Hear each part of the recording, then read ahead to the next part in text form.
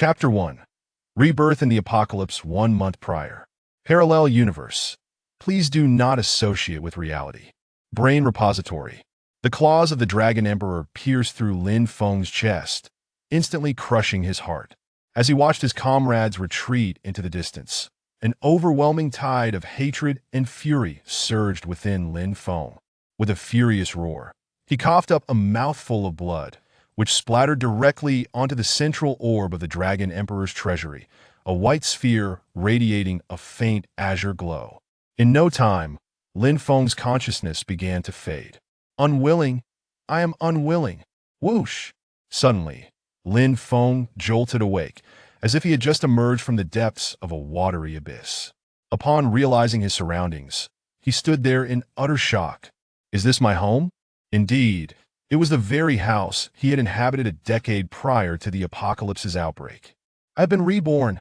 10 years since the onset of the apocalypse, from the initial earthquakes, extreme heat and cold, to the hailstorms and tsunamis, culminating in the mutation of creatures and the outbreak of the zombie virus. Lin Feng had struggled for survival in this harsh world. Little did he expect that the very brothers he had trusted most, with whom he had braved countless dangers, would betray him in the face of the Dragon Emperor's treasury, using Lin Feng as bait to appease the Dragon Emperor while they absconded with its treasures. The mere thought of this ignited a furious blaze within Lin Feng, causing his entire body to tremble with rage. Perhaps the heavens, in their mercy, decided to grant Lin Feng a second chance at life, for he awoke to find it was May 23rd, 2088. If memory served correctly, the apocalypse was set to commence at 10 o'clock on the night of June 23rd, 2088. This meant Lin Feng had a full month to prepare.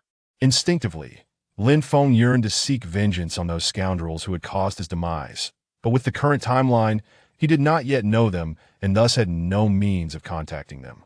Moreover, with only a month remaining before the apocalypse, the priority was to stockpile supplies. After regaining his composure, Lin Feng rose to compile a list of essential items for the impending crisis. However, just as he began to move, an inexplicable sensation surged through him. In an instant, Lin Feng's consciousness appeared to connect with a vast, boundless space. He was certain that even a decade after the apocalypse had begun, he had never encountered such a space. Though many had awakened supernatural abilities post-apocalypse, the rare spatial powers like this were seldom seen. As Lin Feng knew, the Dragon Emperor, ranked first among the 10 corpse emperors, possessed such spatial abilities. How could I have access to such an expansive space? As Lin Feng explored this realm with his mental prowess, he was utterly astonished. While it was rumored that some could awaken spatial abilities, the dimensions they controlled were typically no larger than a football field, already a considerable space.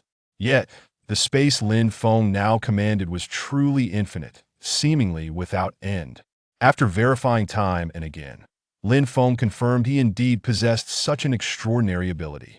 When he attempted to use his mental force to draw objects into this space, he discovered it was unnecessary to physically touch them. Anything within a 10-meter radius could be instantly absorbed into the space.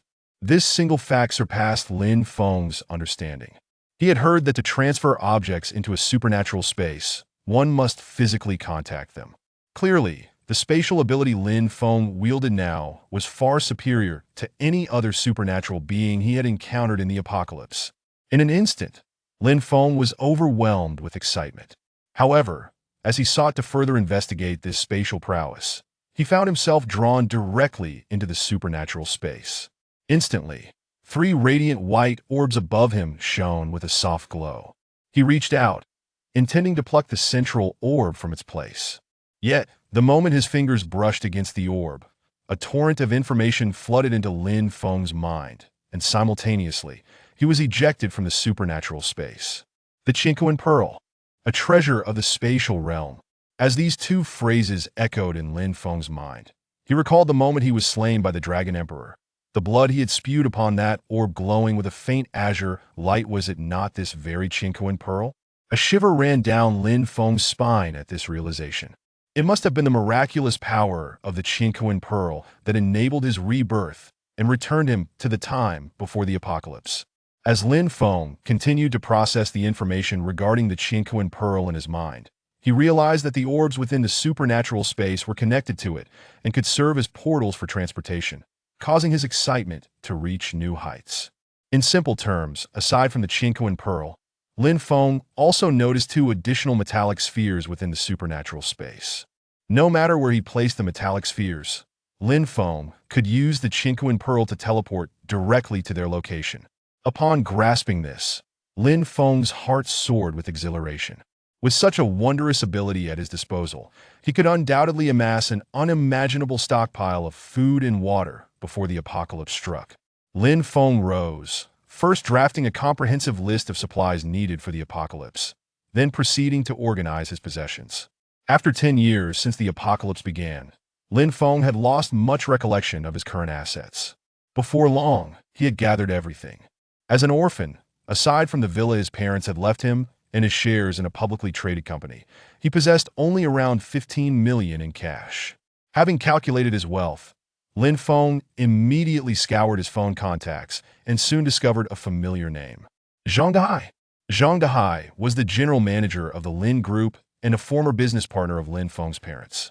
Lin Feng had once held him in high regard and trusted him deeply, but after the apocalypse began, he learned that this scoundrel had been deceiving him all along, and that his parents' untimely demise was also linked to him. Even after the apocalypse erupted, Lin Feng had avenged his parents by severely injuring Zhang Dehai and his son, Zhang Guoqiang. Yet they had still managed to enjoy a few years of prosperity in the apocalypse thanks to their substantial assets. Since he had been granted a second chance at life, Lin Feng resolved that the first matter to address would be this father-son duo. Without hesitation, he dialed the number. Soon, Zhang Dehai's voice echoed from the other end. Lin Feng, what brings you to call me? Is there something you need? Lin Feng chuckled lightly, replying, Uncle Zhang, why would you say that? Is it not acceptable to call you without any pressing matters? However, I do have something important to discuss with you today. I wonder if you would be interested in acquiring my shares? Just a modest offer, at 70% of the market value. What? Are you serious? Zhang Dehai's voice on the other end was a mix of surprise and joy. Of course I am. Wasn't it you who always wanted to acquire my shares? Lin Feng's tone exuded sincerity. You previously expressed interest in purchasing my shares, yet I was always unwilling. What has changed now? Zhang Dehai still seemed somewhat skeptical. To be honest, I really did not wish to sell my shares. After all, the company's dividends have been steadily increasing, and with those dividends, I could live comfortably for the rest of my life. But my girlfriend, Lily, wants me to accompany her abroad, and I find myself unable to refuse her. Lin Feng feigned a look of helplessness. Upon hearing this, Zhang Dehai burst into hearty laughter from the other end. Lin Feng, you truly embody the spirit of a hero, prioritizing love over power. Nevertheless, I agree with your decision. You have no idea of the challenges and hardships of running a company. I am currently overwhelmed. Selling your shares is indeed a wise choice. Rest assured, I will offer you a satisfactory purchase price. Zhang Dehai replied robustly. Thank you, Uncle Zhang. With that, Lin Feng promptly ended the call. Without a moment's hesitation, he dialed his former girlfriend, Lu Li. Lu Li, would you like to visit the Neon Country? Really? Lin Feng? How sudden? Lu Li exclaimed, though her voice was filled with joy. Of course it's true. After a brief discussion about their travel plans to the Neon Country, Lin Feng began a frantic rush to procure supplies while simultaneously experimenting with his supernatural space. Lin Feng first placed the metallic sphere in the living room, while he positioned himself in the bedroom. With a mere thought, he entered the supernatural space and, using it as a springboard, appeared in the living room. In an instant, the entire process was nearly instantaneous. Having completed the experiment, Lin Feng was filled with joy, and he named his newfound skill spatial traversal. After several attempts, Lin Feng discovered that he could remain within the supernatural space for no more than 10 seconds, and living creatures were unable to survive in that realm. In his past life, after the apocalypse erupted, the world order collapsed. In the Neon Country, amidst such dire conditions, the resilience of its people proved crucial, and their long-standing awareness of crisis led to substantial food reserves, thereby minimizing their losses. That in the third year following the cataclysm, the land of Neon found itself besieged by mutated marine creatures that surged into the territory of the Summer Nation, inflicting immense calamity upon it. Lin Feng, as a member of the Summer Nation, naturally joined the struggle against the incursions from the land of Neon, bearing witness to the devastation wrought upon his homeland. At present, with the apocalypse yet to unfold and Lin Feng possessing such an expansive realm of supernatural abilities, he resolved to stifle the burgeoning ambitions of the land of Neon in their infancy. Over the course of one afternoon, Lin Feng placed orders for 1,000 meals from KFC, 1,000 from McDonald's, and a variety of local delicacies, ensuring he covered every item available for delivery. Remarkably, he spent less than $1 million in total. This, however, was merely an appetizer. Lin Feng subsequently made phone calls to the top 10 hotels in its city, negotiating to reserve 100 tables of their finest feasts each day, starting the following week, urging them to promptly procure the necessary ingredients over the course of the week. "Sir, are you serious?" the manager on the other end of the line questioned, initially suspecting Lin Feng was jesting. Yet, Lin Feng dispelled any doubts with resolute action. "Certainly, I am not joking. I can come by this afternoon to sign the contract and provide a deposit of $1 million. If you are fully prepared by next week, I can pay the entire amount in advance," Lin Feng asserted. Upon hearing this, the hotels were understandably elated. The 10 premier establishments, each providing 100 tables of the finest offerings, could potentially yield between $3 to $5 million for that day alone, based solely on Lin Feng's order. Welcoming Lin Feng's proposal with enthusiasm, the hotels eagerly awaited his arrival. Without hesitation, Lin Feng proceeded to sign contracts with all 10 hotels, each securing a deposit of $1 million. Once these arrangements were finalized, Lin Feng entered a restroom in a shopping mall and, utilizing his spatial abilities, swiftly returned home. As soon as he arrived at his villa, a steady stream of deliveries began arriving. "Boss, why have you ordered so many snacks?" the delivery person inquired with a grin. Lin Feng responded with a smile, "There's a gathering tonight." With no further questions, the delivery person left after placing the food down. Once the delivery driver departed, Lin Feng swiftly absorbed all the items into his supernatural space. Deliveries commenced at 2 in the afternoon and continued until around 8 in the evening. Passers-by, witnessing the influx of snacks, cast curious glances but refrained from inquiring further. After organizing all the snacks in his spatial realm, a melodious doorbell chimed. Lin Feng smiled inwardly. The guest had finally arrived. Having spent a total of $11 million throughout the day, he still had $4 million remaining. With the apocalypse looming, he knew he must expend this money swiftly, lest it become nothing more than a string of meaningless symbols. "Lin Feng, why did it take you so long to open the door?" As Lu Li stepped inside, Lin Feng was reminded of the green tea girl from his previous life, who had bewitched him utterly. Yet, she was indeed a woman of considerable allure, strikingly beautiful, with alabaster skin, perfectly proportioned curves, and a pair of seemingly innocent autumn-hued eyes. She was undoubtedly a heartthrob for many young men. "I was busy contemplating how to draft the contract. I've decided to heed your advice, sell my shares in the company, and go abroad to truly enjoy life," Lin Feng replied with a smile. "Really? My dear, you've finally made a decision. I knew you would come through," Lu Li exclaimed in excitement, throwing herself into Lin Feng's embrace. In his previous life, this green tea girl had deceived Lin Feng profoundly, having been sent by Zhang Guiqiang to coax Lin Feng into selling his company's shares. In that lifetime, Lin Feng had been completely entranced by her, and just 2 days before the apocalypse struck, he had been swindled out of all the proceeds from the sale of his shares by Lu Li and Zhang Guiqiang. What made Lin Feng feel particularly foolish was that Lu Li had consistently refused to consummate their relationship, insisting on saving the most cherished moments for their wedding night.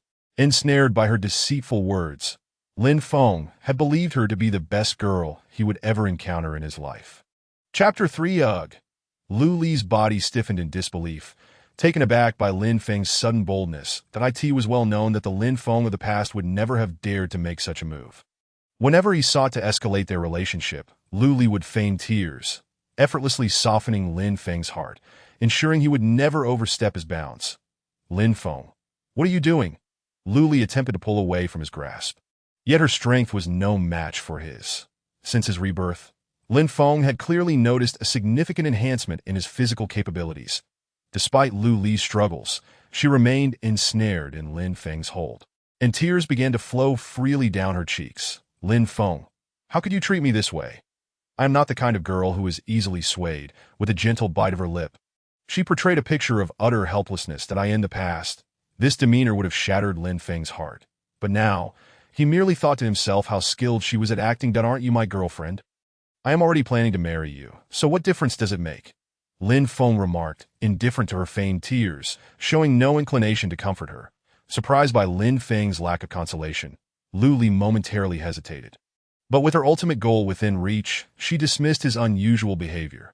She offered Lin Feng words of comfort, fully aware he perceived her as merely placating him. Yet he feigned ignorance, allowing her sweet nothings to lull him into compliance. Just wait until we reach Neon Country. I will teach you a lesson. Having already committed to taking her to Neon Country, Lin Feng had no hesitation, especially since he had purchased the tickets in advance. With minimal luggage, they headed straight to the airport. The flight from Onqing to Neon Country took a mere 4 hours. During his 10 years in the apocalypse, Lin Feng had learned 3 foreign languages, including Japanese, and his pronunciation was impeccable. Had one not known he hailed from Xia Country, they might have easily mistaken him for a native of Neon Country. Lin Feng, how do you speak Japanese so fluently? Lu Li exclaimed, astonished by his proficiency. Lin Feng smiled, pulling her closer by the waist. Isn't it for our enjoyment abroad? I practice day and night. Impressive, right? Yes, very impressive. Lu Li complimented him in return, not lingering on the topic. Lin Feng quickly located the 5-star hotel he had booked online. Even at midnight, Sakura City was bustling with life. After dropping off their bags, Lin Feng took Lu Li on a shopping spree, effortlessly spending nearly $1 million within 2 hours in various luxury boutiques. Initially, Lu Li had been cautious in Lin Feng's presence, often deflecting his generosity, yet she accepted it all too willingly. Once they returned to their hotel room, laden with extravagant purchases, Lu Li's excitement was uncontainable. Lin Feng embraced her waist, his gaze fixed intently on her eyes. Lu Li, you must be sweating from all that walking. Come, let us freshen up, without waiting for her protest. He swept her into the bathroom. On this enchanting night, having just lavished nearly $1 million on her, he sought to deepen their relationship, yet Lu Li feigned modesty. Lin Feng's expression hardened instantly. Releasing his hold on her, he pretended to be displeased. Lu Li, do you truly not like me? Even at this moment, you act this way? If you don't care for me, perhaps we should part ways. Consider these gifts a parting present. With that, he turned to leave, disregarding his drenched clothes. Lu Li, momentarily taken aback by his swift change, had not anticipated such a reaction from him. No, Lin Feng, it's not like that, she cried, her previous pitiful demeanor morphing into one of allure as she clung to him. You must believe me. I truly love you. Lin Feng smiled, lifting her into his arms. The following morning, Lin Feng awoke feeling rejuvenated. Without a hint of sympathy, he spat disdainfully. Ugh! What a wretched woman! I must have been blind in my past life to be ensnared by someone like you. His lips curled into a cold smirk as he regarded Lu Li. Chapter for the Morning Sun found Lin Feng at the largest state-owned bank in Sakura City, Neon Country, a suitcase in hand. Good day. How may I assist you? Greeted a sweet-faced receptionist. Hello, I wish to arrange a storage service. This is a legacy left to me by my mother, and I would like it secured in your bank's vault for a month at the highest insurance level, Lin Feng replied. The receptionist smiled and led him to complete the necessary procedures. Lin Feng's keen eyes scanned the vicinity, and once she confirmed the contents of his suitcase contained no contraband, they signed a custody rental agreement. Given the premium service he requested, the cost was steep, $20,000 for a month as security.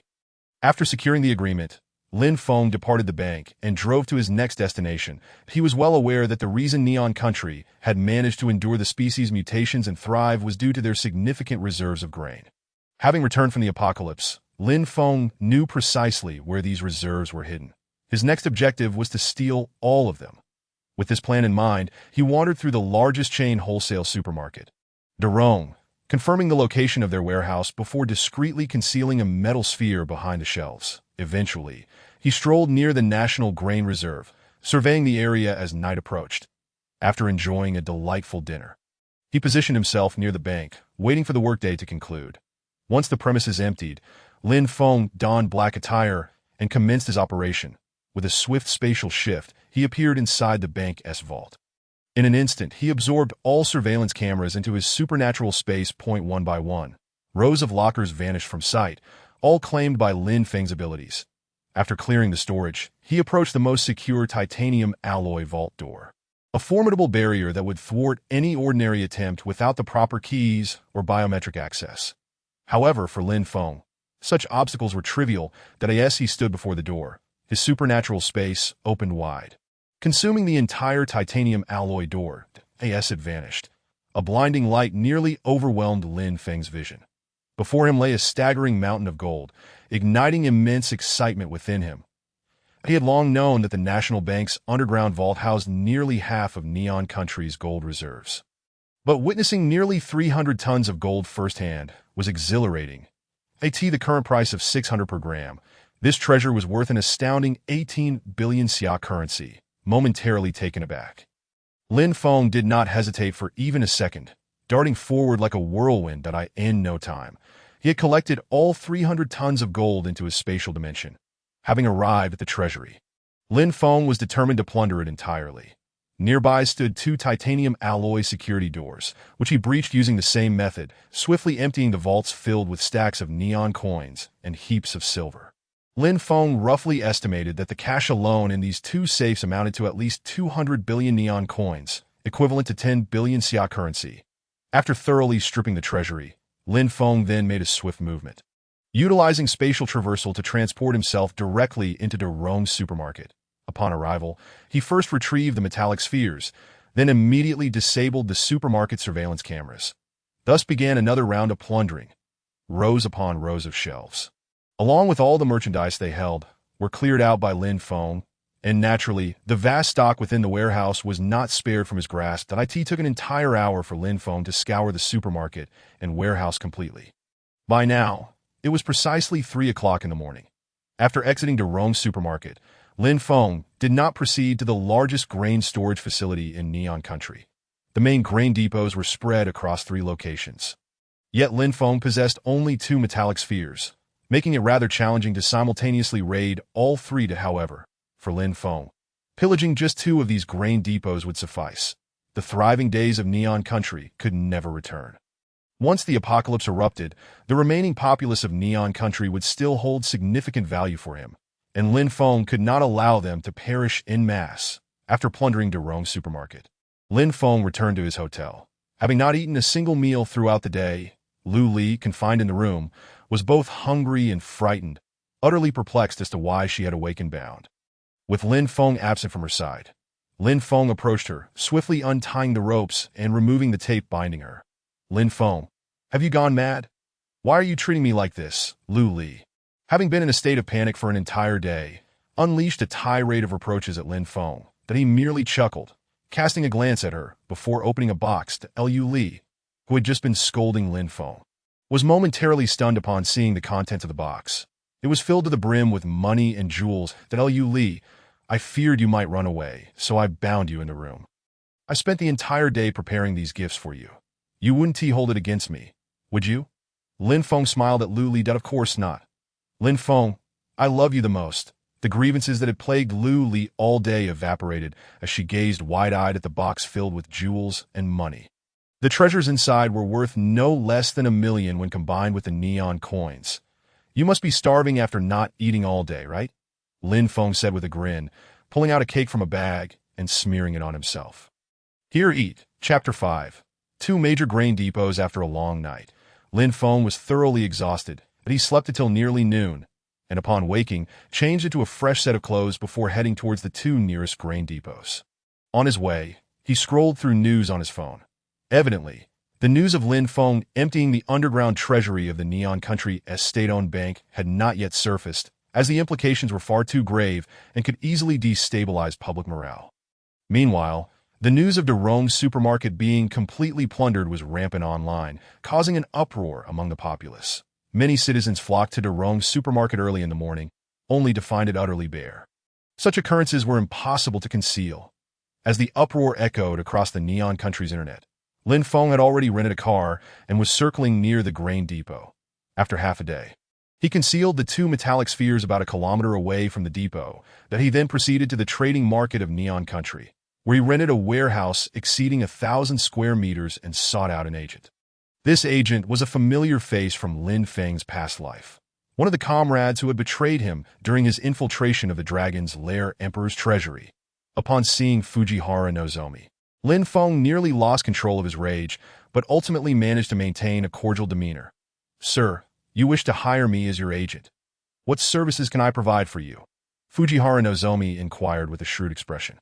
During the apocalypse in Lin Feng's previous life, Fujihara Nozomi had successfully awakened Earth-based abilities and was the strongest among the team in mastering them, akin to a mythical figure capable of burrowing through the Earth, making him an unpredictable adversary.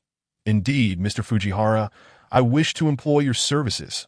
I work for a large foreign trade company, and we require assistance for an internal exhibition, necessitating the ordering of takeout for the next month.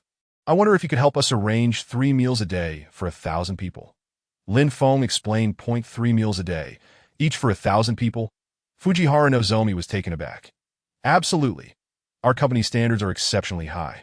So the meals must meet stringent quality requirements, and the budget is set at 10,000 neon coins per person per day." Lin Feng emphasized 10,000 neon coins. Fujihara Nozomi was once again astonished by Lin Feng's proposal. To put it into perspective, that was equivalent to 500 xia currency per day. "Lin Feng, are you being serious?" Fujihara Nozomi asked, still incredulous. "Of course. To demonstrate our sincerity, our company is willing to pay in advance for the next day's expenses. And as long as the meals are delivered on time and meet the quality standards, we will compensate you with 10% of the total meal cost as commission," Lin Feng reiterated earnestly. In his previous life, Lin Feng had been betrayed by Fujihara Nozomi and others for treasures found in the Dragon's Lair Emperor's treasury, that if Lin Feng were to hand over the money directly, there was a risk that this fellow might abscond with it. However, providing him with sufficient incentives, specifically a tenth of the meal expenses, meant that by following Lin Feng's demands, Fujihara Nozomi could earn 30 million neon coins in 10 days, or 90 million in a month. Such commission income was far more lucrative than simply donating 30 million neon coins a day, and should he attempt to flee with the funds, he would face severe consequences if caught. In comparison, Fujihara Nozomi had no reason to choose the latter option. "If you can manage this, let us sign the contract now," Lin Feng proposed. Upon reviewing the contract terms, which matched Lin Feng's proposal precisely, Fujihara Nozomi meticulously analyzed it to ensure there were no pitfalls before signing. As the contract was finalized, Lin Feng retrieved a large suitcase from the trunk. Fortunately, in Neon Country, the largest denomination was 10,000. Otherwise, this suitcase would not suffice to contain 30 million neon coins. Seeing Lin Feng produce such a hefty sum, Fujihara Nozomi was exhilarated, assuring him that he would ensure the meals were delivered to the specified location the following day before hurriedly departing to prepare. After completing these arrangements, Lin Feng noted that time was of the essence, that he concealed the rented car and, as night fell, returned to the location where he had hidden the metallic spheres, excavating them. He then employed a drone to transport the metallic spheres towards the grain depot. Before long, upon pinpointing the location, Lin Feng landed the drone on the roof of the grain depot. In the next instant, he executed a spatial traversal, arriving atop the grain depot, and promptly tossed the metallic sphere into the ventilation shaft. Without waiting for it to hit the ground, Lin Feng activated another spatial traversal, reappearing within the grain depot, seizing the metallic sphere in hand. Upon witnessing the warehouse brimming with grain, Lin Feng wasted no time in opening his spatial dimension, devouring all the surrounding grain. He repeated this process, taking a full hour to empty the first grain depot. Subsequently, Lin Feng utilized spatial traversal to arrive at the second metallic sphere's hiding place. Employing the same tactics, Lin Feng spent another hour and a half before finally clearing out the second grain depot, which was the largest among the 3 major grain depots in Neon Country. After completing these tasks, Lin Feng was filled with elation. Just as he executed his final spatial traversal to escape the grain depot, he stumbled upon landing, almost losing his balance and falling to the ground. The power of the space was depleted.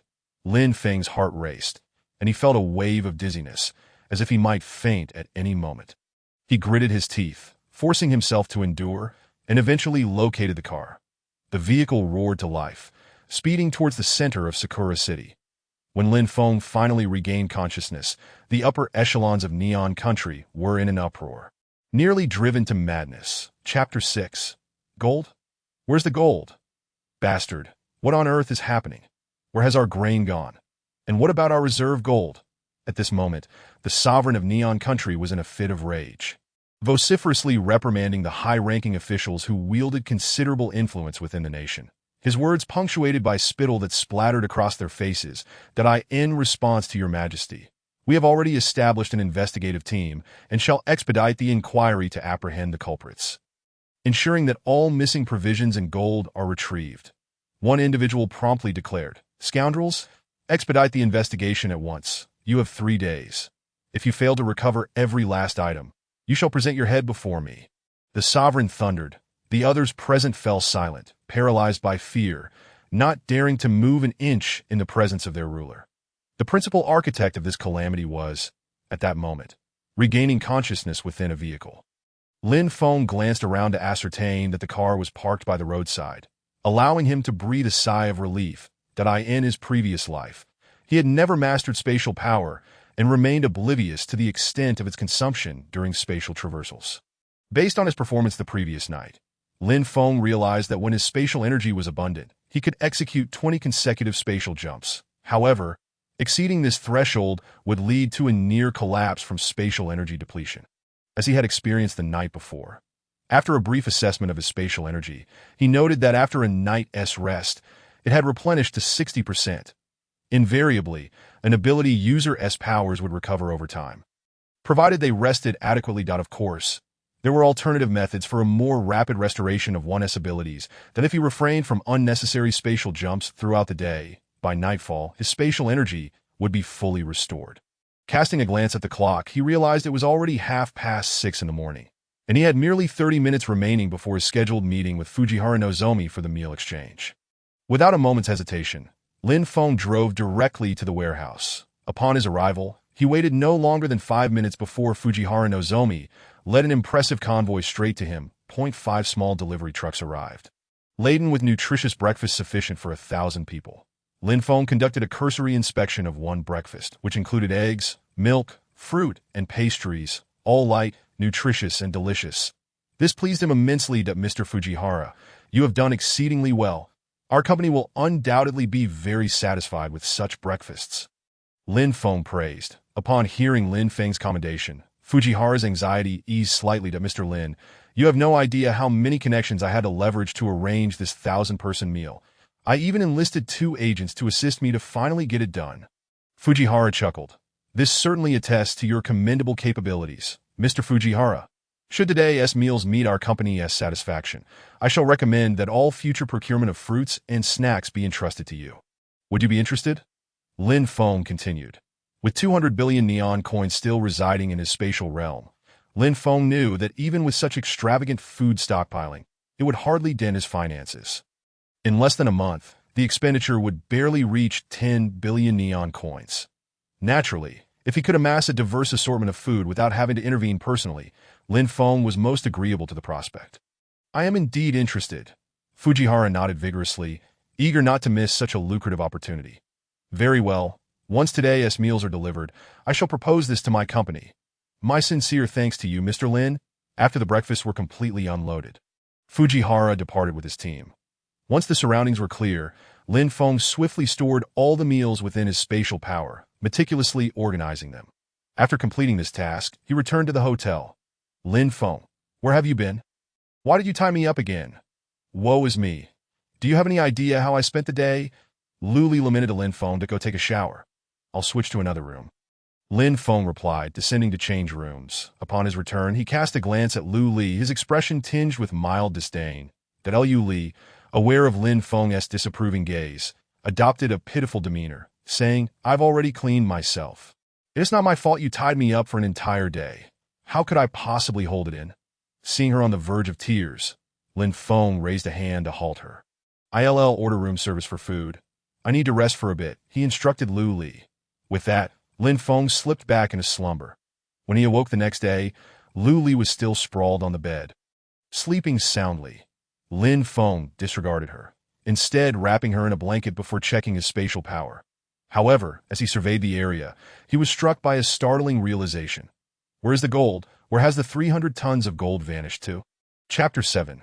Returning home, Lin Feng rummaged through his spatial power, turning it upside down, but finding no trace of the gold. Had it truly disappeared without a trace? His head buzzed with confusion. After a thorough search, he was convinced that the 300 tons of gold he had pilfered had vanished completely. He distinctly remembered seeing the gold that morning while collecting the 1,000 breakfasts. Yet now it was all gone. Upon further inspection, he noted that while the silver remained intact, only the gold was missing. Reflecting on this, he realized that the quantity of gold he had observed earlier seemed significantly less than what he had initially stored. He had been so fatigued, eager to return to the hotel for rest, that he hadn't paid close enough attention, never anticipating that upon awakening, the gold would be entirely absent. Lin Feng continued to scrutinize the storage area of his spatial power, but could find no clues. Just as he decided to cease the search for the missing gold and instead examine the anomalies within his spatial realm, he suddenly noticed a patch of land, spanning approximately 300 acres, emanating a faint glow nearby. Upon discovering this, Lin Feng instinctively felt that this area was undoubtedly linked to the missing gold. Yet aside from the slight golden luminescence, he found no other peculiarities. After careful consideration, Lin Feng concluded that this area must possess some extraordinary qualities, that he took some seeds and sprinkled them across 2 plots of land within his spatial realm, one on the glowing golden soil and the other on ordinary soil. Lin Feng was eager to discern whether this golden land indeed held any unique properties. Next, he resumed his inspection of his bounty. Stacked high were provisions, certainly exceeding 5 million tons. Moreover, all of these supplies were of exceptionally high quality, devoid of any genetically modified organisms, meaning they could indeed serve as seeds. Neon Country publicly claimed to have only 2 million tons of food reserves, yet in reality, their stockpile exceeded 8 million tons. This was the cornerstone of Neon Country's resilience during the apocalyptic events of his past life. However, now that advantage had been severed by Lin Feng's actions, their hopes of accumulating and unleashing resources as they had in the past were rendered impossible. Next, Lin Feng observed nearly 300 tons of various snacks and staple foods, approximately 1,000 tons of assorted fruits and vegetables, around 8,000 tons of frozen meat, and an additional 30 tons of cooking oil, salt, and various condiments. In addition, an array of household goods and appliances was readily available. After all, Derong's supermarket was heralded as the largest and most comprehensive supermarket in Neon Country. Lin Feng had effectively commandeered the entire establishment, along with its warehouse, which was brimming with diverse and plentiful supplies. Having organized and categorized all these items, Lin Feng glanced at the time, realizing it was nearly noon. After a swift spatial jump, he returned to the warehouse. After waiting for several minutes, Fujiwara Nozomi and his team arrived with lunch. Lin Feng conducted a quick inspection, confirming the variety and quality of the offerings. In the afternoon, Lin Feng once again surveyed the terrain, as his next target for plunder in Neon Country would be the essential resource for survival in the apocalypse: oil. At present, Neon Country's oil reserves remained the highest in the world, boasting a staggering quantity of over 800 million barrels of crude oil. Lin Feng had long been aware of the location of the underground oil reserves in Neon Country.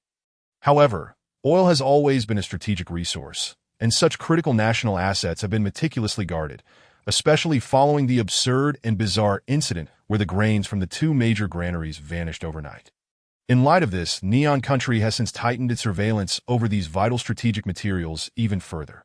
Now, if Lin Feng wishes to extract crude oil from Neon Country, it is by no means a simple task. Nevertheless, he remains unperturbed, for he knows that possessing such resources, even if acquired a little later, would yield the same benefits. After concluding the transaction with Fujiwara Yi on the first day, Lin Feng was thoroughly satisfied with the meal he received. By nightfall, he promptly raised the payment to 55 million neon dollars, which included the meal costs and Fujiwara Yi's commission, while allocating an additional 20 million neon dollars for assorted fruits and snacks. Upon receiving such a substantial order, Fujiwara Yi was so ecstatic that he knelt before Lin Feng. "You deserve all this. If possible, could you add 500 more meals daily?" Lin Feng inquired. "That I will do my utmost."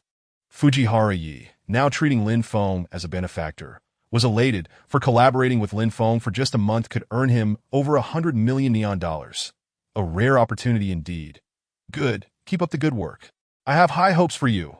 Lin Feng encouraged, patting Fujiwara's shoulder. Then on this very day, Lin Feng received yet another call from Zhang Dehai, marking the 15th call he had received from him in 3 consecutive days. Previously, Lin Feng had refrained from answering, knowing that Zhang Dehai must be exceedingly anxious. Since his affairs in Neon Country were nearly settled, it was time for him to return to Xia Country, resolve the matters concerning the father and son, and then continue to prepare for other resources.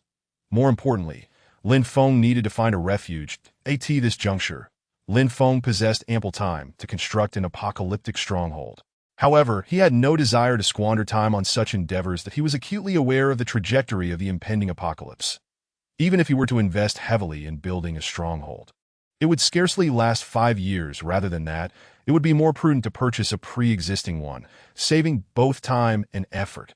While he had initially brought Lu Li with him to Neon Country, he chose not to inform her of his return, opting instead to board the flight home alone. Furthermore, he retrieved all the jewelry and cash he had previously placed in the hotel under the guise of gifts for Lu Li. Such items were certainly not to be left for that wretched woman. As Lin Feng set foot once more on the soil of An City, Zhang Dehai's 16th call came through. This time, Lin Feng answered without hesitation.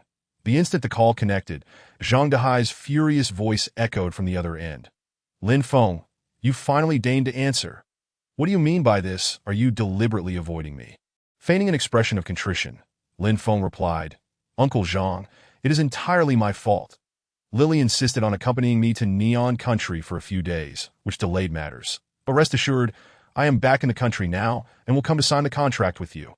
After hanging up, a wicked smile crept onto Lin Feng's lips. Upon returning to An City, Lin Feng first contacted Zhang Dehai's associates, followed by reaching out once more to the top 10 hotels in An City with which he had previously made arrangements. I wish for you to commence meal delivery services tomorrow. Additionally, please increase the number of banquet tables to 150, Lin Feng stated. The abrupt 3-day advance caught the top hotels off guard, leading to considerable difficulty. Given that you have moved the timeline forward and increased the number of tables, the price will rise by 20% from the original amount. Is that acceptable? Lin Feng inquired with a smile. The general managers and owners of the top hotels readily agreed. Though time was indeed tight, nearly leaving them breathless, the prospect of earning nearly a year's profit in just a month was too enticing to resist. Thus, Lin Feng promised to transfer half of the payment to their accounts before the meal service commenced the following day. The hotel owners were overjoyed, promptly mobilizing resources, even sourcing supplies from outside provinces if necessary. Naturally, not only did Lin Feng contact the top 10 hotels in An City, but he also reached out to every hotel he could connect with, dispatching substantial orders to them all. After concluding his calls, Lin Feng headed directly to Zhang Dehai's residence. Zhang Dehai lived in a luxurious villa district in the city center, where each villa was valued at over 100 million, and Zhang Dehai's own villa was worth more than 300 million, reigning supreme as the king of villas in the area. Moreover, the entire structure was designed to withstand an earthquake of up to 8 magnitudes, suffering only minor damage even after the apocalypse struck in the previous life. Uncle Zhang, Lin Feng greeted with a smile as he arrived. Both Zhang Dehai and Zhang Guiqiang were present, their expressions brimming with delight as they regarded Lin Feng as a lucrative opportunity. Observing their demeanor, Lin Feng chuckled inwardly. Laugh all you want, but you may find yourselves regretting it later. Lin Feng, we have been waiting for a long time. The contract has already been drafted. Take a look. Zhang Dehai said, his smile somewhat forced. As Lin Feng perused the contract and noted the amount stated, his expression feigned shock. Uncle Zhang, this figure seems incorrect that I own 30% of the company's shares. And at the current valuation, it should be 30 billion. Even at a 70% discount, it ought to be at least 20 billion. Yet the contract states merely 12 billion, which feels rather insufficient. Upon hearing Lin Feng's words, Zhang Dehai immediately adopted a look of great difficulty, sighing deeply. Lin Feng, you have no idea how dire the current state of the company is. The figures on the books are merely for the other shareholders. They may appear impressive, but the reality is quite different. That I share this with you because I consider you family, and this 12 billion is the highest offer I can provide. If it were anyone else, they would be lucky to receive 10 billion. Lin Feng was well aware that this was a ploy by Zhang Dehai and his son to deceive him. However, had they known that the apocalypse would arrive in just over 20 days, They would never have offered such a paltry sum for shares that would soon become worthless. Very well. I shall heed Uncle Zhang's advice, Lin Feng replied, maintaining his usual demeanor, which greatly pleased Zhang Dehai. Lin Feng, 12 billion is no small sum that we have only managed to gather 6 billion thus far, but we can provide you with 6 billion now and guarantee the remaining 6 billion within a month. How does that sound? Zhang Dehai continued. Before Lin Feng could respond, Zhang Guoqiang chimed in. Yes, Lin Feng, just wait a month. We are like family, and we would never deceive you. All of this will be included in the contract. In his previous life, Lin Feng had been tricked by this father-son duo in precisely this manner. It was rather foolish of him to have handwritten the supplementary terms on the contract, making it impossible to win in court. Before Zhang Guoqiang could suggest that Lin Feng add these supplementary terms, Lin Feng's expression turned serious, and his voice took on a grave tone. This one do. Even brothers keep clear accounts. We are not related by blood, but if your funds are insufficient, perhaps you could use other assets as collateral at this point. Lin Feng's gaze drifted over the villa once more. How about temporarily using this villa as collateral? He suggested with a smile. Absolutely not. Zhang Guoqiang immediately interjected in rejection. Lin Feng chuckled softly, having merely suggested the villa offhandedly. While it was indeed structurally sound, it was not his preferred choice in that case. How about the foreign trade company you own along with the warehouses and their contents as collateral? Surely, that would be acceptable, Lin Feng proposed, as this was his primary objective.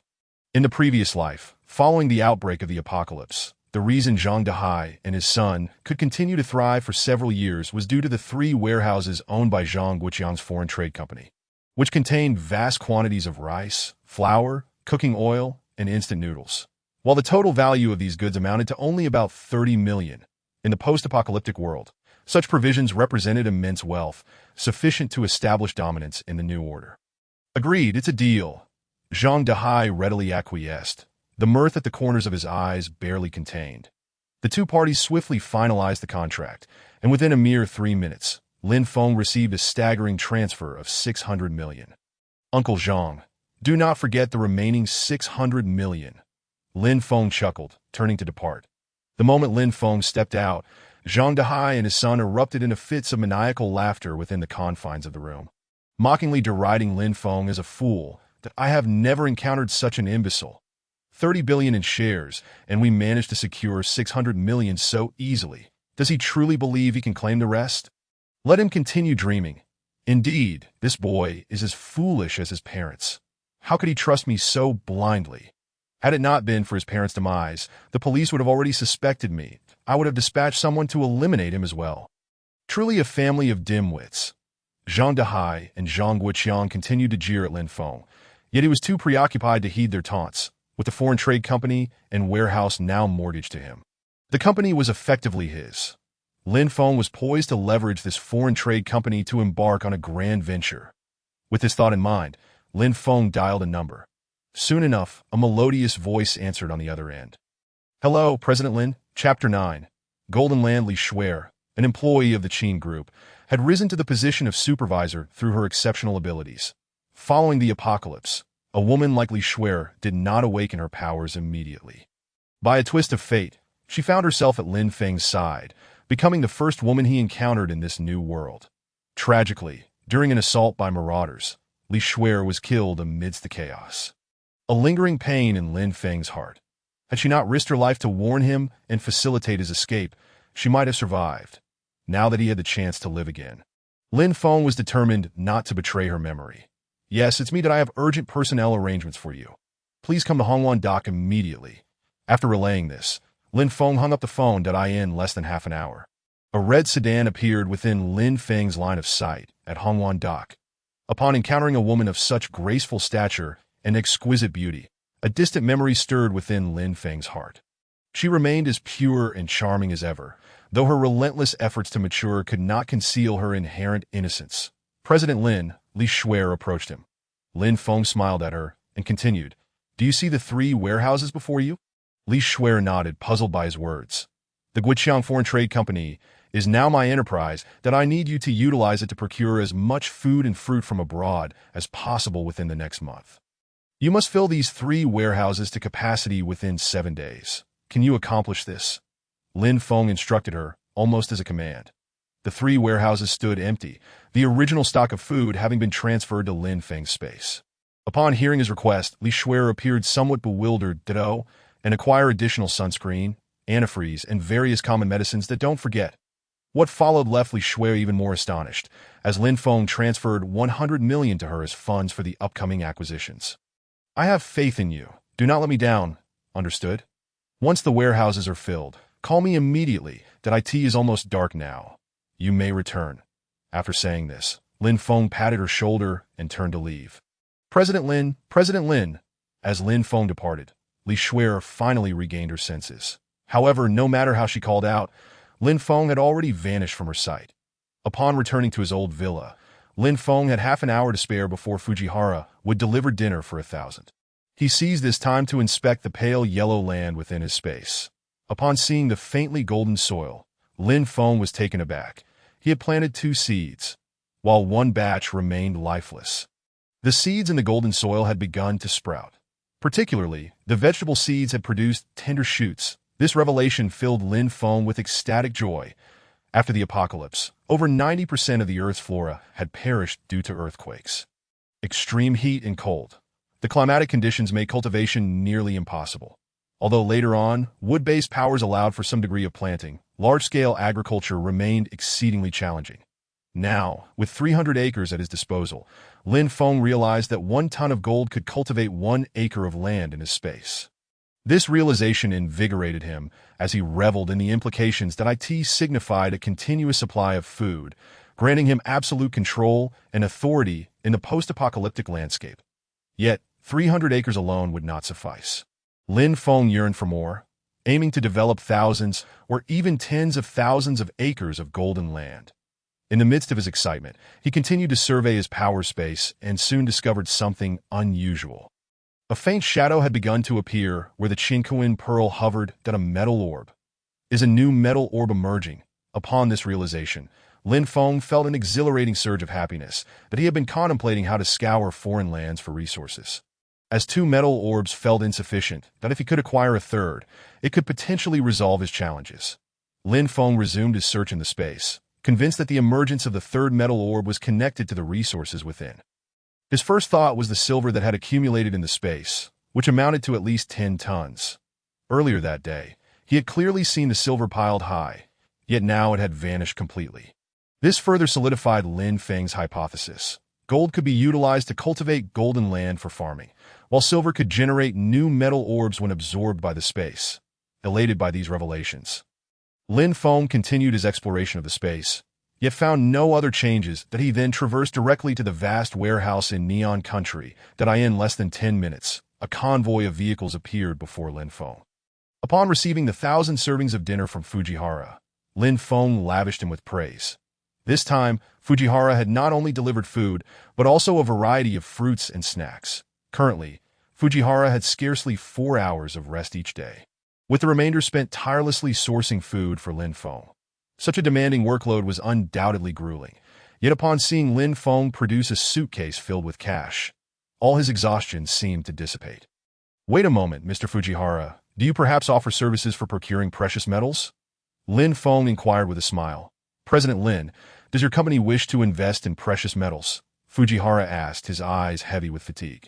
Lin Feng smiled slightly, confirming his interest while probing Fujiwara's willingness. How much do you need?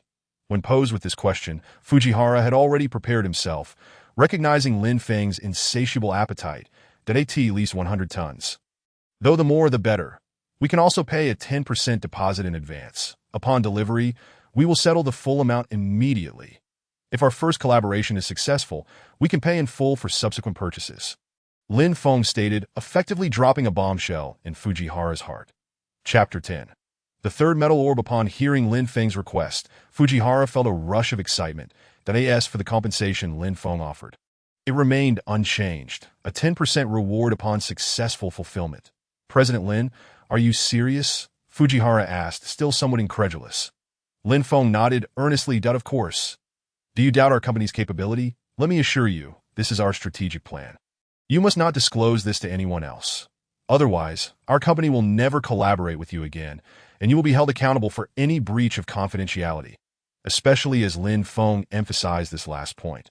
His demeanor turned serious, causing Fujihara to take heed. Can you manage 100 tons of silver? Lin Feng inquired once more. How long will it take? Fujihara replied. How much time do you need? About a month should suffice. Fujihara pondered. Upon hearing this, Lin Feng retorted, A month? I need you sooner. No more than half a month, and 100 tons of silver is merely the first batch. We may need even more later. Listening to Lin Feng's words, Fujihara Yi immediately became exceedingly excited. All right, just half a month. After their conversation concluded, Lin Feng stored the meal in his supernatural space and swiftly traversed back to his home in Angxi. Currently, Lin Feng's space contained nearly 200 billion neon coins, and attempting to deposit this vast sum into a bank single-handedly would be quite a formidable task. Moreover, Lin Feng was also planning to procure additional supplies. And conducting each transaction in cash was evidently impractical. Soon, Lin Feng reached out to a professional agent with whom the Lin Corporation had previously collaborated that I need to deposit a substantial amount of foreign currency into an account. Can you facilitate this? Lin Feng stated directly. How much? The other party inquired. 200 billion neon coins. What? How much? The agent was equally taken aback. Although Lin Feng was indeed a wealthy heir, the sheer magnitude of his foreign currency was astonishing. Without waiting for further questions, Lin Feng explained, My parents were the presidents of the Lin Group, and I just discovered this vast amount of foreign currency stored in the basement that I have no idea why they saved so much. Although Lin Feng's explanation was somewhat forced, the absurdity of it made it all the more believable. Young Master Lin, I will contact the bank's manager right away. They will come to discuss with you. The agent responded. Lin Feng smiled. This made things considerably easier. He then proceeded to his home's basement, retrieving all the remaining neon coins stored in his supernatural space, filling the entire basement to the brim. When the bank representatives arrived and beheld the sheer volume of neon coins, they were utterly astonished. After discussions between Lin Feng and the representatives, they agreed to convert these neon coins into 28 billion xia coins and $12 billion coins. However, due to the immense sum, they would need 3 days to seek approval from higher authorities. Lin Feng was unperturbed by this and readily agreed, signing the necessary agreements that end the following half-month. Lin Feng devoted his days to studying his supernatural space and acquiring vast quantities of supplies, while also sampling the local delicacies in the vicinity. During this time, the xia coins and dollar coins exchanged at the bank had already been deposited into his account to avoid raising suspicion. Lin Feng even placed nearly 1,000 takeaway orders daily across several locations, keeping him exceptionally busy. Nonetheless, this busyness brought Lin Feng immense satisfaction. When the apocalypse arrived, all these meals would undoubtedly attract a legion of followers. As for Li Shuer, her performance over the past half-month had also been commendable. Lin Feng had emptied the warehouse twice. The 100 million he had previously given her was now half spent. Lin Feng generously awarded Li Shuer a bonus of 2 million that despite knowing of Lin Feng's wealth, Li Shuer was still astounded upon receiving the 2 million bonus. You have performed excellently. This bonus is well-deserved. Thank you, boss. Thank you, young Master Lin, Li Shuer exclaimed with great excitement and joy. Seeing her delight, Lin Feng felt a sense of happiness as well. Had he seen her in such high spirits in his previous life, their relationship would have inevitably led to entanglements.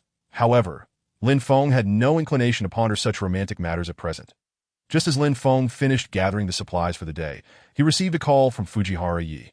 Mr. Lin, the 100 tons of silver you requested will be delivered tonight. Well done. I will settle the final payment upon receipt of the goods, Lin Feng stated, addressing the matter of utmost concern for Fujihara Yi. To procure this 100 tons of silver, Fujihara Yi's company had leveraged significant connections to purchase from several precious metal companies, finally securing the shipment after half a month. Several hours later, Lin Feng reappeared at the warehouse in Sakura City that he had previously visited to procure dinner. And now, as 3 large trucks arrived, the moment the tarpaulin was unveiled, Lin Feng beheld a dazzling array of silver. Excellent. Mr. Fujihara certainly delivers reliably, Lin Feng remarked. Immediately, he transferred $1 billion coins to Fujihara's company account.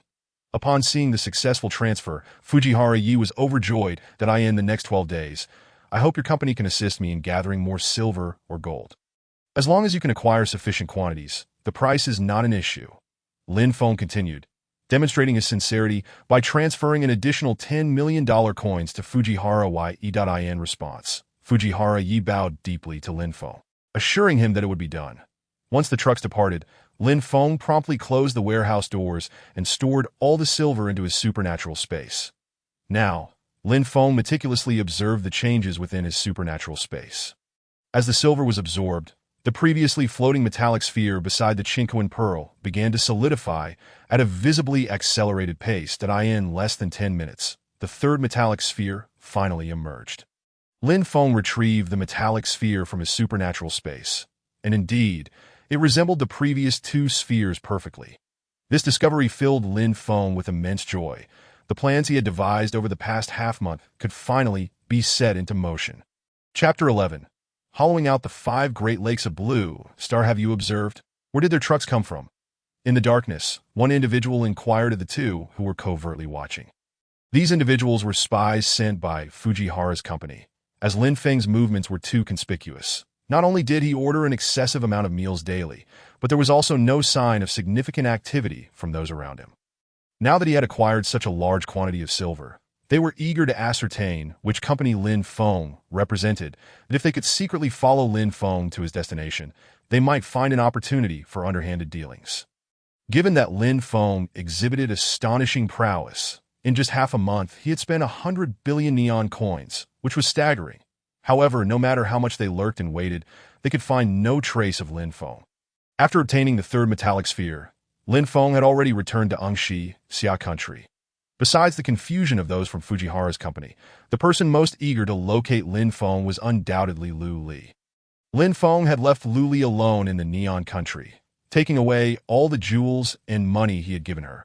Had Lu Li not contacted Zhang Wuqiang to request a money transfer, she might have struggled to return home. For over half a month, Lu Li had been attempting to reach Lin Feng, but he consistently ignored her. Even when she visited Lin Feng's villa, she couldn't catch a glimpse of him. Lin Feng was perpetually preoccupied with acquiring supplies, dedicating his days to buying and procuring, leaving little time to wait idly at home. Today, Lin Feng ordered 1,000 cups of milk tea, 1,000 servings of KFC, 500 roasted chickens and ducks, and even 100 roasted whole sheep citywide, along with exclusive contracts with Burger King, McDonald's, and various Chinese fast food restaurants to secure all their meals for the next 10 days. As the countdown to the apocalypse dwindled to 10 days, Lin Feng grew increasingly audacious, directly approaching vendors and restaurants to purchase all their output for the coming days that he instructed them to focus solely on production. Regardless of the quantity, he would take it all. Moreover, Lin Feng was spending money liberally, settling all payments up front without delay, as long as they delivered to the designated warehouse. Fortunately, Lin Feng arranged for the deliveries at the same time daily. Even if someone noticed, they would merely assume he had lost his mind. That the last 10 days before the apocalypse approached, Lin Feng resolved to travel abroad to store water and food.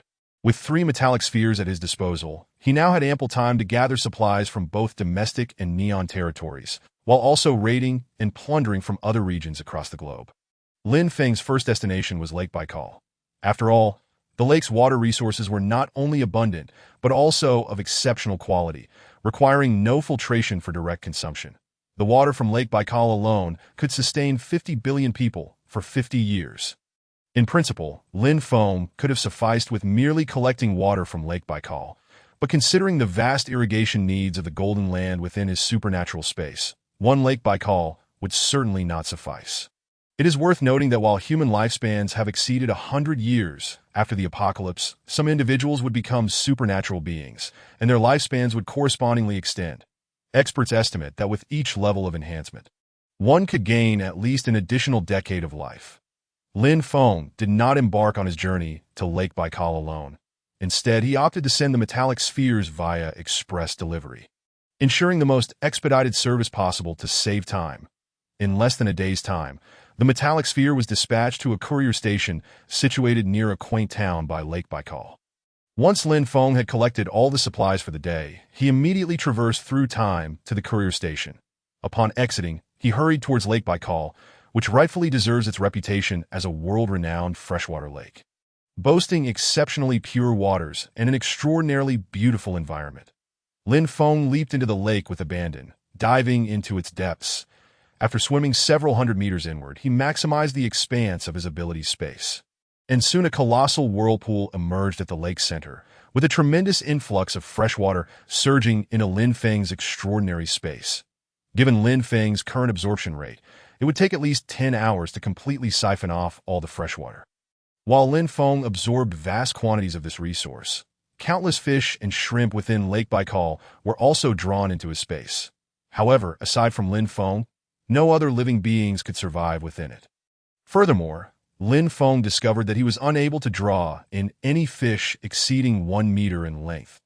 Thus, from 7 o'clock that evening until 7 o'clock the following morning, Lin Feng managed to absorb 99% of the lake's water into his extraordinary space. Simultaneously, the amount of fish and shrimp stored within Lin Feng's space reached nearly 10 million tons. 10 million tons of fish and shrimp equate to an immense bounty of food. The mere harvest from Lake Baikal was monumental for Lin Feng. By now, a tremendous uproar had erupted within the Great Bear Nation, as the world's largest freshwater lake had nearly been drained overnight, an inconceivable reality for them to accept, unfazed by the chaos. Lin Feng executed another spatial traversal and returned directly to the Neon Country. It was early morning, and Lin Feng was set to gather breakfast for 1,500 people, a notable increase from the previous request for 1,000 servings from Fujihara Nozomi. After collecting the breakfast, Lin Feng sent the metallic sphere to a town near Lake Superior, once again opting for express delivery. The same operation produced the same shocking results, and Lin Feng remained occupied for 5 consecutive nights. Lake Superior, Lake Victoria, Lake Huron, and Lake Michigan all fell under Lin Feng's influence, with over 90% of their water resources extracted. The bizarre occurrences over 5 consecutive days left the international community in a state of astonishment. After accomplishing these feats, Lin Feng felt an immense sense of satisfaction. After all, the first day of the apocalypse had been marked by cataclysmic earthquakes primarily occurring in these lakes and oceans. And within 3 days, the 5 great lakes he had drained would have entirely flowed into the Earth's interior. This meant that even if Lin Feng chose not to extract all the freshwater from these lakes, they would vanish within the next 10 days. Lin Feng now possessed an almost inexhaustible supply of fresh water capable of sustaining the 20 billion citizens of the Summer Nation for 500 years. And the aquatic resources stored in his extraordinary space had reached a staggering 48 million tons. Regardless of the fervor surrounding the situation online, Lin Feng remained indifferent, shifting his thoughts to another crucial matter. As Lin Feng pondered, he finally received a callback regarding the phone number he had previously posted in an online forum. Chapter 12. The Underground Shelter. Is this Mr. Lin Feng? The voice on the other end was melodious, and Lin Feng found it somewhat familiar. Hello, it's me. May I ask who you are? Lin Feng inquired politely. My name is Baikur. I saw your post in the enthusiast forum regarding your interest in acquiring an apocalypse shelter. I happen to have one available. I wonder if Mr. Lin Feng would be interested? Baikur replied with a smile. Certainly. Where is it located? I can go there right now. Upon hearing her name, Lin Feng immediately recognized Baikur as the legendary leader of the Blood Robe Women's Corps from the apocalypse of his previous life. Reputed to possess a vast shelter, which had allowed her to gather so many female warriors. Following the agreed location, Lin Feng drove over. Upon arrival, he felt a tinge of disappointment. Clearly, the apocalypse shelter Baikur was offering was not the grand refuge described in tales of the past, but rather a modest yet adequately spacious shelter measuring 500 square meters, sufficient for Lin Feng's needs. Ms. Bai, how did you come to possess such a place? Lin Feng inquired with a smile. I grew up in the Eagle Nation, where many wealthy individuals are fond of constructing apocalypse shelters. I developed an interest in such places, and fortunately, we have a company in our country specializing in building them. So, I invested in creating one, Baikur explained with a smile. Lin Feng nodded slightly. Let's go. I'll show you inside. With that, Baikur led him inside. This apocalypse shelter was located in the suburbs, near 3 universities. Due to its slightly remote geographical location, Baikur had incurred minimal cost for the land when constructing the shelter. Quickly, Baikur began to describe the specifications of the entire shelter, which had been built according to the standards of the world's wealthiest individuals. While the exterior was composed of bricks and cement, the interior boasted walls made of 30-centimeter thick reinforced steel. Additionally, the surface structures were simple decorations. The primary shelter lay underground. The underground refuge was equipped with a heating and cooling system, an air purification system, an oxygen generator, a diesel generator, a massive battery, high-voltage electrical traps, and intelligent artificial assistants, among other facilities, many of which exceeded Lin Feng's expectations. Furthermore, the entire underground structure could withstand earthquakes of up to magnitude 8, divided into 3 levels, with the third level further divided into 2 sections, one for equipment and the other serving as a storage area. The storage had already accumulated nearly 1/3 of the necessary supplies. Although these items were not particularly valuable, they would undoubtedly constitute a significant fortune once the apocalypse truly began. Once Bai Kuo finished her introduction, Lin Feng was extremely satisfied with the shelter. Indeed, it is quite impressive. I never imagined that Ms. Bai would be willing to part with such a fine place, Lin Feng remarked discreetly. Mainly, I find this place a bit small. I desire something larger, Bai Kuo replied without hesitation. That's so. Does that mean you have a larger and better one? Lin Feng inquired, noting her smile, which spoke volumes without words. That Ms. Bai, name your price for everything here, including the underground supplies. Lin Feng stated 200 million. Upon hearing Bai Kuo's asking price, Lin Feng was momentarily taken aback. Although uncertain of how much he had invested, it seemed unlikely that it reached such a figure.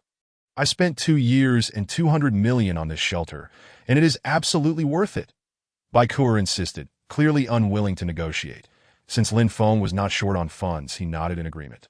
Deal! With that, to Bai Kuo's slight surprise, Lin Feng promptly paid the full amount. That Mr. Lin Feng, you were quite prompt with your payment. Are you not concerned I might renege? Bai Kuo teased. Lin Feng feigned astonishment. Oh, I almost forgot. But Ms. Bai, would you really go back on your word? The two exchanged amused glances. Subsequently, Bai Kuo transferred the shelter's artificial intelligence to Lin Feng, making him the sole owner of the refuge. Additionally, as the owner, Lin Feng could designate 10 individuals who could access and utilize certain functions of the shelter. Mr. Lin Feng, we have a group for enthusiasts. Would you like to join? Bai Kuo inquired. Of course, Lin Feng replied with a smile that he was aware of the group's existence, where those who survived until the end were typically significant figures, and their presence would be invaluable for Lin Feng's future resource exchanges. After finalizing the transaction with Bai Kuo and signing the contract, they agreed on a date for the transfer of ownership. Although Lin Feng outwardly consented, he hardly paid it any mind, with 5 days remaining before the apocalypse. When the world would be in ruins, was there really a need for a formal transfer? Next, Lin Feng began devising his plans for the ensuing 5 days. Based on his recent observations of his extraordinary space, he realized that the Golden Land could indeed support plant cultivation. To cultivate more Golden Land, he would require a greater quantity of gold. Where is the largest reserve of gold in the world? Naturally, it resides within the underground super vault of the National Bank of the Eagle Nation. This vault not only holds over half of the world's refined 24K gold, but also stores gold from many nations. To this day, the vault's gold reserves exceed 12,000 tons. When converted to summer currency, that equates to a staggering 72 trillion. This is undeniably an astronomical figure. And now, this became Lin Feng's target. According to Lin Feng's plan, whether before the apocalypse or after its outbreak, as long as he could send his metallic sphere into the underground vault, the 12,000 tons of gold would surely belong to him. In the last 4 days, Lin Feng finally received good news from Fujiwara Yi. Are you certain? Lin Feng felt a surge of excitement upon hearing Fujiwara Yi's words. That Mr. Lin Feng, I am absolutely certain. We have contacted the largest precious metals company in the Eagle Nation, and they have agreed to sell us 300 tons of silver and 10 tons of gold. Fujiwara Yi spoke with palpable enthusiasm, though he noted that the other party required an 80% upfront payment. No problem. There is no need to return that gold just yet. You and I will head to the Eagle Nation tomorrow. Lin Feng replied, equally exhilarated, while assuring, I will not shortchange you on your commission. Chapter 13. Objective achieved. Lin Feng moved with remarkable speed, having declared that he would travel to the Eagle Nation the following day. He departed the very next morning. Fujiwara Yi, however, harbored some concerns, especially since he was responsible for the meals of Lin Feng's 1,500 people. Would this trip to the Eagle Nation delay matters? You can directly delegate this task to your company's personnel. I will arrange for someone to take over my duties regarding the delivery. You need not worry about that, Lin Feng reassured him. Upon hearing Lin Feng's arrangement, Fujiwara Yi felt relieved. With Lin Feng's ability to traverse space using the metallic sphere, such matters posed no challenge for him. He could gather everything in the time it took to use the restroom. Even while on the plane, Lin Feng diligently ordered takeout for his warehouse in city, that he was not one to shy away from excess supplies. The more he stockpiled now, the more secure he would feel when the apocalypse arrived. After more than 10 hours of flight, during which Lin Feng feigned numerous trips to the restroom, he successfully collected all the supplies. However, since he was officially on a plane to the Eagle Nation, Lin Feng had disguised himself thoroughly to avoid recognition. Upon arriving in the Eagle Nation, thanks to Fujiwara Ye's introduction and assistance, Lin Feng easily met with the company's representative. The other party was quite surprised to see such a young Oriental man. "Hello, Mr. John. I believe you are already aware of our purpose for coming," Lin Feng said with a smile. Upon hearing Lin Feng's impeccable Eagle language, John's astonishment deepened, as if Lin Feng had resided in the Eagle Nation for many years. When inquiring about Lin Feng's intentions for purchasing such vast quantities of gold and silver, Lin Feng showed no hesitation. The silver is of little concern, as its current price is quite unremarkable. Only a fraction of that of gold. The gold will be deposited directly into the national bank, while the silver will be stored at the dock for transport back to my country. Lin Feng continued, "If your company can assist me in depositing all this gold into the underground vault of the national bank, I will pay the full amount up front." Upon hearing this, John stood up and shook Lin Feng's hand. "It's a deal." Consequently, through John's company, Lin Feng signed a contract and paid an 80% deposit, amounting to $800 million, as 10 trucks made their way to the National Bank of the Eagle Nation. With ample funds at his disposal, Lin Feng was unconcerned about the expenditure of $1 billion. After all, if the amount of gold was insufficient, it could not be deposited into the underground vault. Once the gold was counted and ready for delivery to the vault, Lin Feng seized the opportunity to place the metallic sphere among the gold, witnessing as both the gold and the sphere were sent into the underground vault. Satisfied, a smile crept across Lin Feng's face as he promptly transferred $200 million to John's company to Mr. Lin Feng. "It has been a pleasure collaborating with you," John remarked. "The pleasure is mine. I kindly ask you to send the remaining 300 tons of silver directly to the dock." Lin Feng replied, "No problem." After agreeing on the timing, 5 hours later, Lin Feng exchanged the remaining 30 billion summer currency for $500 million. Once the 300 tons of silver arrived at the dock, Lin Feng completed the settlement of $300 million. Having prearranged a shipping container, Lin Feng swiftly stored all the silver into his ability space as soon as he was left alone. According to Lin Feng's previous experience, 100 tons of silver could produce a metallic sphere. Thus, 300 tons would yield 3 spheres. With 3 additional metallic spheres, Lin Feng's grand scheme could be executed within a single day. However, just as Lin Feng was lost in pleasant fantasies, his hopes were dashed. Over 90% of the silver had been absorbed into the ability space, with a spectral image of a metallic sphere appearing beside the Qinquan pearl, much more substantial than the previous manifestation he had seen. Yet still far from solidifying into a true metallic sphere, that be why Lin Feng's estimation. It had only reached about 30% of a normal metallic sphere, indicating that he would need 1,000 tons of silver to solidify a sphere this time. Could it be a tenfold increase? Lin Feng felt somewhat disoriented, but increasingly believed this possibility was highly likely. Yet where could he find the remaining 700 tons of silver? Time was short. Only 3 days remained. Lin Feng pondered this as he contacted Fujiwara Yi once more. "Mr. Lin Feng, how may I assist you?" Fujiwara Yi inquired as soon as the call connected. "Please reach out to John for me. I need 700 tons of silver within 2 days. I can provide a $100 million deposit up front." Lin Feng stated that he understood that with only $200 million in hand, procuring 700 tons of silver was unrealistic, and even paying an initial deposit would be challenging, especially since he intended to use part of that money to purchase firearms. After all, during the early stages of the apocalypse, particularly before many abilities reach level 3, firearms posed a formidable threat. Once abilities reach level 5, only heavy weapons like rocket launchers and mortars would inflict significant damage. Regardless, acquiring weapons in the early stages was of utmost importance. An idea struck Lin Feng, and he retrieved approximately 10 tons of silver from his space. Since he couldn't afford to buy 700 tons outright, he would have to devise an alternative plan to secure it. "Understood, Mr. Lin Feng. I will act immediately, Fujiwara Yi exclaimed excitedly upon hearing Lin Feng's request. After handling these matters, Lin Feng scrolled through his phone and suddenly noticed a message in a post-apocalyptic enthusiast group indicating that someone was selling simplified versions of Apocalypse Fortresses for 50 million each. With a total of 2 available, the seller inquired if anyone in the group was interested. Lin Feng realized that these simplified fortresses could serve as mobile sanctuaries during the apocalypse, providing excellent cover once the crisis erupted. I'll take them, but I'm currently abroad. We can finalize the transaction in person when I return in 2 days. Lin Feng promptly messaged back. The seller, pleased with Lin Feng's swift agreement, added him as a friend. Upon seeing the real name of the friend request sender, Lin Feng felt a surge of joy. It seemed that fortune had indeed smiled upon him at just the right moment. Chapter 14. Touring the Armory Shirley. The leader of the largest private base for humanity in its city following the apocalypse was undeniably the undisputed ruler for at least 3 years after the cataclysm.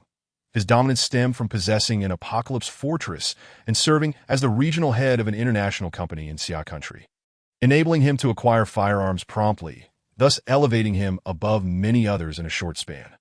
Given Lin Feng's prior knowledge, Shirley was undoubtedly the person to approach. While contemplating how to procure weapons in the Eagle Nation, Lin Feng realized that Shirley's company headquarters was conveniently located there, making it exceedingly easy to obtain these firearms through his connections. Before long, Lin Feng initiated a conversation with Shirley, simultaneously transferring $1 million as a deposit.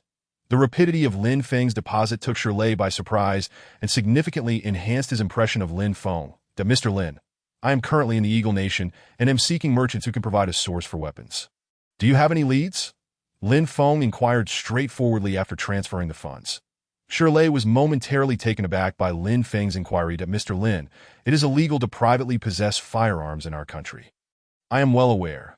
I do not intend to bring them back, but rather engage in this line of business. Lin Feng replied with a smile, deliberately withholding further explanation, that Mr. Lin, what specific weapons do you require? Shirley pressed further that my clients are interested in a variety of weapons, and the quantities are substantial. What is the total cost? I need to estimate. Shirley reiterated, between $100 million to $200 million. Lin Feng responded, and even someone like Shirley, who frequently dealt with financial matters, was somewhat taken aback. When it came to private arms purchases, this was indeed a staggering sum. Very well, Mr. Lin, I will assist you in making the necessary contacts. And should there be any updates, I will reach out to you, Shirley remarked at this moment. Lin Feng was already prepared. If he could manage to produce the 4th metal sphere within the next 3 days, he had resolved to undertake a significant endeavor. However, should the 4th metal sphere come to fruition, that would be the end of it for him. He would wait for the apocalypse to arrive. And once the great earthquake began, he would emerge to explore any opportunities that least for now. The metal spheres had been delivered to the underground vault of the Eagle Nation, and Lin Feng had already achieved his primary objective for this journey. Nonetheless, the absence of the 4th metal sphere after the procurement of 300 tons of silver left Lin Feng somewhat flustered that if he did not possess a metal sphere at this moment, he would be unable to fully unleash his potential in the Eagle Nation. Gazing at the time, he noted that although it was currently 7 in the evening in the Eagle Nation, it was morning 7 in the Xia Nation. Lin Feng promptly executed a spatial traversal to the Neon Nation to collect breakfast. After settling the day's meal expenses, he stated, from today onwards, there is no need for further meal deliveries. Should we require your services again, our company will reach out. Although the other party was puzzled by the sudden cessation of cooperation, they were relieved, having been exhausted from the high-intensity work over the past few days. After all, they had profited handsomely during this period. Upon acquiring the metal spheres, Lin Feng swiftly booked an early morning flight back to the Eagle Nation, that he once again set his sights on the storage warehouses of the top 3 chain supermarkets in the Eagle Nation. Fortunately, these 3 warehouses were in close proximity to one another, and the value of the goods within each amounted to over 10 billion. Given Lin Feng's current inventory, he did not necessarily need the supplies from these 3 warehouses. But when the apocalypse arrived, these vast warehouses would be requisitioned by the Eagle Nation, providing immense aid during the initial stages of the catastrophe. Even after the onset of the apocalypse, the Eagle Nation would still dominate the world stage due to its formidable foundation. If Lin Feng were to plunder all 3 warehouses early on, it would undoubtedly deal a significant blow to the Eagle Nation's disaster relief and rescue efforts. after finalizing his plans on the plane. Lin Feng reclined in his seat and drifted into a deep slumber. Just as his flight was nearing its descent, Shirley's message arrived, providing Lin Feng with a contact number to reach out to. A smile crept onto Lin Feng's lips. It seemed this endeavor would succeed. He expressed his gratitude to Shirley and, upon disembarking the plane, promptly contacted the individual. The voice on the other end belonged to an elderly gentleman. Upon learning that Lin Feng was referred by Shirley, the elder requested Lin Feng's address, indicating that he would send someone to pick him up. Within an hour, the individual dispatched by the elder arrived. Lin Feng entered the vehicle and, after a 2-hour journey, reached the elder's domain. To Lin Feng's surprise, he was taken directly to their armory. Upon witnessing the array of fully armed, imposing figures surrounding him, Lin Feng realized that if it weren't for his spatial traversal ability, he might have instinctively attempted to seize the old man in an effort to escape. Observing Lin Feng's calm demeanor, the seasoned arms dealer regarded him with admiration. Mr. Caden, are you suggesting I select weapons right here? Lin Feng inquired with a grin. Indeed, for a valued client like you, Mr. Lin, we shall not be remiss in our service. Old Caden replied with a smile. Under Old Caden's guidance, Lin Feng toured the extensive armory. After the inspection, it would be disingenuous to claim he was not astounded. AK-47s, mortars, mobile artillery, various models of heavy machine guns. Explosives, suppressed sniper rifles, and grenades were all present, not to mention the presence of heavy-duty M50 machine guns. And these were merely the firearms. Modern weaponry, such as multifunctional field tanks, also awaited him. Confronted with such an arsenal, Lin Feng felt an exhilarating surge within him. Had he possessed even a fraction of these weapons prior to the apocalypse in his previous life, he would have held an undeniable advantage. Now, with these opportunities laid before him, it felt as if fate itself was favoring him. Mr. Caden, I would like to procure 1,000 units of each of these weapon types, and for the remainder, I wish to purchase ammunition. Lin Feng declared with a smile that MY client has offered a total of $100 million. Do you have sufficient stock available? Certainly. When do you require them? As soon as possible. If everything could be ready by tomorrow evening, that would be ideal. Lin Feng responded with enthusiasm. Upon hearing Lin Feng's request, Old Caden extended his hand. Then we shall meet tomorrow evening. Chapter 15. The plunder of the 3 major warehouses with the weapons transaction settled. Lin Feng's next objective was to acquire the remaining 700 tons of silver. Although he had retrieved the last 10 tons of silver from his spatial inventory, Lin Feng estimated that the various silver items, particularly the assorted silverware from the Neon Nation's underground vault, far exceeded 10 tons.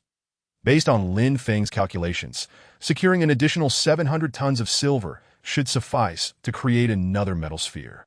He had already transferred $100 million as a deposit to the John Company's account, which was undoubtedly preparing stock and actively purchasing silver, that if there was still a shortfall, Lin Feng was prepared to seize the opportunity under the cover of night.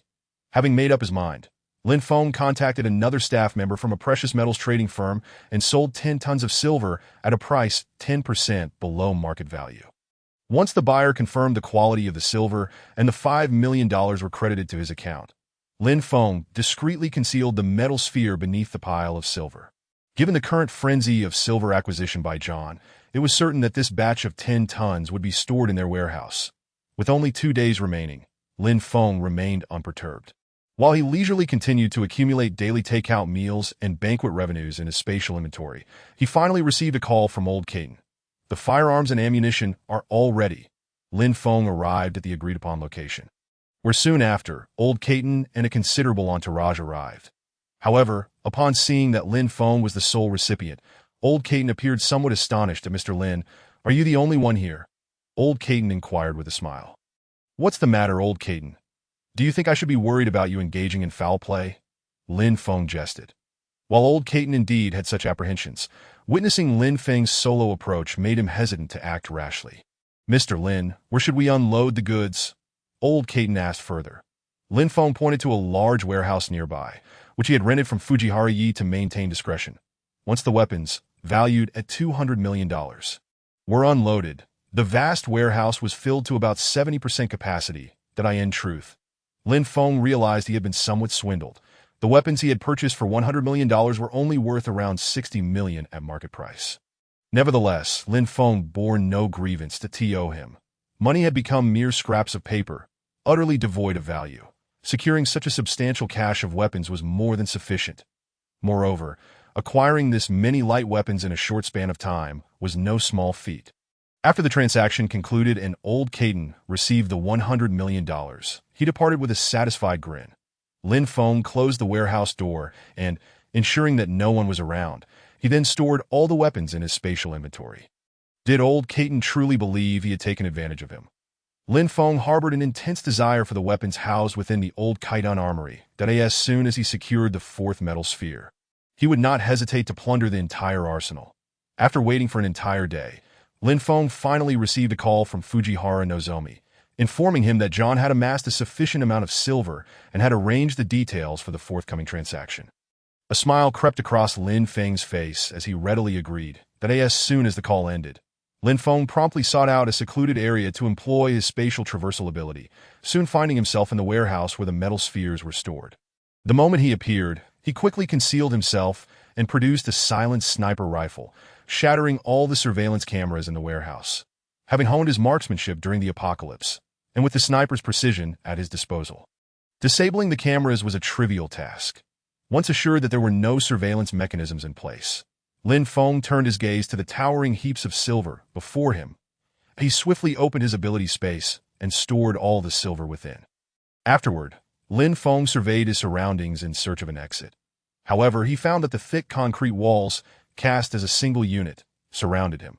The walls were not only tall but also extensive, and the entire vault was partially underground. When Lin Feng attempted to absorb the walls into his ability space, he discovered that it was impossible. Realizing this, Lin Feng remained unfazed. He retrieved a timed bomb from his ability space and placed it at the edge of the semi-underground warehouse.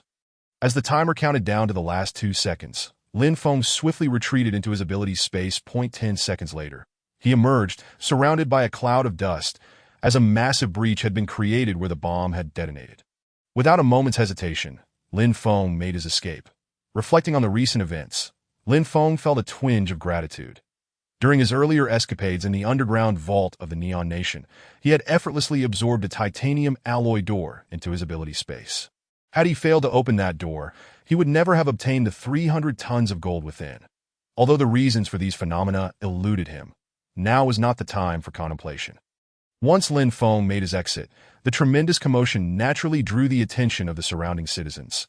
The Eagle Nation's police swiftly dispatched personnel to investigate, while Lin Feng had already hidden himself, awaiting the arrival of the fourth metal sphere. Thus, as the clock struck 2 in the morning, after a full 7 hours had passed, Lin Feng's long-anticipated fourth metal sphere finally materialized. Seeing the metal sphere filled Lin Feng with joy. At that moment, it was time for him to indulge in unrestrained acquisition. His first target was the warehouses of the top 3 supermarkets. Lin Feng first concealed the 2 metal spheres using drones, then calculated the timing and set 3 timed explosives under the cover of darkness. When the first bomb detonated, Lin Feng had already infiltrated the warehouse of the first large supermarket.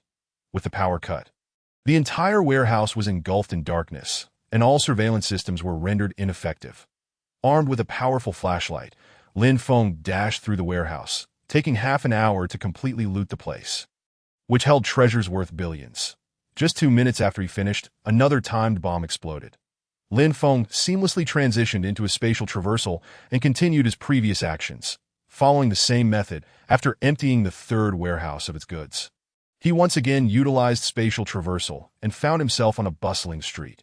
Not daring to pause for even a moment, Lin Feng seized this opportunity. He had awaited for over 10 days to reap a bountiful harvest. Chapter 16. Nightmares of the Base Eagle Nation Navy Base. As the nation with the world's most formidable navy, the Eagle Nation boasted a nuclear-powered aircraft carrier, 2 nuclear submarines, 5 cruisers, and 10 frigates docked at its military port. Were it not for possessing 2 metal spheres available for his use, Lin Feng would never have entertained such audacious thoughts. To ensure the success of his upcoming reckless endeavors, Lin Feng resolved to retrieve the metal sphere hidden within the vault. After all, the sphere located domestically guaranteed his safety, allowing him to escape back to his homeland in any perilous situation. That metal sphere was not to be trifled with. Initially, Lin Feng had planned to breach the vault after the apocalypse began to seize gold. But now it seemed unnecessary to wait, that he first arrived at the vicinity of the old chiton armory and buried one of the metal spheres. Subsequently, he swiftly rode a brand-new heavy motorcycle acquired from the three major warehouses to the military port. Upon arrival, he stowed the motorcycle in his ability space and concealed the metal sphere nearby. The next instant, Lin Feng performed spatial traversal and appeared at the Eagle Nation's vault, where he spent half an hour absorbing 12,000 tons of gold into his ability space, along with other safes and hundreds of billions in cash. After accomplishing this, Lin Feng returned to the vicinity of the military port through spatial traversal. His heart raced with excitement as he had prepared for this day. He quickly donned a wetsuit and used a remote-controlled boat to deliver the metal spheres to the sides of the 200,000-ton super nuclear-powered aircraft carrier and the two nuclear submarines.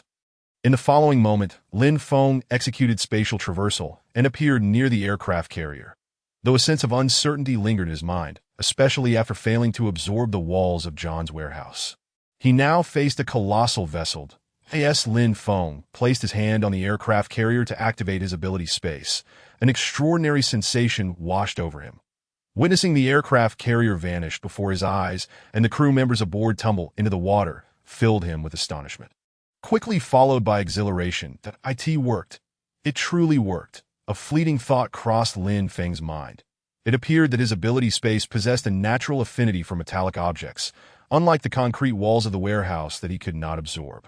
This realization flickered through his mind in an instant, and he swiftly continued with spatial traversal, moving to the two nuclear submarines before absorbing both into his ability space in under a minute.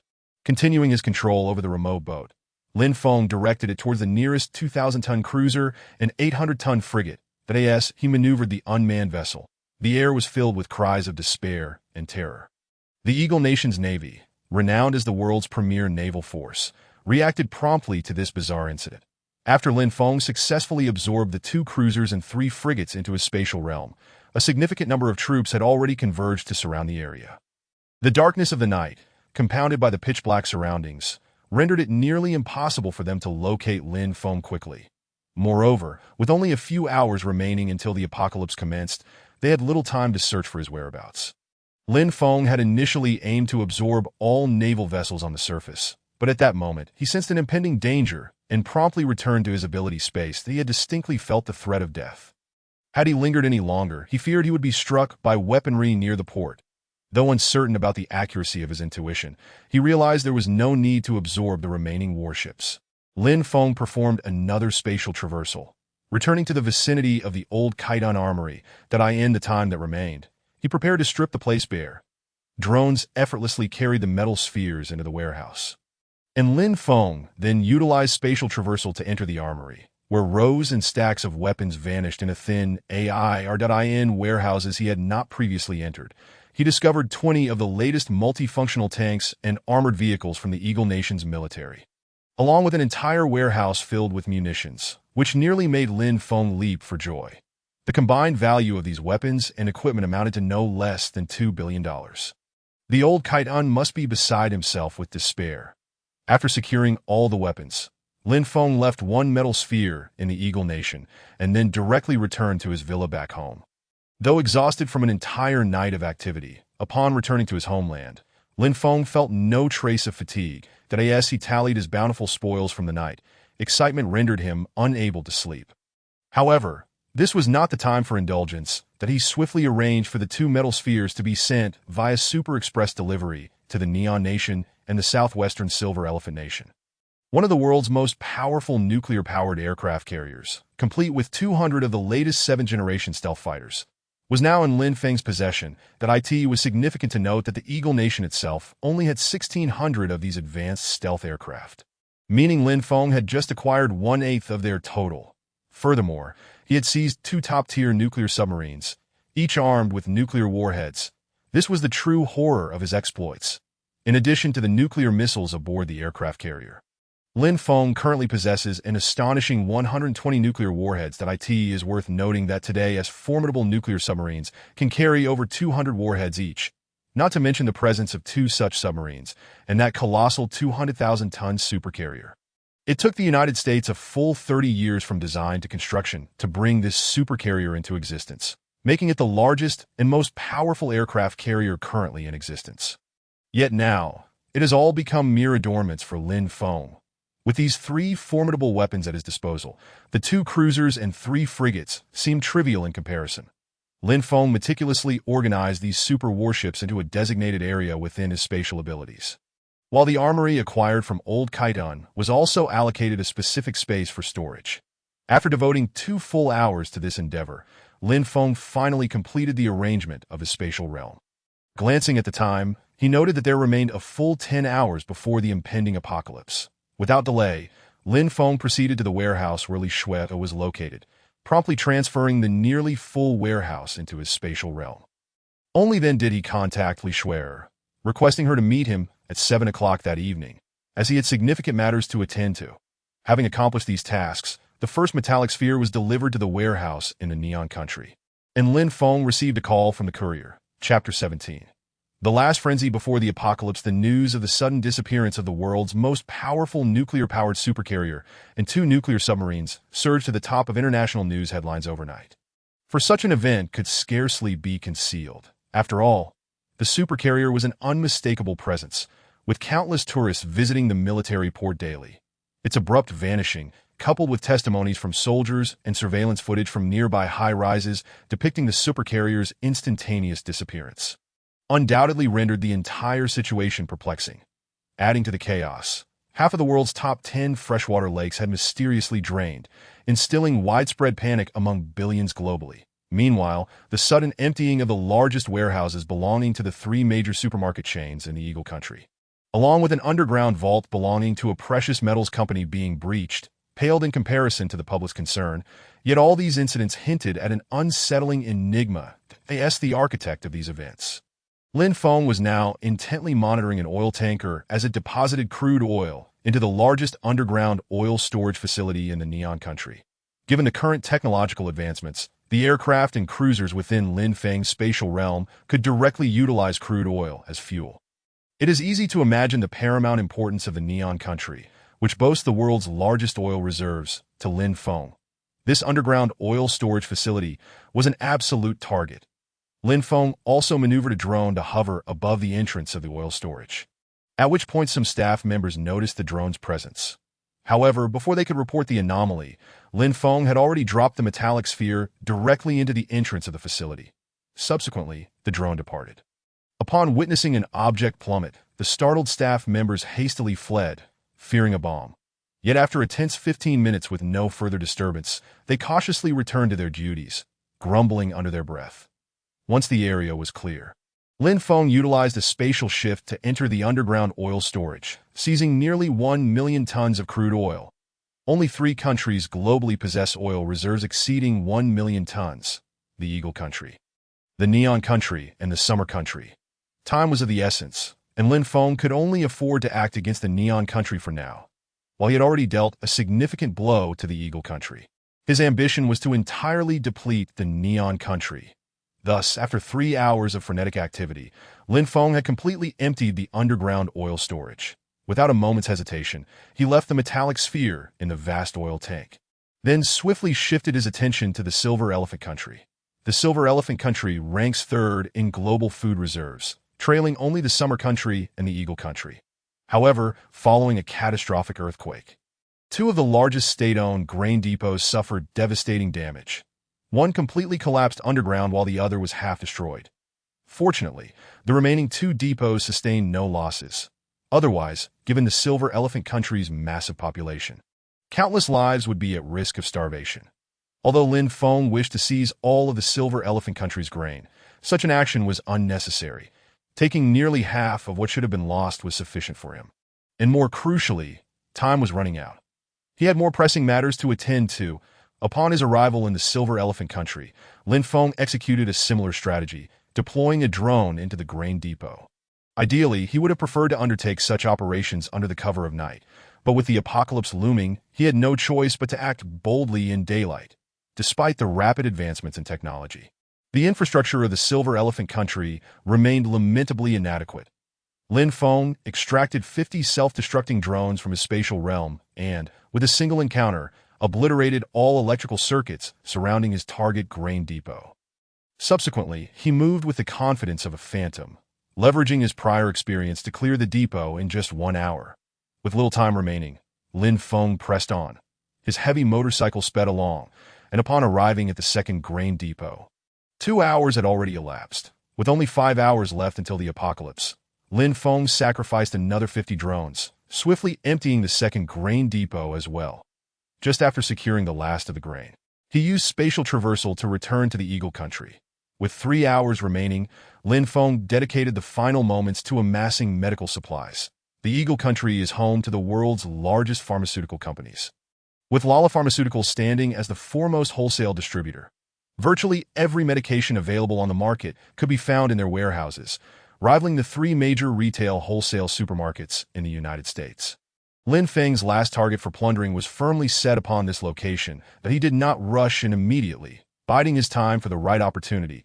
At this stage, Lin Feng's courage had grown, unafraid of exposure. Moreover, clad in the combat uniform of the Eagle Country's field troops, he was virtually indistinguishable from the rest. Lin Feng spent an hour setting explosives, then directed a swarm of drones to launch an assault on the perimeter of Lala Pharmaceuticals. Severing their electrical systems, amid the ensuing chaos, he sent a metallic sphere into the warehouse via the drones. As explosions erupted, panic-stricken screams filled the air. Seizing the moment, Lin Feng infiltrated the warehouse, navigating through the vast interior on his heavy motorcycle, swiftly collecting all the pharmaceuticals into his spatial realm. Although Lin Feng had previously instructed Li Shui to gather some medical supplies, their quantity was trivial compared to his future needs. Once he had completely emptied the warehouse of its contents, the police arrived on the scene. Lin Feng concealed the metallic sphere among nearby shelves, ensuring it drew no attention whatsoever, that he then executed another spatial traversal, returning directly to his refuge in Angshi City. Upon his return, Lin Feng felt an unprecedented sense of fulfillment that a glance at the resources amassed in his spatial realm revealed that he was, without a doubt, wealthier than nations. Checking the time, he noted that only 2 hours remained before the apocalypse would unfold. It was high time for Lin Feng to settle accounts with the Zhang father and son. With this thought in mind, he promptly called Zhang Dehai before setting out once more. Chapter 18. The Reckoning of the Zhang Family on the way. Lin Feng activated the autopilot feature while reflecting on the transformations within his spatial realm.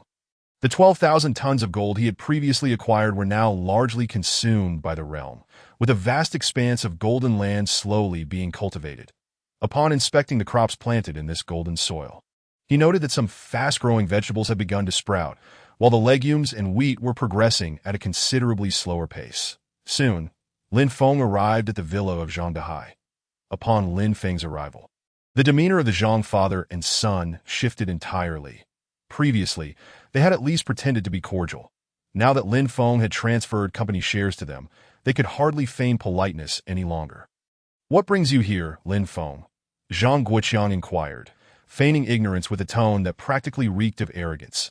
Observing their disingenuous facade, Lin Feng refrained from indulging them and instead smiled as he posed a pointed question. "When I sold you the company's shares, we agreed that the remaining payment of 600 million would be settled by the end of the month. Shouldn't you be wiring the funds to me now? Is that what you came for?" Zhang Dehai chuckled, revealing a cunning expression akin to that of an old fox. "What? Could it be that Uncle Zhang has forgotten such a significant matter?" Lin Feng remarked with a smile as he settled himself onto the sofa.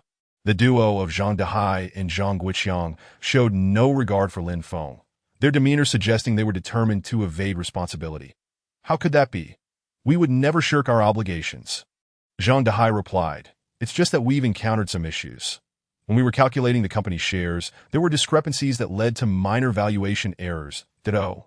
Minor errors," Lin Feng observed with intrigue as the two began their performance. "Currently, the company is not faring well. At the time of the share calculation, we only accounted for the parent company's shares, neglecting those loss-incurring subsidiaries. Lin Feng, you must understand that the subsidiaries are all operating at a loss. Upon comprehensive reassessment, your 30% stake is worth no more than 500 million, that you ought to refund us 1 billion. "What? Say that again," Lin Feng exclaimed sharply. Although such a scenario had not unfolded in his previous life, since he had never been anxious to sell his shares at a loss, the manipulative antics of Zhang Dehai and his son were strikingly similar. "What? You have objections to refunding 1 billion. Zhang Guoqiang's expression turned fierce, as if he had Lin Feng cornered. Indeed, Lin Feng retorted without hesitation. At this juncture, he would not grant Zhang Dehai and his son an ounce of courtesy. You little rascal, I see you are itching for a fight, forgetting how I disciplined you before. Zhang Guoqiang bellowed, advancing towards Lin Feng with the intent to strike, that I end the pre-apocalyptic world. Lin Feng had indeed been no match for Zhang Guoqiang and had suffered considerable bullying. Each time, after Zhang Guoqiang imposed his will, Zhang Dehai would appear, feigning benevolence while expecting Lin Feng to remember his kindness. Clearly, their behavior remained unchanged, lacking any semblance of novelty. With a resounding slap, just as Zhang Guoqiang reached Lin Feng, darkness enveloped him as Lin Feng delivered a stinging blow to his face. The slap left Zhang Guoqiang momentarily dazed. Zhang Dehai, initially prepared to watch the spectacle unfold, suddenly wore a look of shock. You beast, how dare you hit me? Zhang Guoqiang seethed with rage, having initially intended merely to teach Lin Feng a lesson, but now resolved to break his legs. Unfortunately for him, as Zhang Guoqiang charged at Lin Feng, the latter retaliated with a flying kick that sent Zhang Guoqiang sprawling to the ground. That in the past, I tolerated you, and you truly believed you could get away with it. Lin Feng admonished Zhang Guoqiang, then turned to Zhang Dehai with a smile. Uncle Zhang, you always said that my playful banter with Zhang Guoqiang was all in good fun, right? Lin Feng wore a playful grin, yet Zhang Dehai's expression darkened significantly. Lin Feng, you have gone too far, he scolded, commanding Lin Feng to apologize to Guoqiang, or he would call the police. That I had considered not demanding that billion from you, as you are a junior. But now that opportunity is lost. You must return that billion. Lin Feng merely chuckled in response. What's the matter, Uncle Zhang? When Zhang Guoqiang hit me, you said he was just playing around. Now that I am playing around with him, you call it excessive? Isn't that a bit hypocritical? Are you also the double-standard dog they speak of? Call the police if you dare. Lin Feng. Zhang Dehai's expression darkened further. Lin Feng had the audacity to insult him directly. You're courting death.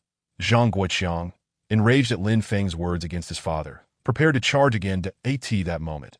Neither of them noticed Lin Feng producing a military shovel from seemingly nowhere and bringing it down forcefully onto Zhang Guoqiang's head, causing blood to spurt forth, splattering onto Zhang Dehai's face. Guoqiang! Zhang Dehai exclaimed in panic, rushing to support his son. Lin Feng, have you lost your mind? How dare you harm my son so brutally? I will not let this go. I will have you imprisoned. Zhang Dehai roared, pulling out his phone to call the authorities. In the next instant, darkness descended upon Zhang Dehai as Lin Feng struck him on the forehead with the shovel, simultaneously shattering his phone.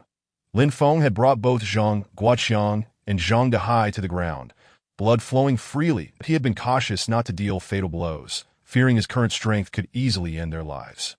You won't let this go? Imprison me? Lin Feng's face bore a slightly sinister smile. This moment was one he had envisioned countless times in his previous life. Although he had achieved revenge, it had come too easily to them. Devoid of any suffering, Lin Feng had always felt that such an outcome was far too lenient. Fortunately, this rebirth had provided him with an opportunity. He could not allow their lives to be spared, but he certainly would not let them die easily. When you caused the death of my parents, did you ever consider this day? Lin Feng coldly mocked Zhang Dehai. Chapter 19. Despair upon hearing Lin Feng's words. Zhang Dehai was momentarily stunned. How do you know? No, their deaths are not my fault. Not your fault. Ha! If it weren't for your million given to that cancer-stricken driver, could he have driven straight into my parents?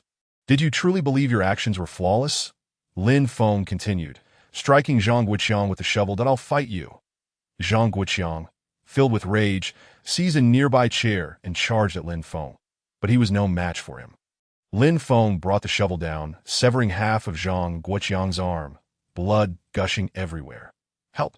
Help! Someone please! There's been a murder! Zhang Dehai screamed frantically, desperate to intervene and save some semblance of hope for himself and his son. With a resounding crash, the side of the shovel struck Zhang Dehai's jaw, shattering it. The man who had been shouting moments ago could only emit a pained whimper now. That you've gone mad. You must be insane. Today, it's either you or me. I'm going to kill you.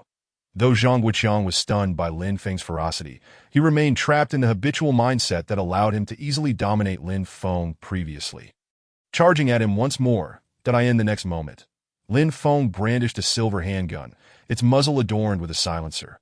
Zhang Guiqiang could not comprehend where Lin Feng had produced the weapon, just as he had with the shovel. It seemed as if it had materialized out of thin air. The silver handgun pressed against Zhang Guiqiang's forehead rendered him motionless with fear. Lin Feng wore a mocking smile. Go ahead, take another step forward. Come on. Lin Feng feigned indifference, casually waving the gun before Zhang Guiqiang's face, which left the latter too terrified to move. It's fake. It must be fake. Zhang Guiqiang encouraged himself, preparing to charge at Lin Feng again. Lin Feng pointed the gun downward. A faint pop echoed, followed by Zhang Guiqiang's agonized scream. Lin Feng had shot him in the thigh without warning. Zhang Dahai, akin to a dying dog, crawled over to his son, desperate to speak, but his shattered jaw prevented him from uttering a coherent word. Our enmity shall be settled today, Lin Feng declared, firing several more rounds into both Zhang Guiqiang and Zhang Dahai. Having honed his skills in his previous life, Lin Feng knew precisely how to avoid vital areas. Each shot found its mark on their joints. Should the apocalypse not have arrived, they might have survived with medical intervention. Yet they would be left in a state of paralysis. However, at this juncture, they would have no chance of survival. Lin Feng, you will pay for this, you... Zhang Guiqiang, summoning his last ounce of strength, braved the excruciating pain to curse Lin Feng one final time, only to witness Lin Feng switch back to the shovel and shatter his jaw. Soon after, Lin Feng dragged the two of them outside, determined that it would be far too merciful to allow them to die in such a sturdy villa. He would ensure they would not have it easy. Lin Feng unceremoniously shoved the two individuals into the trunk. With less than an hour remaining before the apocalypse descended upon the world, he was unconcerned about potential exposure, as Zhang Dahai and Zhang Guiqiang were both confined within his vehicle. Even if someone happened to witness this, the authorities would hardly have enough time to apprehend him. With a swift press of the accelerator, Lin Feng drove towards the outskirts. The countryside was dotted with numerous abandoned factories, one of which had once served as a pig farm. Years of neglect had rendered the environment inside a chaotic mess, teeming with cockroaches and rats. Moreover, these dilapidated structures would undoubtedly crumble in the wake of the impending earthquake. Lin Feng cast the two men into the pig pen, and soon, their frantic struggles filled the air with muffled cries. With the final moments ticking away, it was time to consign them to eternal despair. Glancing at the clock, only about 40 minutes remained. Lin Feng once again traversed through space back to the warehouse, collecting all the banquet provisions and the supplies that Li Shuer had acquired during this time into his spatial realm. With merely 30 minutes left until the cataclysm, he executed his last spatial leap of the day, returning to the underground refuge. At present, Lin Feng possessed 4 metallic spheres. The first was nestled within an underground oil tank in the Neon Kingdom. The second resided in the current underground refuge. The third was located in the warehouse of the Lala Pharmaceutical Company in the Eagle Nation, and the fourth was situated in the villa where Lin Feng had previously resided. As the apocalypse loomed, a global earthquake erupted, predominantly affecting the ocean, while the land, though significantly impacted, experienced lesser tremors in comparison to the ocean's violent upheavals. While Lin Feng awaited the impending disaster, a sudden ringing of the doorbell broke the silence. Upon checking the surveillance through his artificial intelligence, a smile crept across his face. Li Shuer had arrived. In her previous life, when the apocalypse struck, Li Shuer had encountered Lin Feng in a woeful state, besieged by several ruffians. Had Lin Feng arrived a moment later, she would have faced an indelible psychological trauma. Now, standing at the door, Li Shuer cradled an adorable white Samoyed in her arms, opened the door and let her in. Lin Feng instructed. Yes, master, with the voice of the intelligent assistant echoing. The door swung open, and Lin Feng stepped out from the underground refuge. Lin Xiao, I have arrived, Li Shuer greeted, her gaze fixed on Lin Feng. While her eyes sparkled with clarity, a hint of inexplicable wariness lingered on her face. After all, it was quite late, and Lin Feng had invited her to his home. Any onlooker might question his intentions. Come in.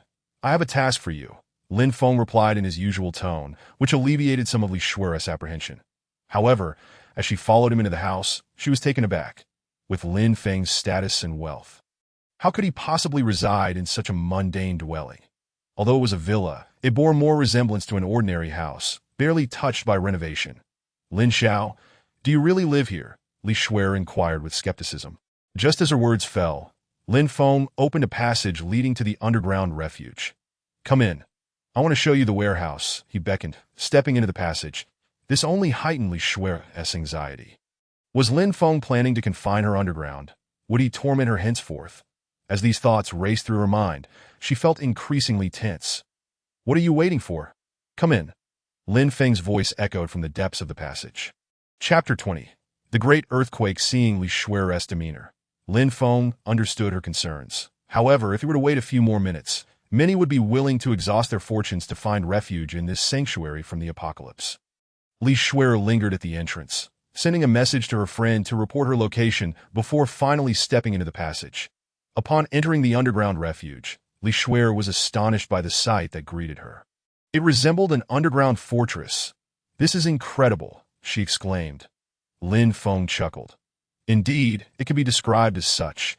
You are the first person I have invited here since purchasing the place." Hearing this and seeing that Lin Feng had not exhibited any inappropriate behavior, Li Shui felt a wave of relief wash over her. "Lin Zong, what task do you wish to assign me?" Li Shui quickly shifted into a professional demeanor.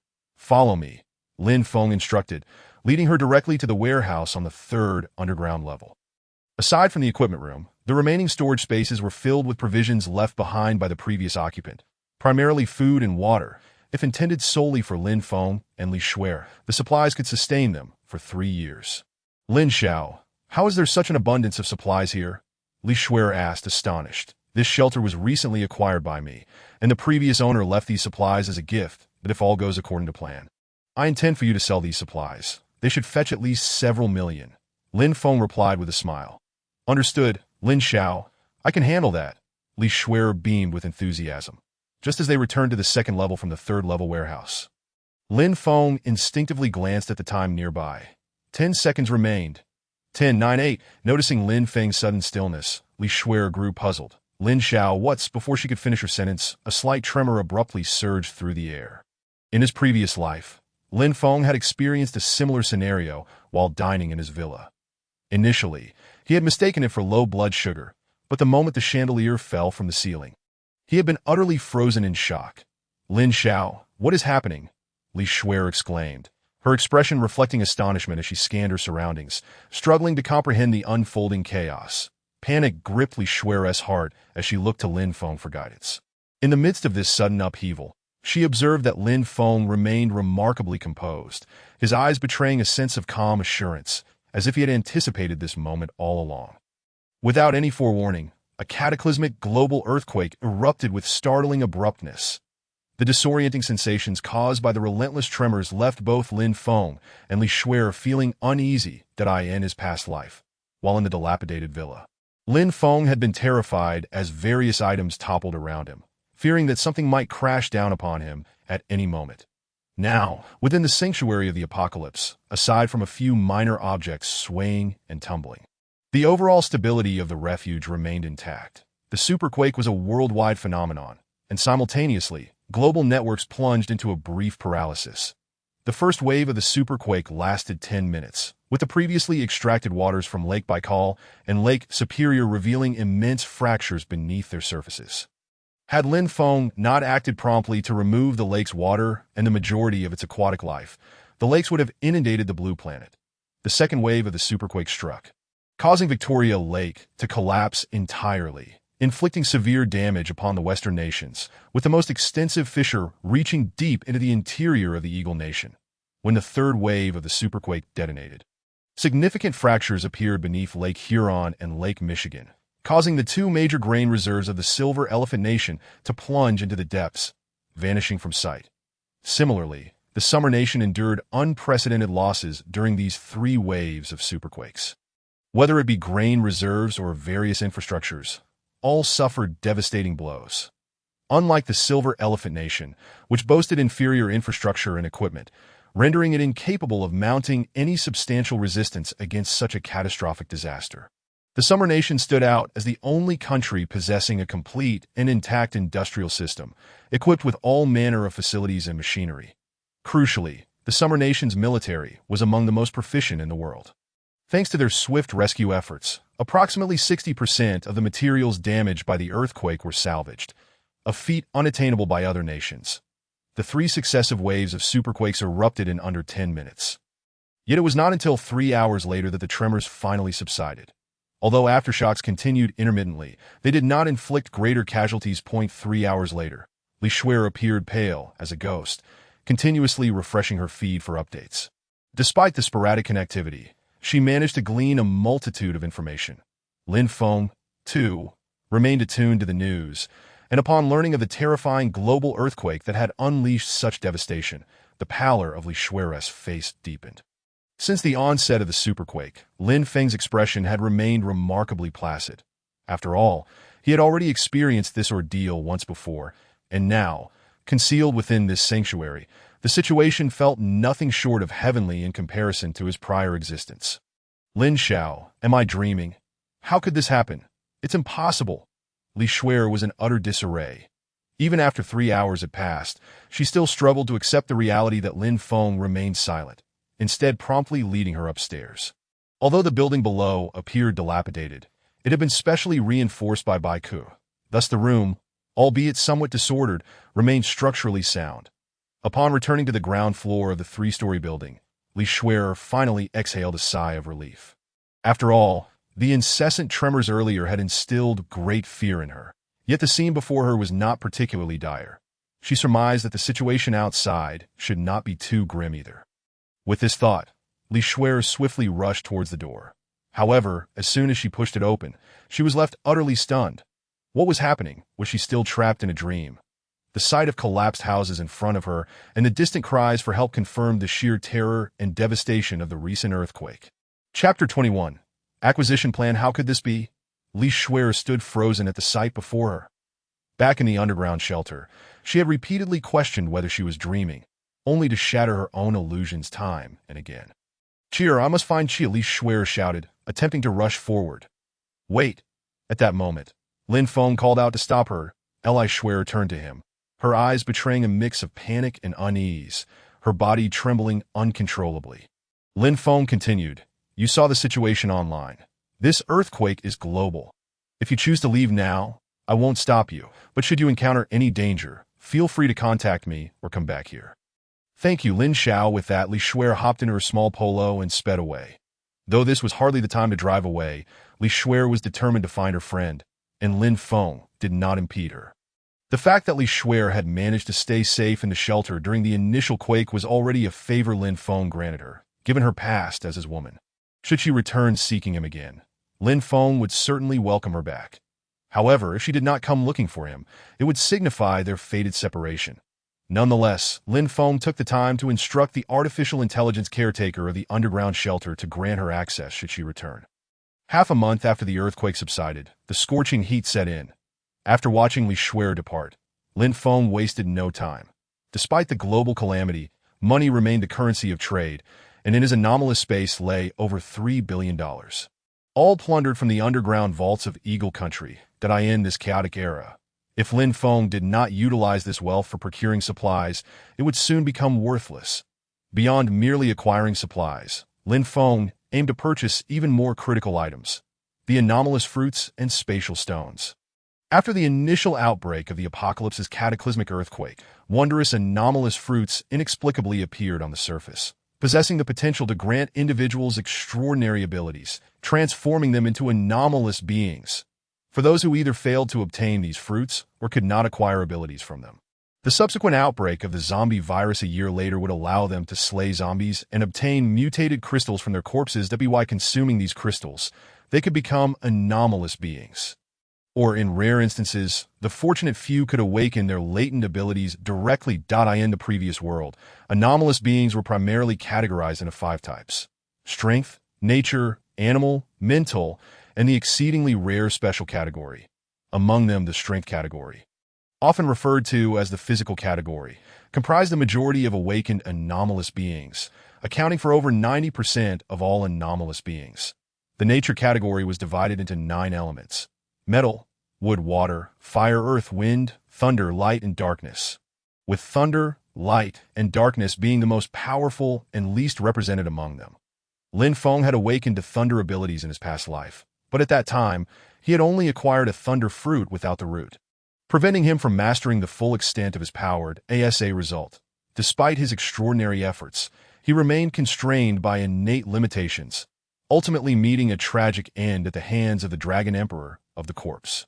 The animal abilities were relatively abundant, allowing those who successfully consumed the anomalous fruits to transform into fierce beasts during combat, with the duration dependent on their strength. Mental abilities could manipulate mental attacks, with some capable of directly controlling others to commit suicide, rendering them a formidable threat in the apocalypse. As for the rare special category, it was the most enigmatic, but in general, spatial and temporal abilities were deemed the strongest. As the saying goes, space reigns supreme, and time commands respect. No other abilities could rival these two. In his past life, Lin Feng had witnessed powerful beings wielding spatial abilities, while temporal abilities remained mere rumors. Even in the apocalypse of his previous life, his demise left the existence of time abilities uncertain. Now, with the anomalous fruits yet to appear, Lin Feng had already mastered spatial abilities and possessed a vast, boundless anomalous space. This alone destined him for invincibility in the impending apocalypse. What Lin Feng yearned to discover was whether he could awaken another ability that, if given the choice, he would undoubtedly prefer thunder abilities. Thunder abilities were among the strongest in the nature category, capable of holding their ground even against light and darkness types of equal rank. Moreover, Lin Feng was acutely aware of the might of thunder. He was eager to know just how powerful he would become if he consumed a complete thunder fruit and enhanced his anomalous talents. As for the spatial stones, their significance to Lin Feng was even greater. For both spatial ability users and ordinary individuals, spatial stones were priceless treasures, as they not only enhanced the abilities of spatial users, but also enabled the crafting of spatial gear that, if given the choice, Lin Feng would naturally prioritize enhancing his spatial capabilities, as acquiring spatial gear would also help conceal his possession of spatial abilities. Having made up his mind, Lin Feng returned to the villa and then traversed through space to arrive at the massive oil tank in Neon Country. In his past life, anomalous fruits had appeared a mere 5 hours after the apocalypse's devastating earthquake, with approximately 100,000 anomalous plants emerging worldwide, over 10,000 of which were located in Neon Country alone. Upon arriving inside the oil tank, Lin Feng secured the metallic sphere and then detonated 2 bombs, creating a substantial breach in the massive underground tank, subsequently blowing open the tank's colossal valve. When Lin Feng emerged above ground, he found himself amidst a scene of chaos. Without hesitation, he immediately called Tihai no Yama. Despite being a traitor in his past life, Lin Feng still required his assistance. The call connected swiftly, and Tihai no Yama's side was filled with noise and cries that, "Mr. Lin, are you all right? I'm fine. I have something important for you to assist me with. Let's meet to discuss it." After speaking, Lin Feng inquired about Tihai no Yama's location, that he then found a functioning SUV parked by the roadside, broke the window, and ignited the engine with a dual ignition, skills he had learned in his previous life. Chapter 22. Priceless acquisition. What originally would have taken less than an hour to drive took Lin Feng 4 hours due to road damage, requiring frequent vehicle changes and a significant amount of walking before finally meeting Tihai no Yama. Upon seeing Lin Feng, Tihai no Yama was taken aback, not expecting Lin Feng to seek him out at such a time. Lin Feng noted the redness around Tihai no Yama's eyes, clearly indicating he had recently been engulfed in profound sorrow. "Mr. Lin, you really came?" Lin Feng nodded slightly, setting a suitcase aside before sending the prepared images to Tihai no Yama's phone. "Our company headquarters has discovered that such mutated plants have appeared worldwide. To study this earthquake and the composition of these mutated plants, our company intends to purchase them at a high price." Lin Feng spoke earnestly, seeing that Lin Feng was here for business. Tihai no Yama's previous enthusiasm seemed to wane. "A complete mutated plant, including fruits and roots, is worth $1 million. If it includes only the fruit, it's 500,000, and just the root is 300,000. Lin Feng added. "What, Mr. Lin, are you joking?" Upon hearing Lin Feng's words, Fujihara Yu was indeed taken aback. In other words, the acquisition price for a complete mutated plant, as stipulated by Lin Feng, stood at an astonishing 130 million neon dollars. Indeed, and this time the settlement would be entirely in Dao coins. After concluding his statement, Lin Feng picked up the briefcase from the ground, opening it slightly to present it to Fujihara Yi. Although Fujihara Yi had anticipated its contents, the The sight of over 1 million Dao coins still filled his face with uncontainable excitement. The earlier sorrow and grief were completely washed away by the allure of the money before him. Observing Fujihara Ye's demeanor, Lin Feng felt a chill in his heart. These individuals had always been driven by greed. In his past life, he had been deceived by them, a folly he now regretted. There is another item that our headquarters has discovered, a luminescent stone. If found, we will also purchase it at a price of 100,000 Dao coins per pound. Lin Feng continued, upon hearing this. Fujihara Ye became even more exhilarated. However, when he saw the luminescent stones that Lin Feng presented, they were entirely different from the fluorite he had envisioned. More importantly, Lin Feng informed him that this type of stone emitted a faint white light even under the sunlight, which was fundamentally different from fluorite. Very well. When you procure the items, simply give me a call and have them delivered to the warehouse I previously rented. Lin Feng added. With that, he took his leave. Upon arriving at the warehouse Lin Feng had rented earlier, he found it had become a mere ruin. Fortunately, a small room within the storage area had not collapsed, and Lin Feng placed the metal sphere inside before utilizing spatial traversal to head to the Eagle Nation. As soon as he materialized in the warehouse of Lala Pharmaceuticals, he was greeted by a cacophony of shouts and the sounds of destruction outside. The situation here was starkly different from that in Xian Nation and Neon Nation, with gunfire echoing in the distance. Lin Feng promptly donned the bulletproof suit he had scavenged from Old Kaitan's armory. Despite Old Kaitan being rather unscrupulous, the quality of his merchandise was exceptional. Lin Feng adorned himself with nearly all the bulletproof gear available, practically arming himself to the teeth, even donning glasses made from bulletproof glass. After ensuring he was fully equipped, Lin Feng concealed the metal sphere and stepped outside. The market was a chaotic scene of looting and destruction, with less than 1/5 of the buildings in the international city still standing. Everywhere he looked, there were ruins and the sounds of wailing and chaos. Finding someone to assist him in procurement in such a tumultuous environment was no easy task. After all, Lin Feng had never experienced the chaos in the Eagle Nation following the apocalypse in his past life. And now, amidst the turmoil, he felt somewhat lost. Various acts of violence unfolded, accompanied by the cries and protests of many women, who were the first to suffer in such disorder. Lin Feng did not engage in the looting. After all, he had little to offer that was of interest to them. Just as he was about to contact John, intending to appoint him as his agent, a series of rumbling sounds erupted once more. Upon witnessing the military's arrival to suppress the chaos, Lin Feng knew he had to hide immediately. The military in the Eagle Nation was notoriously harsh, both to foreigners and its own citizens. And with such violent citizens, gentleness was a luxury they could not afford. While the military was in the process of restoring order, Lin Feng finally managed to reach John. Fortunately, John had not perished in the massive earthquake. After briefly arranging a meeting place, Lin Feng swiftly made his way there. With only an hour or two remaining until the emergence of the ability fruit, Lin Feng sent John the photos of the spatial stones he had created using his computer skills, along with the same pricing he had relayed to Fujihara Ye. Upon learning that they were to acquire complete plants, John was taken aback that Mr. Lin Feng. How many can you acquire? John inquired. Initially, he was unaware of the number of such mutated plants worldwide. And Lin Feng's quoted price was outrageous. 100,000 Dao coins for a complete mutated plant, a price that could make one a millionaire with just a stroke of luck. I will take as many as you can gather. If you can collect 10,000, I will purchase 10,000. If you can procure 20,000 mutated plants, I will buy 20,000. Lin Feng replied nonchalantly. Currently, Lin Feng had 3 billion Dao coins in cash lying in his spatial ability. And within half a month, that money would become worthless. To demonstrate his sincerity, Lin Feng also handed John 2 briefcases containing a total of 3 million Dao coins as a deposit that as long as you receive more than 10 mutated plants. You can call me, and our headquarters will purchase them directly with cash, Lin Feng declared. Upon hearing that Lin Feng was offering cash, John's eyes lit up, given the current state of the city. With banks rendered useless, the digits on a bank card felt far less tangible than actual cash. Mr. Lin Feng, may I inquire about your companies? Before John could finish his sentence, Lin Feng smiled and made a gesture for silence. It's a secret. Chapter 23.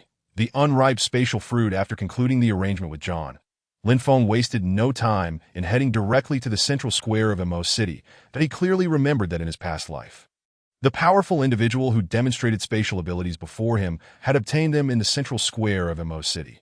However, at that time, Lin Feng had only heard vague rumors and was not entirely certain. Now, although the massive earthquake had ceased, aftershocks continued to occur intermittently.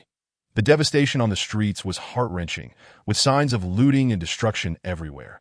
Setting aside these concerns, Lin Feng sped towards the central square. Upon arrival, he found that most of the tall buildings had collapsed. Amidst the chaotic surroundings, Lin Feng found a vantage point from which he could clearly observe the situation that he waited, anticipating the appearance of a familiar figure. Lin Feng had no knowledge of the spatial fruit's location, but if he could locate the formidable individual from his past life who had consumed the spatial fruit, acquiring the fruit would pose no challenge. According to Lin Feng's memories, the spatial fruit was exceptionally rare and precious, with fewer than a handful of individuals worldwide possessing spatial abilities. Furthermore, the first spatial fruit that emerged was singular and the most potent one. Even though Lin Feng now possessed a spatial ability, it was not derived from the fruit itself. He was determined to acquire that spatial fruit.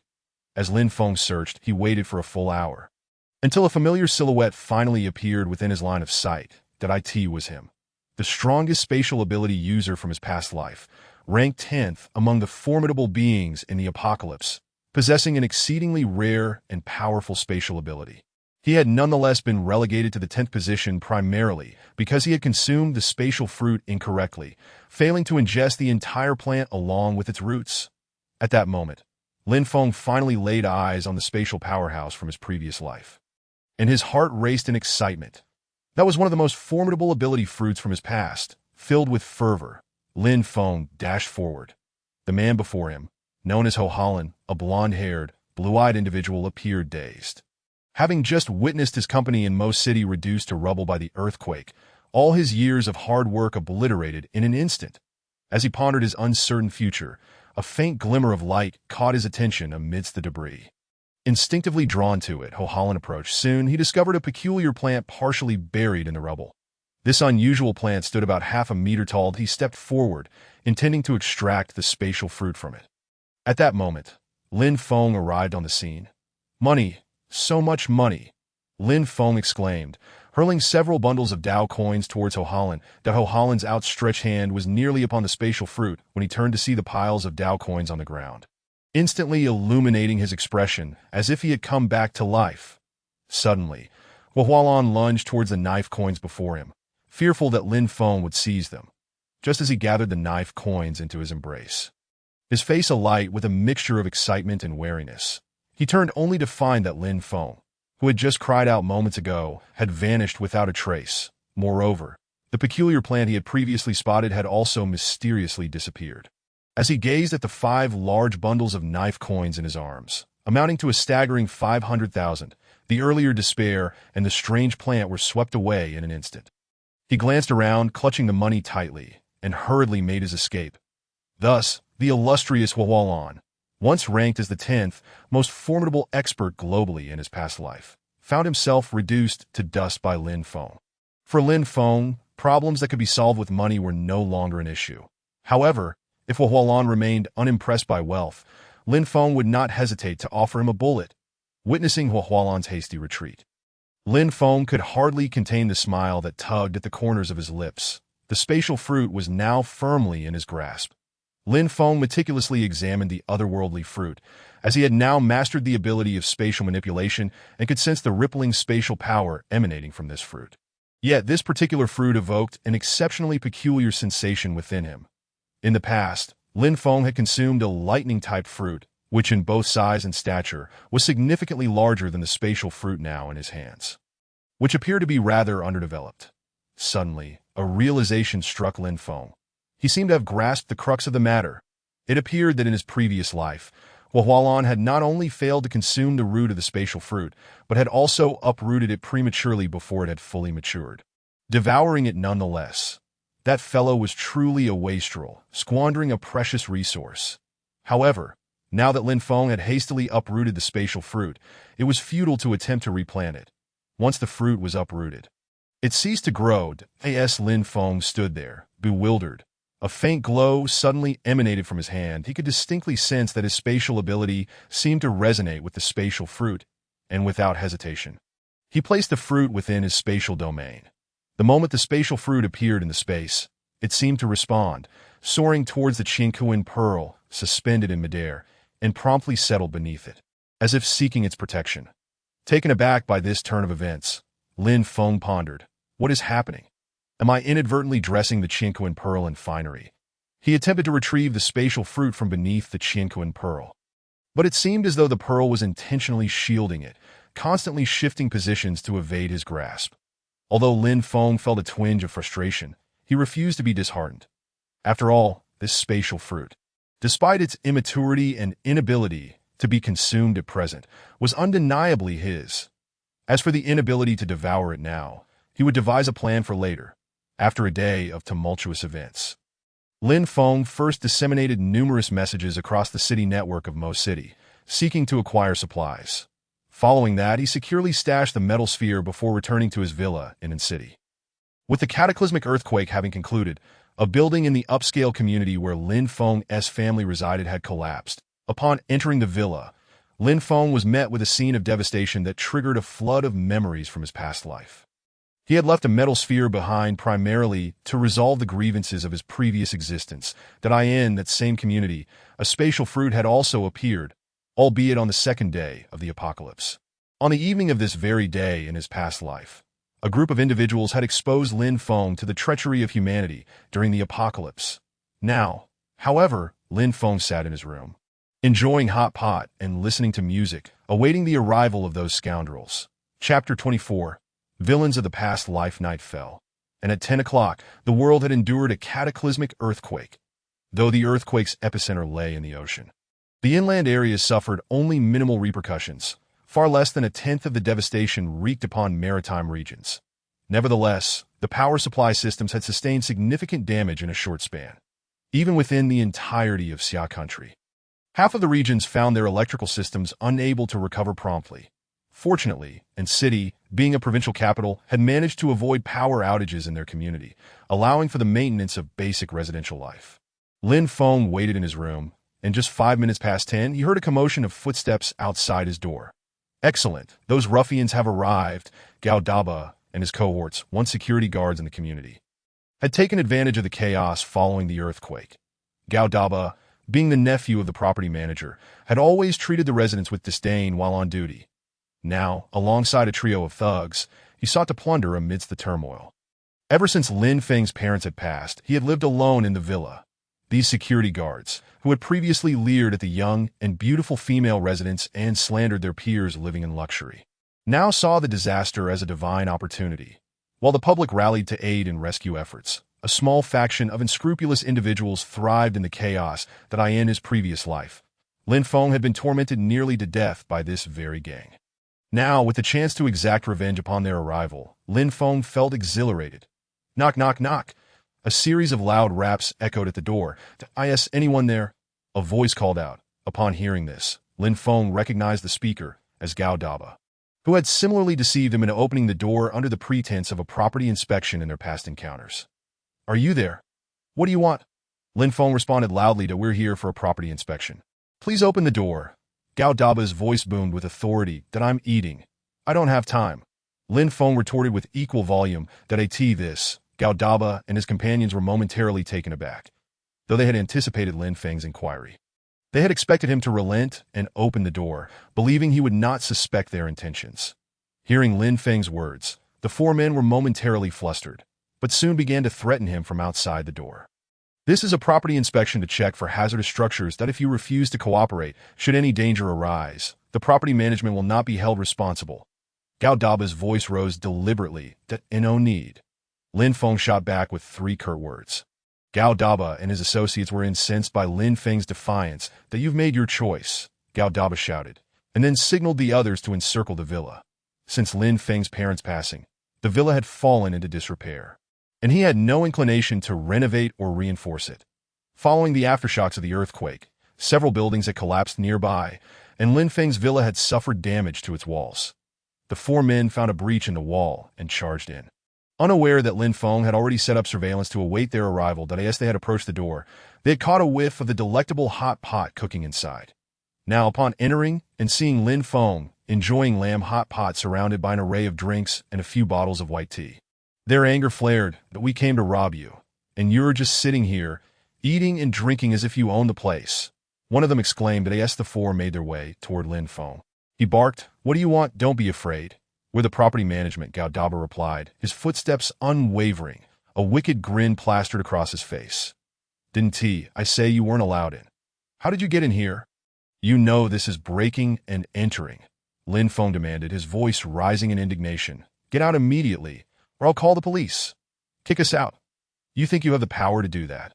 One of them scoffed at, "Go ahead, call the police. Let us see if they have time for you now." They jeered, their arrogance evident as they treated Lin Feng like a lamb to the slaughter.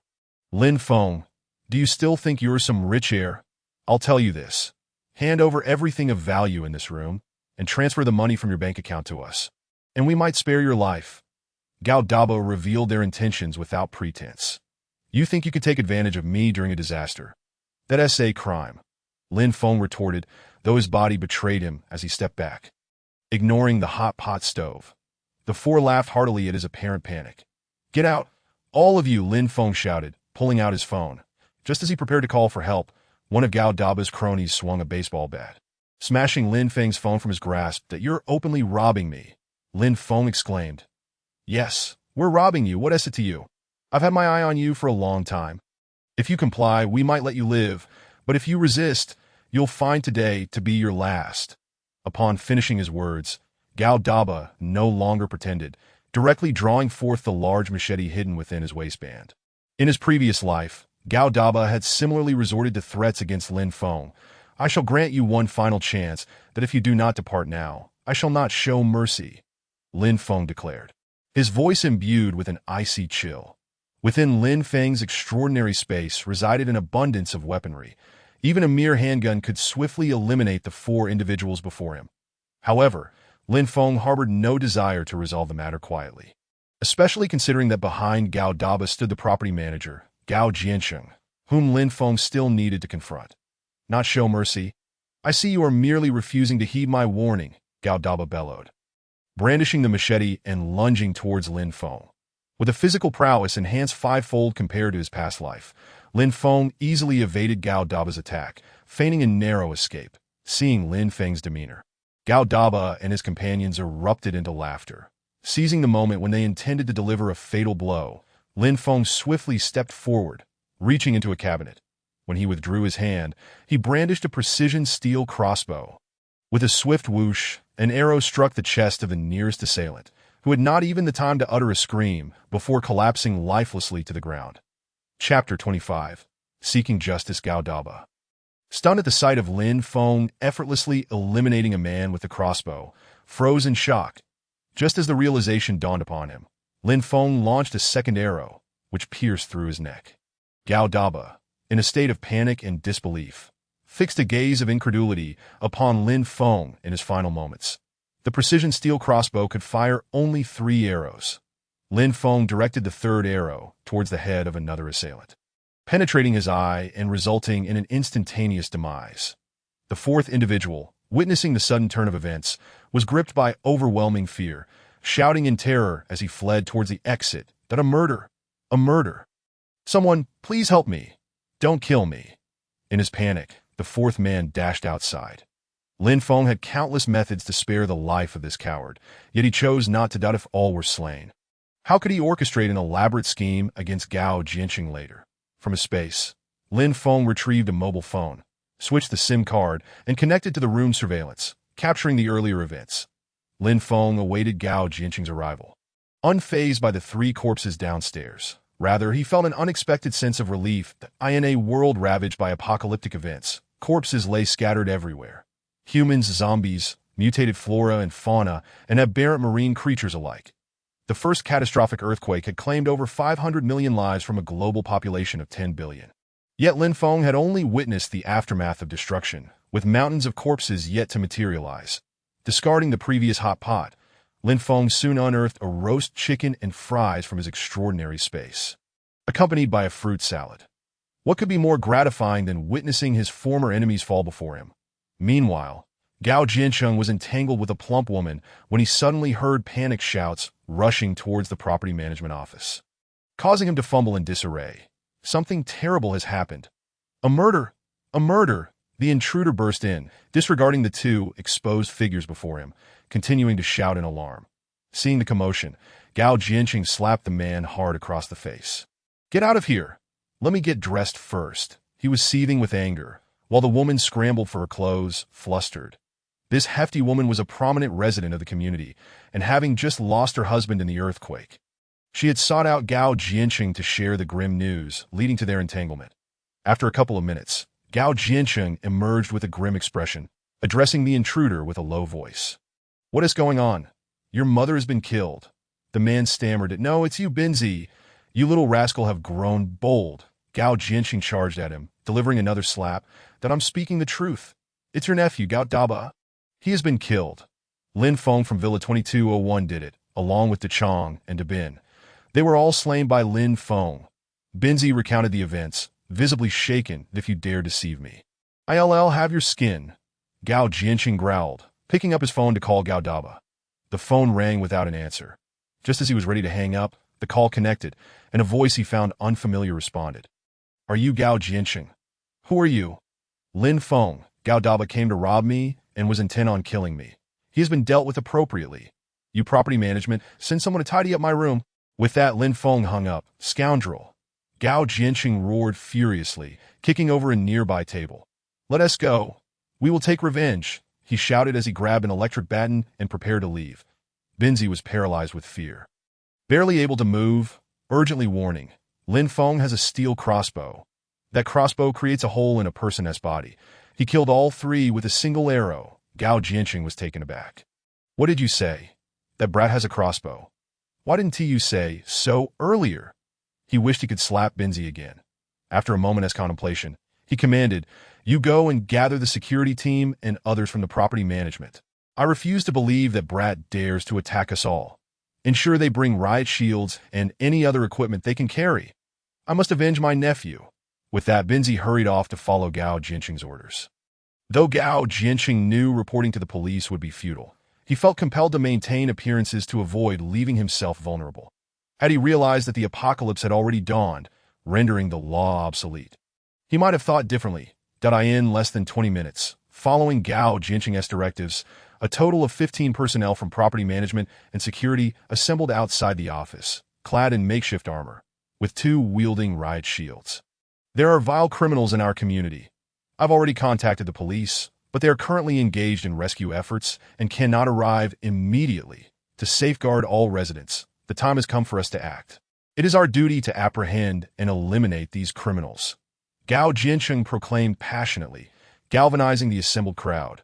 The throng advanced resolutely towards Lin Feng's residence, while Gao Jianqing felt as if he were leading a vast army. Relishing the sensation, he boldly declared within the residents' group that he would rid them of this menace, vehemently condemning Lin Feng as a murderer.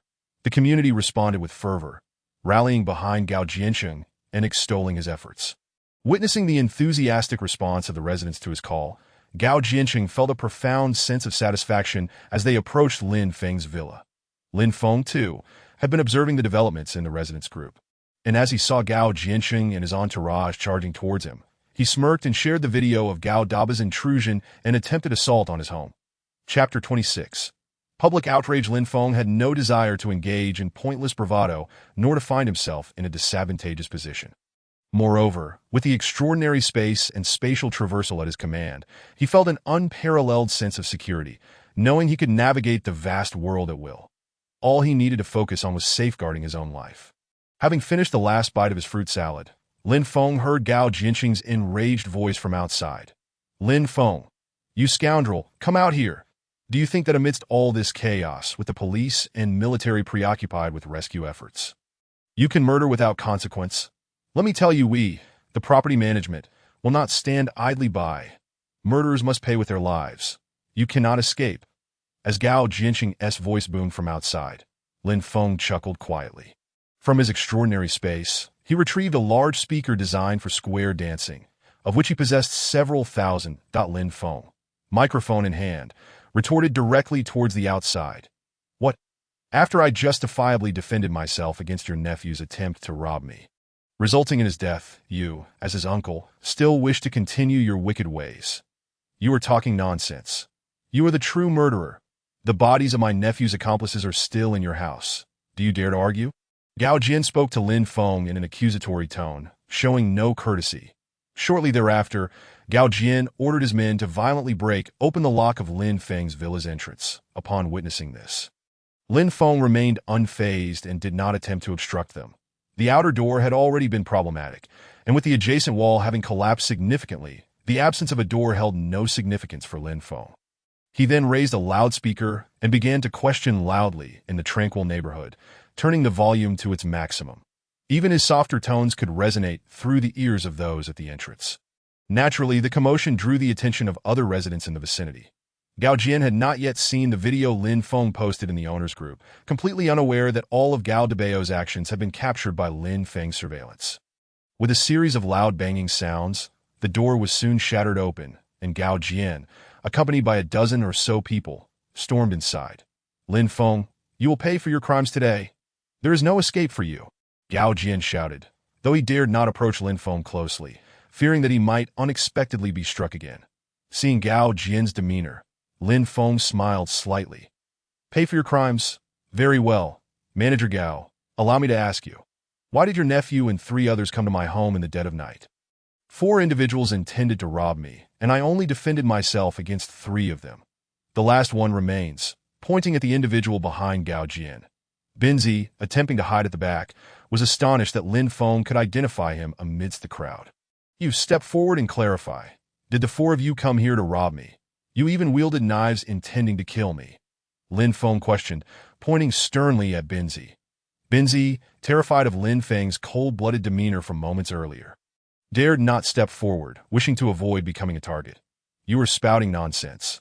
It is you who is truly ruthless and has committed heinous acts." Gao Jian continued to berate Lin Feng. "Manager Gao, you must think carefully before speaking. You cannot simply accuse me because of your nephew's wrongdoing. Or is it that your nephew led his gang to rob me on your orders? Now that Gao Debao has been justifiably killed in self-defense, you come here to rob me again," Lin Feng stated bluntly, his tone almost confrontational. Just as Gao Jian was about to command his men to act, Lin Feng interjected once more, "I say, Manager Gao, if you intend to frame me, shouldn't you first watch the surveillance footage I posted in the owners group before barking orders? I forgot to mention, my home surveillance is an ultra-clear quality." Upon hearing Lin Feng's words, Gao Jian was taken aback, completely unsure whether Lin Feng was speaking the truth. Meanwhile, as the 2 sides argued, neighbors began to gather around. After all, it was a tradition for the people of Xia country to join in on a commotion. Anyone witnessing a quarrel would typically gather to observe. "The video shows that it was your property staff who attempted the robbery. They deserve to die. Are you planning to rob all the owners in the community? Is there no law left?" With such a significant uproar, the onlookers chimed in, urging for the police to be called. Gao Jian, who had initially approached with hostility to confront Lin Feng, was now at a loss for words. "What are you waiting for? Bring up the video for me to see." Gao Jian barked at one of his subordinates. Once the owners in the group viewed the video, a wave of outrage erupted, with furious denunciations directed at Gao Debao and his accomplices. Gao Jian's men struggled to locate the video, but when they finally found it, Gao Jian's expression fell as he watched the footage for less than a minute. Lin Feng observed Gao Jian's face with keen interest. The entire courtyard illuminated brightly, capturing every nuance of Gao Jian's reaction. After some time had passed, Gao Jian, at a loss for words, realized that Gao Debao's attempt to rob Lin Feng was indisputable. He had initially positioned himself on a moral high ground to seek revenge, but now Lin Feng had placed him under public scrutiny.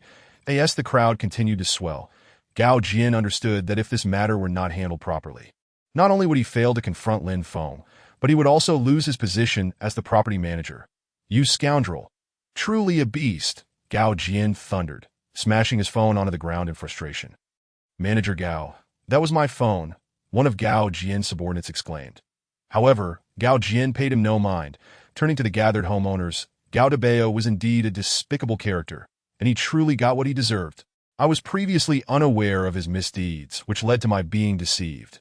Now, seize Binzi and hand him over to the Security Bureau at dawn. As Gao Jian's command rang out, several of his men rushed forward to apprehend Binzi, who tried to protest but was silenced by a cloth shoved into his mouth. Turning away, Lin Feng caught sight of Gao Jin's nearly murderous expression. Chapter 27. Absorption, despicable, truly a scoundrel. After returning from Lin Feng's location, Gao Jin wreaked havoc in the property office. Had it not been for his quick thinking, he would have likely been drowned in a torrent of spittle from the homeowners. After all, Lin Feng had recorded the video and shared it in the owners' group, resulting in the homeowners directing their animosity toward the property management. Even if Gao Jin had little to do with the incident, he endured the brunt of their ire, just as Gao Jin seethed with rage. Contemplating ways to punish Lin Feng and avenge Gao Dabao, Lin Feng had already traversed space and arrived safely at the shelter, which offered greater security. Inside the shelter, Lin Feng enjoyed a peaceful night's sleep. The following morning, Lin Feng first tested his spatial power. Finding that after 12 hours, his internal energy had fully recovered, he retrieved breakfast from the anomalous space and savored it. Presently, even without counting the nearly 5,000 tons of fish he had collected from the Great Lakes, the resources within Lin Feng's space were sufficient for him to survive for tens of thousands, even millions of years. While the supplies could sustain him, he understood that to survive in the apocalypse, he needed formidable strength. Lin Feng had no intention of living in fear, hiding, and in darkness as he had in his previous life. While he was uncertain when other anomalies would manifest, Lin Feng was acutely aware of the fire-type anomaly that had appeared in his community. In his previous life, he had been the first to discover the fire-type anomaly, only to have Gao Dabao snatch it from him the moment he grasped it that time. Lin Feng had been unaware of the anomaly's effects and had relinquished it under Gao Dabao's coercion. After finishing breakfast, Lin Feng traversed space back to the villa. Clutching a skewer of candied hawthorns as he stepped out, he distinctly remembered that the fire-type anomaly had emerged from the flower bed at his doorstep. Holding the candied hawthorns, he paid no heed to the bloodstains left by Gao Dabao and his cohorts, whose bodies had been taken away by Gao Jian at precisely 10 o'clock that morning. Anomalies began to sprout worldwide. Lin Feng watched in astonishment as a vibrant red anomaly plant arose from the flower bed before him, growing to a height of half a meter in less than 10 seconds. As soon as the fire-type anomaly took shape, Lin Feng wasted no time in uprooting it. Lin Feng, don't move. Just as Lin Feng pulled the fire-type anomaly from the ground, the two individuals Gao Jian had sent to monitor him shouted in unison. Despite hearing their shouts, Lin Feng showed no signs of stopping, seizing the anomaly and darting into the villa. With the acquisition of the fire-type anomaly, Lin Feng felt elated that in his previous life, Gao Dabao had become a fire-type anomaly user by consuming this very plant, subsequently dominating several surrounding communities and wreaking havoc. Lin Feng refrained from consuming the fire-type anomaly immediately, instead storing it in his anomalous space. Among the nature types, only the lightning, light, and dark types piqued Lin Feng's interest, with the lightning type possessing the greatest destructive power. Just as Lin Feng secured the fire-type anomaly in his anomalous space, an unexpected scene unfolded before him. Suddenly, the fire-type ability fruit was irresistibly drawn towards the Qinkuan pearl, and in the following moment, it shattered in midair, disintegrating into a pure stream of energy that surged directly into the space ability fruit beneath the Qinkuan pearl. The fire-type ability fruit, which Lin Feng had just acquired, was unexpectedly absorbed by the space ability fruit as nourishment. After absorbing the fire-type ability fruit, the space ability fruit experienced a slight growth. Although the extent of its growth was limited, Lin Feng could distinctly perceive that subtle change. Witnessing this scene, Lin Feng was profoundly shaken that it was evident that other ability fruits could facilitate the growth of the space fruit. And without a doubt, the space ability fruit within Lin Feng's ability space was significantly stronger than the lightning-type ability fruit. Previously, Lin Feng had contemplated gathering a multitude of ability fruits to eventually establish a formidable ability army, but now, that notion was entirely suppressed. He was solely focused on collecting abundant ability fruits to enhance the space ability fruit. Lin Feng was eager to discover what accomplishments awaited him once the space ability fruit reached full maturity and he acquired spatial abilities himself, and how immensely powerful he would become. While Lin Feng was lost in dreams of the future, News of the appearance of ability fruits reached Fuji Wanyi in Neon Country and John in Eagle Country, according to the price Lin Feng said. A complete ability fruit was worth $1 million coins, a staggering profit. As Fuji Wanyi and John busily sought to collect ability fruits, Lin Feng was also actively searching for agents in nearby cities in Xia Country, equally preparing to purchase a significant quantity of ability fruits. According to Lin Feng's memories from his past life, the first wave of ability fruits that descended upon the globe totaled 100,000. Among them, Neon Country boasted over 10,000 ability fruits, while Eagle Country had over 30,000, and Xia Country had a mere 15,000 ability fruits. The ability fruits had appeared on a grand scale 3 times. The first wave yielded 100,000 fruits, the second wave, a month later, saw 1 million fruits, and for the third wave, half a year later, over 10 million ability fruits emerged across the entire blue planet. Concurrently, 1% of humanity was fortunate enough to be chosen and awaken their innate abilities, becoming ability users. Despite the 3 large-scale descents of ability fruits, they remained exceedingly rare in relation to the billions of humans. Moreover, the first wave of ability fruits was the strongest. Many renowned figures from the apocalyptic era of Lin Feng's previous life became ability users during this initial wave. The message Lin Feng posted online immediately garnered considerable attention, with several individuals nearby discovering ability fruits and eager to contact him, uploading captured images.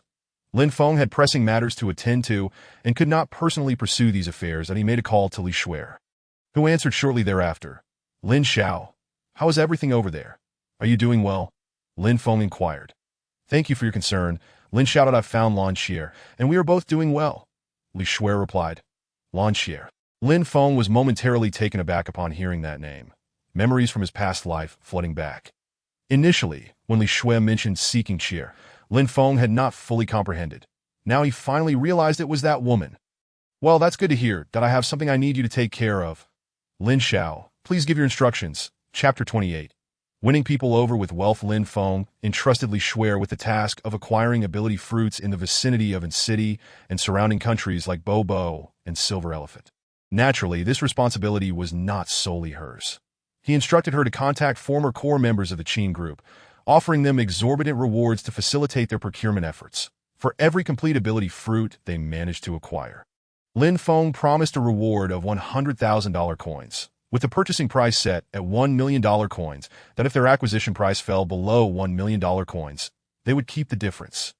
Upon hearing Lin Feng's terms, the core members of the Qin Group's International Trade Department were nearly driven to madness. After confirming that Lin Feng was not jesting, they hurriedly set off to procure ability fruits, overcoming numerous obstacles in their path. Lin Feng currently had over $300 billion coins in his ability space, and at his purchasing price, he could potentially acquire nearly 30,000 ability fruits. Though it was evident he would not be able to procure that many, what Lin Feng aimed to do was seize the opportunity and acquire the highest quality ability fruits available worldwide at a premium price. For an entire day, Lin Feng remained at home awaiting updates. News of the ability fruit acquisitions also reached the ears of those in the property management of City where Lin Feng resided, particularly when they saw images of the ability fruits circulating online, which further convinced them that the fruit Lin Feng had stealthily taken 3 days prior was indeed the same as those being sold for exorbitant prices online. "Are you certain?" Gao Jianqing asked his subordinate. The subordinate glanced at another individual. Both had been monitoring Lin Feng and had witnessed him taking the ability fruit. "Absolutely. I can confirm." Their words ignited a surge of excitement in Gao Jianqing, especially since there had been no prior reports of such ability fruits in the vicinity. Yet, here it was, right in their community, taken by that cursed Lin Feng. "Let's go find that brat." Gao Jianqing gritted his teeth and led his followers toward Lin Feng's villa. The surveillance system in Lin Feng's villa was linked to his mobile phone. Any intrusion would trigger an immediate alert. When the footage revealed Gao Jianqing and his group, a smile crept onto Lin Feng's face. With a swift spatial shift, he appeared at the entrance of his villa. Simultaneously, he retrieved a precision steel crossbow from his space and, through the window, loosed an arrow toward the intruders. With a whoosh, Gao Jianqing instinctively turned his head, only to see a shadow narrowly miss his ear. Upon realizing that an arrow had just grazed him, he felt a surge of dread. Had he not turned at that moment, the arrow would have surely pierced his skull. "Who dares intrude upon my home? Are you all so reckless that you wish to rob me? Lin Feng bellowed at Gao Jianqing and his entourage. Hearing Lin Feng's words, Gao Jianqing transitioned from shock to rage, hurling a stream of invectives in Lin Feng's direction. You bastard! What are you doing? You injured me, and I will take your life. Lin Feng regarded Gao Jianqing with a playful glint in his eyes, utterly disregarding his threats. What? Did I expose your nefarious schemes, and now you're cornered like a rat? Lin Feng retorted without a hint of restraint that you're talking nonsense. We, the property management, saw you take that fruit seedling from the community yesterday. And now it is being sold online for $1 million coins. Since it grew in our community, it belongs to all the property owners. We, the management, have the right to reclaim it and sell it as service fees for the entire community. Gao Jianqing shouted, his tone brimming with self-righteousness. Gao Jianqing had prepared for this confrontation, having already disseminated relevant information in the owners' group. Upon learning that Lin Feng had allegedly appropriated a seedling worth millions of xia coins, the owners' group erupted in a frenzy against him. Lin Feng paid no heed to the owners' group and remained oblivious to Gao Jianqing's machinations. However, once Gao Jianqing arrived, many owners rushed over to watch, with some greedy for petty gains beginning to attack and accuse Lin Feng. Wait, I ask you, how did you know I had that seedling, besides Gao Jianqing and his associates? Did anyone else see me take that seedling? If anyone did, and can describe it, I will immediately allow everyone to search my home. Lin Feng responded sternly, confronting Gao Jianqing head-on. What? Is anyone here a witness? Noticing the crowd's silence, Lin Feng continued, I believe everyone is aware of the grudge between Gao Jianqing and me. He is merely seeking revenge and falsely accusing me of taking some trivial seedling. How ridiculous! I, the heir of the Qin Group, with billions in assets, would stoop to stealing your insignificant seedling for profit. Nonsense. We saw it with our own eyes. Yes, we witnessed it. You stole that seedling. Hand it over.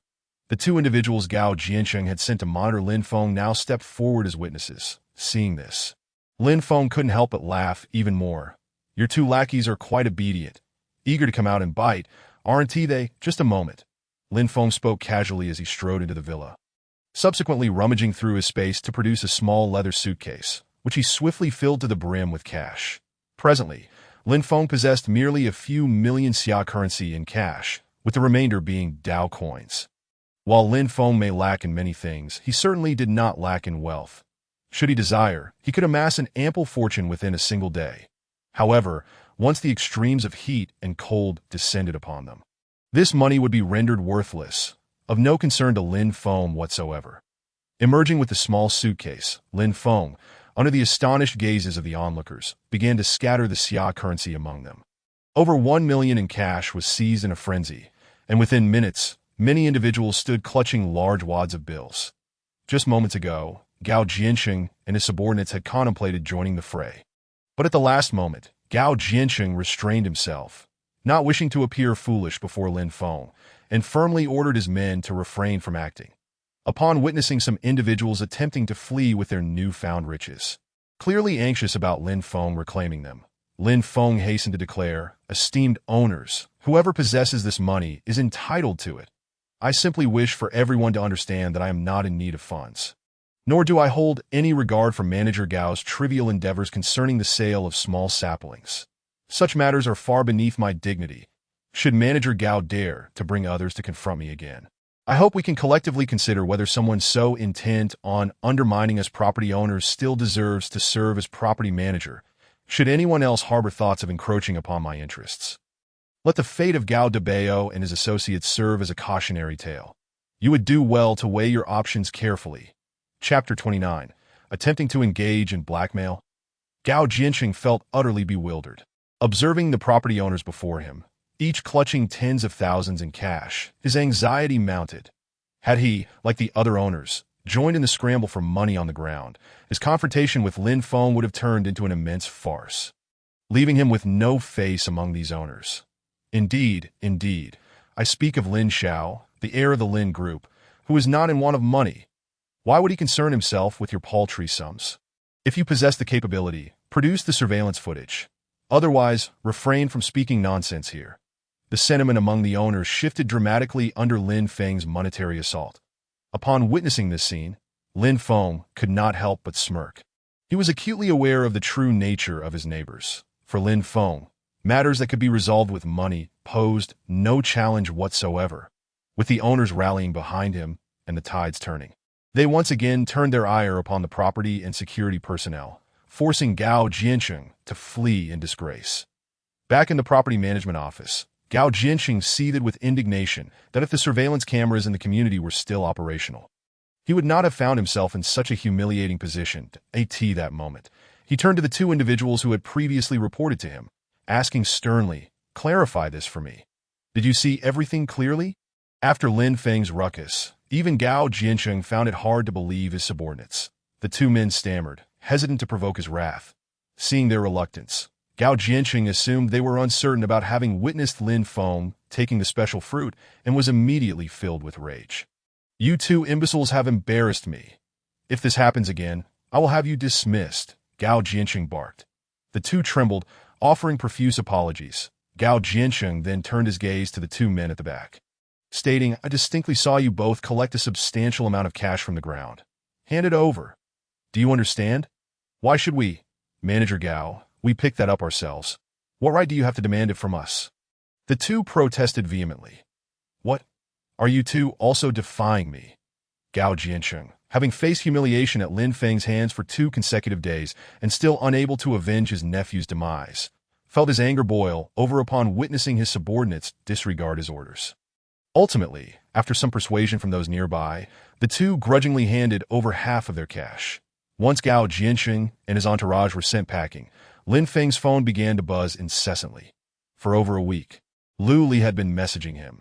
Initially indifferent to her messages, Lin Feng found himself somewhat bored over the past few days. After all, when a woman willingly approached to alleviate his frustrations, he certainly would not be rude. "Tonight at 10, come to my home," Lin Feng replied, then ignored further messages. Meanwhile, in a derelict building temporarily converted into a hotel room, Lu Li was ecstatic to finally receive a response from Lin Feng. After painstakingly returning from Neon Country, she had harbored tremendous resentment towards him, even sending him several resolute messages. However, the aftermath of the recent earthquake left her unable to bear the burdens of her current life. Unable to reach Zhang Dehai and Zhang Guoqiang, she turned back to seek Lin Feng, hoping to latch onto him for support. After responding to Lu Li, Lin Feng paid her no further mind. Just then, he received a call from John, stating that he had gathered 500 special fruit saplings. "Excellent. I have prepared all the cash. I await our meeting for the transaction," Lin Feng replied, after discussing the meeting location. They agreed to meet an hour later. With that, Lin Feng traversed through space, arriving in Eagle Country, where he stumbled upon an abandoned truck left by the roadside. Forcing open the truck's compartment, he discovered it filled with alluring garments. Without hesitation, Lin Feng collected all the items into his space. Following that, he organized 500 million Dao coins into the truck's compartment. An hour later, Lin Feng arrived at the agreed-upon location. Upon seeing John, Lin Feng immediately sensed something was amiss, particularly in John's eyes, which seemed to regard him as prey. Even as Lin Feng approached, John masked his gaze well, yet it remained evident to Lin Feng. He even spotted gunmen lurking not far away. Noticing the unusual atmosphere, Lin Feng, before exiting the vehicle, deliberately reached into the rear compartment and retrieved 250 million Dao coins back into his special space. "Mr. John, it is a pleasure to see you again," Lin Feng greeted with a calm demeanor. According to their prior agreement, the 500 saplings were worth 500 million Dao coins. However, upon inspecting the special fruit, Lin Feng found that nearly 100 of the saplings were not complete, merely bearing fruit. Regardless, the sight of the 500 saplings filled Lin Feng with excitement. "Very well, as per our agreement. Complete plants are valued at 1 million Dao coins each, while incomplete ones are worth 500,000 Dao coins. Altogether, this amounts to 450 million Dao coins. What do you think, Mr. John?" Lin Feng inquired with a smile. "Of course, no problem. For safety reasons, I have brought 200 million Dao coins with me. The remaining 250 million Dao coins will be provided after I depart and give you my address. Is that acceptable?" Lin Feng added, smiling. Previously, Lin Feng had been exceedingly straightforward in his transactions, but now he proposed splitting the payment into 2 installments, which caught John off guard. "Mr. Lin, we did not agree to this initially." "That is true, But our company has since changed its policy. Lin Feng replied smoothly. I suppose it is to ensure the safety of our employees. I trust you understand, Mr. John. Hearing Lin Feng's calm explanation surprised John. The reality was as Lin Feng had surmised. John indeed had intentions of double-crossing him, but Lin Feng's clever maneuver left him momentarily stunned that if he acted against Lin Feng now, he would lose a significant portion of the money. Mr. Lin, how many of these mutated plants does your company still need to acquire? John inquired. From his tone, it was clear he was weighing the pros and cons naturally. We require a substantial number, just as I initially mentioned to you. We will acquire as many as are available. This is of great significance to our company's research. Lin Feng suddenly spoke in a solemn tone. Chapter 30, The Greatest Opportunity for Plunder. After driving away with 500 mutant plants, Lin Feng had scarcely traveled for 5 minutes when he discovered another vehicle by the roadside. He promptly stuffed $250 million bills inside, then informed John of the car's location and license plate number. Once all this was accomplished, those who had been secretly monitoring and tracking Lin Feng finally revealed themselves. With a press of the accelerator, Lin Feng's vehicle surged forward. The current state of chaos in the Eagle Nation was palpable, with rampant looting and destruction occurring at all hours. Noticing that no one was pursuing him, Lin Feng halted the car and stored it entirely within his spatial realm. The moment the compartment opened, he released all 500 mutant plants. This time, Lin Feng positioned the mutant plants farther from the Chinquan Pearl, preventing the spatial fruit from immediately absorbing them. Among the 500 mutant plants, Lin Feng identified one with lightning abilities, 2 with psychic abilities, and 1 of a special type. All 4 of these plants were intact. The remaining 496 mutant plants were sent near the spatial fruit, and before they could approach within 10 meters, they transformed into pure energy, which the spatial fruit absorbed completely. The energy generated from nearly 500 mutant plants was fully absorbed by the spatial fruit. Yet there remained no signs of impending maturity. Far from feeling disappointed, Lin Feng was filled with excitement. The more this occurred, the more it attested to the formidable power of the spatial fruit beneath the Chinquan Pearl. In the next moment, Lin Feng held the lightning fruit in his hand. In his previous life, he had mastered lightning abilities, and thus was acutely aware of their strength. Just as he was about to consume the lightning fruit, the Chinquan Pearl suddenly emitted a faint glow, simultaneously flooding Lin Feng's mind with a warning. The Chinquan Pearl was indeed attempting to prevent him from swallowing the lightning fruit. In the apocalyptic world of his past life, there were indeed strong individuals possessing dual or even multiple abilities, but their most potent powers were almost always their primary abilities. Now, with the Chinquan Pearl safeguarding the spatial fruit, if Lin Feng were to consume the lightning fruit, it would undoubtedly become his strongest talent. Sensing the Chinquan Pearl's admonition, Lin Feng hesitated. Ultimately, he refrained from swallowing the lightning fruit. After all, given Lin Feng's current pace of acquiring mutant fruits, it wouldn't be long before the spatial fruit absorbed enough energy to reach maturity. Lin Feng was eager to discover the formidable strength that a fully matured spatial fruit would bestow upon him. Since he had already arrived in the Eagle Nation, he certainly could not leave so easily.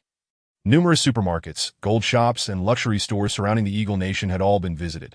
Yet Lin Feng was indifferent to those items that he directly contacted a protective clothing manufacturer in the Eagle Nation, ordering 100,000 protective suits and 10,000 snowmobiles. Despite experiencing an unprecedented earthquake that had completely disrupted their production lines, there remained a substantial stock in their warehouses, with Lin Feng's wealth seemingly inexhaustible. He thought it prudent to procure additional supplies. After contacting them, he transferred $10 million bills as a deposit into their company account, and shortly thereafter, he received a call from John. Mr. Lin, we have received the funds. You truly are a man of your word, John exclaimed with a smile. Had Lin Feng not anticipated John's ulterior motives and taken precautions, it was likely that John would have already sent ambushers to deal with him. Mr. John, I have just contacted headquarters, and they are not particularly pleased with your performance. The quantity of 500 mutant plants is simply too scant. Lin Feng expressed his mild dissatisfaction that we have mobilized all our company's channels and are currently scouring the nation for more mutant fruits.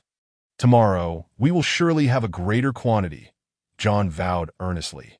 That would be for the best. Additionally, there is one more matter that requires your attention. Mr. John, we also need to acquire a substantial amount of gold and platinum. If you can find a channel, we are willing to pay a premium, Lin Feng added. The gold and silver were intended for his spatial realm, and aside from the Eagle Nation, he planned to acquire more resources abroad after consuming the mutant fruits. Hearing Lin Feng's request, John readily agreed. After meeting with John, Lin Feng felt a surge of unease and urgency. The secret of the mutant fruits was set to be unveiled globally in 3 days. And currently, on the very first day of their emergence, no one dared to consume the fruits. Even those few who had acquired abilities did not dare to proclaim their newfound powers. 3 days later. An ability user with fire powers boasted about his abilities online, which led to the exposure of the mutant fruit secret. This 3-day window was the optimal time for Lin Feng to amass mutant fruits. Lin Feng then made a direct call to Fujiwara Nozomi. Mr. Lin, I was just about to call you. Fujiwara Nozomi's voice brimmed with excitement. Mr. Fujiwara, how many of those fruits have you collected? A total of 1,326. Fujiwara replied, So many? Lin Feng exclaimed, equally thrilled. Indeed. Moreover, we have also located the stones you were looking for. Over 10 pounds of spatial stones. Fujiwara's announcement filled Lin Feng with satisfaction. They arranged to meet in the warehouse 3 hours later. After which Lin Feng proceeded to clear out the remaining items in a large warehouse that had been looted multiple times. Only then did he use spatial travel to arrive in Neon Country. Upon arriving at the appointed time, Lin Feng's expression twitched as he beheld the items Fujiwara had brought forth. It was crucial to note that in the apocalyptic world of his past life, Neon Country's astonishing strength stemmed primarily from its possession of the highest density of mutant fruits. After all, the vast summer country, which was nearly 30 times larger, had only 15,000 mutant plants, while Neon Country boasted over 10,000. Mr. Lin, please inspect these fruits, Fujiwara urged. Like John, Fujiwara had acquired these fruits at a bargain price. John had purchased them at an average of $50,000 bills per plant, while Fujiwara had paid even less, at only $10,000 bills per plant. Fujiwara's beaming smile could not conceal his eagerness, as he envisioned the wealth Lin Feng would bestow upon him. Little did he know, his actions had inadvertently handed Lin Feng the greatest opportunity in the early days of the apocalypse that Neon Country had to offer. After a cursory glance at the mutant fruits, Lin Feng then examined the spatial stones. Just as Lin Feng reached out to touch one of the spatial stones, he felt a stirring within his heart. He distinctly sensed that the spatial fruit within the mutant space was becoming increasingly restless. Chapter 31. Teasing the two women. Everything is in order. Follow me, Lin Feng declared, pulling back the canvas covering a massive truck. The total value of these items, excluding a portion of incomplete plants, amounts to $12 billion bills. Here is $5 billion. The remaining $7 billion will be delivered to your warehouse this afternoon. Lin Feng stated. Of course, no problem. The reason Lin Feng did not hand over all the funds at once was twofold: to prevent a situation like John's and to alleviate Fujiwara's suspicions. Upon witnessing Lin Feng's delivery of such a substantial amount of cash, Fujiwara was elated. Given the aftermath of the colossal earthquake, the banking system and various digital currency transactions had been significantly disrupted. More importantly, the trust in the figures displayed on mobile phones and bank cards had waned among the populace. Consequently, cash had taken on immense significance. Lin Feng also urged Fujiwara to continue gathering the mutant fruits, emphasizing that the headquarters would only be acquiring them for 2 days, hoping Fujiwara would seize the opportunity. Rest assured, Mr. Lin, we will handle this matter diligently. In the coming hours, our branches in several neighboring countries will be vigorously acquiring these plants and stones, Fujiwara affirmed earnestly. Lin Feng nodded and then drove away. Once in a secluded area, Lin Feng carefully set aside 5 special mutant fruits and 3 lightning mutant fruits before sending the remaining mutant fruits to the vicinity of the spatial mutant fruit to allow it to absorb them. After completing these tasks, he initiated spatial travel and returned to An City. The tasks Lin Feng had assigned to Li Shuer were not easily accomplished, and they were not his primary means of acquiring mutant fruits. Nevertheless, when Lin Feng inquired about her progress, he was pleased with her response. Young Master Lin, our international trade department has successfully contacted overseas channels and located 132 of the plants you requested. As for the stones you mentioned, we have yet to find any. I Shuer remarked. You have done exceptionally well. Ensure that they return all those plants with utmost haste. Lin Feng then instructed further. At the onset of the first wave of extraordinary fruits, Lin Feng had the opportunity to absorb a significant quantity of them. Once the secrets of these fruits became publicly known, collecting them again would prove to be a formidable challenge. After a day filled with activity, Lin Feng finally exhaled a sigh of relief after relaying his instructions to Li Shuer. He meticulously examined the spatial fruits within the realm of his extraordinary ability, noting with his own eyes their considerable growth. Based on Lin Feng's estimations, to fully mature an entire plant of spatial extraordinary fruits, a minimum of 10,000 units of energy from these fruits would be required. He could not fathom why this particular plant was so unique, and to truly understand it, he might have to consume it. Nevertheless, Lin Feng was not in a hurry. He gathered all the selected extraordinary fruits and securely stored the 15 pounds of spatial stones. In the apocalyptic world of his previous life, spatial stones were primarily utilized to craft spatial equipment, yet their greatest advantage for spatial ability practitioners lay in enhancing their powers. Spatial stones were scarce even in the apocalypse. And while people remained unaware of their significance, Lin Feng could freely collect them. Just as he contemplated his next steps, his phone alerted him that someone had entered the vicinity of his villa. Upon checking his phone, a smile crept across Lin Feng's lips. Lu Li had arrived. Moreover, she had brought along her close friend, Sun Mingya, who was equally a scheming character that I in his previous life. Sun Mingya and Lu Li were practically inseparable, though their camaraderie was merely superficial. During the cataclysm, they had made Lin Feng's life exceedingly miserable. They ingratiated themselves with Zhang Guoqiang and, after the apocalypse commenced, had come to humiliate Lin Feng and revel in his misfortunes. Recalling the past, Lin Feng's smile turned colder. With a swift spatial shift, Lin Feng returned to the villa, finding the two women hesitating at the entrance that he retrieved his steel crossbow. Were it not for the potential commotion caused by using firearms, which might attract the attention of security personnel, Lin Feng would have already armed himself. After all, the arsenal in his extraordinary space was more than sufficient to obliterate a medium-sized nation. Lin Feng. Are you inside? Lu Li's voice rang out. Lu Li, did you come alone? Upon hearing Lin Feng's voice, Lu Li's hesitance transformed into evident joy. Meanwhile, Sun Mingyao whispered to Lu Li, you must not let him off easily. He treated you terribly in Neon Country. This time, he must compensate us well. Unbeknownst to them, Lin Feng had installed hidden cameras throughout the villa, and he overheard their conversation clearly. Lu Li nodded slightly to Sun Mingyao before calling out. Lin Feng, hurry up and open the door. Mingyao and I have arrived. Just as Lu Li's words fell, the side door of the villa creaked open, and both women, without a hint of suspicion, strode confidently inside. Lin Feng, what is the meaning of this? Why do you treat Lu Li this way? Do you have any idea how heartbroken she has been during this time? Sun Mingyao immediately chastised Lin Feng. Everyone stand down. Do not move. Lin Feng aimed his steel crossbow at the two women. Lu Li and Sun Mingyao, oblivious to the situation, did not heed his warning. Sun Mingyao even attempted to confront Lin Feng directly. I told you not to move. As he spoke, an arrow shot forth, piercing the sofa beside Sun Mingyao. Startled by the sight of the shot-through sofa, she exclaimed, Lin Feng, what are you doing? What do I know about whether you were sent by that scoundrel Gao Jinshen? Lin Feng chuckled coldly. What Gao Jinshen? We don't know him at all.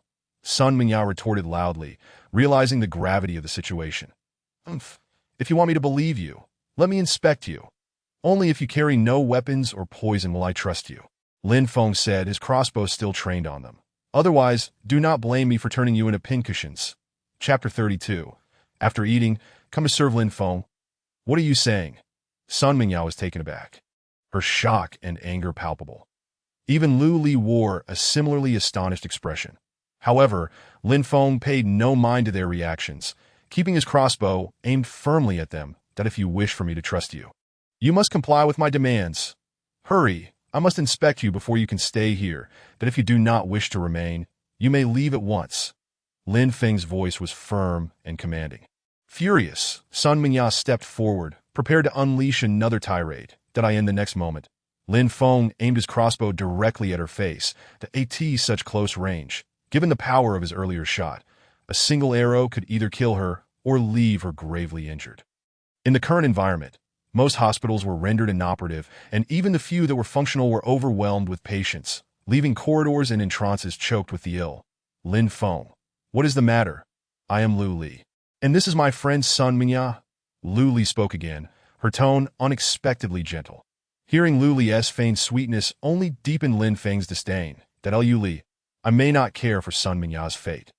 But you are my woman that if you follow my instructions, everything in this villa belongs to you. You can indulge in whatever you desire. Lin Feng continued to coax her. Have you forgotten our days in Neon Country? I only require you to prove your innocence. Is that so difficult? Though Lin Feng's words were full of fallacies, the weapon in his hand rendered the two women mute. Lin Feng, what is going on? Lu Li pressed once more, that I have no time to explain everything, that if you want answers, do as I say. Lin Feng insisted. Realizing that he was not merely bluffing, Lu Li bit her lip and began to comply with Lin Feng's orders.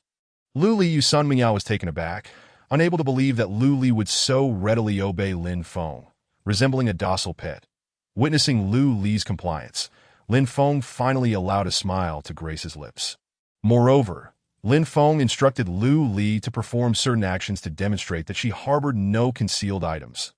After Lu Li complied, Lin Feng turned his gaze towards her once more and stated, If you do not follow Lu Li's example, you should leave immediately. You are not welcome here. Lin Feng's demeanor was imposing, while Sun Mingya cast a pleading glance at Lu Li. They remained oblivious to the fact that the apocalypse had already begun. An order had disintegrated, leaving them clinging to their last vestiges of dignity. Mingya, just do as Lin Feng says, that Lu Li urged, not obstructing his demands. Since the cataclysmic earthquake, neither had changed their clothing, and their current attire bore a foul odor. Naturally, Lu Li wished to discard these garments that Lu Li, Sun Mingya protested, yet upon meeting Lu Li's gaze, she recognized her lack of standing to bargain further with Lin Feng. Ultimately, she acquiesced, much like Lu Li before her. Sun Mingya allowed Lin Feng to inspect her thoroughly. Very well, I now believe that you both have brought no dangerous items with you, Lin Feng declared, feigning distaste. You both should head to the bathroom and wash yourselves. The stench is simply unbearable. As he spoke, he waved his hand in front of his nose in disgust in response. Both Sun Mingya and Lu Li wore expressions of suppressed indignation. Do not bother putting your discarded clothes back on. I happen to have some spare garments here that I can lend you. Just change into them after you finish bathing. Upon hearing Lin Feng's words, the two women wasted no time and hurried to the bathroom on the first floor. Since the onset of the apocalyptic disaster, many have been left without shelter, and the luxury of a refreshing bath like this had become an unattainable dream. The two women spent a full hour in the bathroom, seemingly trying to scrub away layers of grime before finally concluding their cleansing ritual. The clothes are at the door. Please change into them. Once you are ready, come out and have something to eat. When the two women beheld the garments at the entrance, they were utterly astonished. One ensemble was an almost translucent, alluring sheer dress, while the other was an utterly traditional maid outfit. Initially, Lu Li hesitated upon seeing the two outfits. But at that moment, Sun Mingya promptly seized the seductive sheer dress and began to change into it. Observing this scene, Lu Li felt a pang of delayed realization. Despite her profound reluctance, she eventually donned the remaining maid outfit. When the two women emerged, they were met not with the lavish dinner they had envisioned, but merely with 2 boxes of instant noodles and a couple of sausage links. Lin Feng, is this all you're providing us to eat? Sun Mingya exclaimed, clad in the sheer garment, her face a picture of disbelief. What? If you don't wish to eat, you need not, Lin Feng retorted. Do you have any idea how many people are starving outside? Even now, you are being picky. Do you expect me to take you to a 5-star hotel for a feast? Upon hearing Lin Feng's words, Sun Mingya instinctively wanted to retort, but ultimately, upon meeting his gaze, she found herself suppressing her words. That weren't you just asking me why I treated you this way? Lin Feng seized the opportunity to steer the conversation. Eat your meal first. I'll show you a video, and you will understand. With their stomachs already growling, the two women wasted no time and rushed to devour the instant noodles. Meanwhile, Lin Feng played a video showcasing how Gao Daba had barged into his home only to be met with his own demise. The sight left both women in stunned silence. Finish your meal first. Afterward, come to my room. Do you understand? I'm not forcing you. If you don't wish to come, you are free to leave after your meal. Lin Feng said with a smile, then promptly turned and departed. Chapter 33. Continue the plunder. Night fell upon the second floor of the villa. When dawn broke the following day, Lin Feng awoke to discover signs of rummaging in the villa. Upon checking the surveillance footage, he realized it was Sun Mingya searching for supplies that it seemed she intended to pilfer Lin Feng's resources and make her escape. Little did she know that all of Lin Feng's supplies were hidden within an alternate space. And no matter how thoroughly she searched the villa, she would not find a single grain of food. As he glanced at Lu Li, who was sleeping soundly, Lin Feng smirked with satisfaction. When he finally got out of bed and encountered Sun Mingya in the living room, he feigned astonishment. "What are you still doing here?" Lin Feng asked bluntly. "That I'm best friends with Lu Li. Why can't I be here?" Sun Mingya shot back. Lin Feng chuckled. "Did you not hear what I said last night? Since you refuse to come upstairs, you are no longer my guest and cannot partake of anything in my villa." "Lin Feng, don't be excessive. Lu Li and I are the best of friends. How can you treat her this way?" Sun Mingya admonished, adopting a moral high ground. Lin Feng merely laughed. "And what exactly are you? If Lu Li does not wish to come upstairs, I would just as readily expel her." "What is wrong with your vision at this moment? You will face retribution. I'm calling the police. The authorities will not let you off." Sun Mingya threatened once more. Lin Feng nearly burst into laughter at her words. With their level of intelligence, even without his intervention, they would not survive long in this apocalyptic world. "You are truly clever, aren't you? If you do not wish to stay, you are free to leave. Besides, given the current state of society, do you think the authorities will concern themselves with your petty grievances? Mark my words, tonight, if you do not leave immediately, it's your choice." With that, Lin Feng turned and strode away, leaving Sun Mingya seething with anger. The Lin Feng before her was a far cry from the one she had known. He had always been devoted to Lu Li, and now, having prepared himself, he intended to be the most important person in her life. What astonished Sun Mingya was that despite her alluring appearance and the pretense of virtue, Lin Feng remained utterly indifferent. This was entirely beyond her expectations. Lin Feng was well aware of Sun Mingya's thoughts, but he had no desire to engage in any melodrama with her at this moment. Lin Feng had made up his mind. Amidst the chaos engulfing the world, he would seize the opportunity to plunder the mightiest and largest nation. The Eagle Nation boasted unparalleled weaponry and food reserves.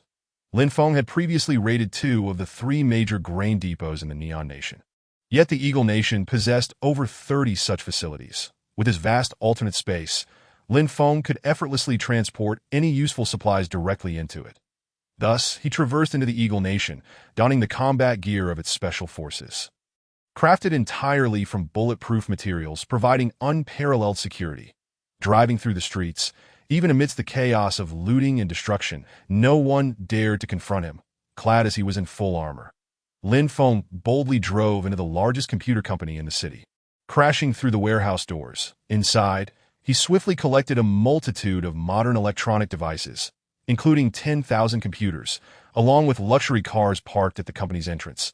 Leaving nothing behind, security personnel, alerted by the commotion, rushed over, only to be met with a merciless barrage of bullets from Lin Feng, whose remains he subsequently stored in his alternate space. While these bodies may appear as mere refuse, they would prove useful later. In a world where life was as expendable as grass, Lin Feng continued his spree, exploring every location where he sensed valuable resources. Even large shopping malls still brimming with supplies were not spared from his relentless plundering. After gathering nearly everything of worth in the city, he heard the sounds of military vehicles from the Eagle Nation, suppressing the rioters outside. Not wishing to linger, he transitioned to the Neon Nation. Without even changing his attire, Lin Feng drove straight to the oil reserves of the Neon Nation, emptying the remaining 2 storage sites of crude oil.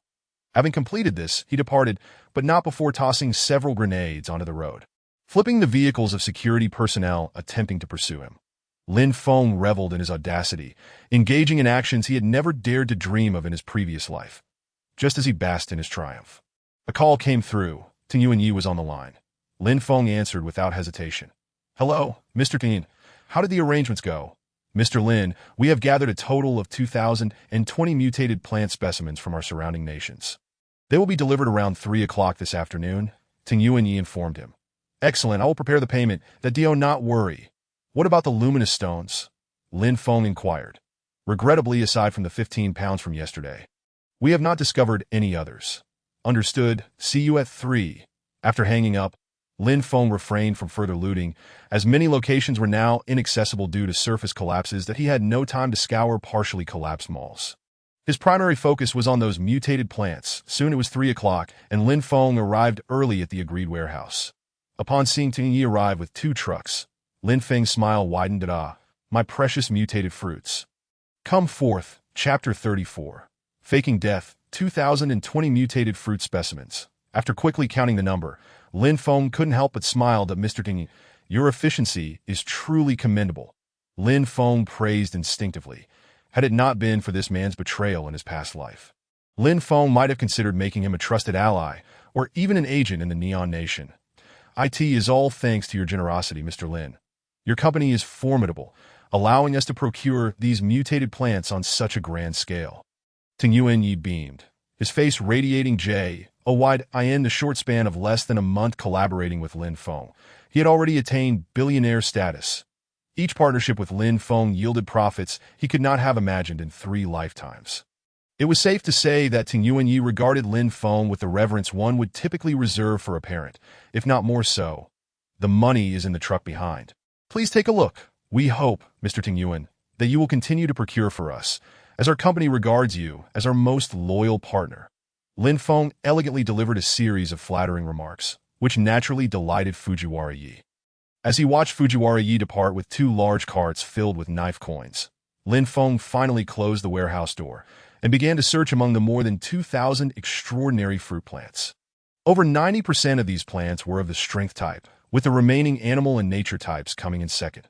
Among the 2020 extraordinary fruit plants, Lin Feng discovered 2 lightning type and 1 mental type fruit plants. In addition to 3 special type fruit plants that he carefully stored these complete specimens, while leaving the remaining 2,000 extraordinary plants to be absorbed by the space fruit. Given Lin Feng's current rate of absorption, it was likely he would acquire around 10,000 extraordinary fruit plants by the next day. After concluding his transaction with Fujiwara Yi, Lin Feng proactively contacted John. Although he was aware of John's underhanded intentions, he recognized that both John and Fujiwara Yi were his primary channels for obtaining extraordinary fruit plants, and thus he could not afford to abandon this opportunity due to potential dangers. Mr. Lin, we have been eagerly awaiting your call. John's voice was tinged with excitement. Upon hearing this familiar tone, Lin Feng sensed something amiss. After years of navigating the apocalypse in his previous life, he had become highly attuned to the voices and intonations of others. It was evident that John's animated demeanor concealed a hint of triumph, as if he had caught a fat sheep. Yesterday, Lin Feng had skillfully countered John's advances, preventing him from acting immediately. It seemed that John was now prepared to strike. Realizing this, Lin Feng engaged in a brief conversation with John before utilizing spatial traversal to return directly to his villa. Before Lu Li and Sun Mingya could notice, he stealthily retrieved the metallic sphere hidden in his room. The survival experience accumulated during the apocalypse proved invaluable, and for Lin Feng, who was fully armed and possessed the ability to traverse space, John's attempt to ambush him was nothing more than a foolish fantasy. Once again employing his spatial traversal, Lin Feng arrived in the Eagle Nation. This time, he had no intention of personally retrieving the cargo. Instead, he simply left the truck filled with knife coins parked by the roadside. Subsequently, he held in his hand an extraordinary fruit peel that had been hollowed out, leaving only a thick outer layer. The metallic sphere fit perfectly inside. Thus, Lin Feng waited by the roadside for John's arrival. As John approached with his men, Lin Feng immediately sensed something was off. John had claimed over the phone that he was bringing 2,000 extraordinary fruit plants, yet the truck behind him clearly could not accommodate such a quantity. It was obvious that John intended to confront Lin Feng. Inside the vehicle, Lin Feng swiftly placed a timed bomb within a corpse, setting the timer to 1 second. Mr. Lin, it has been a day since we last met. And you look exceedingly distinguished, John exclaimed with a grin at Mr. John. Let us dispense with pleasantries and allow me to inspect the goods you have brought. Lin Feng replied, adopting an unguarded demeanor as he stepped forward. Seeing Lin Feng's relaxed posture, John wasted no time in instructing his men to open the truck's cargo area for inspection. Just as Lin Feng grasped one of the extraordinary fruit plants, he suddenly felt the cold barrel of a gun pressed against his waist at Mr. John. What is the meaning of this? Lin Feng's voice turned icy. John chuckled, exuding an air of confidence at Mr. Lin. Might I inquire which company you represent? Furthermore, your company has recently acquired such a significant quantity of precious metals and these mutated plants. What is your true objective? When did you become aware that these mutated plants could grant extraordinary powers? John asked bluntly. Upon hearing this, Lin Feng realized that these individuals had likely already experimented with the effects of the extraordinary fruit. You are all aware? Lin Feng retorted. As they conversed, Lin Feng casually tossed the extraordinary fruit back into the cargo area. John's attention was entirely focused on Lin Feng, completely oblivious to the differences between the two extraordinary fruits. As long as Mr. Lin cooperates, I can guarantee your safety, John reiterated. Lin Feng, however, wore a bitter smile, shaking his head slightly. Are you suggesting that you no longer desire such a sum of money? Of course we do. Now that you are in my grasp, the money has already been brought here. I am quite curious about what kind of company or organization would dare to send a single individual with such a large sum of cash for a transaction, John remarked, amusement dancing in his eyes. Who told you I came here alone? Lin Feng replied fearlessly, though his gaze towards John betrayed a profound sense of despair. This look of despair left John somewhat bewildered. Mr. John, since you have uncovered the secret of the extraordinary fruit and intend to take action against me, you have violated our company's regulations. The company will not spare me, nor will it spare you. I shall await you in hell. Upon finishing his declaration, Lin Feng's expression turned one of sheer shock as he lifted his shirt to reveal a ticking timed bomb. At the sight, John was horrified. As John and his men rushed forward, Lin Feng charged toward John, expertly tossing a button-sized listening device into John's pocket. With a thunderous explosion, the Lin Feng who had surged ahead was instantly reduced to a bloody pulp. In that final moment, Lin Feng had swapped out the corpse in his spatial realm, utilizing spatial traversal to arrive at the rooftop where he had previously placed the metallic sphere to end the climactic finale of his ruse. Lin Feng dashed 10 meters toward John, effectively startling him. Lin Feng had no intention of killing him at that moment. He merely feared the potential destruction of the extraordinary fruits in the cargo area. John, now splattered with blood from the recently exploded corpse, rose from the ground in a state of utter shock upon realizing that the Lin Feng he had confronted was no longer there. You bastard.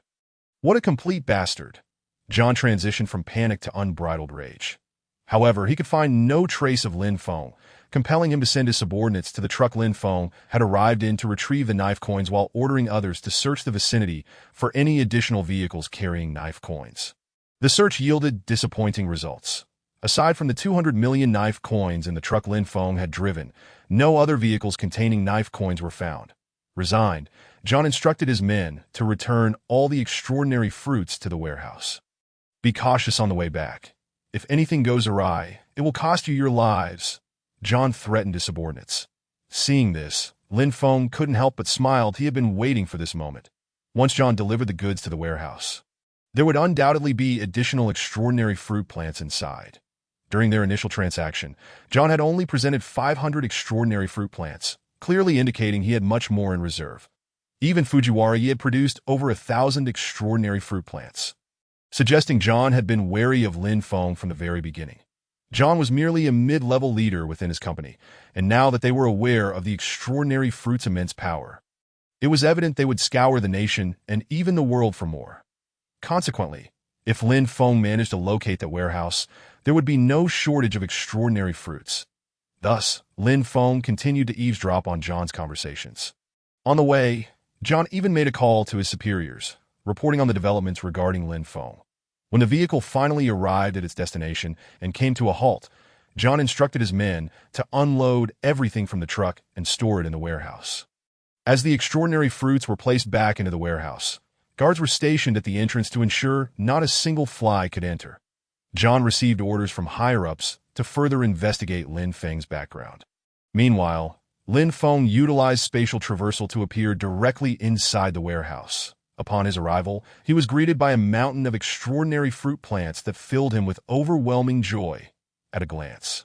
There appeared to be at least 4,000 extraordinary fruit plants. Perhaps due to Lin Feng's prior warning, most of these extraordinary fruits were intact. Lin Feng unceremoniously collected all of them into his extraordinary space. And then, without haste, he refrained from making an immediate exit. Since this was an important warehouse for John's company, it would be remiss of him not to clear out its contents after orchestrating such an elaborate performance. Fully armed, Lin Feng first placed a timed bomb directly on the vault's lock. To his utter astonishment, the explosion merely caused the vault door to warp slightly, failing to obliterate it entirely. Fueled by frustration, Lin Feng decided to retrieve a medium-sized bomb from his anomalous space.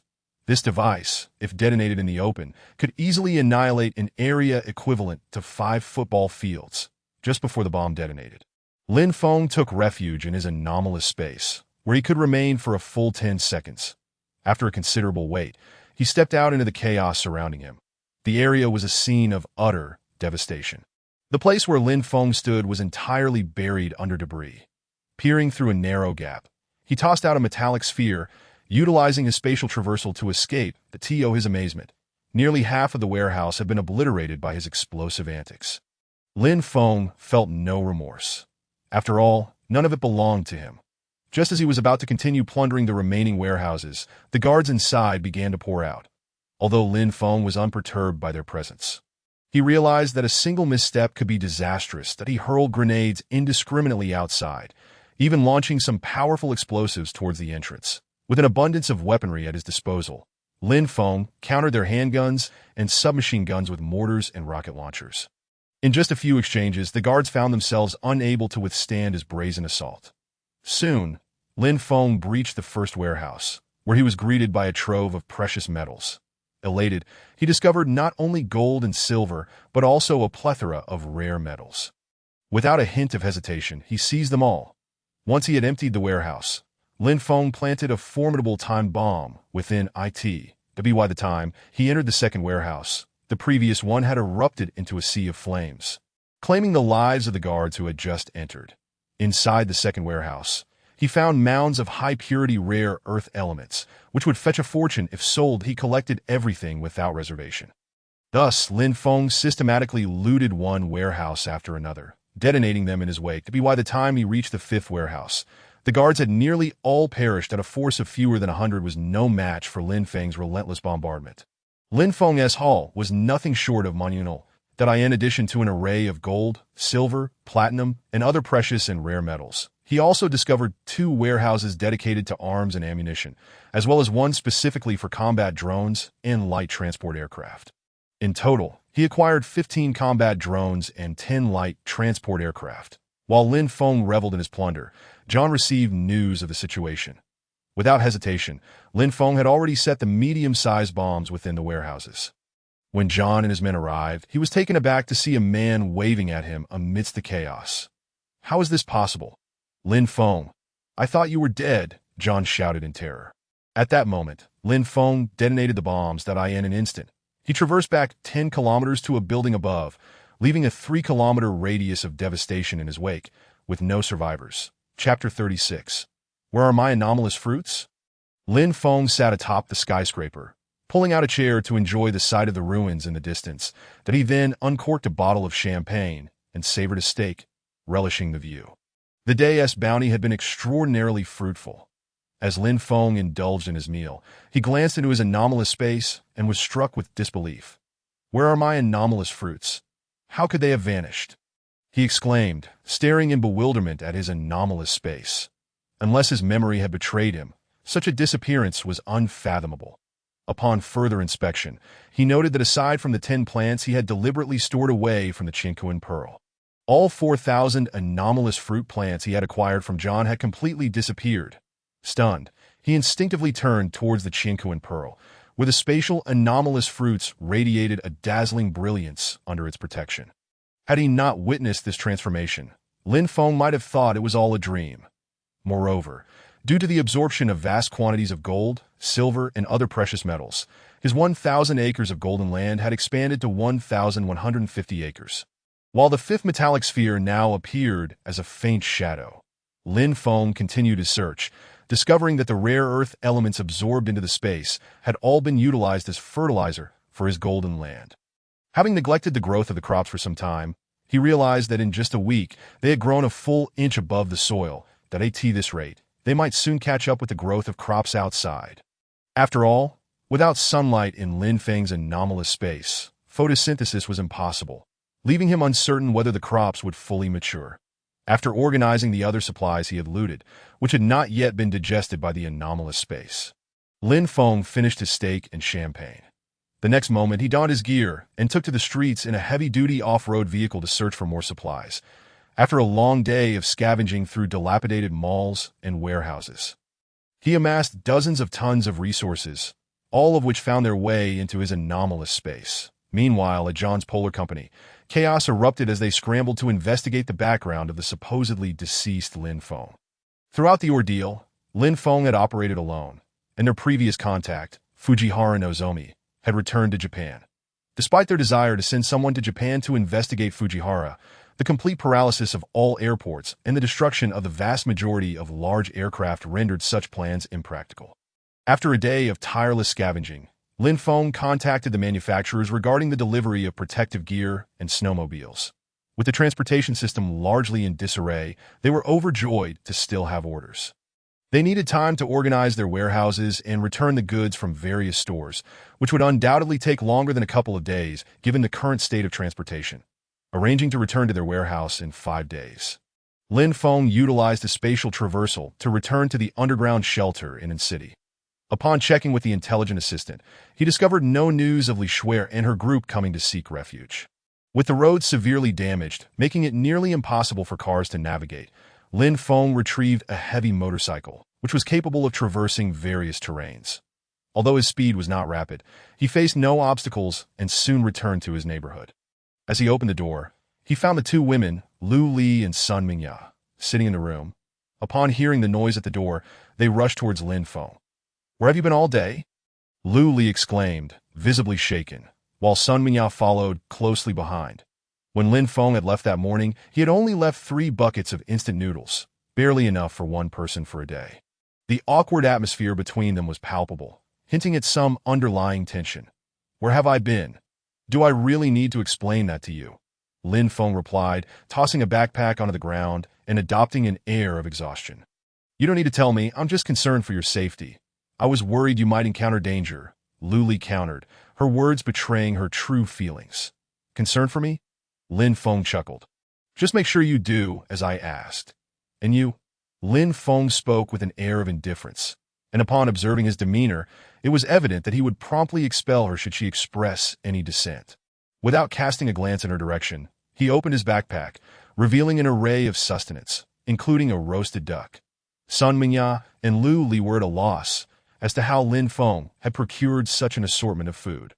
But now, faced with the tantalizing spread, they could hardly recall their previous aversion to its greasiness, especially after enduring days of hunger without so much as a morsel of meat. The outside world lay in ruins, and the power supply had become increasingly erratic. Earlier that day, there had been a 2-hour blackout. Additionally, incidents of looting had begun to surface within the community, accompanied by the harrowing sounds of wailing and despair.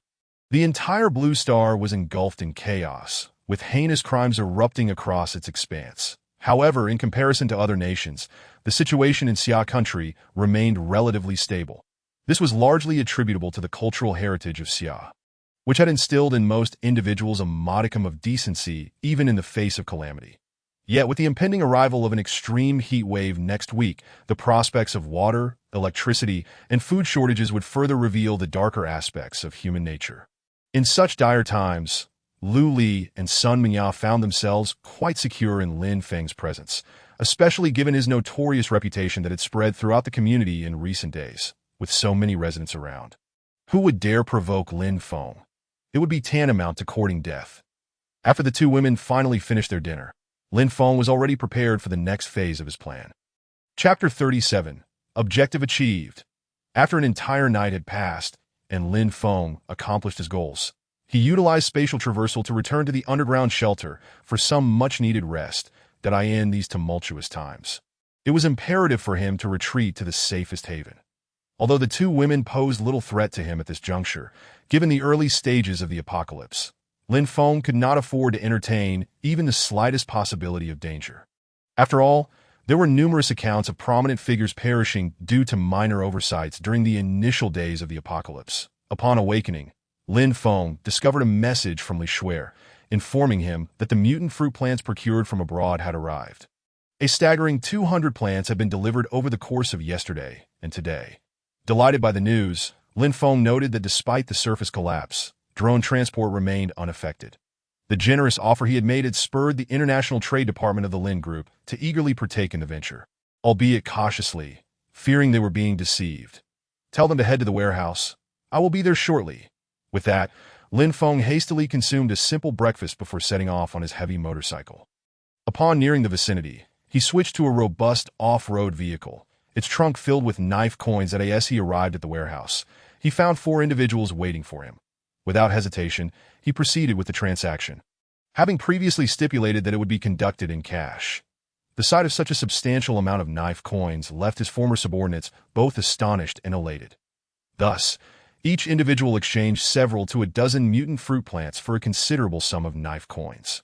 Once the 200 mutant fruit plants had been traded, the trunk of Lin Feng's vehicle was entirely emptied of knife coins. Following their departure, these individuals eagerly set about acquiring more mutant fruit plants, seizing the opportunity for substantial profit. Given that City was relatively close to the countries of Neon and Boba, most were primarily focusing their procurement efforts on Boba, as Neon was separated by a strait and was further complicated by the rampant acquisitions led by Fujihara. Lin Feng placed all 200 mutant fruit plants into the space of his abilities for absorption, noting that none were of the special or lightning types. This realization pained him, as he recalled the 4,000 mutant fruit plants obtained from John in the Eagle Country, wondering how many of those had been special or lightning variants, now all lost. After completing these tasks, Lin Feng traversed through space to arrive in Neon Country, with the gains from yesterday and today. His ability space had absorbed over 8,300 mutant fruit plants that if Fujihara could provide him with an additional 2,000 today, it might be sufficient for the maturity of the space fruits. With this thought in mind, Lin Feng set off, filled with anticipation, toward the warehouse. Due to the destruction of their warehouse, the Eagle Country's company had issued a global warrant for Lin Feng and offered a substantial reward for any information leading to his capture. Unfortunately for them, they possessed no pertinent information regarding Lin Feng, not even a photograph. Lin Feng had taken precautions during his transaction with John, ensuring that even if a photo were taken, his identity would remain unknown. Moreover, John had not even considered that Lin Feng might be involved when he later sought to question him, especially after Lin Feng had detonated the bomb, having already plundered the supplies around the warehouse. Lin Feng continued his spree, particularly targeting the crops still in the ground that had yet to be harvested. The local farmers, engaged in post-disaster reconstruction, were caught off guard by the thunderous roar of Lin Feng's motorcycle. When they turned back, it felt like a surreal dream. An entire bounty of vegetables had vanished without a trace. Lin Feng had uprooted them all, transporting them directly into the golden soil of his ability space for secure planting. Throughout the morning, Lin Feng raided thousands of acres of vegetable and fruit fields, all of which were relocated to the golden soil. Unbeknownst to him, he was uncertain whether these crops could thrive in the golden earth. If they failed to grow, he would simply remove them for storage as backup supplies. Following his frenzied looting, a flurry of calls flooded into the local security office in Neon Country, upon learning that their vegetables had mysteriously disappeared. The officers ceased answering calls. After all, in such dire times, who would assist in recovering stolen produce? As the agreed-upon time approached, Lin Feng returned to the warehouse, where he spotted 3 trucks approaching, prompting a smile to appear on his face. When the vehicles halted, he strode purposefully toward Fujihara, who had promised to deliver 2,600 mutant fruit plants worth 26 billion knife coins. Lin Feng briefly inspected the plants, finding them to be of similar quality to the previous batch. With over 90% intact. Excellent. The money is inside. You may verify it. There were 26 billion knife coins, enough for them to take their time counting. While they checked the cash, Lin Feng began to examine the mutant fruit plants. If not for the need to unload them from the truck, he would have absorbed them all into his space immediately. After half an hour had passed, Fujihara and his team finished counting the knife coins and transferred the 2,600 mutant fruit plants to a nearby truck. With the acquisition of these 2,600 plants, Lin Feng's plans and objectives had finally come to fruition. After the transaction, he addressed Fujihara, saying, "Mr. Fujihara, our company had previously been acquiring these mutant plants for research in both the Eagle Country and Neon Country. However, due to unforeseen circumstances in the Eagle Country, I must ask for your continued assistance in procuring these mutant plants, with prices remaining unchanged. We are also open to purchasing gold, silver, and other precious metals, as well as food supplies. Anything in bulk? Of course. Fujihara beamed with delight. That be by the way, there is something I am curious if Mr. Lin is aware of. Hearing this, Lin Feng's interest was piqued. Could it be that this old fox suspected him of being connected to the incident at the Eagle Country warehouse? Chapter 38. The maturity of temporal fruits. As Lin Feng inquired about Fujihara's comment, he took the opportunity to close the truck's rear compartment, simultaneously absorbing all the mutant fruit plants into his ability space. However, having learned from past experiences, he ensured that these plants were distanced from the Qian Pearl and the spatial fruits to prevent any unexpected absorption. Once all the mutant fruit plants were secured, Lin Feng could no longer contain the smile on his face. Were it not for the potential usefulness of Fujihara, Lin Feng might have been tempted to eliminate him then and there, seeking vengeance for past grievances. Oh, what have you heard? He feigned ignorance that as Fujihara spoke. Lin Feng realized he had overthought the matter. After all, how could Fujihara possibly connect the incident in the Eagle Country to him? In Fujihara's perception, Lin Feng had remained solely within Neon Country and could not feasibly traverse between the two nations so swiftly. This morning, someone abroad released a video claiming that consuming these mutated fruits would bestow miraculous superpowers. I wonder if Mr. Lin has heard of this. Fujihara no, with an expression of utmost seriousness, spoke while his gaze remained fixed on Lin Feng, seemingly seeking to ascertain whether Lin Feng was deceiving him through his eyes. Upon noticing this, a smile crept onto Lin Feng's lips. Having already severed ties with John from Eagle Nation, Fujihara no was now Lin Feng's sole agent abroad. Thus, Lin Feng needed to continue his charade, especially as he awaited Fujihara no to procure supplies for him before the impending extreme heat or cold. Indeed, I have heard of it. Lin Feng replied gravely to Mr. Fujihara. We have collaborated for some time now, and I hold you in high regard. Since you have inquired, I shall share what I know. Upon hearing Lin Feng's words, Fujihara no was momentarily taken aback before adopting a serious demeanor. According to our company's research, not everyone can gain superpowers by consuming these fruits. There are also cases of sudden death. Is that true? Fujihara no exclaimed, visibly shocked that if it were not for the lucrative deal Lin Feng had offered, and the absence of issues during their recent transactions, he would have seriously considered canceling today's deal. However, upon hearing Lin Feng's statement, his previous doubts seemed to dissipate entirely, noticing the lingering uncertainty on Fujihara no's face. Lin Feng smiled again. If Mr. Fujihara doubts my words, you may have those around you test the effects of the fruit. Perhaps you too could acquire such superpowers. Lin Feng's suggestion briefly convinced Fujihara no of his sincerity. After bidding farewell to Fujihara no, Lin Feng closed the warehouse door and instantly traversed space back to his underground sanctuary. While raiding for supplies was crucial, Lin Feng felt that the resources within his ability space were already sufficient. Having acquired such a bounty of supernatural fruits, he was eager to discover whether they could mature the fruits in his space. Lin Feng retrieved all the supernatural fruits from his space and began to select them one by one. His luck was exceptional this time, as among the 2,600 supernatural fruits, he was pleasantly surprised to find 6 lightning-type fruits, 6 psychic-type fruits, and 10 special-type fruits. Additionally, there were 2 light-type fruits and 1 dark-type plant. Despite having handled over 10,000 supernatural fruits, Lin Feng had yet to find a second space fruit, underscoring the rarity and preciousness of such fruits. He set aside the 25 selected fruits and sent the remaining 2,000 supernatural plants to absorb the essence beneath the Qian Pearl. However, to Lin Feng's astonishment, after all 2,000 fruits were absorbed, the space fruit still remained unripe. It seemed as though it was still lacking that final touch, with a determined grit of his teeth. Lin Feng cast the remaining 600 supernatural fruits, specifically the nature and animal type, into the space fruit for absorption. Previously, Lin Feng had felt that the space fruit would mature after absorbing just 10,000 supernatural fruits. Yet reality had proven otherwise. Suddenly, an idea struck him. Many of the fruits he had previously fed to the space fruit were incomplete. Perhaps this was why the maturation had fallen just short. Lin Feng's movements quickened, and after he fed the next 500 supernatural fruits to the space fruit, it suddenly radiated an extraordinarily pure energy that in that instant. Even the Chinquan pearl appeared to dim momentarily before it. Space fruit? No, wait. Just as Lin Feng began to feel perplexed, an inexplicable message flooded into his mind. This was not a matured space fruit, but rather a time-space fruit cultivated under Lin Feng's meticulous care, using an abundance of supernatural fruits and the Qinquan pearl. Time-space fruit, as this revelation dawned on Lin Feng, his mind buzzed with disbelief. In his previous life, he had never heard of such a pinnacle supernatural fruit. Of course, no one could boast the audacity of cultivating it directly using the Qinquan pearl and over 10,000 supernatural fruits as sustenance to bring it to this stage. Lin Feng struggled to comprehend the astonishing scene before him, but it was undeniably real.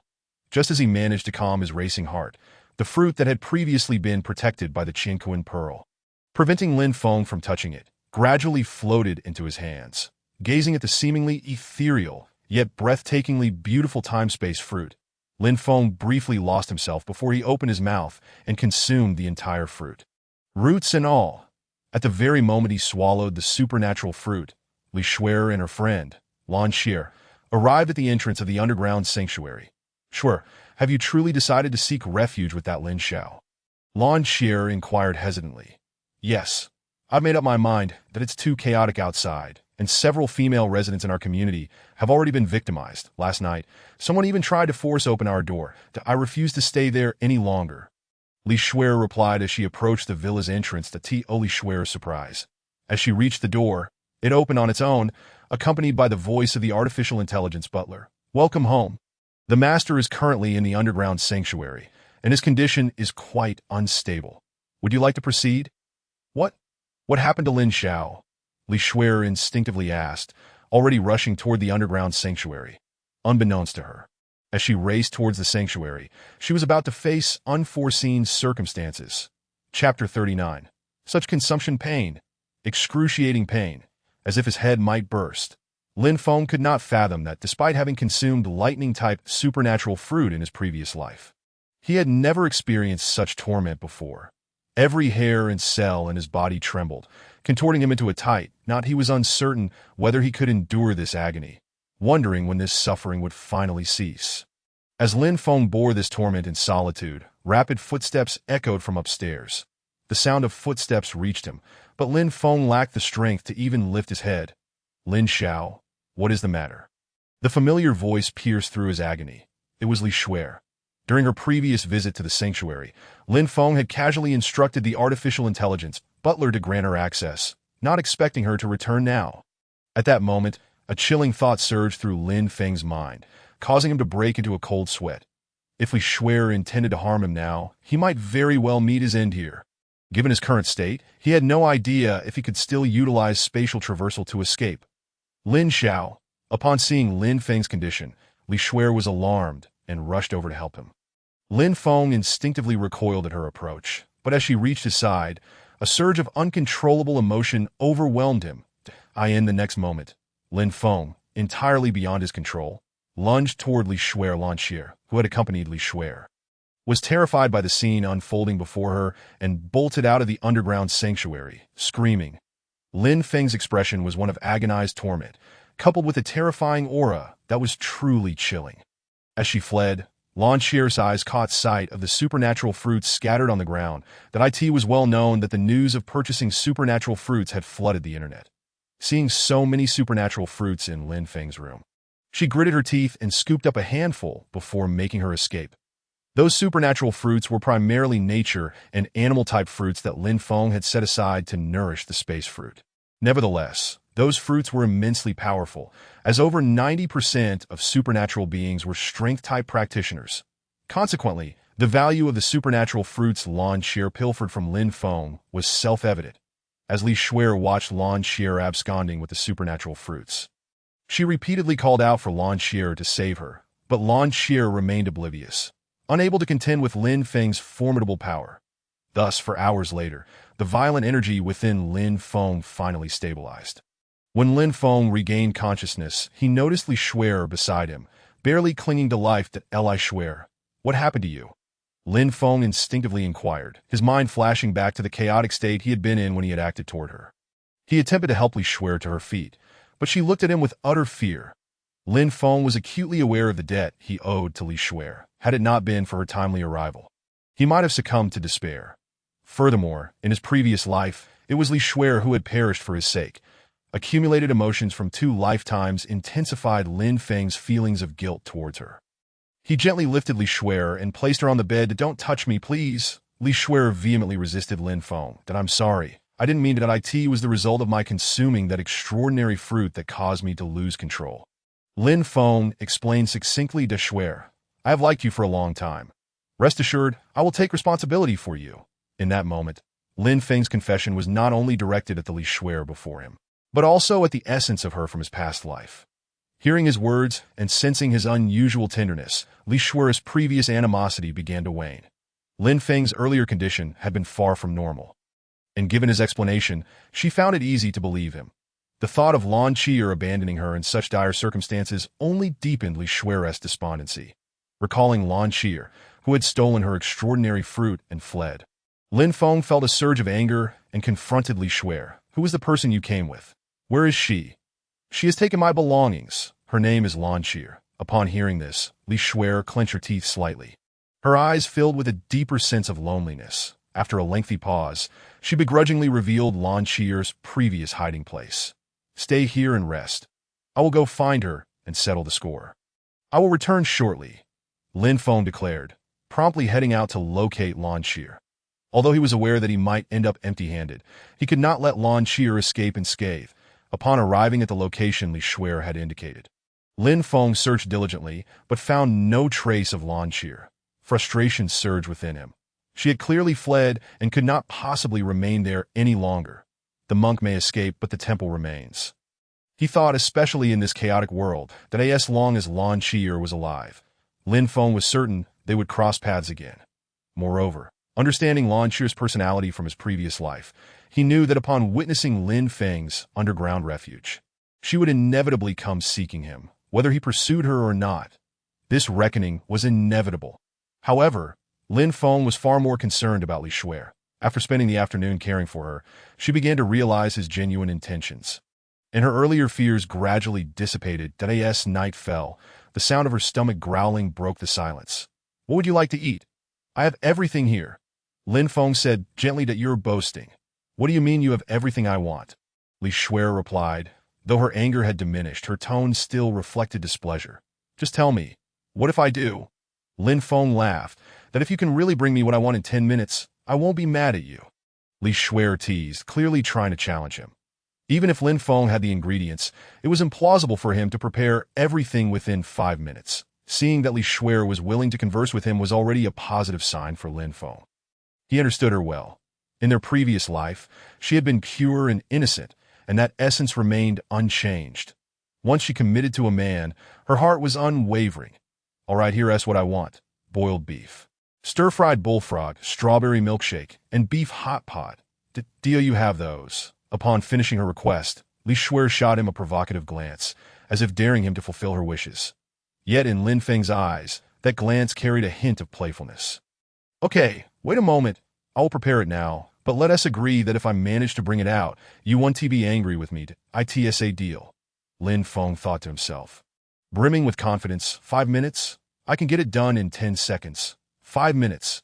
Li Shuer reiterated firmly. Chapter 40. The power of the time-space fruit. Lin Feng exited Li Shuer's room and proceeded to gather the extraordinary fruit plants scattered across the floor into his ability space. He recalled Lan Qi'er's actions and, having reviewed the surveillance footage, understood everything that in his previous life. Lan Qi'er had been a master manipulator, deeply entrenching herself in deception, causing Li Shuer significant harm. When Lin Feng found himself in peril, it was Li Shuer who had attempted to warn him, only to be obstructed by Lan Qi'er. Had it not been for her interference, Li Shuer might have had a chance to escape. In this lifetime, Lan Qi'er continued to be equally nauseating. However, her current behavior would inevitably lead Li Shuer to sever ties with her sooner rather than later. Within 5 minutes, Lin Feng had produced boiled beef, stir-fried bullfrog, strawberry milkshake, beef hot pot, and even some exquisite desserts. When these delicacies were presented before Li Shuer, her jaw dropped in disbelief. "How is this possible? How did you do it?" Li Shuer gazed at Lin Feng, utterly astonished. Lin Feng reveled in the wonder reflected in her eyes that he then clapped his hands and addressed the artificial intelligence butler. Xiao Shui, romantic red. Xiao Shui, romantic red? Li Shuer was completely bewildered. Yet in the next moment, their surroundings were bathed in a soft, pink, romantic light, accompanied by soothing melodies wafting through the air.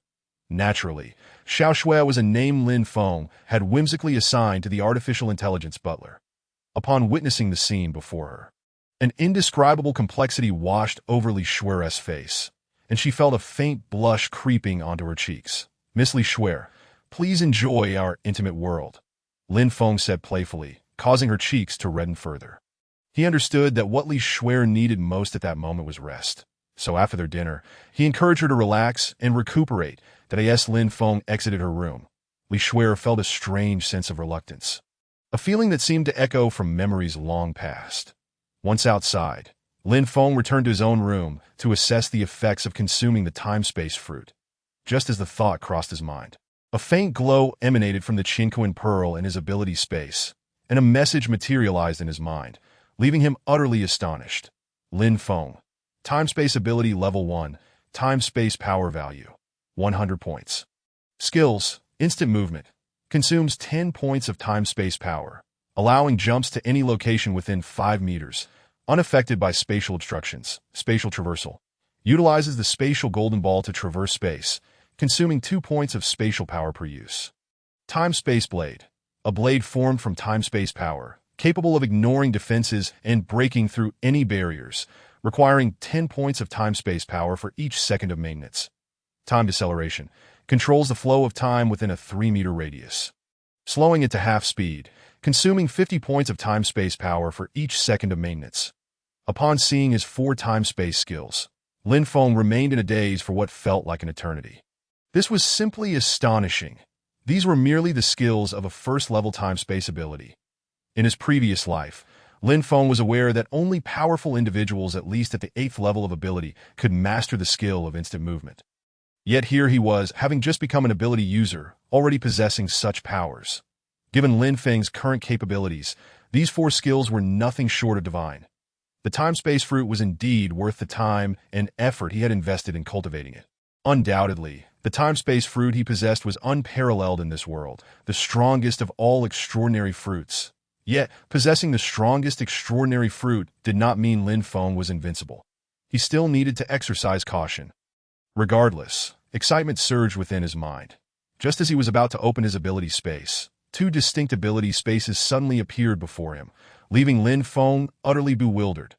One space was the vast, boundless ability space that came with the Qinquan Pearl, while the other was the newly acquired ability space he had obtained after consuming the time-space fruit, measuring an astonishing 10,000 cubic meters. Although Lin Feng could manipulate the ability space within the Qinquan Pearl effortlessly, it always felt somewhat distant. In contrast, the newly acquired ability space felt intrinsically connected to him, as though it were an extension of himself, seamlessly integrated with his very being.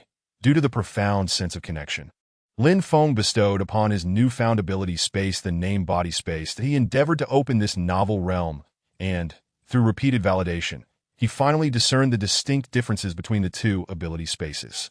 The ability space inherent to the Qinquan Pearl could amass boundless resources. However, once these resources entered the ability space, they remained entirely motionless. When Lin Feng hurled a stone into the body space, it was absorbed within, yet upon release, the stone retained its original velocity and momentum, launching forward with force. In a moment of miscalculation, the stone, having just burst forth from the body space, shattered the television in the living room.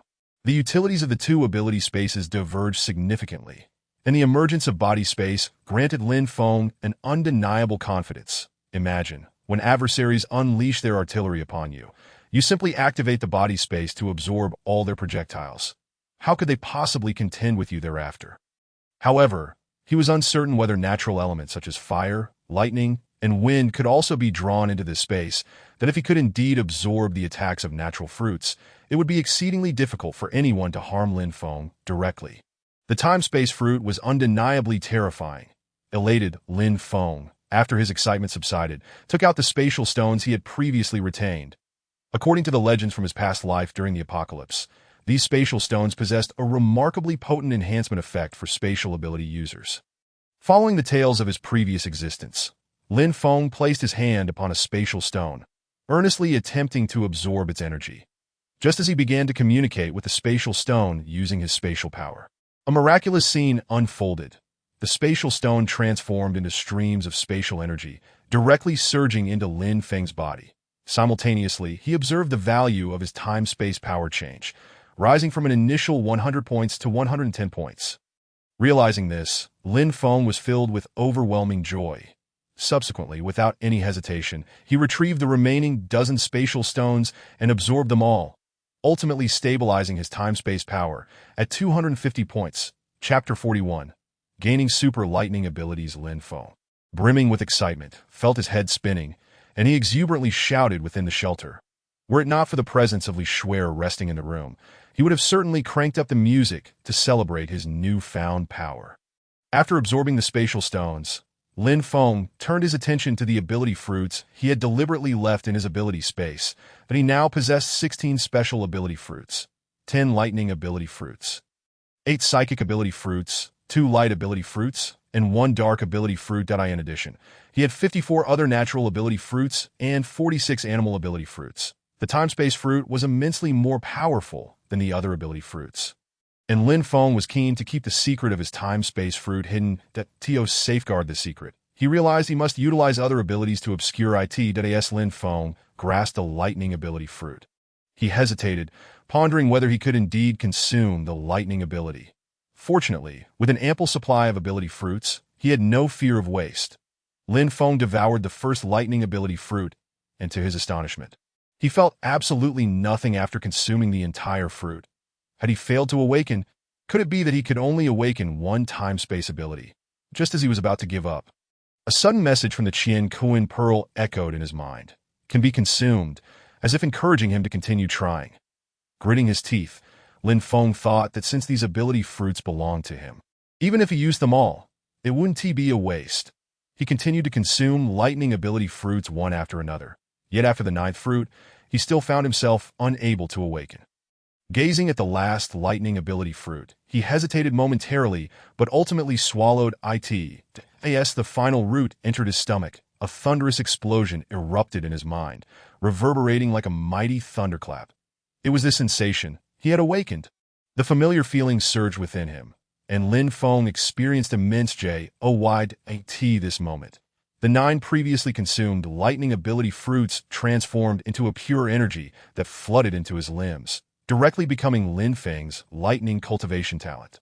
Realizing this, Lin Feng once again communicated with the Qian Kuan Pearl to review his current status.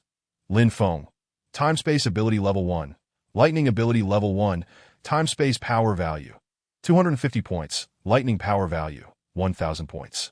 Skills, Instantaneous Movement. Consumes 10 points of time-space power to leap to any location within a 5-meter radius, unaffected by spatial barriers. Spatial Traversal. Utilizes the spatial golden orb to traverse space, consuming 2 points of spatial power each time. Time-Space Blade.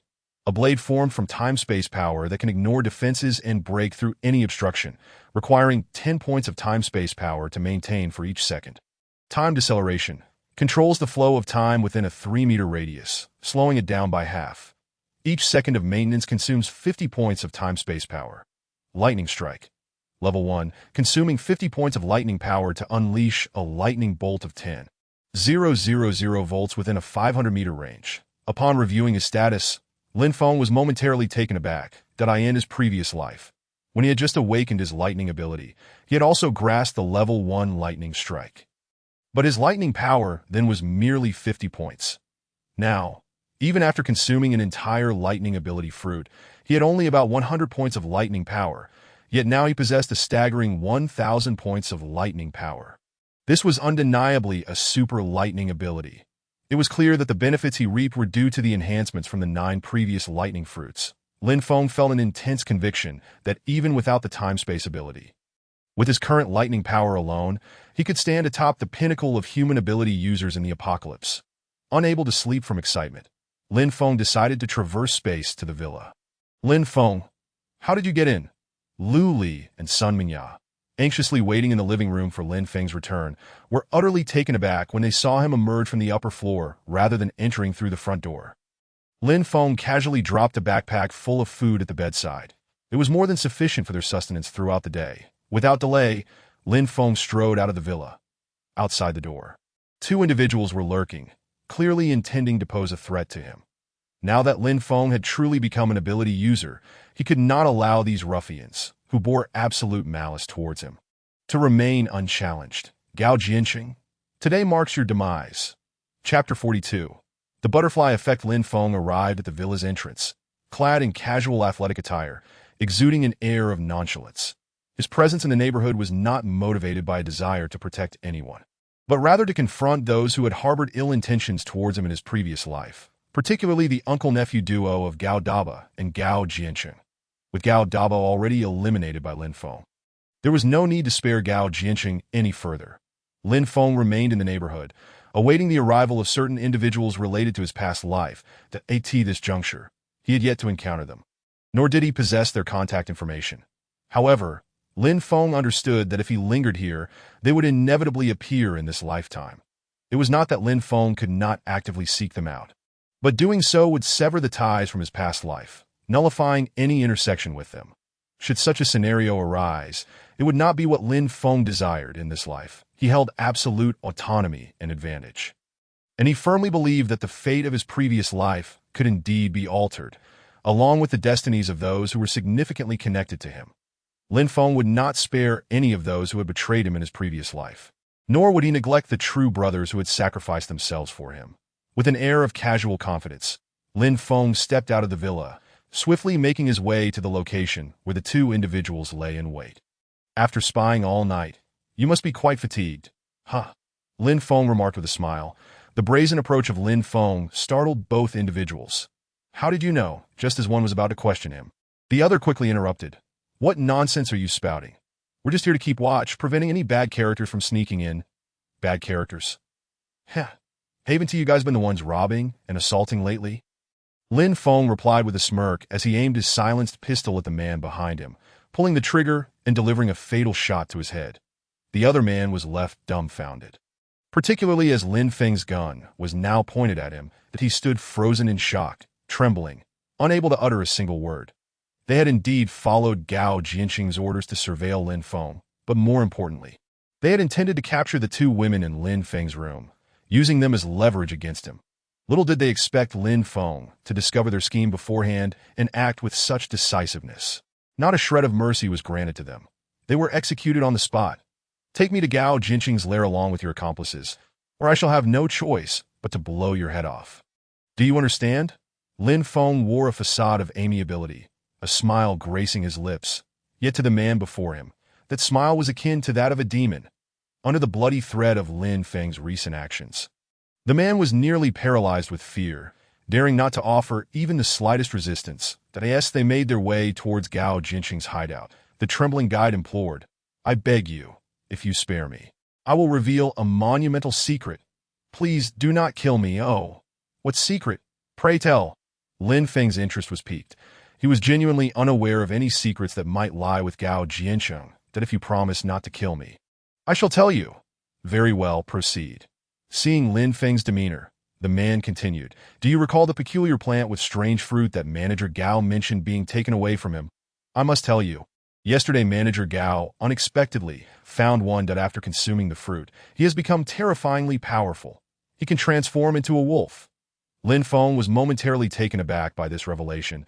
In his previous life, he had never heard of Gao Jianqing consuming a beast-type ability fruit.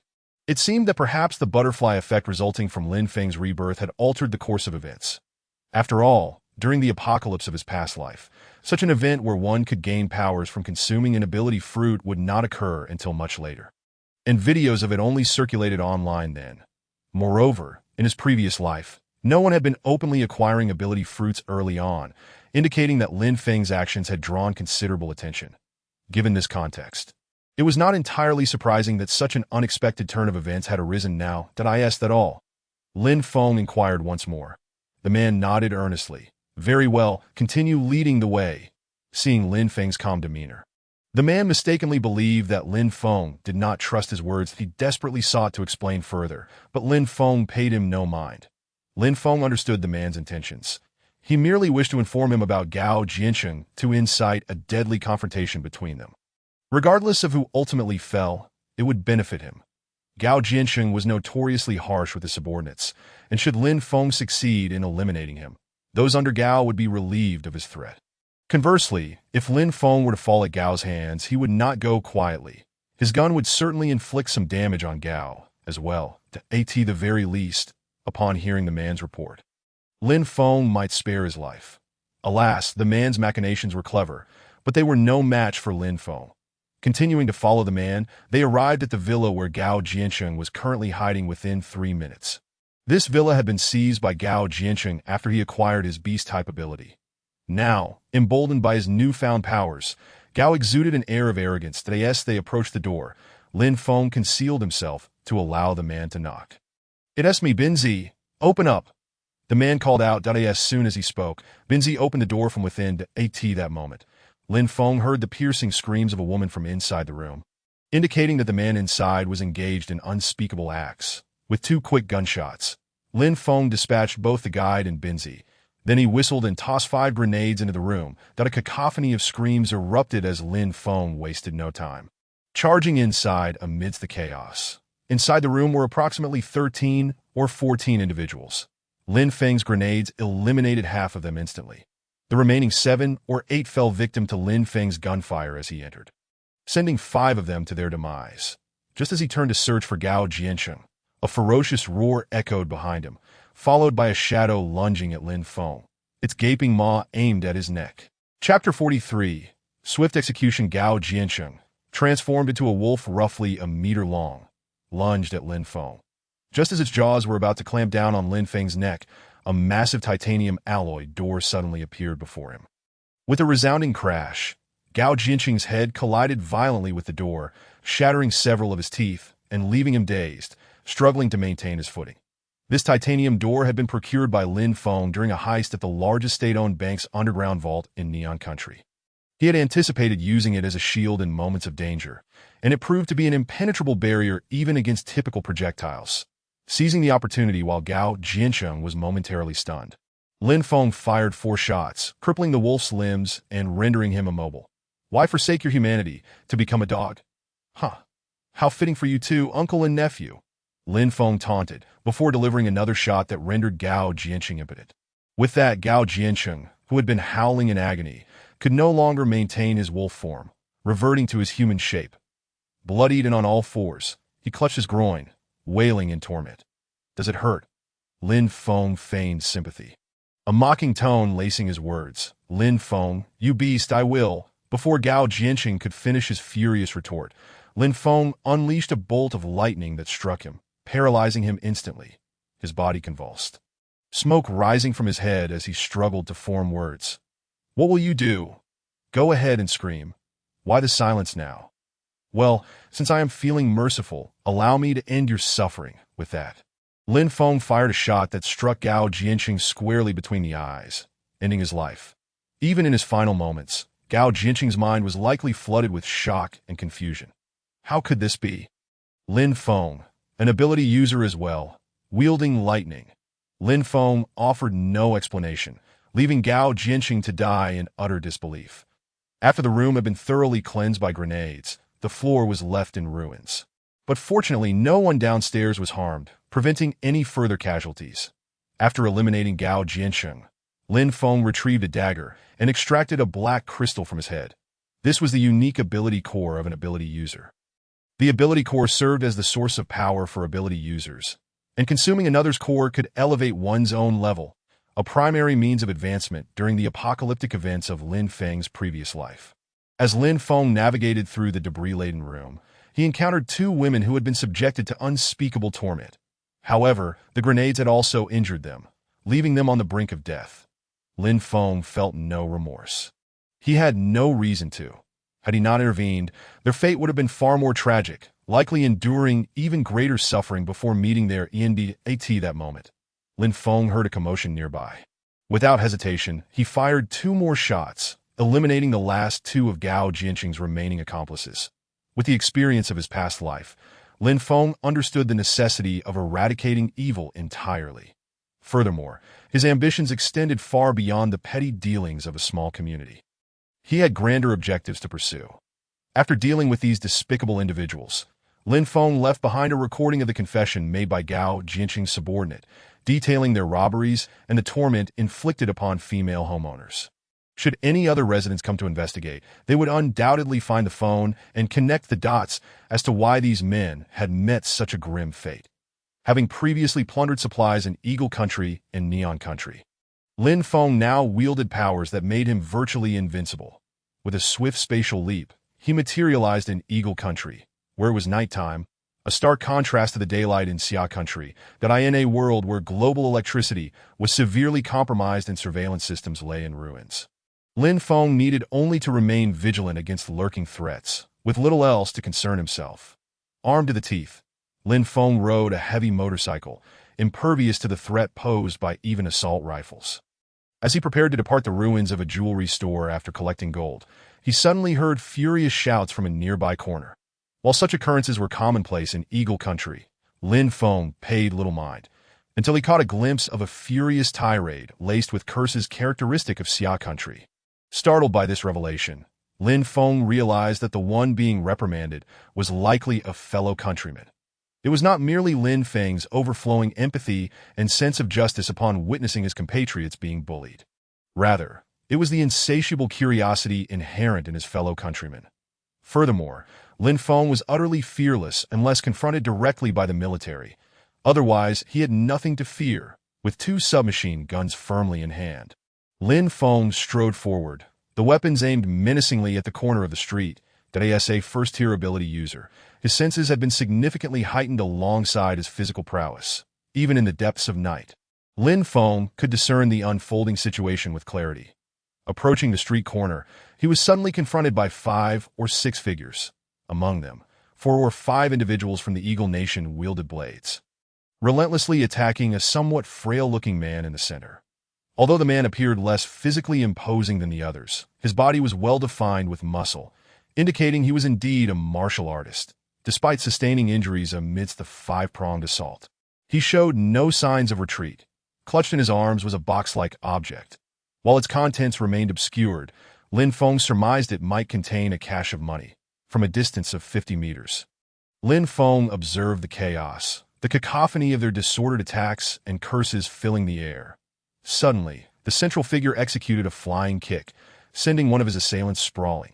However, at that instant, another adversary behind him plunged a dagger into his face. Blood erupted in a violent spray, but fortunately, the man's quick reflexes spared him from a fatal wound, as the dagger merely grazed his features that moment. Lin Feng finally recognized the beleaguered man, and a wave of memories surged forth. It was him, the Magma Scar, one of the top 10 masters from the Eagle Nation in his previous life, also known as one of the 10 Loyal Hounds. Few knew his true name, but he had awakened the power of the Magma Fruit, a fearsome ability that even among human ability users was regarded as a pinnacle of strength, capable of standing toe-to-toe with the Dragon Emperor of the Undead. In the apocalyptic era of his past life, Lin Feng had caught a distant glimpse of the Magma Scar, yet their disparities in strength and status rendered him unworthy of standing before such a formidable figure. More crucially, the Magma Scar possessed a notoriously peculiar temperament, a bloodthirsty killer, a veritable machine of slaughter. Any misstep could easily provoke his wrath and invite catastrophe. No one comprehended why the Magma Scar, despite his overwhelming power, capable of surpassing even his master possessing the Hurricane Fruit, remained unwaveringly loyal, enduring countless insults from the people of Xia without remorse. Rumor had it that he had once been besieged and nearly killed, only to be fortuitously rescued by his master. The Hurricane.it was this life-saving debt that bound the Magma Scar in unwavering loyalty, a loyalty that remained untainted even amidst the treachery and fratricide that plagued the apocalypse.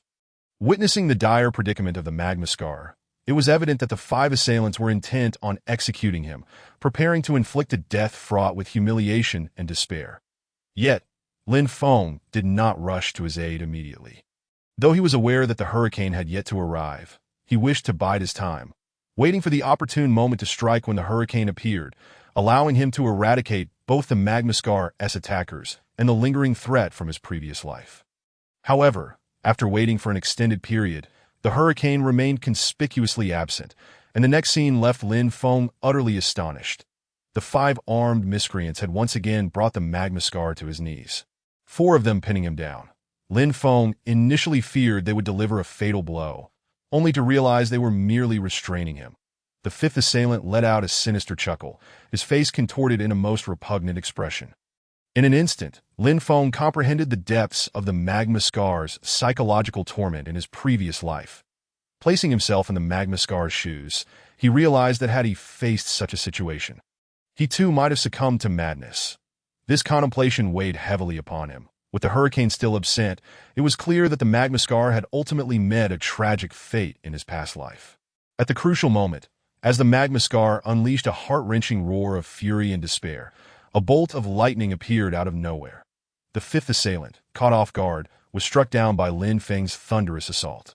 Though 10,000 volts of electricity might not always be lethal, it was more than sufficient to incapacitate an ordinary individual. Subsequently, Lin Feng unleashed a relentless barrage of gunfire from his submachine guns, and the entire skirmish concluded in under 10 seconds. "How are you?" Lin Feng inquired in the language of Xia. Upon hearing Lin Feng's voice, the Magmascar finally regained his composure, and upon witnessing the lifeless bodies of his attackers, he could not contain his emotions, bursting into tears. No rational man could endure such an ordeal without succumbing to despair, especially when nearly subjected to such vile acts. After the Magmascar had wept and released his pent-up anguish, he lifted his gaze to Lin Feng, and then, with fervent sincerity, he knelt before him, repeatedly bowing his head in gratitude. "Thank you for saving my life. I am forever in your debt, and should you ever require my assistance, I shall willingly tread through fire and water," he declared, his tone nearly solemn. Seeing the Magmascar's earnest demeanor only solidified Lin Feng's conviction that he was indeed the formidable figure from his past life. Yet, in observing this scene, Lin Feng could not help but find it somewhat absurd that a man once feared by all, a figure whose very name struck terror into the hearts of the undead, bore the weight of infamy and reproach. Yet here he was, a loyal and righteous soul, steadfast in his devotion. Conversely, those who had called Lin Feng brother had ultimately betrayed him, leading him to his demise in the lair of the Dragon Emperor. What is right? What is wrong? What is good? What is evil? Lin Feng preferred not to dwell on such thoughts. With a premium start to this life, he sought only to follow his heart. "I am Lin Feng." "What is your name?" he asked again. "Lin Xiao," came the response. Lin Feng was taken aback, surprised to discover that the Magmascar share his surname, that it is quite late, and the outside world is perilous. "Why are you still out here?" Lin Feng continued to inquire. Upon hearing Lin Xiao's explanation, Lin Feng came to understand the situation. Lin Xiao had not ventured out to commit robbery, as Lin Feng had initially suspected, but rather to procure baby formula. The box he had clutched was a can of formula he had painstakingly managed to find, albeit it was intended for elderly individuals. Nevertheless, it was better than nothing. Without sustenance, his child would likely perish from starvation. "Where is your child? Take me to them. Will they be safe in your absence?" Lin Feng asked earnestly. Taken aback by Lin Feng's inquiry, Lin Xiao seemed to suddenly realize the gravity of the situation. After all, he had just endured a harrowing brush with death, and it was entirely reasonable for his mind to momentarily falter. Just as Lin Xiao and Lin Feng prepared to depart, a vehicle abruptly came to a halt mere 5 or 6 meters away from them. As the door swung open, Lin Feng's gaze fell upon a familiar face, and he was momentarily stunned.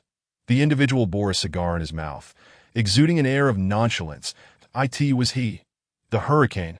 If Lin Feng had held even a sliver of doubt regarding the identity of the Magmascar, the appearance of the hurricane eradicated any lingering uncertainty.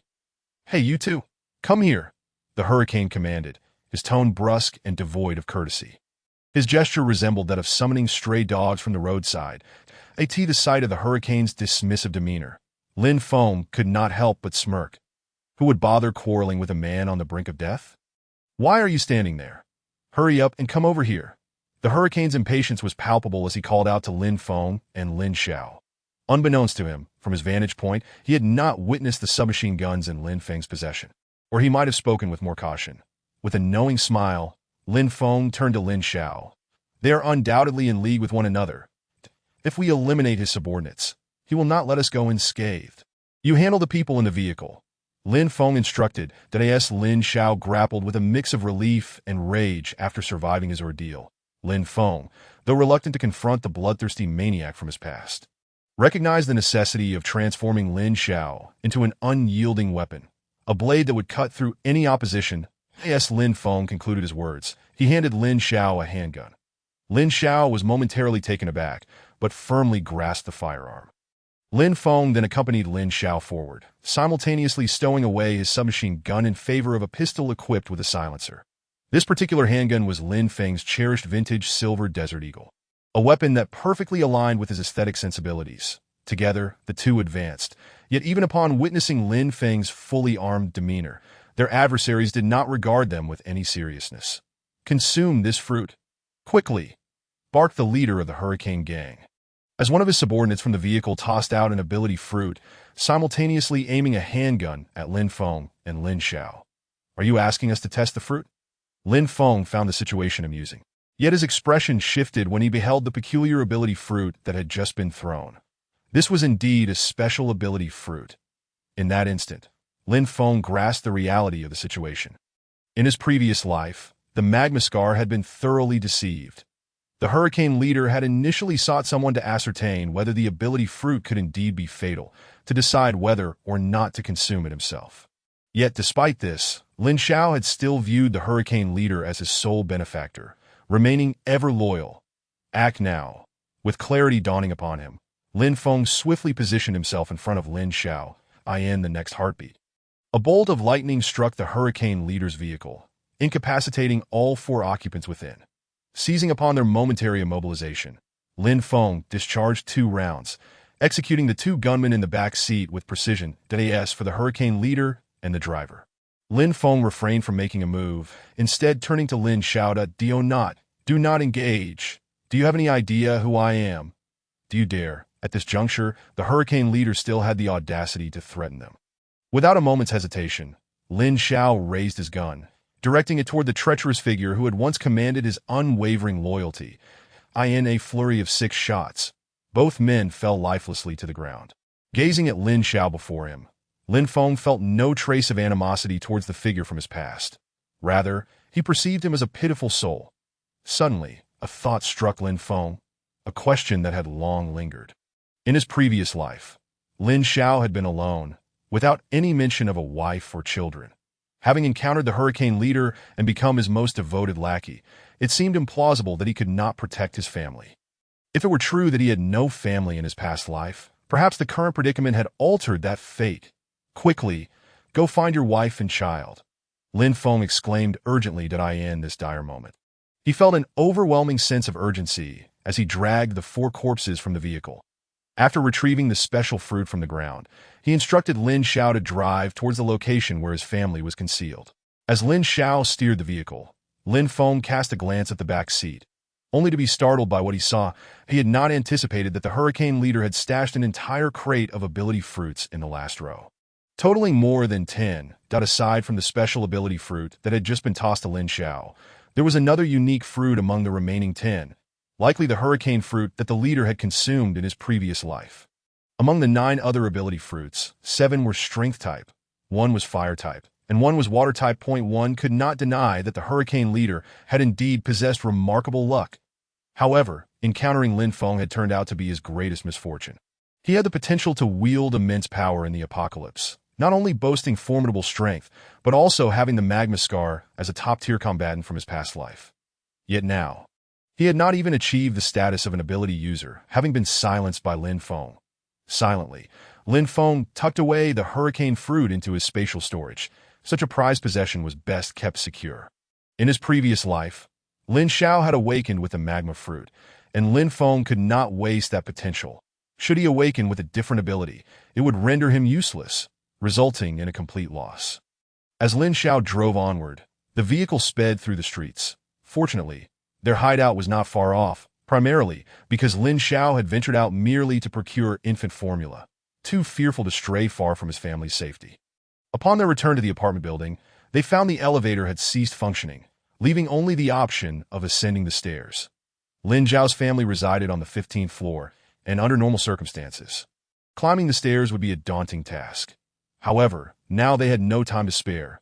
Lin Feng, having undergone bodily enhancement, found the ascent trivial, while Lin Xiao, exhausted from the earlier confrontation, struggled to keep pace. Observing this, Lin Feng took it upon himself to grasp Lin Xiao and propel him upward. Had Lin Xiao not maintained some awareness and resolve, Lin Feng likely would have dragged him up the stairs entirely. Upon reaching the 15th floor, they were met with the sounds of banging and anguished screams. Jing jing! Jing jing! Lin Xiao cried out, dashing toward the source of the commotion. Just as he reached his apartment door, he witnessed someone relentlessly smashing the entrance, having already breached it halfway. Had Lin Feng and Lin Xiao arrived even a moment later, the consequences would have been dire. You all deserve to die. Lin Xiao roared, his handgun firing mercilessly at the assailants.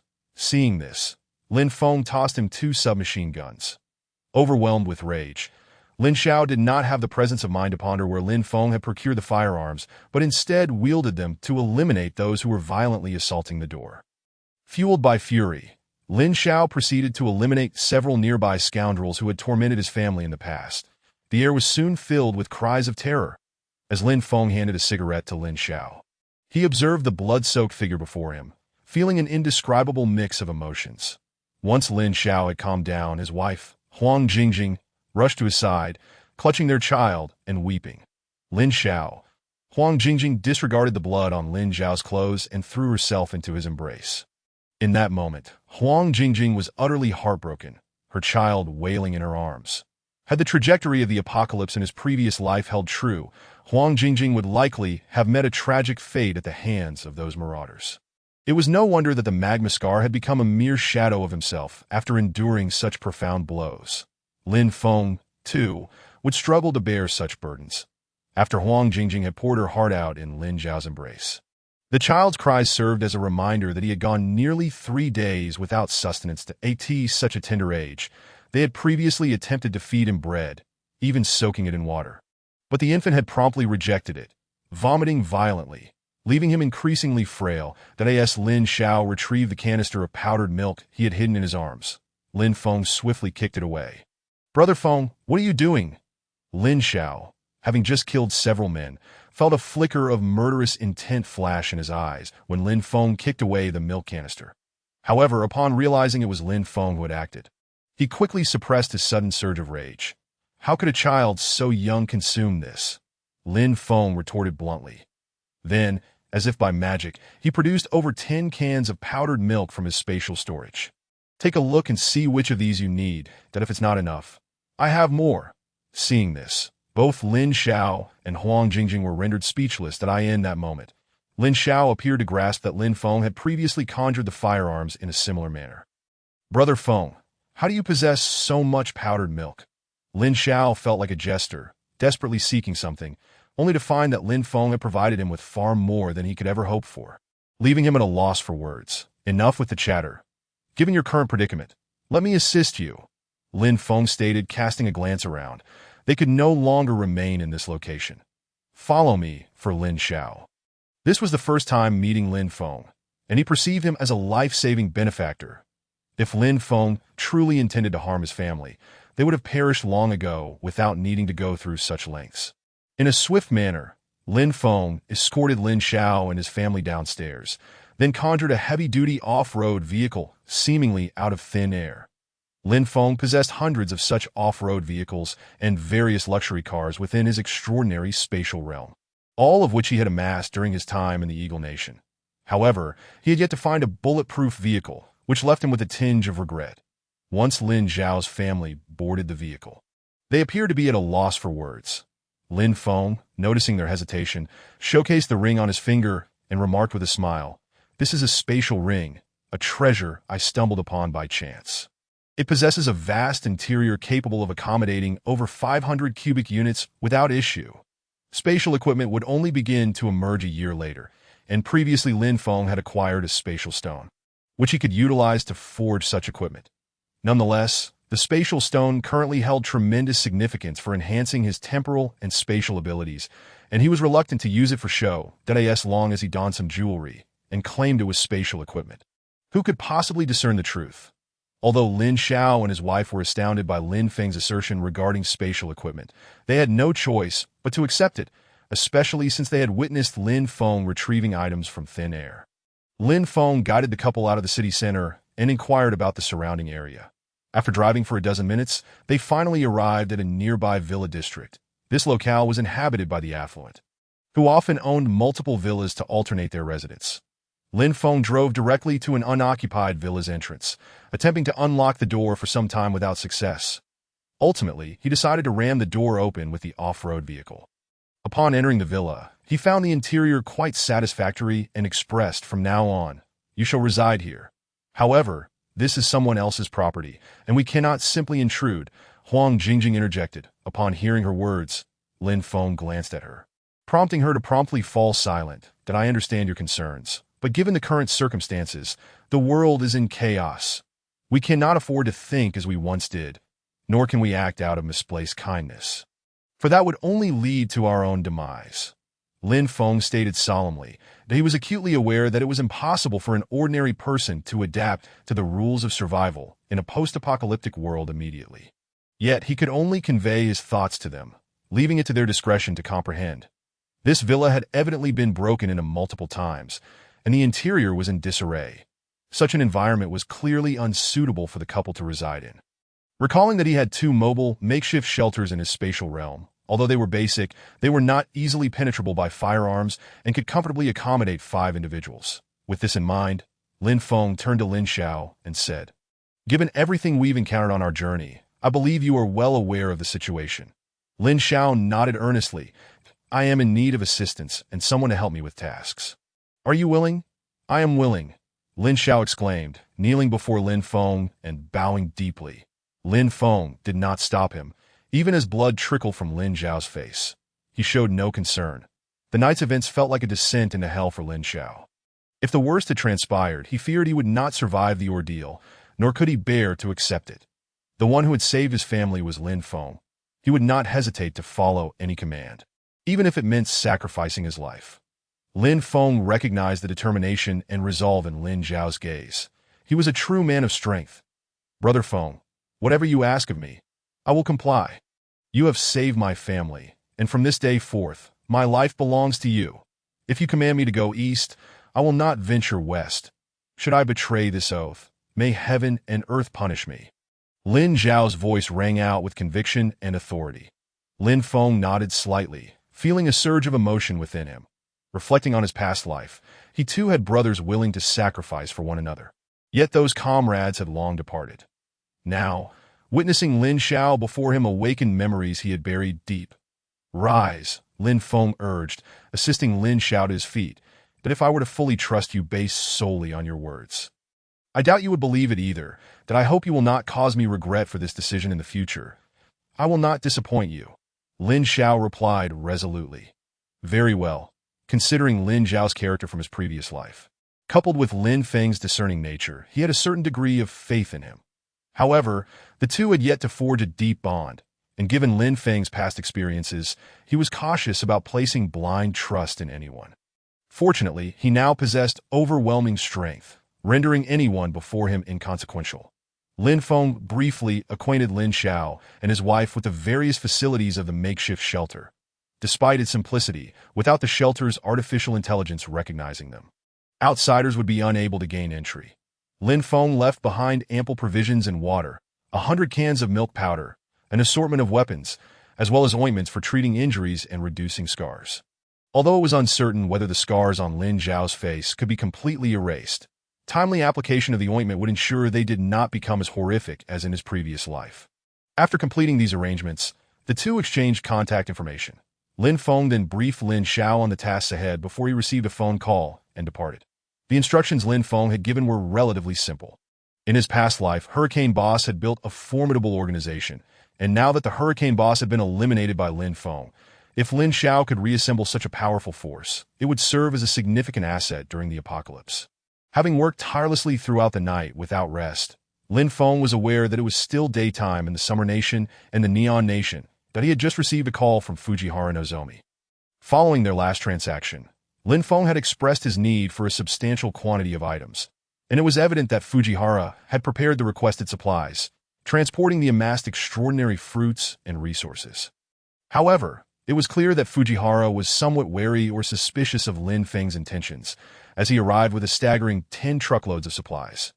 Yet, only a meager portion of these comprised extraordinary fruit plants, amounting to a pitiful 500, that the rest were primarily everyday necessities, pots and pans, toilet paper, wet wipes. Yet the overwhelming majority consisted of sanitary napkins, filling 8 large trucks. Lin Feng's spatial realm contained millions of sanitary napkins. And now this shipment alone contributed at least 500,000. Observing this, Lin Feng fixed his gaze upon Fujihara. This fellow was evidently quite cunning, attempting to use these items to deceive him. Nevertheless, these supplies were not entirely useless. In the post-apocalyptic world, sanitary napkins would be among the most scarce commodities for women, given their monthly necessity and the week-long usage that I will accept everything. But these supplies seem rather insufficient. Lin Feng remarked to Fujihara. Fujihara, fully aware of Lin Feng's reference to the extraordinary fruits, feigned a troubled expression that Mr. Lin Feng. Mutated plants are currently being heavily sought after in various countries. Ever since that superpowered video went viral globally yesterday. Not only have the prices skyrocketed, but they are also nearly impossible to procure. Due to the recent catastrophic earthquakes, households are hoarding supplies, leading to rampant inflation. Seeing Fujihara's seemingly distressed demeanor, Lin Feng, who knew this man well, was not easily deceived by his act. However, recognizing that Fujihara was putting on a show, Lin Feng refrained from exposing him. Very well, should you procure more of these valuable items along with any other supplies you can find? My company is willing to purchase. Price is not an issue, Lin Feng stated. Initially, Lin Feng believed that the procurement would conclude there, but unexpectedly, Fujihara flashed a sly smile that reminded Lin Feng of the last time these individuals plotted against him. A smirk filled with arrogance. Lin Feng had once been driven to the brink of violence, but fortunately, Fujihara produced an item from his pocket, instantly quelling Lin Feng's urge to silence him. What is this? Lin Feng inquired, recognizing at a glance that Fujihara held a spatial ring, a characteristic feature of spatial equipment that emitted a faint glow. However, Lin Feng was taken aback. Spatial equipment was not supposed to appear until a year later. How had Fujihara acquired one now? Lin Feng had just informed Lin Xiao about his own spatial equipment, and now Fujihara presented him with one. Surely, this was too coincidental. Fujiwara No was always attentive to Lin Feng's expression, and upon witnessing Lin Feng's astonished demeanor, it was evident that he too felt a tinge of uncertainty. Oh, it's nothing. Merely a ring that I was curious to know if Mr. Lin Feng likes it. As soon as Fujiwara finished speaking and was about to retract the ring, Lin Feng unexpectedly reached out and snatched the ring, adorning it on his own finger. This action left Fujiwara's face frozen in disbelief. What was happening? Just moments ago, Lin Feng seemed oblivious to the nature of the object. I quite like this ring. I asked it a gift from you, Mr. Fujiwara. How generous of you. I shall not squander your kindness. Thank you, Lin Feng said with a touch of audacity. Since Fujiwara had presented the item, Lin Feng felt no reason to decline. As he beheld the space ring, Lin Feng's mind raced with thoughts. To craft space equipment, one must possess space stones. Initially, Fujiwara was unaware of what space stones were and had sold Lin Feng 15 pounds, yet he had not acquired any since. Now, with a space ring in hand, it appeared that Fujiwara was deliberately probing Lin Feng's reactions. This only indicated that there were indeed other space stones in Fujiwara's possession. Mr. Lin Feng, this ring is something our company as president entrusted me to show you. If it were mine, I would certainly gift it to you, Fujiwara reiterated, clearly reluctant to part with the item that, oh, really? How unfortunate. Lin Feng feigned disappointment, removing the ring from his finger. Observing Lin Feng's gesture, Fujiwara smiled, preparing to receive the space ring back. However, Lin Feng swiftly clasped the ring back in his palm and turned to Fujiwara with a grin, asking, How about this? I truly like this ring. How much is it? I will take it. Chapter 48. Eavesdropping. Seeing the situation, Fujiwara felt somewhat awkward. After all, it was he who had initially proposed selling the ring to Lin Feng. Yet after gauging Lin Feng's reaction, He was now hesitant to proceed. Regardless, Lin Feng appeared resolute in his unwillingness to relinquish the space ring, and Fujiwara could hardly resort to theft. Noticing Fujiwara's discomfort, Lin Feng chuckled and patted him on the shoulder, deliberately engaging him in conversation to divert his attention.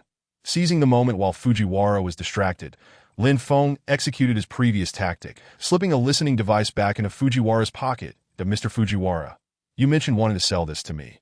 And now that I wish to buy it, you are unwilling? Lin Feng pressed, his tone intentionally stiff.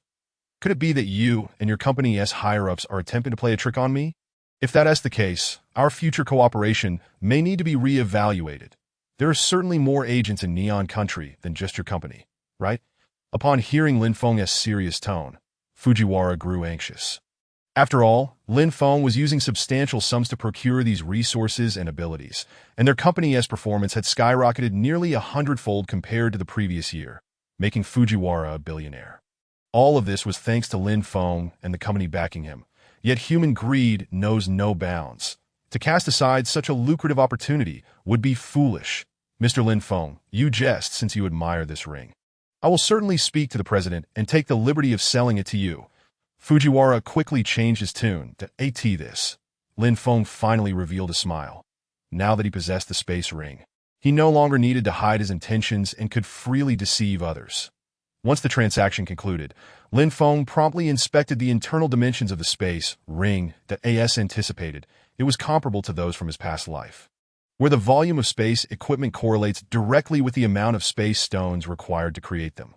Generally, a space ring's internal space ranges from 200 to 500 cubic units, while a space pendant ranges from 500 to 1,000, and a space bracelet from 3,000 to 5,000. Space backpacks offer storage capacities between 10,000 and 100,000 cubic units. As for even larger storage devices, they are not something one can casually carry, and space equipment cannot be stored within other space equipment for extended periods, as this may cause them to self-destruct. The space ring Lin Feng acquired from Fujiwara boasted a generous 500 cubic units, suggesting that during its creation, those involved were unaware of how many space stones were necessary, inadvertently saturating the ring with them. In this light, Lin Feng had certainly struck a bargain. Previously, Lin Feng had withdrawn $300 billion coins from the National Bank's underground vault in the Eagle Nation, and he had only spent about $100 billion thus far. The remaining $200 billion would soon become worthless if not utilized within the next 2 weeks. Lin Feng stored everything into his ability space and quickly sorted through 500 ability fruits, discovering 5 special type fruits, 1 light type fruit, and 1 mental type ability fruit among them. Additionally, there were around 50 nature type fruits, with the rest predominantly being strength type fruits. After organizing these items, Lin Feng mounted his heavy motorcycle and departed. On the way, Lin Feng disguised himself once more before resuming his work. Previously, he had raided various vegetable farms in the rural regions of Neon Country, but now the nearby farmers were exceedingly vigilant.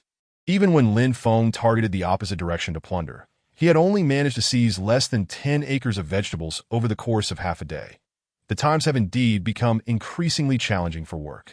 Of course, while searching for targets, Lin Feng was also eavesdropping on the conversations involving Fujiwara. From the dialogue, it was clear that Fujiwara had harbored suspicions about Lin Feng for some time.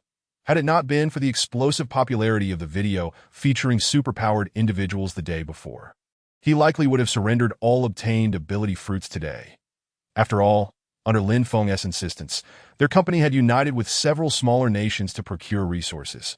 While these countries may be small, the sheer volume of acquisitions was impressive. As the conversation unfolded, they soon touched upon the certainty that Lin Feng was familiar with the space ring. Moreover, Fujiwara inadvertently revealed that their company's treasury held over 20 pounds of space stones. However, for those who had come to understand their mysterious properties, it was inconceivable that Fujiwara and his associates would part with any of them. Upon hearing this, Lin Feng felt a surge of anticipation.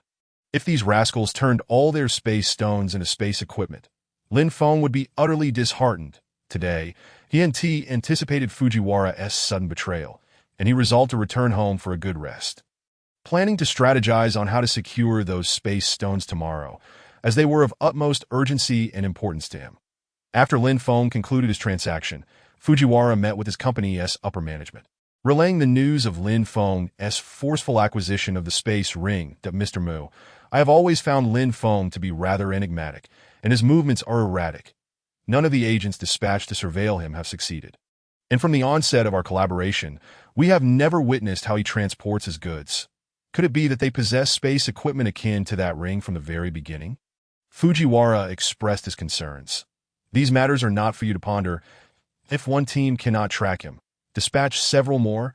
We must uncover his true nature and capture them all at once. Remember, do not alert him before we are certain. He collects all kinds of resources, so trade him some inconsequential items. At the right moment, strike decisively. Mr. Mu's voice rang out again. Understood. Upon hearing this, Lin Feng smiled. Everyone wishes to be the mantis, while the true prey remains uncertain. Just as Lin Feng pondered this, another call came through, prompting a smile to grace his lips as he recognized the caller ID. Chapter 49. An ambiguous feeling. Fujiwara's conversation with the company's higher-ups unfolded precisely as Lin Feng had anticipated. After several days of such significant activity, if it did not attract the attention of some astute individuals, it would be a testament to the folly of the world. The reality, however, is that there are indeed many clever individuals. It was precisely because Lin Feng capitalized on his rebirth and the advantage of infinite space that he managed to amass such a wealth of resources and ability fruits that in his previous life. He had only obtained a Thunder-type ability fruit during the third wave of large-scale arrivals, and even then, it was not a complete plant. Now, Lin Feng's ability space contained over 600 complete ability fruits, each one a coveted treasure in the apocalyptic world of his past. Yet now, Lin Feng was almost too lethargic to bother with it. After receiving a call from Li Shuer, he did not linger any longer in the Neon Country, but rather traversed space directly back to his homeland. Missed me? Lin Feng playfully inquired with a smile directed at Li Shuer. Li Shuer now harbored a complex array of emotions towards Lin Feng. Previously, he had been her greatly respected boss. Yet after that incident, he should have been her enemy. However, she found herself unable to harbor any resentment towards him. The fact that Lin Feng had not contacted her since this morning, nor returned to the shelter, left her feeling quite displeased. She sensed a feeling of neglect, as if she had been abandoned. Just then, the core members of the International Trade Department of the Lin Corporation called her again, informing her of the second batch of ability fruits that had arrived. This prompted Li Shuer to call Lin Feng under the pretense of delivering the news. Who would have thought that Lin Feng would greet her with such words? Causing her cheeks to flush slightly. Who said I missed you? I'm merely reporting on work. Li Shuer retorted stubbornly, ditto. Very well. Lin Feng feigned disappointment. Upon hearing his unmistakable tone of dismay, Li Shuer grew anxious. No, you, what is wrong with me? Lin Feng quickly adopted a more relaxed tone. The swift change in Lin Feng's demeanor made Li Shuer realize she had just been teased. Lin Feng could even envision her adorable expression on the other end of the line. In his previous life, he had always enjoyed teasing Li Shuer and loved to see her bashful demeanor. Why haven't you returned yet? Li Shuer mustered great courage to ask Lin Feng. He had simply to gather more supplies.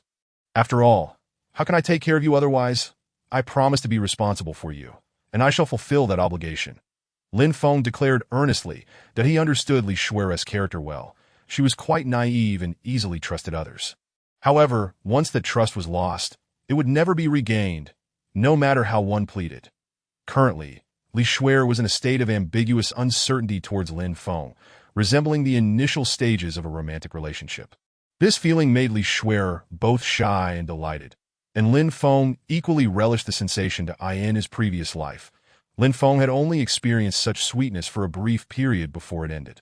Given the opportunity for rebirth, he naturally wished to prolong these delightful moments that no, I'm easy to take care of. I don't eat much. Li Shuer's voice trailed off to a whisper, barely audible. As if only she could hear it. Upon hearing this, Lin Feng couldn't help but laugh at Li Shuer, flustered by his laughter, was ready to hang up the phone. Wait, don't hang up yet. Lin Feng quickly interjected. Is there something else? Indeed, there is. Lin Feng maintained a light-hearted tone. That I have granted you access to the underground warehouse. Feel free to take whatever you wish. Just don't starve yourself, and certainly don't skimp on food. Let me know what you desire, and I shall bring it upon my return. That no need. I'm not craving anything right now. Just come back safely, Li Shuer admonished like a dutiful wife before swiftly ending the call. As soon as the call ended, Li Shuer felt her cheeks flush with warmth, having never experienced such a racing heart before. Lin Feng chuckled to himself, now back in his bedroom at the villa. For Lin Feng, Sun Mingya and Liu Li merely served to pass the time. With the uncle and nephew of the Gao family eliminated, as long as the two women remained indoors, their safety was assured. When Lin Feng unexpectedly descended from upstairs, both women were taken aback once more. "Lin Feng, you're back again," Sun Mingya exclaimed in astonishment. Yesterday, Lin Feng had mentioned he had a special way to return. And when he left during the day, the two women had searched the vicinity of the villa multiple times, but found no other entrance as Lin Feng had described. They had only discovered the entrance to the basement, which was locked with heavy chains, leaving them unable to venture down. During this time, Lin Feng had been well fed, seemingly bringing in supplies from outside without anyone noticing. The only plausible explanation was that all the supplies were stored in the basement. As societal conditions grew increasingly chaotic, with rampant violence and looting, the situation was not as rampant as in Eagle Country, yet it was escalating. Sun Mingya and Liu Li had somehow gained access to the villa's owner group and had seen various videos circulating, depicting individuals being robbed and killed while seeking supplies. Such videos rendered the two women even more hesitant to venture outside. This was the current state of society. Even if the higher-ups sought to intervene, they were utterly powerless. With a population of over 10 billion across Blue Star and 2 billion in Xia Country alone, who could maintain order as it gradually unraveled? When citizens were content and had enough to eat and drink, large-scale riots were unlikely. However, under the current circumstances, the government's capability to control the situation was severely compromised. Lin Feng was acutely aware that in 3 years, the concept of nations as we know them would cease to exist, replaced by international alliances aimed at maintaining safety on Blue Star. What's wrong? Aren't you happy to see me back? Lin Feng's demeanor was as cold towards Sun Mingya as it had been warm towards Li Shuer. Chapter 50. Coward, don't speak harshly. Upon witnessing Lin Feng's frigid attitude, Liu Li smirked. Previously, she had been Lin Feng's girlfriend, albeit manipulated by Zhang Guoqiang to betray him. Now that Zhang Guoqiang was nowhere to be found, her past actions against Lin Feng had no witnesses that Liu Li still considered herself Lin Feng's legitimate girlfriend, and her friend Sun Mingya's presence felt like a contest for his affection, which irked her greatly. Seeing Sun Mingya falter before Lin Feng brought her some amusement, though her own expression soon soured when Lin Feng offered her no kindness either. Lin Feng had returned here via space traversal, partly because it was closer to the warehouse, and partly to avoid startling Li Shuer, who had yet to witness his sudden appearances in rooms. None of you are allowed to touch anything in the basement that contains your rations for today, Lin Feng declared, tossing down a backpack filled with instant noodles and sausages. Given the dire external conditions, many families had been out of food for days. Supermarkets, both large and small, had shuttered or been looted. The government was unable to manage the emerging small factions that had proliferated like weeds, making it increasingly difficult to stay vigilant. In such circumstances, having something to eat was already a considerable blessing. After discarding the food, Lin Feng revved his heavy motorcycle and headed toward the warehouse. Along the way, he sensed an undercurrent of hostility. While riding, some attempted to attack him, but the speed of his motorcycle rendered them ineffectual. Such incidents were becoming increasingly common, and as time passed, the situation would only worsen. Upon arriving at the warehouse, those who had previously traded with Lin Feng were already waiting for him. Even now, currency was still in circulation. Most people clung to the hope that under the government's leadership, the devastation wrought by the global super-earthquake could be reversed within a few years. However, such optimism would be shattered once the harsh winter set in, leading to despair. When a zombie virus erupted and flora and fauna mutated, human civilization would regress. Facing extinction threats, as Lin Feng approached, the gazes of those present shifted towards him, tinged with a different shade of respect than before. These individuals had once been employees of the Lin Corporation, and while they still held a measure of reverence for Lin Feng, it was but a flicker now. Today, just as yesterday, Lin Feng arrived alone. Yet this time he brought a substantial amount of cash. In a society where order had crumbled, it was hard to believe these people had no ulterior motives. Where's the goods? Lin Feng inquired without a hint of concern. Lin Xiao, is your money sufficient?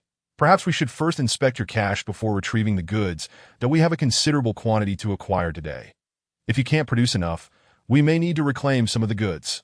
At that moment, the individual spoke up, prompting a smile to spread across Lin Feng's heart. His words were almost a direct inquiry into Lin Feng's financial standing, suggesting preparations for immediate action.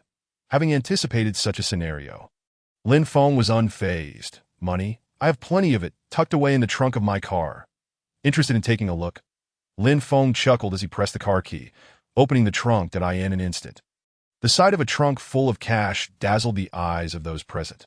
Upon witnessing such a fortune, the bravado that had characterized their earlier demeanor dissipated entirely. There were 5 of them, while Lin Feng stood alone. Moreover, these individuals had come prepared, armed and ready to strike. Now, seeing that Lin Feng truly possessed such a fortune, they realized that once they seized the money and divided it amongst themselves, they could secure a life free from worries despite the chaos of the current times. Who would have thought, young Master Lin, that you come from such wealth? One of them exclaimed that we've all been working at the Lin Corporation for years. While our contributions may be modest, we've certainly put in the effort. Why not show us some mercy and share this bounty? As the speaker brandished his weapon, Lin Feng replied with a smile. Of course, that's no trouble at all. I could even gift you this car. The group was taken aback by Lin Feng's unexpected amiability. It felt almost like a robbery with a bonus. Initially, they had contemplated killing Lin Feng before making off with his possessions. But now the situation seemed far more convenient. Just as they were marveling at Lin Feng's understanding, he suddenly interjected, "Wait a moment. What is it, young Master Lin? Do you have more to say? Or perhaps you've changed your mind?" "Neither," Lin Feng retorted. "What about those plants you found? I can give you all the money, but I must have those." Upon hearing Lin Feng's insistence, the group stared at him in disbelief. Young Master Lin, you truly are adorably naive. Everyone on Blue Star knows those things can turn one into a superhuman. Even if we have a few, what could they possibly offer you? Is that to say you do have some?" Lin Feng pressed on with a smile, "that if you're so certain those fruits are so potent, why don't you consume them yourselves?" Lin Feng's direct questioning left them momentarily stunned. They could see that these men were nothing but cowards, emboldened only by their numbers. The discourse surrounding the ability fruits varied widely online. While some claimed they granted superpowers, others warned of deadly consequences, leaving many too fearful to consume them even when they obtained them. If you lack the courage to consume them, I suggest you hand them over to me. You can keep the money and the car," Lin Feng declared with an authoritative tone. Their irritation grew at his words. "Kid, just because we call you young Master Lin, do you think you're still the same wealthy heir from before the earthquake? Speak out a turn again, and I'll make sure you regret it." One of them, seething with anger, began to approach Lin Feng. "Since you're all cowards, spare me the bravado," Lin Feng remarked coolly, then swiftly drew a gun from his waistband and aimed it directly at the approaching man's forehead. Chapter 51. High-level attention. As the gun emerged, the previously boisterous 5 fell into a stunned silence. "Impossible. How could you possibly have a gun? It must be a toy. Lin Feng, you're quite the adorable one.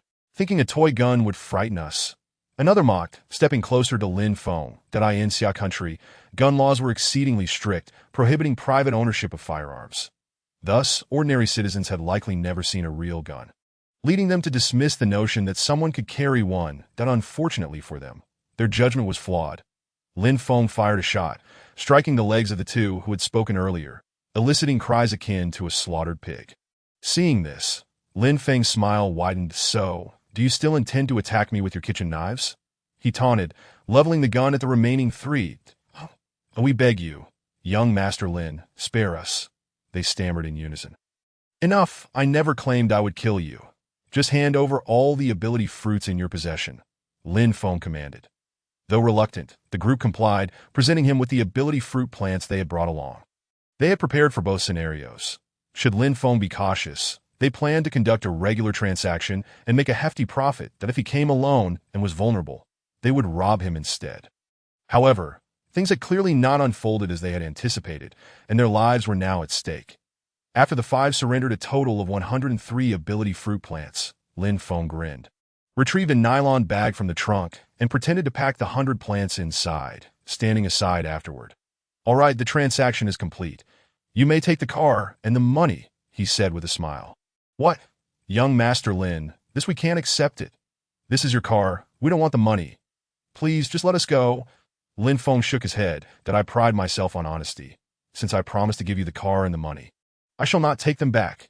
Take them. Seeing their hesitation, Lin Feng's expression hardened, and he pointed the gun at them once more. What? Do my words hold no weight? Realizing Lin Feng was serious, they hastily jumped into the car. Not even bothering to check the trunk, and hurriedly helped the two wounded individuals leave. As they sped away, Lin Feng smiled to himself. In the next moment, he found 2 psychic ability fruits and 1 special ability fruit among the 103 plants. He intentionally set these 3 aside, preparing to store the rest in his ability space when, suddenly, a thunderous sound erupted nearby. Startled by the noise, Lin Feng froze. Undoubtedly, anyone able to fly a helicopter at such a time must either belong to a major conglomerate or have been dispatched by high-ranking officials. Observing the approaching helicopters, Lin Feng realized they were indeed sent by the Ministry of Defense. Initially, he had seen only 1 helicopter, but now 3 were heading in his direction. Just as they arrived, a loud explosion occurred where the 5 had just departed. Lin Feng did not divert his gaze toward the explosion, but kept his attention fixed on the helicopters that he had deliberately opened his car trunk and removed the cache, leaving behind a 1-minute timer bomb. The 5 had no chance of survival. What intrigued Lin Feng most was why the Ministry of Defense's helicopters had come to this locale, that he was unaware of how much they knew about him.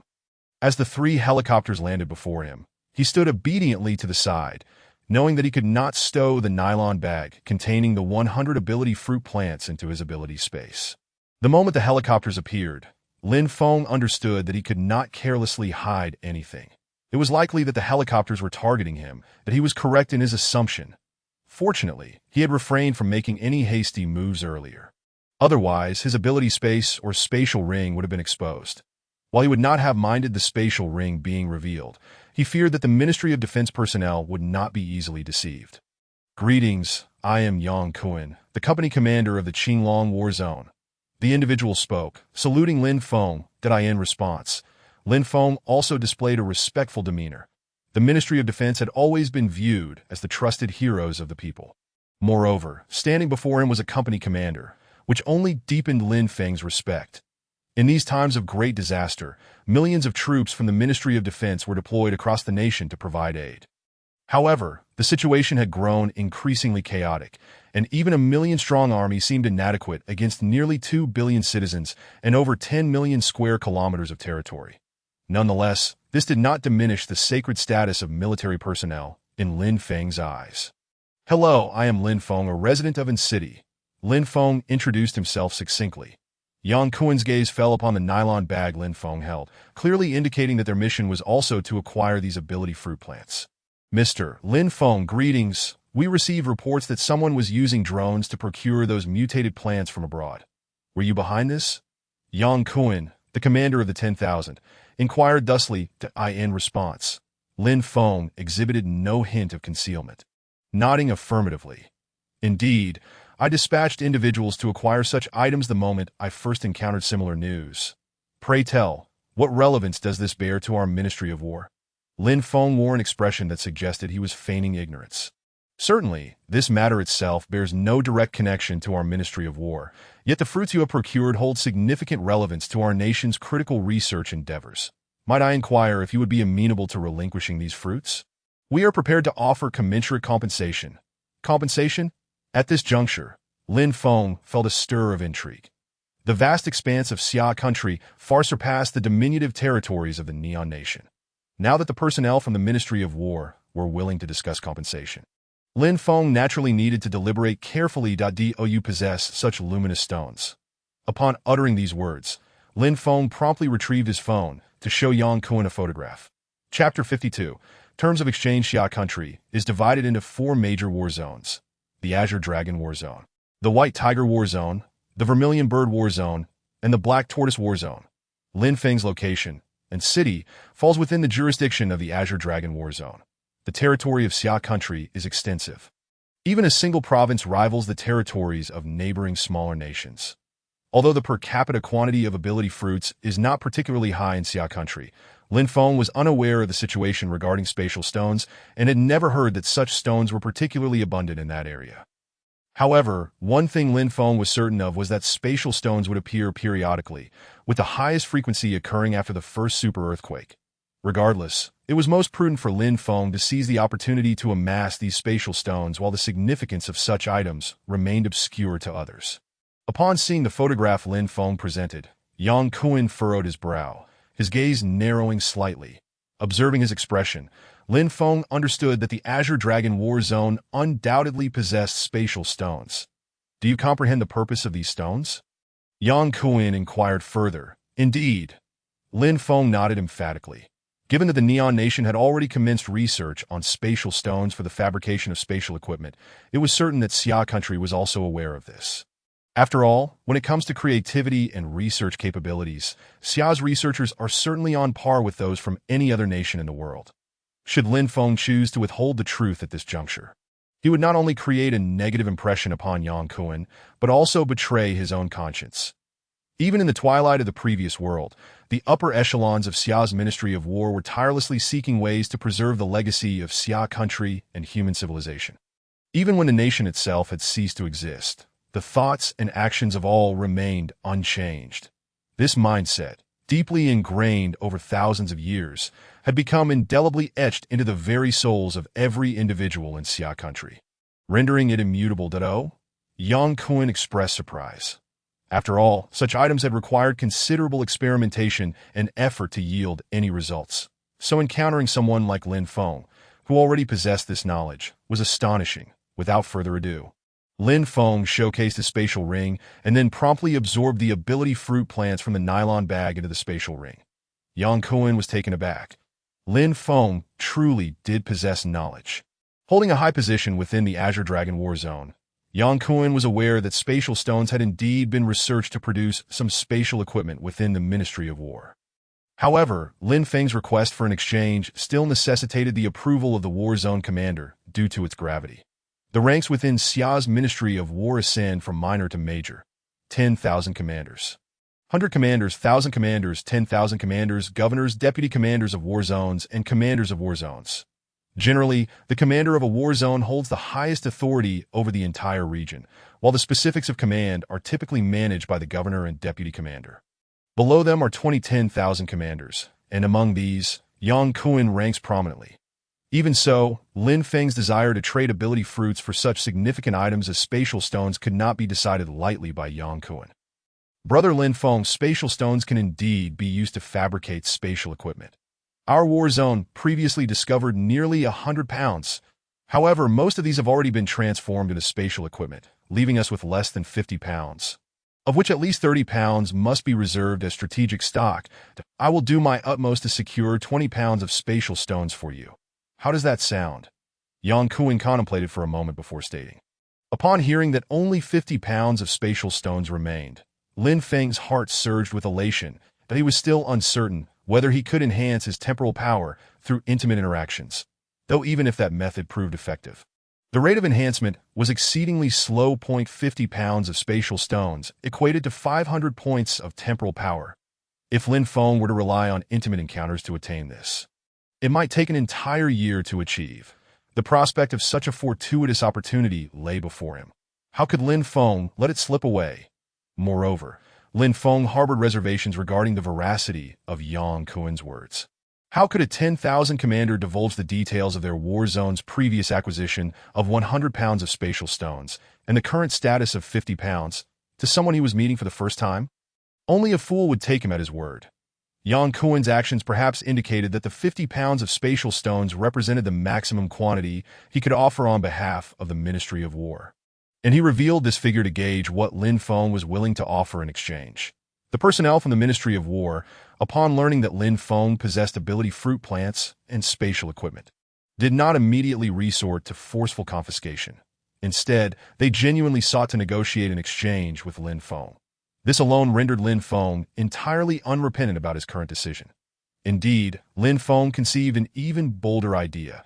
Should Yang Kuan be able to procure 50 pounds of spatial stones for him, he would not hesitate to offer that crucial piece of information in exchange. In the twilight of the previous world, despite the vastness of Xia country, the number and quality of ability users have been suppressed by the neighboring Neon Nation, marking yet another dark period for Xia. With Lin Feng's rebirth, such a dismal time could not be allowed to repeat. Commander Yang, Are you suggesting that I exchange these 100 ability fruit plants for 20 pounds of spatial stones? Lin Feng inquired once more. You must possess more than just these 100 plants, do you not? Yang Kuan promptly countered this. Lin Feng smiled inwardly. Those who attain the rank of 10,000 commander are not only formidable in combat, but also possess keen intellect. Yang Kuan's response further confirmed Lin Feng's earlier suspicion. The Azure Dragon War Zone surely had more than just 50 pounds of spatial stones remaining. I am willing to offer 300 ability fruit plants in exchange for 50 pounds of spatial stones. And I shall also reveal a secret that could alter the entire status of ability users in Xia country. However, I hope the Ministry of War will agree to a pact with me. Lin Feng declared with a serious tone. What kind of pact? Yang Kuan, intrigued by Lin Feng's words, inquired that in the event that the Azure Dragon War Zone acquires surplus spatial stones in the future, and if you find yourselves in need of other items, you may contact me directly. Should I possess what you seek, I would like to engage in trade or exchange. If not, you may then reach out to others. What do you think? Lin Feng articulated his terms straightforwardly. At present, Lin Feng's resource reserves were so abundant that they could rival a nation's wealth. Yet Yang Kuan remained unaware of this, that I will consult with my superiors and get back to you. Yang Kuan scrutinized Lin Feng for a moment before responding. Lin Feng nodded slightly, feeling a surge of satisfaction. The conditions he proposed were not overly demanding, resembling more of a verbal agreement, leaving the Ministry of War with no grounds for refusal. As for the 50 pounds of spatial stones, that was certainly not an issue. Chapter 53. Invitation. As it turned out, the situation was precisely as Lin Feng had anticipated. Among the 4 major war zones of Xia country, the Azure Dragon War Zone alone had acquired no less than 200 pounds of spatial stones, with the entire country having located a staggering 1,000 pounds. Presently, the Azure Dragon War Zone retained 160 pounds of spatial stones.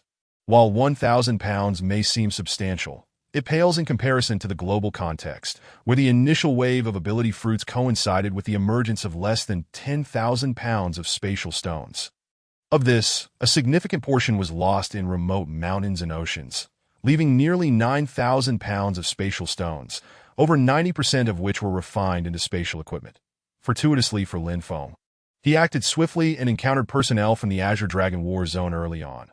Otherwise, after the subsequent wave of ability fruits descended, the quantities would have increased tenfold, while the re-emergence of spatial stones would dwindle to less than 5,000 pounds. As time progressed, the value of spatial stones escalated, while the worth of ability fruit plants correspondingly diminished. Lin Feng awaited news from Yang Kuan, simultaneously calculating the various supernatural plants he currently possessed. In total, Lin Feng had 636 supernatural fruit plants, excluding 24 plants of special abilities, 11 plants of mental abilities, 2 plants of light abilities, and 1 plant of dark abilities. These were all reserved as his trump cards, naturally not available for trade. Beyond these, among the remaining 600 supernatural plants, 400 were of strength abilities, 150 were of nature abilities, and the final 50 were of animal abilities. Yang Kuan reported that the remaining weight of the spatial stone was less than 1/3. While Lin Feng stated that his supernatural fruits in the spatial realm amounted to less than half. Neither spoke the truth. After waiting for 10 minutes, Yang Kuan finally concluded the call to Mr. Lin Feng. The request you propose necessitates a return to the Qinglong battle zone for an in-person discussion with the governor or the deputy commander.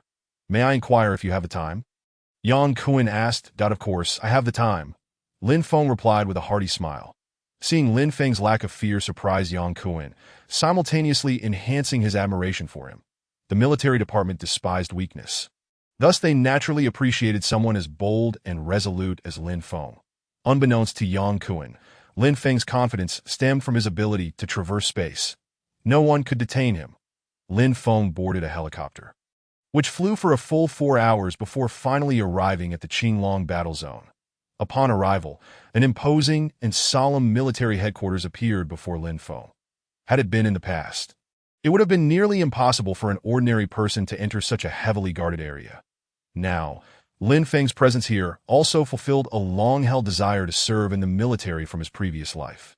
However, Lin Feng had grown accustomed to solitude and did not wish to be constrained, nor would he abandon his current advantageous position to enlist as the helicopter descended. Yang Kuan led Lin Feng directly to the governor's office. The military personnel were straightforward in their dealings, not wasting any time. Within just a few minutes, Lin Feng found himself before the governor. "Report, Mr. Lin Feng is here," Yang Kuan announced solemnly to the office. "Come in." "Yes." Yang Kuan promptly escorted Lin Feng into the office of Governor Chen Jinli, where they encountered a middle-aged man with graying hair yet a vigorous demeanor, exuding an air of authority without anger, which evoked an indescribable sense of solemnity in Lin Feng. "Lin Feng, is it? Please take a seat," Governor Chen Jinli said in a friendly tone. Lin Feng did not hesitate and walked over. Without further ado, they began discussing the matters Yang Kuan had previously reported to Lin Feng. The governor's curiosity was piqued regarding how Lin Feng had acquired such information. When posed with this inquiry, Lin Feng had already anticipated it during his journey and had prepared a response. However, he knew that any attempt to deceive would be transparent to Governor Chen, likely inciting displeasure and ultimately resulting in a loss for Lin Feng. "Governor Chen, I must respectfully decline to disclose that. It is a personal secret," Lin Feng stated directly. Recognizing that further evasion would be futile, he refrained from mentioning that he had been reborn, as such matters had ceased to be secrets a decade after the apocalypse. If Lin Feng were to reveal this truth, Governor Chen would likely think Lin Feng had sustained a head injury during the Great Earthquake. "Indeed, it is your personal secret, and you need not share it if you wish not to," Governor Chen Jinli replied without any pressure, shifting to another topic. "May I inquire, young brother Lin Feng, what supernatural ability you have awakened?" Governor Chen's straightforward inquiry was, similarly, within Lin Feng's expectations. Given the emphasis on the secret concerning supernatural fruit, coupled with the extensive acquisition of such fruits, it would be hard to believe that Lin Feng had never consumed any himself. "Lightning," Lin Feng declared without hesitation. Could you demonstrate it for me?" Governor Chen Jinli asked with newfound enthusiasm.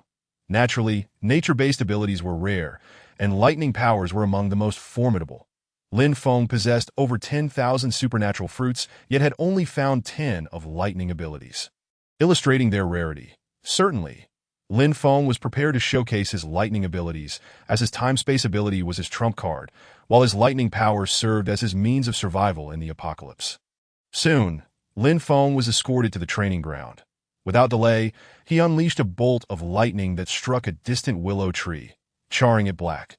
Witnessing Lin Feng's display of lightning abilities, Governor Chen Jinli's eyes gleamed with excitement. "Young brother Lin Feng, would you be willing to enlist? I can make the decision right away. If you agree to join, I will promote you to the rank of captain. What do you say?" Governor Chen Jinli proposed earnestly, his eyes filled with admiration for Lin Feng's talent. Taken aback by the governor's words, Lin Feng had indeed contemplated enlisting in his previous life, but he had no such intentions now. Nevertheless, the fervent invitation in Governor Chen's gaze stirred a complex mixture of emotions within Lin Feng. After a brief hesitation, Lin Feng smiled and politely declined. "Governor Chen, I greatly appreciate your kind invitation, but I am accustomed to a free-spirited life and may find it difficult to adhere to the military's regulations. Therefore, I must thank you for your kindness, but will have to decline." "Young brother Lin Feng, please do not be so hasty in rejecting my proposal." Governor Chen Jinli interrupted before Lin Feng could fully refuse. Had Lin Feng completed his sentence, the subsequent words from the governor would have been difficult to convey.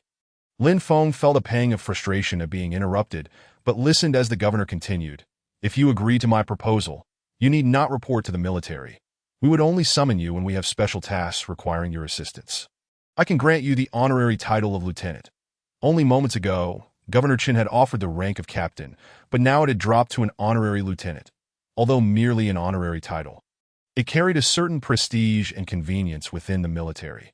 Even amidst this generous offer from Governor Chen, Lin Feng remained non-committal. He understood that this was the governor's utmost sincerity, yet he was reluctant to bind himself with such constraints. "Thank you, Governor Chen. My visit here is primarily to discuss matters of trade. As for other matters, I hope you will allow me to contemplate further," Lin Feng reiterated. Upon hearing Lin Feng's response, even Yang Kuan, the lieutenant, wondered if Lin Feng was being somewhat ungrateful. Setting aside the status of the 4 major battle zones in Xia country, given the current societal circumstances, entering the military would naturally provide protection. No matter how powerful one might be, individual strength could never rival the might of a national machine. Recognizing Lin Feng's stance, Governor Chen Jinli did not pursue the previous topic, but directly addressed the matter of trade. The proposition of exchanging 50 pounds of spatial stone for 300 supernatural fruits and the secret Lin Feng mentioned seemed beneficial for the military. However, since negotiations inherently involve give and take, both parties sought to maximize their interests. Consequently, the military's final offer was that Lin Feng would need to provide 600 supernatural fruits in exchange for the 50 pounds of spatial stone. Lin Feng shook his head slightly upon hearing this. Governor, even if you were to sell me, I could not possibly produce such an abundance of supernatural fruits for exchange. Moreover, I believe the secret I possess would undoubtedly pique the military's interest. If we were to truly weigh its value, this secret could very well be worth 50 or even 100 pounds of spatial stone.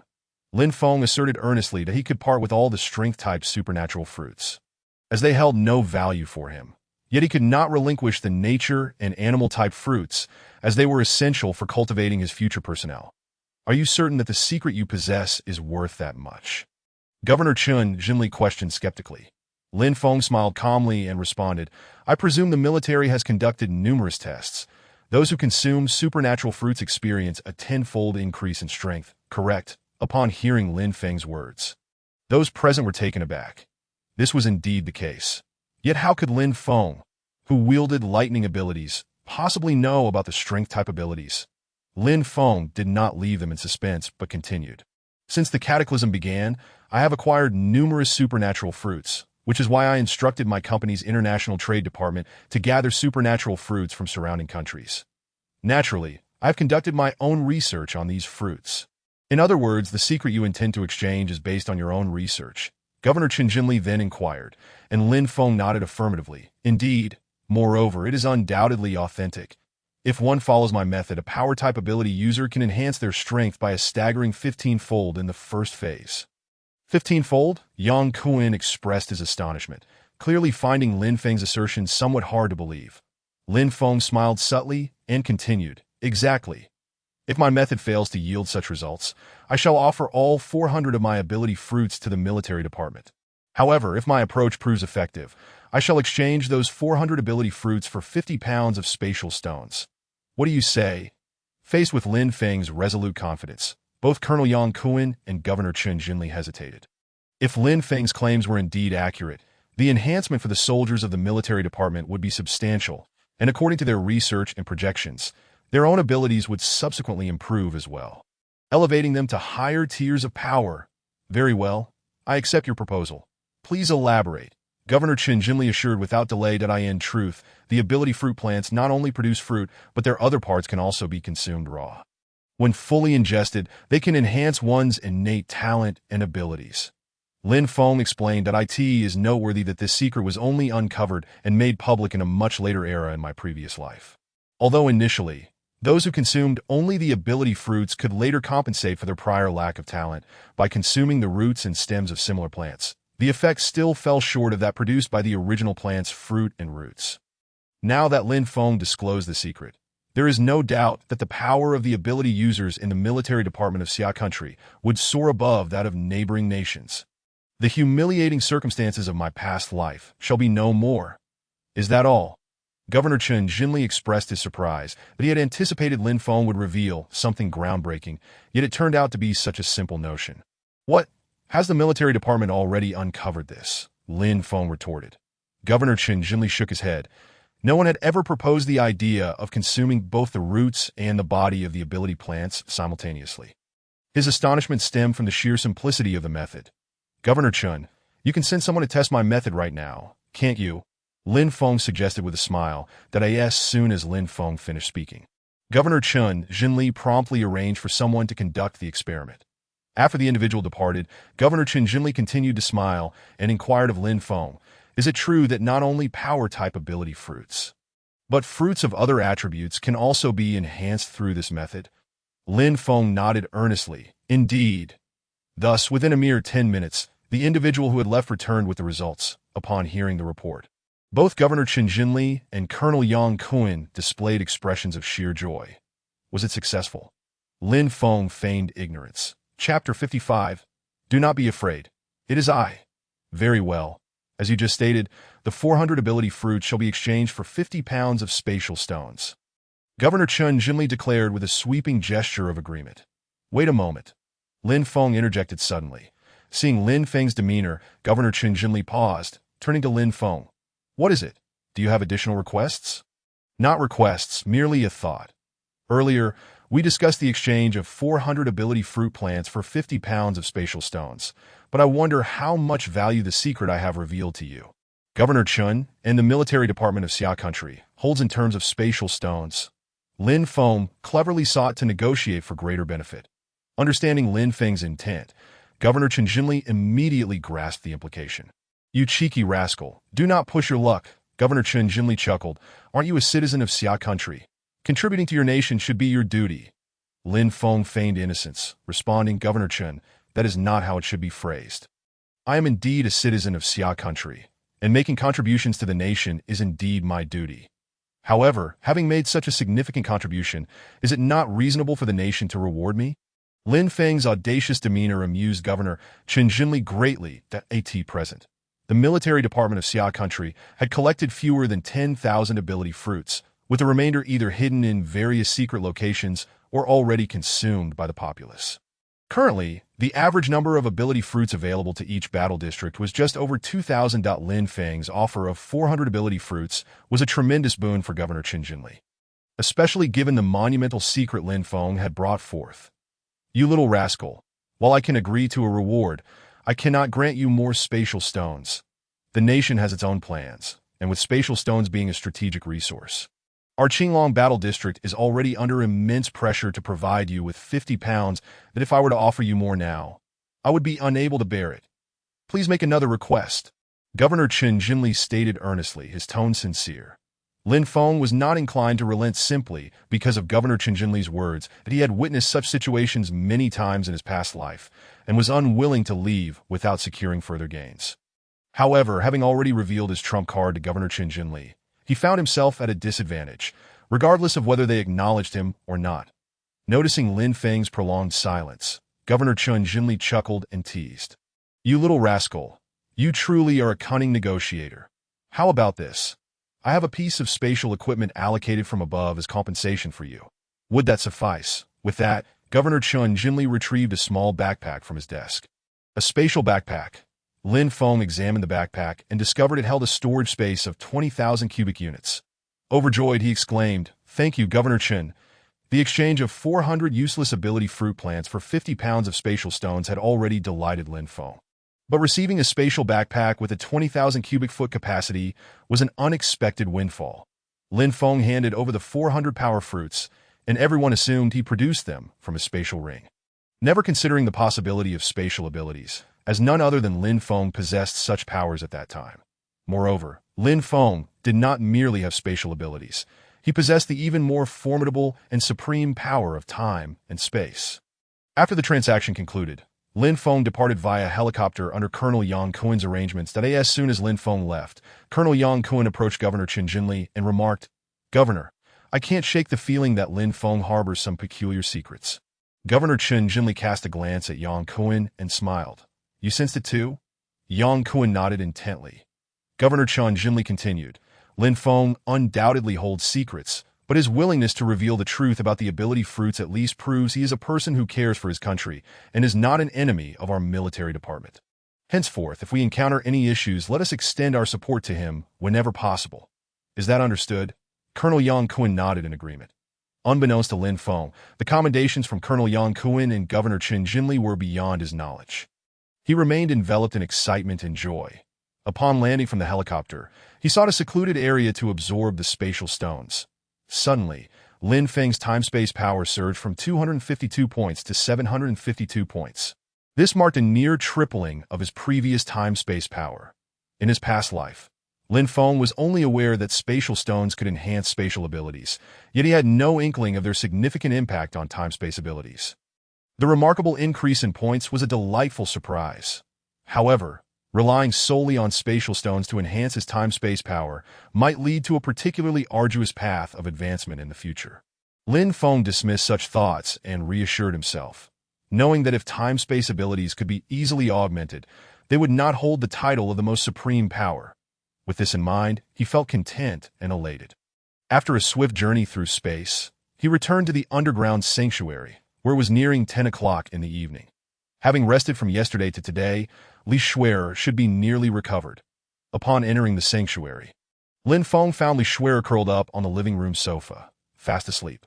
She appeared both gentle and endearing, evoking a sense of tenderness within Lin Feng. Seeing Li Shuer's delicate form stirred an indescribable affection in Lin Feng. He gently approached her, intending to lift her into his arms. Despite Lin Feng's careful movements, he startled the sleeping Li Shuer awake. "Let go of me," she instinctively cried out, struggling against his hold. "Shuer, do not be afraid." "It is I," Lin Feng reassured softly. Upon recognizing Lin Feng's voice, Li Shuer focused her gaze and finally calmed down. "You have finally returned." Her voice carried a mix of anxiety and joy. "Yes, I have returned."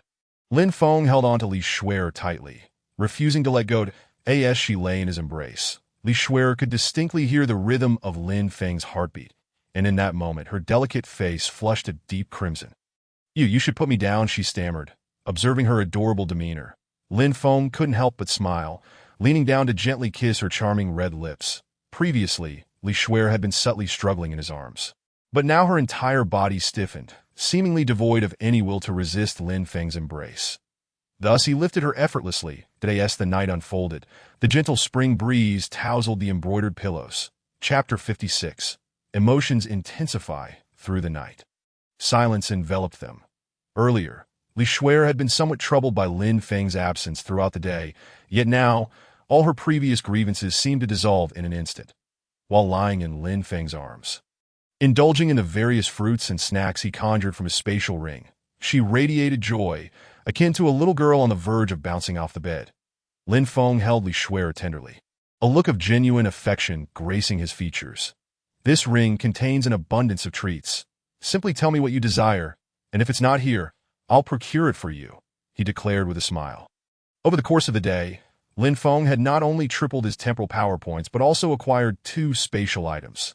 A ring with a capacity of 500 cubic units and a backpack boasting 20,000 cubic units. Such gains filled him with immense satisfaction. "Are you truly giving me this ring?" Li Shuer exclaimed in astonishment, fully aware of its current value. Even though she had accepted the reality of becoming Lin Feng's woman and spoke to him with great tenderness, his generosity left her both surprised and deeply touched. "Is it really true?" she asked again, her eyes glistening with unshed tears, brimming with love as she gazed at Lin Feng. "You are my woman. Of course, I must treat you well. I assure you, I will take responsibility and protect you. Do you wish to part ways with me?" Lin Feng replied gently. He understood the essence of Li Shuer, her yearning for love and her reverence for it. Once she devoted herself wholeheartedly, she would regard love and her beloved as more significant than life itself. Lin Feng was earnest in his feelings for her, as she held an irreplaceable place in his heart. In this life and the next, feeling Lin Feng's sincerity, Li Shuer leaned into him, softly weeping as her feelings for him blossomed further. Witnessing this, Lin Feng felt a warmth spread within him, perhaps due to his ascension to a first-level ability user. Their intimate connection had significantly enhanced his temporal power, increasing it by 5 points that day. As Li Shuer lay atop him, Lin Feng savored the sweetness of their emotional bond. While romance in a post-apocalyptic world seemed absurd, who decreed that it was impossible? Humans are inherently emotional beings, and their mutual affection can often unleash formidable energy. After the gentle breeze passed, as Li Shuer rested, Lin Feng felt an increased tenderness toward her. However, upon checking his temporal power points, Lin Feng was taken aback to find no change whatsoever. Lin Feng, temporal ability level 1, lightning ability level 1, temporal power value 757 points, lightning power value 1000 points. Skills, instant transmission, consumes 10 points of temporal power, allowing jumps to any location within 5 meters, unhindered by spatial barriers. Spatial transfer, utilizes a spatial golden sphere to traverse space, consuming 2 points of spatial power per use. Temporal blade, a blade formed from temporal power, capable of bypassing defenses and overcoming any obstruction, requiring 10 points of temporal power for each second it is maintained. Time deceleration, controls the flow of time within a 3-meter range, slowing it by half, consuming 50 points of temporal power per second. Thunderstrike. Level 1. Consumes 50 points of lightning power to unleash a 10,000-volt lightning strike on a target within 500 meters. In essence, apart from the initial increase of 5 points to his temporal power value of 752, their shared joy had not granted Lin Feng any further enhancement.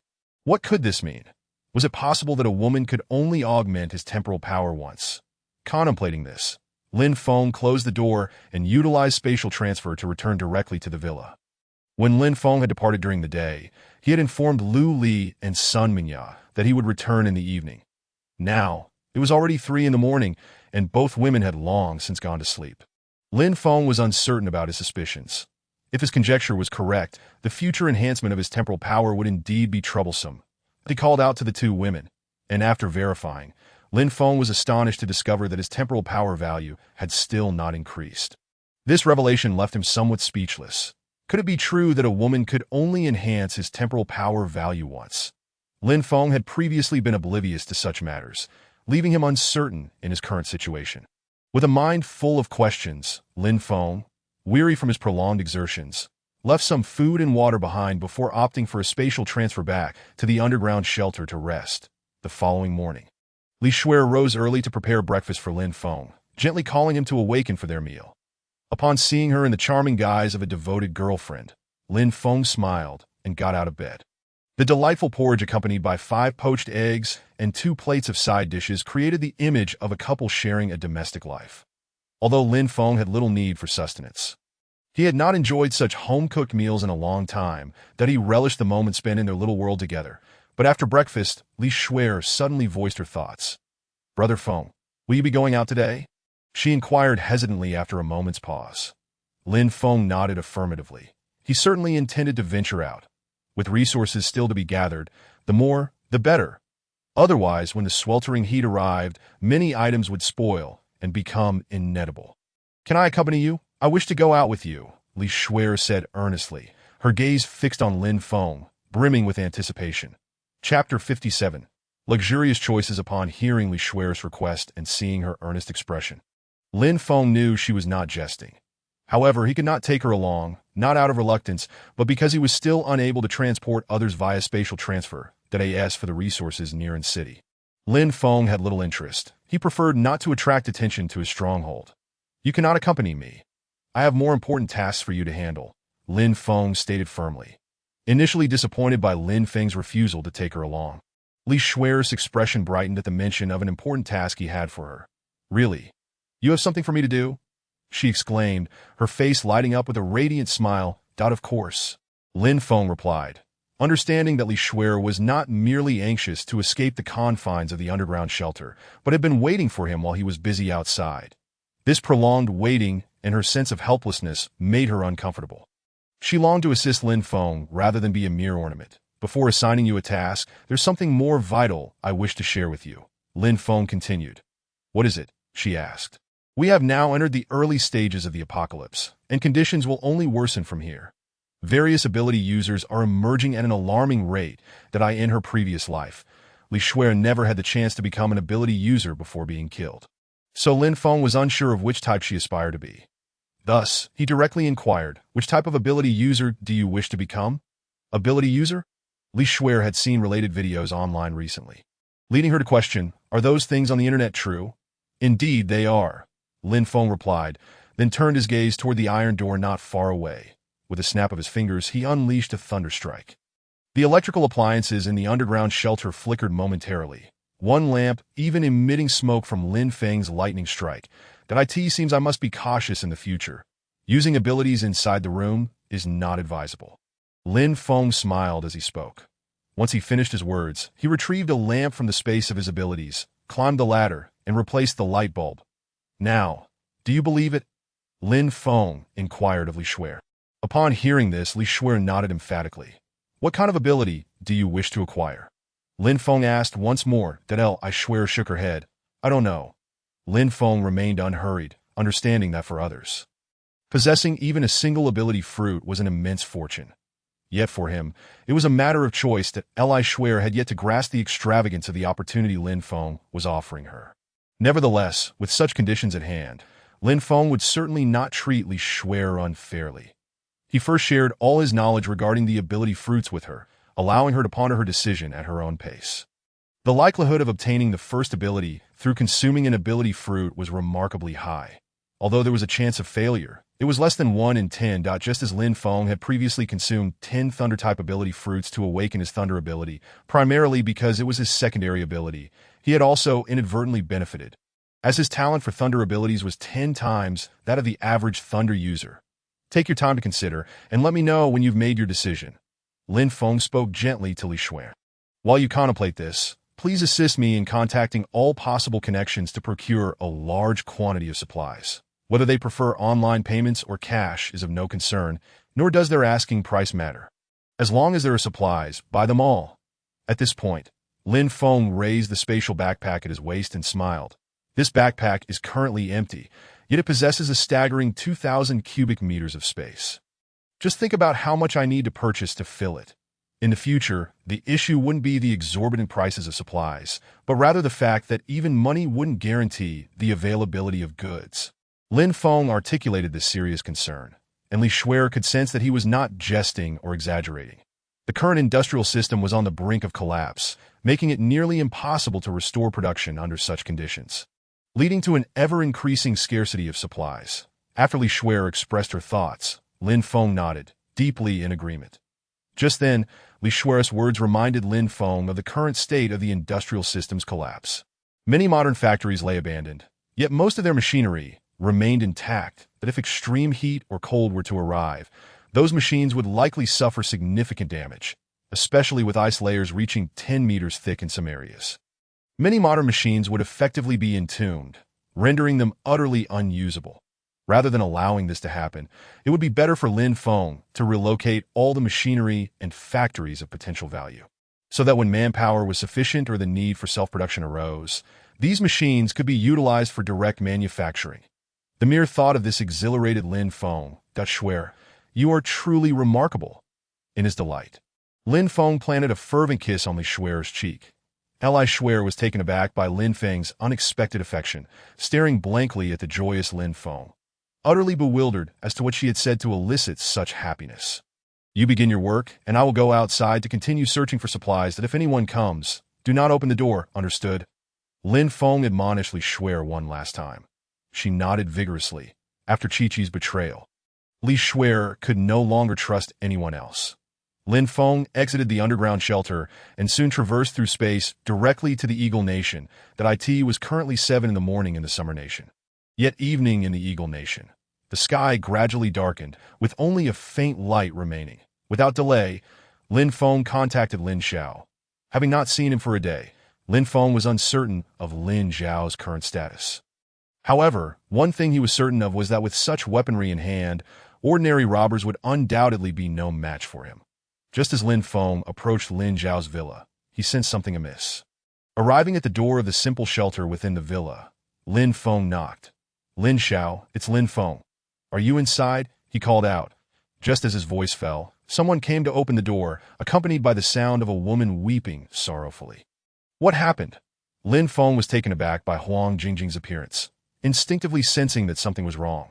Huang Jingjing's gaze was fixed on Lin Feng, tears streaming uncontrollably down her face.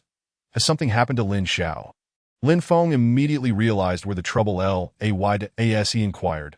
Huang Jingjing's sobs intensified. Lin Xiao was shot. She managed to say through her tears. Upon hearing this, Lin Feng disregarded everything else and dashed inside. Upon entering the simple shelter, he found Lin Xiao lying on the sofa.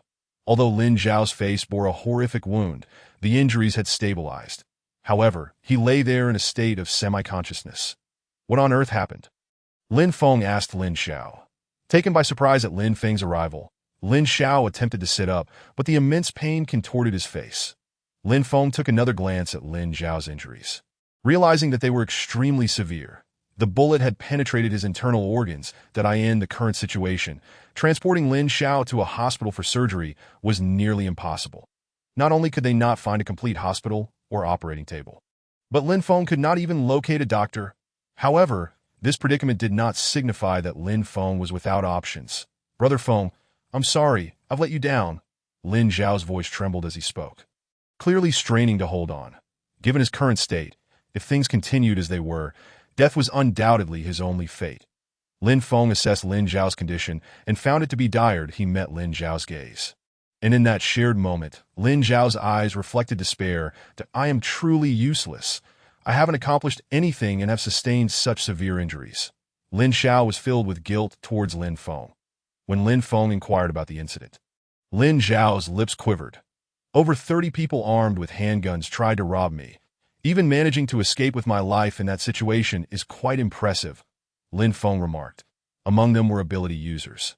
I was immobilized by one for just 2 seconds and ended up getting hit. Lin Zhao continued that I am an ability user. What kind of ability user? Lin Feng asked, intrigued. Point one hidden beneath a black cloak, capable of controlling my shadow. Rendering me motionless. Lin Zhao replied, feeling somewhat absurd as he recounted this. Lin Feng was momentarily taken aback. Based on Lin Zhao's description, an image naturally surfaced in his mind. I am the last days of his previous life. Though not as powerful as Lin Zhao, there was a formidable assassin known as Shadow, one of Lin Zhao's trusted subordinates, who had consumed a special type ability fruit that allowed him to manipulate shadows. It was astonishing that in this lifetime, during their first encounter, Lin Zhao had nearly perished at his hands. That don't be so angry. Once you're healed, we will settle accounts with that fellow, Lin Feng said nonchalantly. If given the chance, would you wish to become such an ability user? Yes, I would certainly be stronger than that guy, Lin Zhao declared resolutely. Hearing Lin Zhao's words, Lin Feng did not hesitate. He directly took out one of the 2 special type ability fruits he had seized from the Hurricane Boss earlier. This was the very fruit that the Hurricane Boss had tossed to them, hoping they would test it. Unlike other fruits, the special type ability fruit could not reveal its potential ability until consumed. In contrast, fruits of the strength, mental, or nature types could be assessed based on past experiences. Although Lin Feng was uncertain whether the fruit in his hand was indeed the magma fruit, based on the trajectory of events from his previous life. It was undoubtedly the magma fruit. Unfortunately, this particular fruit lacked a complete plant, preventing Lin Zhao from fully realizing his potential. Even so, Lin Feng did not feel regret, for magma ability fruits were exceedingly rare. Even in his previous life, he had only heard of one individual, the Magma Scar, possessing it. Perhaps there were others, but they had either not awakened their powers or had been killed before they could grow strong enough to make their names known. Regardless, Lin Feng directly presented the ability fruit to Lin Zhao. Consume it, Lin Feng instructed. Although Lin Zhao's current physical condition was not suitable for ingesting an ability fruit, delaying any further would likely seal his fate. Only if the magma ability fruit could manifest its effects would Lin Zhao have a chance to survive. Lin Zhao harbored no doubts about Lin Feng's words. After all, he had little left to lose, with his very life hanging by a thread. There was no time to ponder over trivial matters. Without hesitation, Lin Zhao swallowed the entire ability fruit, skin and flesh alike. In the next moment, anguished screams erupted from him, as if magma coursed through his veins. Lin Feng could even witness the horrifying sight of blood that resembled molten rock surging beneath Lin Zhao's skin. This torment was one Lin Feng had experienced himself, and Lin Zhao's suffering was no less severe. Fortunately, Lin Zhao's ordeal lasted only a brief 3 minutes. When the agony suddenly vanished, his injuries healed completely, and the remnants of bullet fragments within him had dissipated without a trace. How do you feel? Lin Feng inquired, despite already knowing Lin Zhao was safe. Brother Feng, I feel absolutely wonderful, Lin Zhao replied, rising from the couch. The genuine leather sofa had been scorched, leaving a gaping hole where Lin Zhao had merged with the magma fruit. Huang Jingjing, who had been anxiously watching from the side, finally transformed her sorrow into joy and leaped into Lin Zhao's embrace. That I'm fine. I truly am, Lin Zhao said, tears of relief streaming down his face as he held his wife close. During the day, the thought of his wife and child had spurred him to bravely break through the encirclement. That fleeting yet excruciating experience was almost unbearable, and without the thought of his family, he would not have endured. Most importantly, Lin Feng had saved him once again, leaving him indebted for another life and granting him such a tremendous opportunity. Chapter 59. Crushing sweep. Lin Zhao's knees buckled, and he nearly knelt before Lin Feng. However, Lin Feng stepped forward, embracing him and stating, I saved you because I wanted to consider you a brother, that if you keep kneeling, it will only diminish my respect for you. Lin Zhao halted his descent, understanding the sentiment behind Lin Feng's words. "Brother Feng, I am at a loss for how to express my gratitude. You have saved me once more," Lin Xiao earnestly declared. "I've said it before, just do what I ask. If anyone bullies you, I will stand by you. If you need anything, just tell me, and I shall provide." Lin Feng replied confidently that we are no longer in need of anything.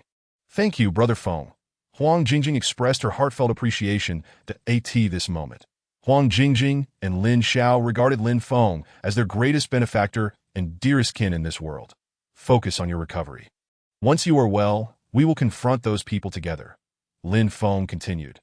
"Brother Feng, I can handle this alone," Lin Xiao insisted, brimming with newfound confidence after acquiring the magma fruit's powers, that he understood the formidable strength the magma fruit bestowed upon him. Its destructive and lethal capabilities were truly terrifying, that if not for Lin Feng's lightning abilities being tenfold, he would likely struggle against Lin Xiao, who would easily dominate any ordinary lightning user. Nonetheless, Lin Feng faced Lin Xiao's magma abilities without the trepidation he had in his previous life.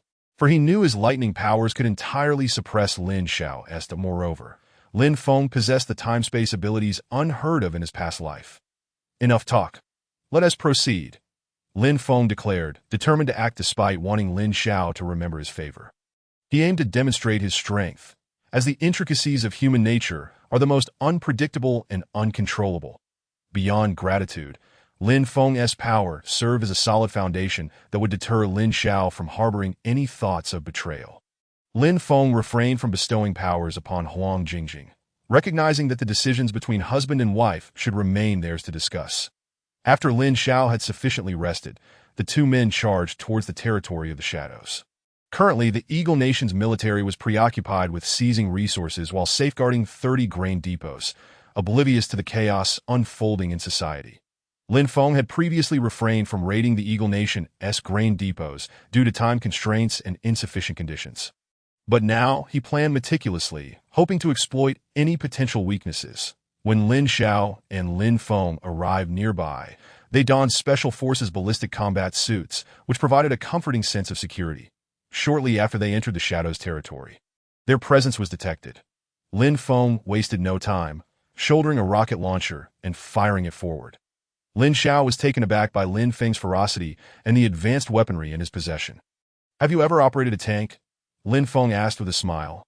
Lin Xiao paused, a wild thought crossing his mind. Could it be that Lin Feng possessed a combat tank? In the next moment, Lin Feng opened his spatial backpack, revealing a multifunctional light tank, perfectly suited for the current terrain. Lin Feng was adept at operating tanks from his past life and guided Lin Xiao into the vehicle, assigning him the role of loader. Together, they advanced, sweeping through their surroundings, unleashing shells upon any suspicious locations. Initially, Lin Xiao had anticipated a fierce battle against the 30-plus shadows, especially since their stronghold likely housed even more enemies. He had resolved to stay behind as a distraction should danger arise, vowing to protect Lin Feng at all costs. Yet, he could never have imagined the turn of events that awaited them. The shadows, busy accounting for their supplies and enjoying dinner, were startled by the sudden explosion of shells, which began raining down around their stronghold. They beheld a tank barreling toward them. Panic ensued. "Is this a dream? Where did this tank come from?"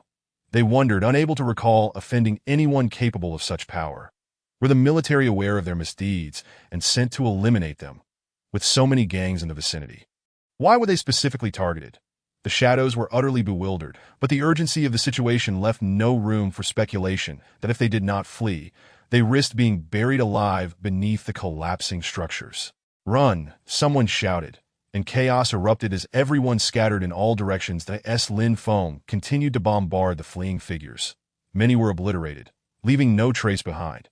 However, the debris ahead ultimately obstructed the tank's path, halting their advance. "All right, let us disembark and teach these drowning rats a lesson," Lin Feng chuckled. Upon hearing Lin Feng's words, Lin Xiao had no objections, following him out of the tank. Just as they stepped down, Lin Feng stored the tank back into his spatial backpack. Previously, Lin Feng had shown Lin Xiao his spatial ring, and today he revealed the spatial backpack. Though Lin Xiao was curious about Lin Feng's extraordinary possessions, he refrained from asking questions he knew were none of his business. The shadows, Witnessing the two men emerging from the tank, gritted their teeth in frustration. With the pair now out of the vehicle, they felt emboldened. When the tank vanished into thin air, their shock only deepened, confirming that Lin Feng possessed even greater treasures. A group of them brandished handguns, charging at the two men. Chapter 60. Powerful Suppression. Within the Eagle Nation, Lin Feng's approach was markedly different from his previous life. Here, he embodied audacity and defiance. Within Lin Feng's realm of extraordinary abilities lies an abundance of cutting-edge weaponry. A plethora of novel warships, advanced aircraft, and even the world's largest super-nuclear-powered aircraft carrier. However, these formidable assets remain concealed for the time being. Nevertheless, weapons such as tanks, the tyrants of the battlefield, can be readily deployed. In the early stages, before the ability users attain level 5, these firearms possess a lethal potency that cannot be overlooked. Presently, despite the proliferation of ability users worldwide, the majority are merely at level 1, with scarcely any having reached level 2 or higher. After all, there are currently no resources available to enhance one's abilities, unless an individual miraculously ascends to level 2 immediately after consuming an ability fruit. A scenario that is exceedingly rare in Lin Feng's past life. He had only heard whispers of such occurrences, never having witnessed them firsthand. Beneath the veil of night, illuminated by the moonlight, Lin Feng and Lin Xiao each brandished submachine guns, unleashing a hail of bullets upon the shadowy group before them. Previously, Lin Xiao had already achieved a stalemate against them alone. Now, with Lin Feng's involvement and his ferocious shelling of their tank, the shadowy figures, originally numbering over 50, now found themselves reduced to fewer than 20 combat-capable individuals that the adversaries, emboldened by their numerical superiority, gradually approached Lin Feng and Lin Xiao. Lin Feng suddenly felt a stiffness seize his body, as though an unseen force had rendered him immobile. Lin Xiao experienced the same sensation, but he managed to utter, "That shadow ambushed me in a building during the day, using the darkness to his advantage." No sooner had Lin Xiao's words left his lips than a crimson light erupted from his right hand, which then transformed into a molten lava-like substance, clashing fiercely against the shadow's control over the darkness. Under Lin Xiao's overwhelming power, the shadow realized he was losing his grip. That moment, a bolt of lightning struck out of nowhere. A scream pierced the air as one of the advancing figures collapsed to the ground. The sudden brilliance of the lightning dispelled the encroaching darkness, rendering the shadow's control ineffective in an instant. Panic-stricken, the shadow found himself unable to wield his powers, and in the face of Lin Feng and Lin Xiao's submachine guns, their handguns seemed utterly trivial. The situation remained decidedly one-sided. Having already showcased his lightning abilities in front of Lin Xiao and the shadow, Lin Feng decided to unleash a barrage of 12 successive lightning strikes. With the 12th finally striking the shadow, the chaotic scene made it difficult for Lin Feng to pinpoint the shadow amidst the throngs of combatants. When the shadow was finally felled, the remaining 5 members let out terrified cries. Fleeing into the distance, their courage utterly shattered in the face of Lin Feng and Lin Xiao. Without hesitation, Lin Feng continued to fire at the retreating figures, ultimately leaving it to Lin Xiao to ensure their demise. Lin Feng approached the shadow, who, under the onslaught of lightning, now emitted a charred smell. The shadow and his remaining companions dared not resist as Lin Feng and Lin Xiao drew closer. They could easily aim their handguns at the two. Yet the sight of Lin Feng and Lin Xiao clad in Special Forces body armor, seemingly armed to the teeth, left them paralyzed with fear. Lin Xiao swiftly located the shadow, having already received instructions from Lin Feng on their mission. Lin Feng aimed to have Lin Xiao establish a faction, not only to assist him, but also to serve as an unyielding safeguard for his family, with the shadow being the first formidable warrior Lin Feng sought for Lin Xiao. As Lin Xiao planted his foot firmly on the shadow's face, applying considerable pressure, the shadow involuntarily let out a cry of pain. "I nearly perished at your hands. Tell me, how shall we settle our score?" Lin Xiao demanded without a hint of courtesy. The shadow, acutely aware of his dire predicament, realized he stood no chance against Lin Xiao and Lin Feng. With Lin Xiao's foot firmly pressing down, his right hand transformed into molten lava, dripping onto the ground and scorching a gaping hole into the earth. Among the myriad of extraordinary abilities, the first-level lava ability was a rare gem. And although Lin Xiao had yet to master long-range attacks in close combat, Lin Feng would likely be no match for him without resorting to his space-time abilities. What ability have you awakened? The shadow stammered, his panic evident. Earlier, he had seen Lin Zhao's hand morph into lava, but now, the proximity amplified his realization. The DOU still have the audacity to question me. It is I who demands answers now. Lin Xiao asserted, showcasing his domineering nature as he delivered a vicious kick to the shadow's face, eliciting a wail of agony. After all, they had been mortal enemies during the day. Had Lin Feng not intervened, Lin Xiao would have nearly succumbed to the shadow's hands. That it was absurd to expect Lin Xiao to show any courtesy. What do you want? As long as you spare my life, I will agree to any terms. The shadow blurted out, desperation evident in his voice. In response to the shadow's craven demeanor, Lin Feng felt no surprise in his past life. He had heard tales of the shadow's repeated betrayals of the lava scar, only to be vanquished time and again by the latter's overwhelming strength, ultimately resigning himself to a life of servitude. Lin Feng was unaware of the intricacies of the relationship between the lava scar and the shadow, nor did he know why the former had repeatedly forgiven the latter. However, he understood one crucial point. As long as Lin Zhao's strength was formidable enough, the shadow would dare not betray them. Submit to us, and your life will be spared, Lin Feng declared. Submit to you? Become your subordinate. The shadow was clearly taken aback by Lin Feng's proposition, his trepidation palpable. After all, it had been Lin Feng who unleashed the lightning strike. Without him, the shadow would not have been defeated so swiftly and decisively. What? Are you unwilling? If you refuse, we shall take your life. Lin Xiao pressed down harder with his foot, eliciting another round of anguished cries from the shadow. We have no patience for this. Choose between death or surrender within 3 seconds, Lin Feng commanded, counting down without offering any chance for reprieve. 1, 2, 3. I submit. I willingly submit, the shadow cried out, raising his hands in surrender as Lin Feng aimed his submachine gun at his head without a moment's hesitation. Chapter 61. A pleasant surprise now that Lin Feng and Lin Xiao had taken the shadow as their subordinate. All the resources and assets that originally belonged to the shadow were to be seized for Lin Feng's use. Despite the shadow's countless objections, he had no choice but to relinquish his stockpiles. Fortunately, when Lin Feng had previously bombarded the shadow's stronghold with the tank, he had not destroyed their warehouse amidst the ruins. They swiftly located the shadow's warehouse. Upon entering, Lin Feng's eyes were immediately drawn to a faint glimmer of light. Space stones. In that instant, he disregarded both Lin Xiao and the shadow, rushing towards the source of the illumination. At the same time, the 5 individuals who had been incapacitated by Lin Feng's lightning strike also expressed their desire to submit to Lin Xiao and Lin Feng, bringing the total number of Lin Xiao subordinates to 6. The 7 of them, including Lin Xiao, were perplexed by Lin Feng's sudden excitement. As Lin Feng uncovered a pile of glowing space stones from within the warehouse, he was nearly overwhelmed with joy, almost shouting out loud, "Indeed, these are space stones. Where did you acquire these?" His exhilaration was unmistakable.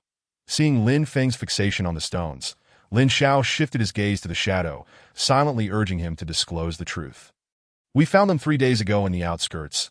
There was another group present, but we managed to retrieve them first," the shadow explained. "Was there a similar cache among the other group?" Lin Feng inquired, his tone brimming with hope. "That I don't know," the shadow replied curtly. Upon hearing this, Lin Feng felt an urge to strike the shadow, lamenting his ineptitude. However, upon glimpsing the nearly 20 pounds of space stones before him, he quelled that thought, deciding to forgive the shadow for his earlier oversight, given the gift he had provided. "Brother Feng, what are these stones used for?" Lin Xiao inquired. Lin Feng smiled slightly, responding, "You should have noticed my space ring and this space backpack." "Right?" Lin Xiao nodded, and in the next moment, realization dawned upon him as he exclaimed, "Your space gear is made from these stones?" "Precisely," Lin Feng replied with a bright demeanor. After finishing his words, he stretched out his hand and directly collected all the spatial stones into his spatial backpack. The backpack, already forged into a spatial equipment, would not absorb any more spatial stones. Otherwise, Lin Feng would dare not place all the spatial stones within it. "That I shall take all these spatial stones. As for the other supplies, you and your team should deliver them to the back of the villa. It will serve as your warehouse." In a few days, I will craft a few pieces of spatial equipment for you, so you can gather resources more efficiently. Lin Feng commanded. Lin Xiao was taken aback by Lin Feng's generosity in sharing such valuable items. Overcome with gratitude, he repeatedly waved his hands in refusal, saying, "We are brothers. There is no need for such formalities. I cannot use that much." As he spoke, Lin Feng, as if performing a magic trick, pulled out a heavy truck from his otherworldly space, with a thunderous roar. The truck's sudden appearance startled everyone. Drawing from previous experiences, the onlookers naturally assumed that Lin Feng had retrieved the truck from his spatial backpack. Load all the supplies onto the truck. From now on, your task is to gather resources in large quantities. Bring back anything you can find, as these items will prove invaluable later. Most importantly, if you come across any spatial stones, no matter the cost, you must acquire them for me. Whether through trade or by force, they must not slip away. Do you understand? Upon hearing Lin Feng's instructions, Lin Xiao readily acknowledged. Thus, a grand procession made its way toward the villa where Lin Xiao resided. Huang Jingjing, within a makeshift shelter, felt a sense of unease. Unless subjected to a relentless barrage of rockets targeting a single point, this simple shelter stood as the most formidable fortress in the vicinity. When she spotted the heavy truck approaching the villa's courtyard, she felt a wave of anxiety wash over her. However, upon seeing Lin Xiao disembark, a smile of delight spread across her face. Naturally, Lin Feng and Lin Xiao would not participate in the labor of unloading supplies that in truth. Lin Feng could have easily utilized his spatial backpack to transport these supplies, yet he chose not to. Instead, he insisted that the members of Shadow take on the task themselves, aiming to instill in them an awareness of their current situation. They must not forget their place. The supplies were swiftly unloaded, and the search for resources continued. Lin Feng decided not to accompany Lin Xiao and the others, as their presence would hinder mobility and waste his time. From the shadows, Lin Feng gathered intelligence regarding the location where spatial stones had previously been discovered, as well as the potential areas where that group might appear. That he then revved up his heavy motorcycle, its engine roaring as he set off alone toward that destination. The remaining 6 members of Shadow posed no threat to Lin Xiao. Furthermore, with Lin Feng acting as an insurmountable obstacle, they would certainly lack the audacity to betray him or lay hands on Lin Xiao. As Lin Feng drove away, he absorbed approximately 20 pounds of spatial stones along the way. His temporal power surged from 757 points to an impressive 952 points. It was worth noting that previously, Lin Feng had engaged in a battle of wits and cunning in the Qinglong battle zone to acquire 50 pounds of spatial stones. Yet this 20 pounds came far too easily. Hence, he resolved to continue scouring the surrounding rogue factions, either stealing or purchasing spatial stones directly from them. In his past life, spatial stones were abundant within the borders of Xia country, but they were even more plentiful in the territory of Eagle country. Although the number of ability fruits in Neon country was substantial, spatial stones were scarce. Lin Feng recognized that if he wished to locate more spatial stones, Eagle country was the optimal choice. However, he felt slight disappointment as he ventured toward the area indicated by Shadow. Not only did he fail to find any trace of scattered spatial stones, but he also encountered no sign of the mentioned faction. Yet such occurrences could not be forced. Lin Feng began collecting some abandoned factories in the aftermath of the great earthquake into his otherworldly space, uncertain if the machinery within would be of any use in the future. Regardless, as long as he spotted anything intact, he would store it within his otherworldly domain. After 2 hours of activity, a phone call came through. Upon checking, Lin Feng discovered it was from Fujiwara Yi. This old rascal was calling, and Lin Feng wondered whether he would be more compliant today. Lin Feng was acutely aware that his current collaboration with Fujiwara Yi was inherently precarious. Each joint effort could be the last. Should Fujiwara Yi harbor any intentions of betrayal, Lin Feng would ensure he was utterly eradicated, making him vanish from existence. In any case, the actions Fujiwara Yi had taken against Lin Feng in his previous life warranted 100 deaths. Yet for now, Fujiwara Yi still managed to deliver substantial supplies daily, rendering him somewhat useful. Upon answering the call, Fujiwara Yi claimed he had brought 10 trucks filled with food, mostly consisting of snacks and various tidbits. Precisely as Lin Feng had instructed. 10 trucks of snacks. Lin Feng was momentarily taken aback. In such dire times, where had Fujiwara Yi procured such items? Moreover, judging by the tone of his voice during the call. He seemed unlikely to deceive Lin Feng. Of course. Lin Feng feigned excitement. Given that he had yet to find anything more suitable in Eagle Country, the nearly 20 pounds of spatial stones made this venture exceedingly worthwhile. Subsequently, Lin Feng entrusted the surrounding search tasks to Lin Xiao, confident that with Lin Zhao's involvement, the nearby factions would pose no challenge. Lin Feng contemplated that once he acquired another piece of spatial equipment, he might leave the tank behind for Lin Xiao to at that point. The smaller factions would undoubtedly bow to his authority.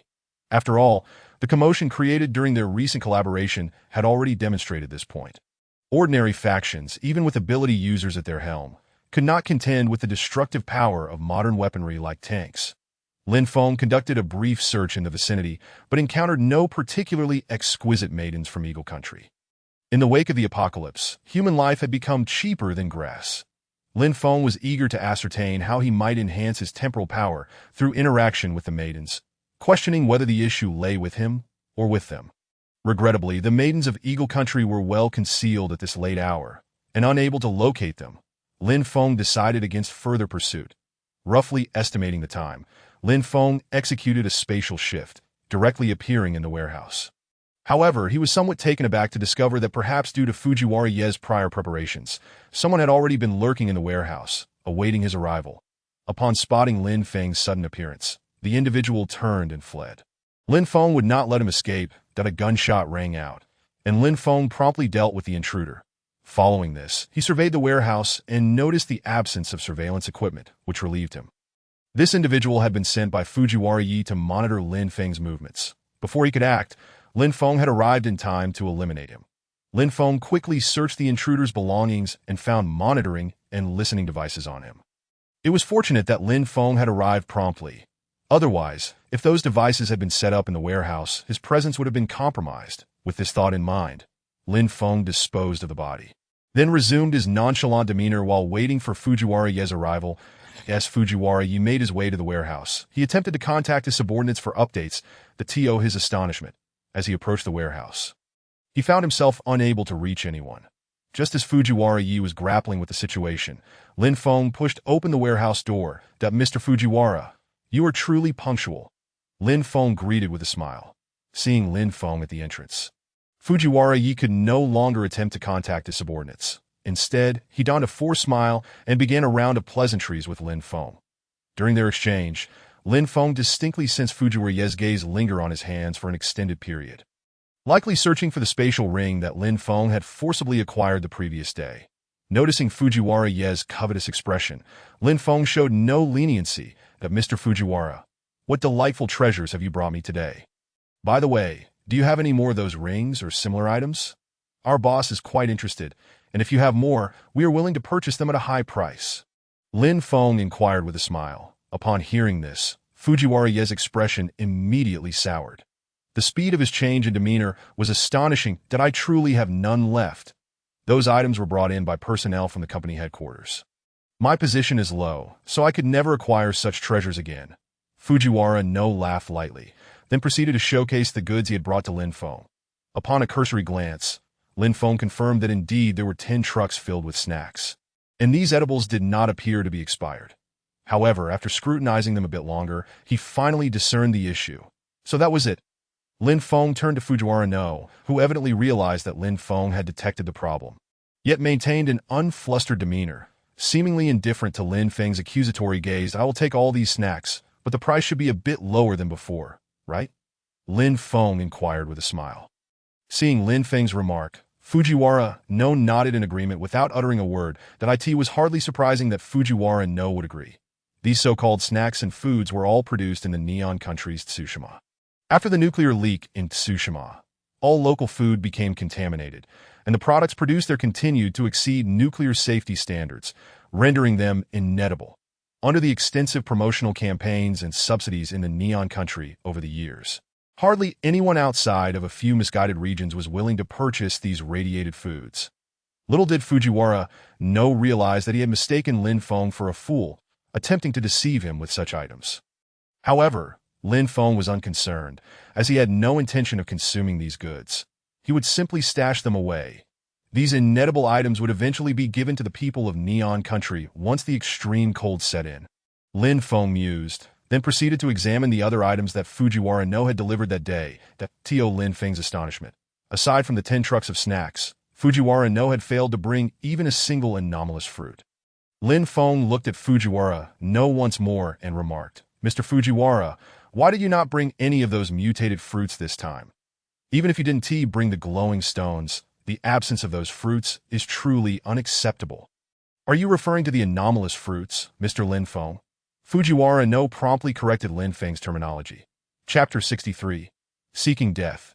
Hearing Fujiwara no's words, Lin Feng understood that Fujiwara no had placed complete trust in the videos of anomalous users circulating online, while also hoping to extract more wealth from Lin Feng in a short span of time.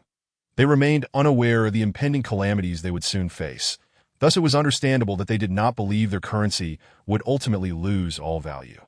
However, once Fujiwara no ceased to hold any value in Lin Feng's eyes, he would be no different from refuse on the roadside. "Indeed, they are anomalous fruits that I wonder why you did not bring any this time, Mr. Fujiwara." Lin Feng smiled at Fujiwara no. Fujiwara no's expression grew complex at Lin Feng's seemingly rhetorical inquiry. He had previously believed Lin Feng to be an astute individual, yet now Lin Feng insisted on vocalizing such matters openly, risking the facade of their cordiality. "What do you think, Mr. Lin Feng?" Fujiwara no posed with an air of self-assured mystery. "Well, I truly do not wish to speculate that if pressed, I can only conclude that your time, Mr. Fujiwara, has come to an end." Lin Feng shook his head in exasperation. "What?" Fujiwara no was taken aback, completely unprepared for Lin Feng's sudden proclamation that I end the next moment. Lin Feng swiftly drew 2 handguns and fired at the nearby drivers and unloaders, executing them without hesitation. Lin Feng's speed was astonishing. 10 bullets claimed 10 lives instantly. Just as Lin Feng prepared to turn his weapon on Fujiwara no, a bright flame erupted from Fujiwara no. As a fireball the size of a bowl hurtled towards Lin Feng's face, the fireball surged forward with incredible speed, yet at the very moment it was about to strike Lin Feng, a bolt of lightning struck it, dispersing the fiery projectile. As if it were not enough, another bolt of lightning struck Fujiwara no, scorching him thoroughly. "How could this be?" Fujiwara no gazed at Lin Feng in shock, utterly unprepared for Lin Feng's unannounced aggression, which had resulted in the swift demise of those around him. "How can I allow someone who is of no use to me, yet knows so many of my secrets, to continue living? What were you thinking? Or perhaps the individual you arranged to ambush me in the warehouse was not sent by you?" Lin Feng accused, casting aspersions upon Fujiwara no at this juncture. It mattered little whether Fujiwara no intended to act against Lin Feng. Such considerations were irrelevant. Lin Feng needed merely to find a pretext to strike, and that was sufficient. Upon hearing Lin Feng's words, Fujiwara no turned pale with fear. "That is not true, Mr. Lin Feng. It's not like that." At this moment, Fujiwara no still attempted to defend himself. However, Lin Feng was unwilling to grant him that opportunity, firing a shot that struck Fujiwara no's leg, causing him to scream in agony that, "Mr. Lin Feng, please don't kill me. We never intended to oppose you. Those anomalous fruits are vital to us." Fujiwara no sought to continue his explanation. But at that moment, Lin Feng's gun was already trained on his head, that I am not one to concern myself with the process, only the outcome. You failed to bring me what I needed and instead thought to deceive me with worthless trinkets. That would have sufficed, but you crossed the line by sending someone to ambush me. Tell me, how could I possibly let you live?" Lin Feng inquired with a smile. Hearing Lin Feng's words, Fujiwara no trembled in fear, hastily denying the accusations that "I no longer care about your protestations. Do not blame me for not giving you a chance. You will now take me to your company's headquarters warehouse, if you dare to play any tricks. I will take your life without hesitation." Lin Feng shouted at Fujiwara no upon hearing Lin Feng's words. Fujiwara no's previous composure evaporated, but he had initially believed that becoming a fire-type anomalous user would ensure his safety, even in the face of Lin Feng's sudden assault. Yet, given the current circumstances, he realized he was no match for Lin Feng. His earlier thoughts had been utterly absurd and laughable, with Lin Feng's gun pointed at him. Fujiwara no, despite his immense reluctance, had no choice but to comply with Lin Feng's orders. Lin Feng first confiscated all of Fujiwara no's communication devices, then bound his hands with chains. even with Fujiwara No's control over fire. As a level 1 anomalous user, he could not burn through the chains. That it is worth noting that Fujiwara No's fate was ultimately altered by Lin Feng, not because he would perish at Lin Feng's hands, but rather because in a previous life, he had awakened earth abilities, while in this life, he was entirely unrelated to fire abilities. It was indeed a laughable irony. Thus, Lin Feng escorted Fujiwara No, seizing all 9 trucks he had brought into his anomalous space, while he himself drove the last one, keeping Fujiwara No in tow. Presently, Lin Feng was prepared to raid the headquarters of Fujiwara No's company, as long as the extreme heat and cold had not yet erupted. Lin Feng could brazenly roam about, plundering supplies. Once the extreme heat set in, many materials would spoil within a short time, losing their value for Lin Feng's plundering. Lin Feng sought to recover those losses as swiftly as possible, for the significance of these goods only increased with time.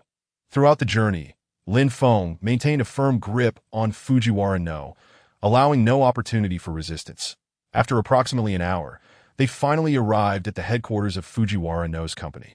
The route they took had been pre-arranged by Fujiwara No's team, successfully bypassing various obstacles, making the journey relatively smooth.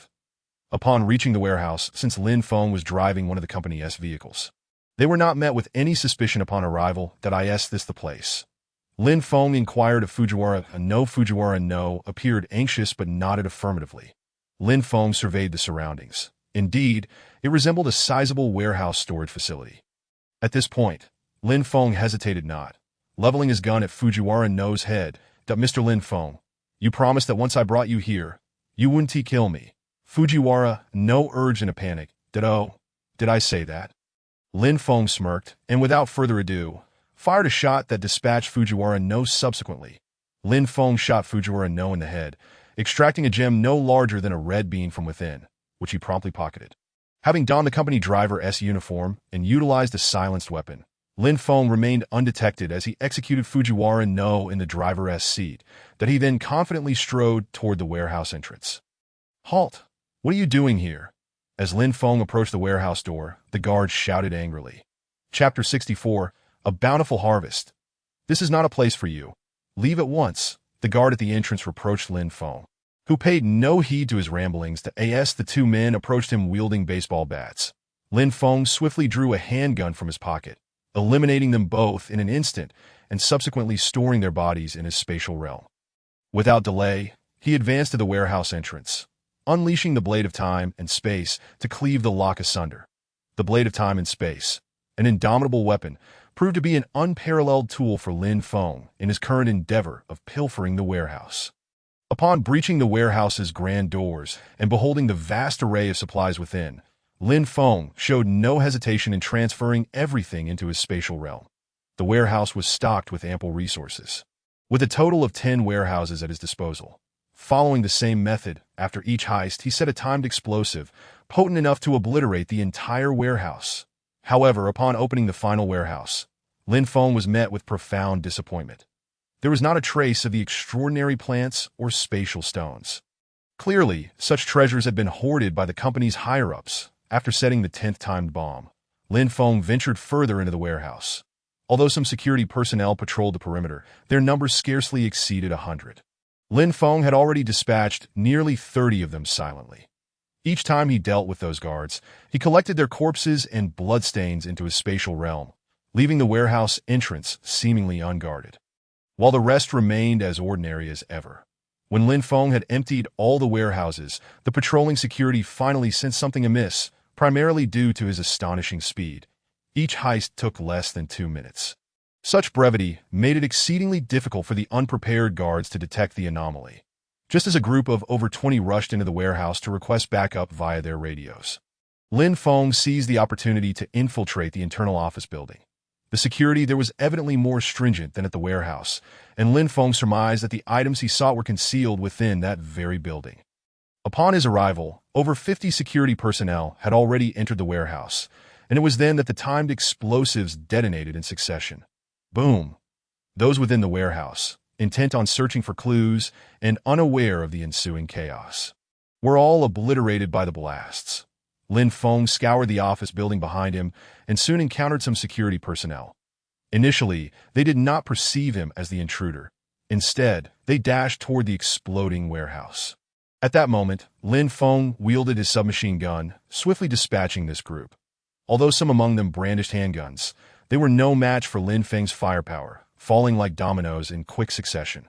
Within the next 5 minutes, Lin Feng had neutralized every visible security personnel. Among them were 10 who had ingested extraordinary fruit and possessed abilities, yet their strength posed no threat to Lin Feng. After silencing them, he retrieved an extraordinary crystal core from each of their heads. Even so, Lin Feng could not ascertain where the coveted items were hidden. He found himself reflecting on the past, recalling a time when he fought desperately with nothing but a wooden stick.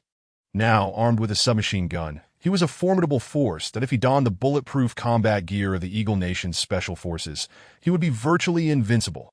As he continued his search, he finally spotted 2 figures fleeing in panic. With a swift stride, he closed the distance. Upon seeing them, one displayed an audacious demeanor, aiming his gun directly at Lin Feng as he approached.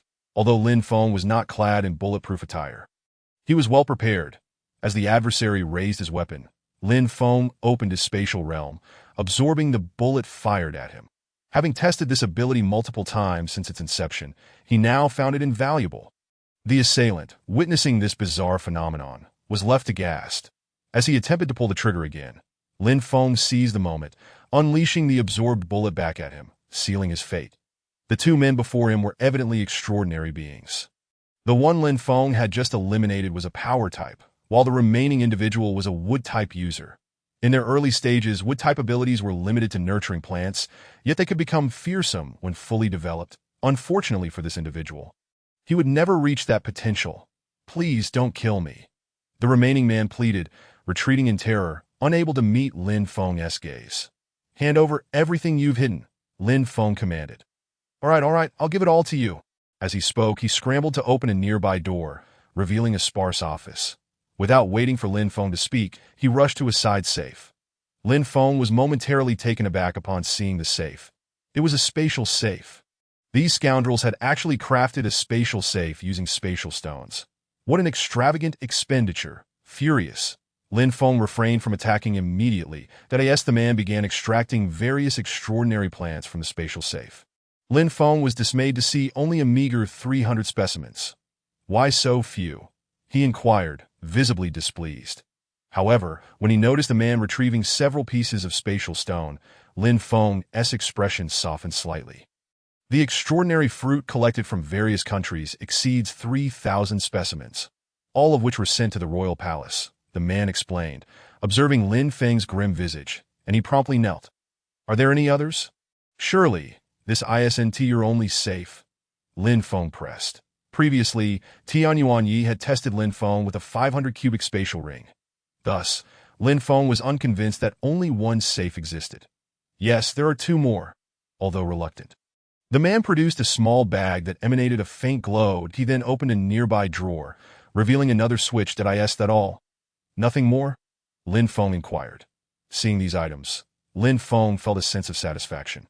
Yet who wouldn't he desire more treasures? "That's all. I swear it's everything. Please spare me." Before he could finish speaking, Lin Feng fired a shot, sending him to his demise. "Spare you, even if I were inclined. My ancestors from a century ago would vehemently oppose it." Gazing at the trove before him, Lin Feng felt elated, yet his heart ached at the sight of his newfound riches. Chapter 65. Ascending to Tier 2 Extraordinary Being. These wretches deserve their fate. Setting aside the spatial bag and spatial switch, merely the spatial safe itself must have consumed an immense amount of spatial stones. Lin Feng approached the safe to examine its interior, discovering a staggering 200,000 cubic units. According to Lin Feng's estimates, crafting this safe likely required at least 100 pounds of spatial stones. The size of the space created by spatial stones is inherently unpredictable. 1 pound might yield anywhere from 100 to 500 cubic units. Conversely, 100 pounds could produce equipment with a capacity ranging from 10,000 to 50,000 cubic units. The process is fundamentally random, leaving no one in complete control. Lin Feng winced at the thought of the wasted spatial stones. However, after rummaging through the contents of the spatial safe, he found 63 pounds of spatial stones. which provided him with a modicum of solace. Simultaneously, the safe contained a substantial amount of gold, silver, and various precious gemstones. Lin Feng, without a hint of reluctance, stored all of it in his spatial realm, allowing the Qinquan pearl to refine and absorb it, replenishing his spatial realm in the process. Among the 305 extraordinary fruits, only one was of a unique type. The rest were predominantly power-type fruits, leaving Lin Feng lamenting his misfortune. Upon further inspection of the spatial bag hidden on his person, he discovered it was brimming with cash and gold, with nothing else of note that AS for the spatial switch. It was crammed with 1,000 cubic units of high-end cigarettes and cigars. The individual had hoarded such a substantial stash. What was he planning? To smoke until the end of time? After rummaging through the place once more over the course of 4 weeks, Lin Feng had gathered all the items he could carry, and he had not discovered any additional spatial equipment or extraordinary fruits. Upon completing this task, Lin Feng set a medium-sized time bomb in the center of the warehouse and then sped away on his heavy motorcycle. 10 minutes later, with a resounding boom, the warehouse that Lin Feng had previously looted was reduced to rubble, along with all the surveillance equipment within, leaving no trace of Lin Feng to be found. Besides the 3 pieces of spatial equipment he had confiscated and a plethora of supplies he needed, Lin Feng also acquired 12 extraordinary crystal nuclei, which could be considered a modest gain. Unfortunately, this small number of crystal nuclei was wholly insufficient for Lin Feng to advance his ranks, and he was disinterested in consuming them at that moment. Although Fujiwara Yi had been eliminated by Lin Feng, there were still abundant resources in Neon Country, and he was not inclined to abandon them so easily. Lin Feng, holding a contact list and various introductions obtained from the office building, swiftly pinpointed his next potential partner. However, he was not in a hurry regarding this matter, but he first sought a secluded spot and began absorbing spatial stones. Just as he finished absorbing 5 kilograms of spatial stones, Lin Feng suddenly felt an exhilarating release. As if a shackle that had long confined him had been unlocked, his heart trembled with joy. He had broken through. Lin Feng transitioned directly from a first-tier spatial ability user to a second-tier spatial ability user. Feeling the changes in his body, he was immensely pleased, but he did not hesitate to absorb all the remaining spatial stones before checking his current status. Lin Feng, second-tier spatial ability user. First-tier lightning ability user, spatial power value, 1,587 points. Lightning power value, 1,000 points. Skills. Instant teleportation, consumes 9 spatial power points, allowing jumps to any location within 10 meters, unaffected by spatial barriers. Spatial traversal, utilizes a spatial energy orb to traverse space, consuming 2 spatial power points per use. Temporal blade, a blade formed from spatial power, capable of ignoring defenses and breaking through any obstruction, requiring 9 spatial power points to maintain for each second. Time deceleration, controls the flow of time within a 5-meter radius, slowing it by half, consuming 50 spatial power points for each second maintained.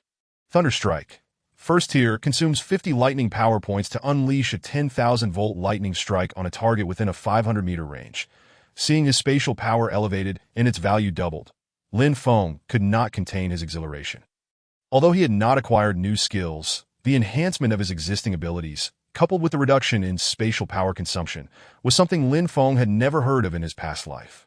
Moreover, after successfully advancing, Lin Feng could distinctly sense a deeper understanding of spatial power. Not only that, but his spatial capacity expanded from the original 10,000 cubic units to 50,000 cubic units. However, Lin Feng felt somewhat disheartened. If the enhancement of spatial power relied solely on spatial stones, he feared he would not progress far along the path of spatial mastery in the future. Yet, at this moment, Lin Feng was merely a modest second-tier ability user, and considering such matters felt rather premature. With his ascension to the second tier, Lin Feng could clearly perceive the enhancement of his abilities. In addition to the improvement in his powers, his physical constitution had also been further fortified. Now, as a second-tier ability user, combined with the enhancements from awakening his lightning ability, Lin Feng's physique had become 8 times that of his original state. Even when compared to a first-tier strength ability user, Lin Feng was not significantly weaker in a contest of raw power. Lin Feng took another look at his ability space. The golden land within had increased by 50 acres due to the substantial amount of gold he had just absorbed, bringing it to a total of 11,550 acres. Various other supplies had also multiplied considerably. Lin Feng meticulously organized the items he had gathered today, and regarding the food produced on Tajima, he designated a separate area for it, planning to release it at the appropriate time. Similarly, everything that had previously been stored in the spatial bag and spatial ring had been cleared out and transferred into the ability space. The internal space of the spatial bag measured 10,000 cubic meters, just as Lin Feng had promised to provide Lin Xiao with a piece of spatial equipment, which was fortuitously timely. Were it not for the impracticality of carrying the spatial safe, Lin Feng might have considered entrusting it to Lin Xiao for resource collection. Each time he beheld the spatial safe, Lin Feng felt a pang of regret. It was truly a waste of potential. After a moment of reflection, Lin Feng began to contemplate his subsequent actions. Although he had severed the connection with Fujiwara Yi, he was reluctant to relinquish the resources in Neon Country. More importantly, with the knife coins he had just scavenged from the spatial bag, Lin Feng now possessed 220 billion knife coins that if he did not spend this money soon, he might never have the chance again. With this thought, Lin Feng promptly pulled out his phone and dialed the number of the agent he had selected earlier, who appeared somewhat familiar to his surprise. When he connected the call, he was met with a woman's weeping voice on the other end. Chapter 66. The Poisonous Beauty. Mena Z. Hello. May I speak with Miss Mena Z? Lin Feng inquired. It's me. Hello, who is this? My name is Lin Feng, and I wish to collaborate with you for the procurement of certain items. Lin Feng stated, outlining his needs. Really? Mena Z exclaimed, her tone brimming with excitement. But prices are extremely high right now. Can you accept that, sir? Lin Feng was uncertain about the cause of Mena Z's sudden excitement, yet he confidently responded to her inquiry. Of course, the price is not a concern, as long as we can secure the supplies. He then suggested, I wonder if Miss Mena Z has time. Perhaps we could arrange a meeting. Certainly. Mena Z readily agreed. Once they had confirmed a time and place to meet, Lin Feng mounted his heavy motorcycle and sped towards Tsukimi Land. Neon Country was a small island nation, and its landscapes were plagued by earthquakes. Even amidst a global earthquake, the citizens of Neon Country demonstrated a remarkable resilience compared to those in other nations. Lin Feng arrived at the meeting location swiftly, navigating through the debris and the constant cries for help. Yet for Lin Feng, his spirits were remarkably buoyant, almost as if he were admiring a world-renowned painting. Were it not for his own plans, he would not have minded if this small island were to sink into the sea. While Lin Feng indulged in his musings, his phone rang once more. Mena Z was calling to inform him that she had arrived. Lin Feng had been so engrossed in his thoughts that he had failed to notice anyone nearby. As he turned around, he caught sight of a stunning woman standing less than 300 meters away. Her back turned to him. With long hair tied in a ponytail from a distance, he could only admire her alluring figure. However, as she searched around and then turned to face Lin Feng, he felt an instinctive urge to flee. Could it be such a coincidence? Lin Feng had found the name Mena Z somewhat familiar earlier, but now, upon seeing the woman's appearance, he recalled her identity. She was none other than the third-ranked ability user in Neon Country and the first-ranked female ability user. Known as the Poison Beauty, in his past life, Lin Feng and his companions had often referred to her simply as the Poisonous Woman. Lin Feng hesitated. Mena Z approached him with a smile, and upon reaching him, she slightly bowed and said, Are you Mr. Lin Feng? I am Mena Z. Hello, Miss Mena Z. I am Lin Feng. I've come to discuss our collaboration, Lin Feng stated directly, without any preamble. His requests were straightforward. All he sought were supplies of any kind that she could procure. Naturally, if she could acquire precious metals like gold or silver, it would be preferable. Aside from that, any food or daily necessities would suffice. But he specifically excluded any furniture or appliances, as he only required the essentials for daily living. Given the widespread devastation caused by the recent super earthquake, Lin Feng's requests were quite reasonable, as most places lacked the electricity needed to operate household appliances. After discussing the details of their collaboration, Lin Feng noticed that Mena Z appeared to have recently been in tears. When she saw Lin Feng pausing to observe her, Mena Z felt a bit taken aback, but still mustered the courage to speak. Before we proceed with the collaboration, I have an unusual request, and I hope Mr. Lin Feng can assist me. With that, she bowed deeply towards Lin Feng.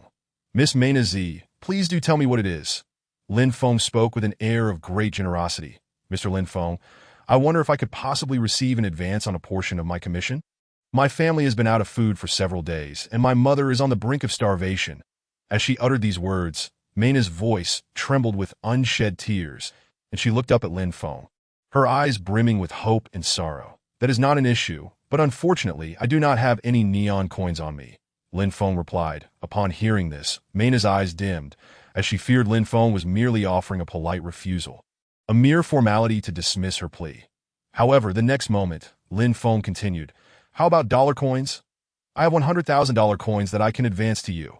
The disappointment of the previous moment was instantly replaced by overwhelming joy. Mayna could hardly believe Lin Feng was serious. $100,000 coins. How many neon coins could that amount to? Yet, before she could express her gratitude, she saw Lin Feng had already taken out the sum and placed it directly into her hands. "Is this sufficient? If not, I can provide more," Lin Feng reassured her. "That is more than enough." "Thank you so much," Mayna exclaimed with profound gratitude. Observing Mayna before him, Lin Feng's heart was flooded with emotions. There were numerous rumors regarding her past life. Some claimed she was inherently promiscuous, having been involved with many older men before consuming a special type of poisonous fruit, and once she awakened her toxic abilities, she eliminated all those old men. Others spoke of her as being utterly ruthless, having even harmed her own parents for the sake of an ability fruit, an act deemed heinous and devoid of conscience. Having heard such tales, coupled with the brutal methods of murder he had witnessed in her previous life, Lin Feng had been taken aback upon first seeing Mayna, instinctively wanting to flee from her presence. However, during their brief interaction, he found her demeanor to be in stark contrast to the malicious rumors. Aside from her striking beauty, she exuded an air of vulnerability that invoked a protective instinct within him. As he watched Mayna walk away, Lin Feng hesitated momentarily. Curiosity piqued regarding the truth behind her earlier claims that if Mayna's words held merit, then the tales of her being an unfilial daughter committing atrocious acts would undoubtedly be false. Driven by intense curiosity, he followed her at a leisurely pace. Chapter 67. Unworthy of Parenthood.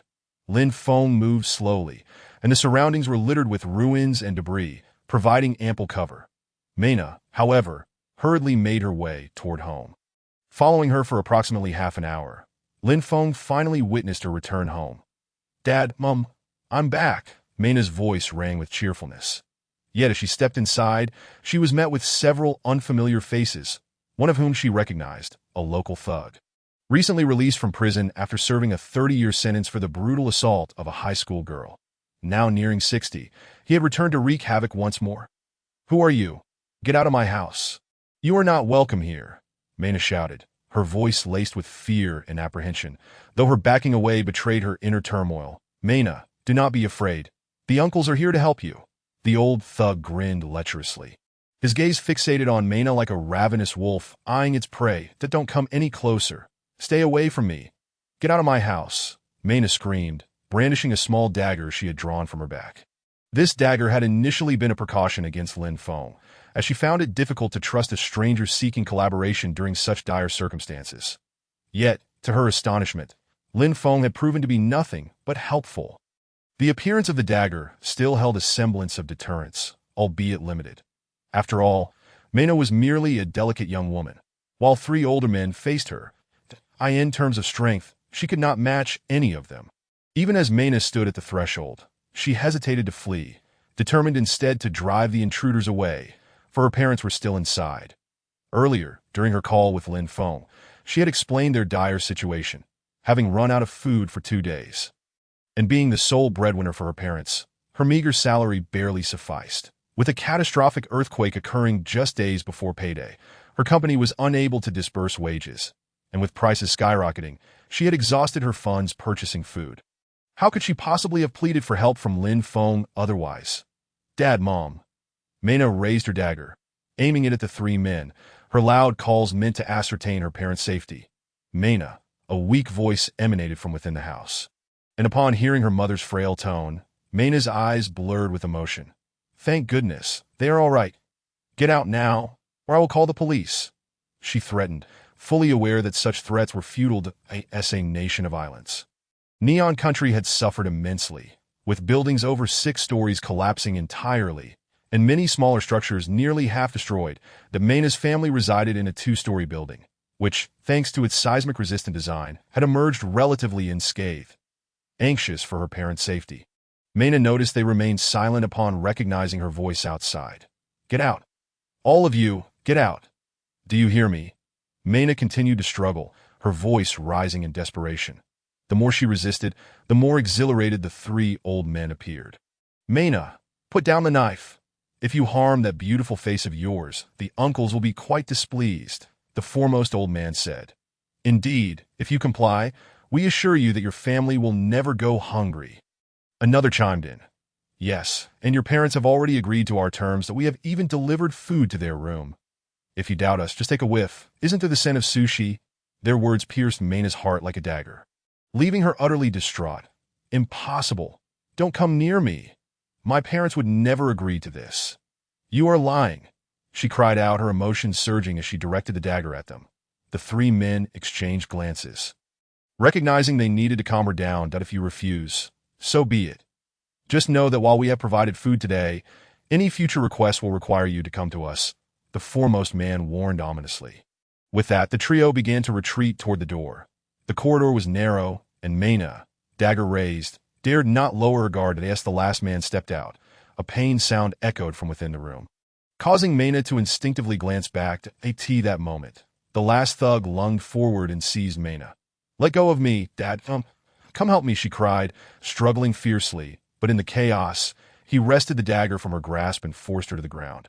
While the other two swiftly returned to assist him, in her desperate struggle, Mena's body collided with the door to her parents' room. As the door swung open, she was met with a scene that would haunt her forever. Her parents were ravenously devouring sushi, her mother's earlier moans stemming from having eaten too quickly.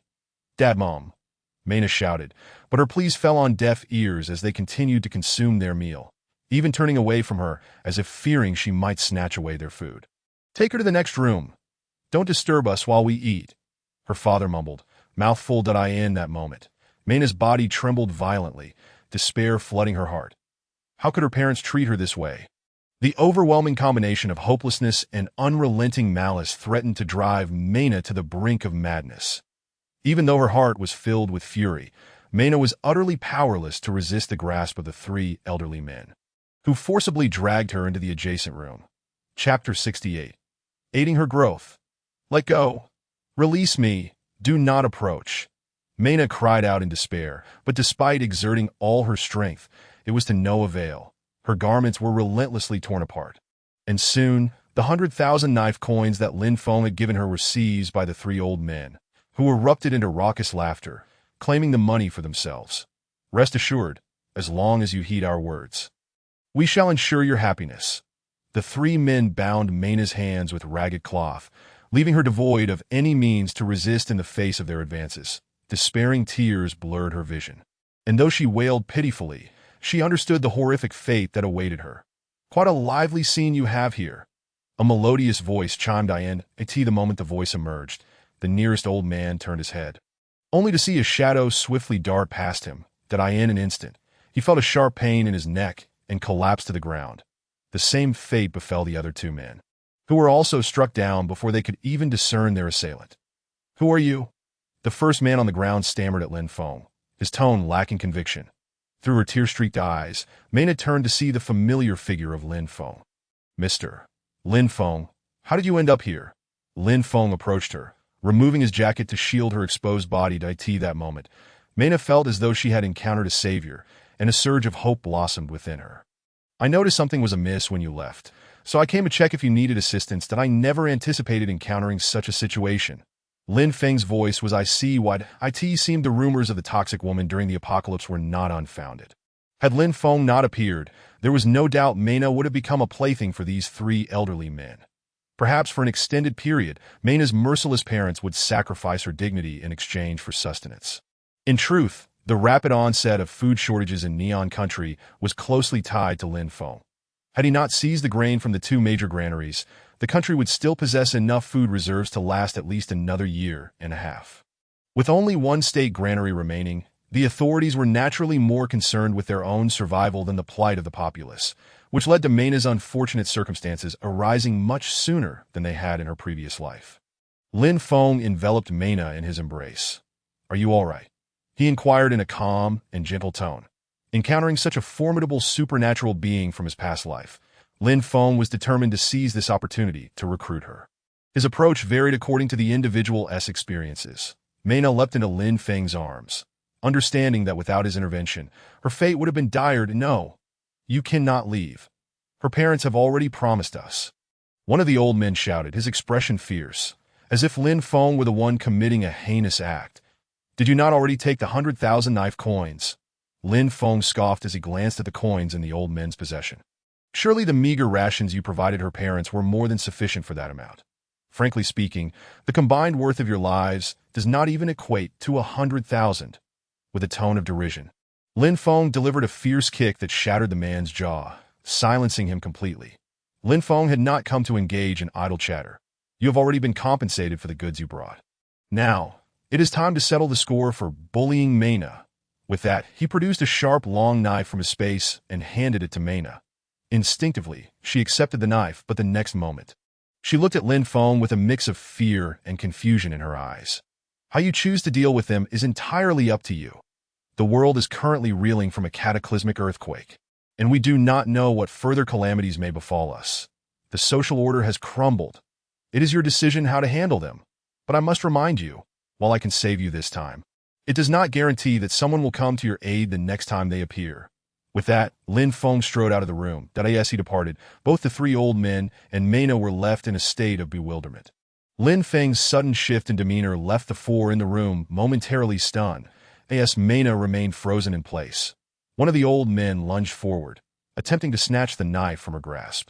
However, he grossly underestimated the force of his own charge, colliding with Mena and propelling them both towards another old man who was similarly rushing at her. The knife plunged deeply into the latter's abdomen, blood spilling from his lips as he let out a horrific scream before collapsing lifelessly to the ground. Lin Feng paid no mind to the chaos unfolding behind him. If Mena could turn the tables in such circumstances, it would not be a loss for him, rather a preemptive elimination of a threat. Although it was a significant loss compared to the prospect of recruiting her, Lin Feng did not feel regret. He believed that the toxic woman from his previous life would not disappoint him, and his actions were intended to aid her growth, steering her away from the aberrant path she had previously followed. After barely 5 minutes, Mena emerged, her clothing tattered and stained with blood. "Mena," Lin Feng called out to her. Hearing his voice seemed to awaken her from her stupor. She rushed into his arms, weeping uncontrollably. Lin Feng understood her sorrow, holding her tightly without uttering any comforting words that he did not check the aftermath in the room. The three old men were undoubtedly beyond saving, and whether or not Mena's parents lived or died held little significance for her now. Without Mena's desperate sacrifices, her parents would not survive long in such a harsh societal climate. Lin Feng retrieved a jacket from his space and draped it over her shoulders, then lifted her gently into his arms, gradually making his way forward. Chapter 69. An unexpected confession in the apocalypse of his previous life. The toxic beauty, known as the toxic woman, was a source of considerable strife, even within Neon Country. The torment Mena endured in her past life had left her psyche somewhat unhinged, leading her to sporadically lash out and kill indiscriminately, even poisoning her most loyal followers. Though Mena's current existence still mirrored her past trajectory, Lin Feng's intervention had spared her from experiencing the same harrowing ordeal. Naturally, Lin Feng would never allow her to endure the same fate as before. Otherwise, she would never willingly submit to him. As Lin Feng held Mena, the two departed from her home. Now cradled in his arms, Mena wept silently, unsure of how long her tears had flowed. After nearly an hour of walking, she finally lifted her gaze to Lin Feng. "Mr. Lin Feng." Hearing her words, Lin Feng set her down. "Are you feeling better?" he asked. Mena nodded slightly, hesitant to meet his gaze, especially given her disheveled appearance, which left her feeling an inexplicable embarrassment in front of him. With her head lowered, she wore an expression of profound dejection. "What do you plan to do next?" Lin Feng inquired again, but he was unaware of how Mena had awakened her toxic abilities in her past life. Nor did he know where she had obtained the fruit that granted her such powers. However, given her previous circumstances, it was likely she had found it near her home, as her parents and those perverse old men would not have allowed her to roam freely. "I want to return to the old house," Mena replied. The old house. Lin Feng was taken aback by her desire, but since she had expressed it, he had no intention of stopping her. "Where is it?" "I will take you there," I shall no longer trouble Mr. Lin Feng. I am truly grateful to you today. Without your assistance, I would have been unable to voice my thoughts, and Mina's words would have remained unuttered. The mere recollection of the recent events sends shivers down my spine, as if I were ensnared in a nightmare. At this moment, I feel utterly useless and cannot fathom how to express my gratitude to you. Mr. Lin Feng, Mina continued. Upon hearing her words, Lin Feng smiled. Have you forgotten that I am in need of your assistance?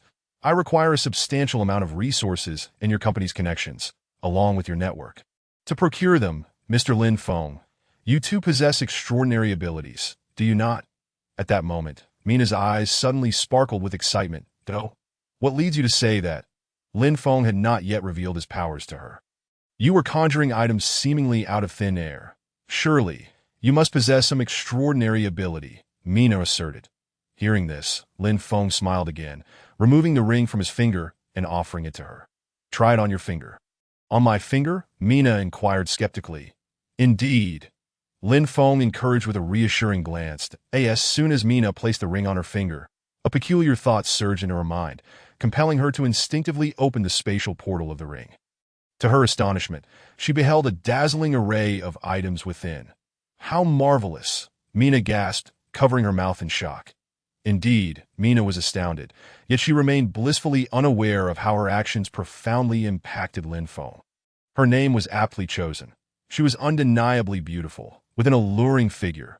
Such an endearing display before Lin Feng stirred emotions within him. He had never anticipated that the infamous poison woman of his past life could possess such a charming side. Were it not for the inappropriateness of the current moment and setting, Lin Feng would have relished the opportunity to engage her in a profound discussion about life. I am indeed an extraordinary individual. But I specialize in lightning abilities. Observing the lack of others nearby, Lin Feng snapped his fingers and a bolt of lightning struck down. Witnessing Lin Feng manifest the legendary powers, Mina's eyes widened in disbelief. She had never imagined him to be an extraordinary being, let alone one capable of wielding lightning. It was truly astonishing. This is not uncommon. As far as I know, there are many extraordinary individuals. If you wish, you can also become one.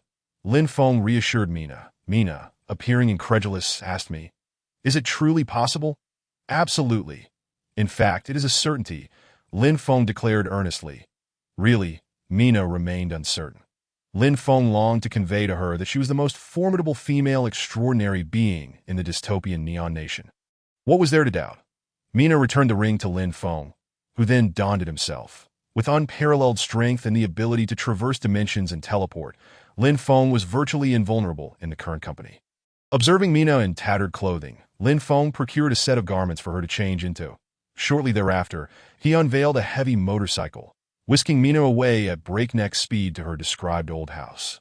The old house was nearly 100 miles from the center of Sakura City, and given the poor road conditions, it took Lin Feng 3 hours to reach their destination. Upon arrival, he observed that many of the surrounding structures had been ravaged by the catastrophic earthquake, including the old house Mina had mentioned. Thank you for your assistance, Mr. Lin Feng. I am at a loss as to how to express my gratitude. Mina bowed deeply once more to this point. It would be absurd for Lin Feng to maintain a facade of modesty. You need not worry about expressing gratitude. To be frank, I was smitten with you from the moment I laid eyes on you, which is why I have gone to such lengths for you. Lin Feng replied candidly. Taken aback by Lin Feng's sudden confession, Mina instinctively lowered her head. Lost in thought, perhaps struggling to accept his words, my apologies. I was too abrupt, Lin Feng said apologetically. Now that I have brought you back here, let us tidy this place up. At the very least, it can provide you with shelter, preventing a recurrence of the previous events. As Lin Feng spoke, he began to take action, but upon stepping into the old house, he was utterly astonished. Lin Feng was unaware of Mina's true character. However, his willingness to assist her and his candid expression of feelings would likely pave the way for future opportunities to win her over, even if she could not fully accept him at present. Yet, upon entering the old house, he was met with a sight that sent chills down his spine, a dark and sinister extraordinary fruit growing at the center of the wooden structure. The sight evoked a sense of profound malevolence, and Lin Feng noticed dark, viscous tendrils resembling poison swirling around the fruit. Undoubtedly, this was a rare and formidable extraordinary fruit of the poison variety. In the dystopian past, many extraordinary beings possessed poison fruits, but Mina stood as a paragon among them. Not only was she the foremost female extraordinary being in Neon Nation, but she also ranked among the most formidable on a global scale. In her past, Mina had engaged in fierce battles with the lava scar, and despite sustaining severe injuries, she had proven indomitable, even inflicting poison upon her adversary, who later paid a steep price to cleanse it. Now, standing before the very extraordinary fruit that could transform Mina into the fierce being she once was, Lin Feng could not help but feel a wave of nostalgia.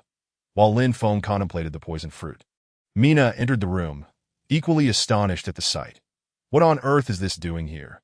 she exclaimed, moving closer to Lin Feng. "Mr. Lin Feng, is this the extraordinary fruit that grants one the ability to become extraordinary?" Lin Feng turned to her, particularly struck by the innocence reflected in her eyes, and he nodded. Delighted, Mina stepped forward, but Lin Feng quickly interjected, "Wait, Mr. Lin Feng, what is it?" "Do you not desire this plant?" Mina replied, her gaze filled with suspicion. Lin Feng hesitated. Was Mina genuinely considering offering the extraordinary fruit to him? "I find this fruit somewhat unsettling. Do you not feel uneasy in its presence?" Lin Feng inquired. Such a peculiar extraordinary fruit would surely evoke discomfort in anyone who beheld it. Yet, Mina shook her head in response to Lin Feng's question. "No, I do not feel that way at all," she replied honestly. As Lin Feng's gaze returned to the poison fruit, he suddenly experienced a curious sensation. It seemed to resonate with Mina, almost as if it were beckoning her. This brought to mind a rumor from his dystopian past. When someone possesses a natural affinity for water, their prowess with water abilities far surpasses that of the average individual. This is often referred to as innate talent. The scene before him evoked a similar impression. Could it be that Mina and the poison fruit shared a fateful connection? If so, it would explain why so many poison extraordinary beings existed, with Mina being the most renowned, thanks to her unparalleled beauty and ruthless methods. "Mina, do you wish to consume this extraordinary fruit?" Lin Feng asked. Upon hearing his question, Mina paused, surprised at Mr. Lin Feng. "Do you not desire it? This is worth a great deal. I borrowed a considerable sum from you earlier, so let this fruit serve as repayment." "If you will," Mina inquired earnestly. Lin Feng smiled softly. "Did you forget what I said at the door? You needn't worry about those finances. For your assistance, my commission is quite generous that if you help me procure the resources, you can earn more than $10,000 coins in a single day." Lin Feng had only mentioned that he needed Mina to leverage her company's resources and connections to procure supplies. But he had not yet discussed the commission structure. While the poison fruit was indeed powerful, Lin Feng could not consume it himself. However, if he could win Mina to his side, it would be akin to possessing the extraordinary fruit itself. "Do you wish to become an extraordinary being?" Lin Feng once again inquired of Mina. Hesitating for a considerable time, it was only after much contemplation that Mina finally nodded emphatically, affirming, "Yes, Mr. Lin Feng, I aspire to become an ability user." "Very well, then swallow it," Lin Feng instructed Mina. Yet he observed her momentary hesitation before she stepped forward to pluck the foremost fruit of the poison-type ability fruit. Under Lin Feng's watchful gaze, she promptly consumed the fruit. As soon as Mina swallowed the fruit, a look of agonizing torment emerged on her face. This pain was familiar to Lin Feng, who had previously endured it himself. He realized that he could offer no assistance to Mina at this moment. She had to rely solely on her own strength to persevere. While Mina writhed in anguish, Lin Feng extended his hand to collect the remaining branches and roots of the poison-type ability. Fruit. 1. Significant reason Lin Feng felt at ease, allowing Mina to consume the poison-type ability fruit, was his utter lack of fear regarding any potential harm she might inflict upon him. Indeed, the poison unleashed by the poison-type ability was exceedingly toxic, yet the branches and roots of the poison-type ability fruit served as the most potent antidote as long as she consumed the leaves and roots. Not only would the poison from the fruit fail to kill her, but any other toxin, provided its potency did not exceed that of the poison from the fruit, would also be ineffective against Lin Feng. This was a secret Lin Feng had inadvertently learned in his past life during the apocalypse, a truth that had since been verified, now that he possessed the branches and roots of the poison-type ability fruit. Even if Mena were to revert to the deranged and malevolent figure she had once been, Lin Feng felt no trepidation whatsoever. The duration of Mena's ability activation was uncertain to Lin Feng. During this interval, he retrieved another simple version of an apocalyptic shelter from his ability space. After subduing Lin Xiao, he had gifted him a rudimentary apocalyptic refuge. Now that he intended to bring Mena under his wing, he could not afford to be stingy. Chapter 71. Mena's poison-type ability Lin Feng produced the simple, mobile apocalyptic shelter and then cradled Mena within it, simultaneously activating some of the defensive mechanisms inside. He also retrieved enough supplies to sustain Mena for half a month. It was not that Lin Feng was reluctant to provide her with more resources. Rather, he anticipated that once Mena assisted him in acquiring a substantial amount of supplies, a portion of those would naturally be bestowed upon her. Moreover, should the timing be opportune, Lin Feng might even grant her a piece of spatial equipment. All of this was part of Lin Feng's future considerations, contingent upon Mena's performance. If she proved to be treacherous, he would not hesitate to eliminate her. Thus, Lin Feng waited for half an hour, during which he received messages from Lu Li and Sun Mingya, who were currently in the country. Since Lin Feng's departure the previous day, he had left the two with a day's worth of food, but now they had consumed it all, and with no sign of Lin Feng's return. They had proactively contacted him, sending several messages that at present, phone calls and messages could still be made without obstruction, but by the end of the month, following the outbreak of extreme heat, the power system would suffer further devastation, rendering only satellite phones capable of connection. Many individuals lacked satellite phones, but Lin Feng had recently raided a warehouse filled with satellite phones during a heist at a prominent store in Eagle Country. There were also some mobile phones equipped with satellite communication functions, albeit such devices were exceptionally costly and beyond the means of ordinary citizens. Similarly, Lin Feng had looted hundreds of boxes containing high-priced mobile phones with satellite capabilities. His ability space was brimming with various resources. Anything one could conceive was likely to be found within. After all, Lin Feng had cleared out a super warehouse valued at $500 billion from the three major chain supermarkets in Eagle Country, alongside numerous other warehouses containing goods worth billions from various places, including the first supermarket in Neon Country. Lin Feng disregarded Lu Li and Sun Mingya's calls and messages. Having opened his phone, he perused some notifications. The first thing he noticed was news circulating in the residential owners group regarding the annihilation of Gao Jiansheng, which had spread amongst all members, even though several days had passed since the incident. The fervor of discussion showed no sign of waning. Furthermore, the current situation had stabilized somewhat, with personnel from the Public Security Bureau and the Qinglong Battle Zone deploying a contingent to maintain order. This had led to a moderation in the previously rampant criminal activities, allowing some residents to obtain material assistance through official channels, while others began engaging in charitable acts by selling food they had stored in warehouses. At that moment, the atmosphere within the residents' group was vibrant, with members exhibiting signs of rejuvenation and optimism for the future. Upon witnessing this, Lin Feng shook his head, perhaps allowing the people a brief moment of joy served as a final consolation. After a considerable wait, Mena finally awoke. Upon seeing her consciousness return, Lin Feng hurried over and lifted her into his arms. "How do you feel?" he inquired with genuine concern. Mena exhibited a fleeting moment of shock and resistance as Lin Feng lifted her, her body trembling slightly. However, after this brief hesitation, she quickly settled down to Mr. Lin Feng. "It seems the ability I possess is related to poison," she stated. Lin Feng smiled, affirming, "Indeed, what you have just activated must be the poison-type ability, which is quite formidable. Mena, congratulations on officially becoming an ability user." Upon hearing Lin Feng's congratulations, Mena initially struggled to grasp the situation. As Lin Feng set her down to stand, a faint blush crept onto her cheeks. Lin Feng's presence had altered the destinies of many individuals. Firstly Shuer, then Lin Xiao and his family, and now Mena. That if all proceeded as expected, the deranged and murderous poison woman from his past life would not resurface. Yet Lin Feng did not wish for Mena to become a burden. Otherwise, her assistance would not be as beneficial as he had hoped. "Thank you, Mr. Lin Feng." Just as they exchanged words, Mena glanced around the uniquely shaped room they were in. "What is this place?" she inquired.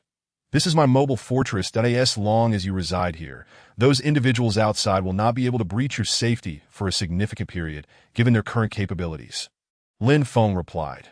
The simple mobile shelter, also known as a movable apocalyptic fortress, was constructed from steel walls several centimeters thick, although its performance was far inferior to the underground shelter where Lin Feng resided. It was rare to find a comparable structure among the existing houses and villas outside. Unless among fellow enthusiasts of the apocalypse, outsiders could not possibly possess such a high-caliber fortress.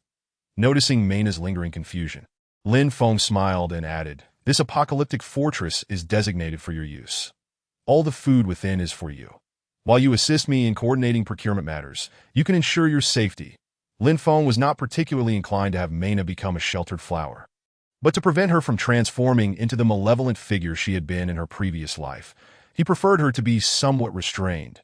Lin Feng was confident that, under his careful guidance, Mayna would not fare poorly compared to her previous life. That no, this fortress is too valuable. I cannot reside here. Mayna promptly rejected the notion. Having already received so much care and assistance from Lin Feng, she felt reluctant to impose further by accepting such a luxurious shelter, even though she recognized its immediate safety. "Mayna, are you truly unwilling to accept my goodwill?" Lin Feng asked earnestly, his voice laced with an unspoken tenderness. "Or do you believe that what I said to you earlier was merely a fleeting whim? I assure you, I am quite serious that at the very least, you should allow me to demonstrate my intentions." "That's not it." For a moment, Mayna found herself at a loss for words. Observing her flustered demeanor, Lin Feng couldn't help but smile inwardly. How could he not win her over? Chapter 72. Do not be so kind to me. Different approaches are required for different individuals. And even with the same person, the methods employed may vary at each stage. If Lin Feng had attempted to engage with the poison woman in this manner during his previous life, it would have undoubtedly led to his own demise. It would have been a courtesy if she had not unleashed her most potent toxins upon him. Yet now, Mayna's heart was in turmoil, and expecting her to accept Lin Feng in a short span was impossible. She was utterly bewildered, unsure of how to navigate her emotions. Lin Feng decided not to provoke her any further. Lest it backfire, could it be that you still wish to encounter a situation akin to the past? The outside world is currently in disarray, with various incidents of vandalism and robbery occurring incessantly. Here, at least, you are somewhat safer, which puts my mind at ease. Lin Feng continued, noticing that Mayna was still somewhat shy at his words, that he chose not to dwell on the matter further, and instead took her on a tour of this makeshift mobile apocalypse fortress. Initially, Mayna appeared astonished by the sudden appearance of this rudimentary fortress, but as she learned of its formidable capabilities, her confidence in Lin Feng's words grew. As long as Mayna resided here, she could rest assured at night. For any malevolent intruder would find it nearly impossible to breach this sanctuary. The defensive capabilities of this fortress truly surpassed her expectations. In Lin Feng's eyes, however, the fortress's defensive efficacy was merely average. It would undoubtedly be safe until the emergence of a Tier 4 ability user. Yet, should a Tier 4 or higher ability user appear, the fortress might well be compromised. Conversely, Lin Feng's fortress could withstand attacks from Tier 5 ability users, offering a markedly enhanced level of comfort and security. After completing the tour of the fortress's interior facilities, Mayna, who had previously felt embarrassed about Lin Feng's offer, no longer harbored any desire to refuse. She was acutely aware of the chaotic circumstances outside, that if the turmoil escalated, it was likely that even remaining at home would not spare her from the clutches of wicked individuals, leaving her as nothing more than a remnant. "Mr. Lin Feng, do you truly wish for me to reside here?" Mayna hesitated for a moment before timidly inquiring. Lin Feng nodded earnestly, awakening the intelligent steward of the fortress and promptly inputting Mayna's information. Currently, this fortress allowed only Lin Feng and Mayna to enter freely. Naturally, Lin Feng held the primary control, capable of adding Mayna to the management system to enjoy the fortress's services, as well as the ability to revoke her access. In contrast, Mayna possessed only the right to utilize this model fortress. This was consistent across all three Apocalypse fortresses, including Lin Feng's underground refuge, where he held absolute control. Lin Feng nodded emphatically, speaking with an air of certainty. "Of course. Do you doubt my intentions? Frankly speaking, Miss Mayna, there is nothing of mine to covet in you, aside from your own sincere affection." Lin Feng's forthrightness only heightened Mayna's unease. Her anxiety was not born of fear. Rather, she was acutely aware that should Lin Feng truly wish to impose himself upon her, she would be utterly powerless to resist. setting aside the fact that Lin Feng was already a lightning ability user. The inherent disparity in strength between men and women left Mena entirely unable to oppose him. Moreover, Lin Feng had recently made her an ability user without hesitation and had provided her with a substantial amount of food, along with this fortress, which was invaluable in the current circumstances. That Mena's trepidation stemmed from a profound sense of unworthiness. The overwhelming kindness Lin Feng bestowed upon her created an almost surreal feeling. "Mena, what troubles you?" Lin Feng inquired upon seeing her bow her head. As he gently lifted her chin, he was taken aback to find her in tears. "Why are you crying?" Lin Feng asked, surprised by her emotional state. At that moment, Mena suddenly threw herself into Lin Feng's embrace, sobbing uncontrollably. Lin Feng was bewildered by her reaction, but soon realized something remarkable. Even her tears, now that she had become a poison ability user, were toxic. The venom soaked into Lin Feng's clothing, causing a hole to form in its fabric. Fortunately, his attire was sufficiently thick to prevent immediate harm. "Mena, what is the matter? Did my earlier words wound your pride?"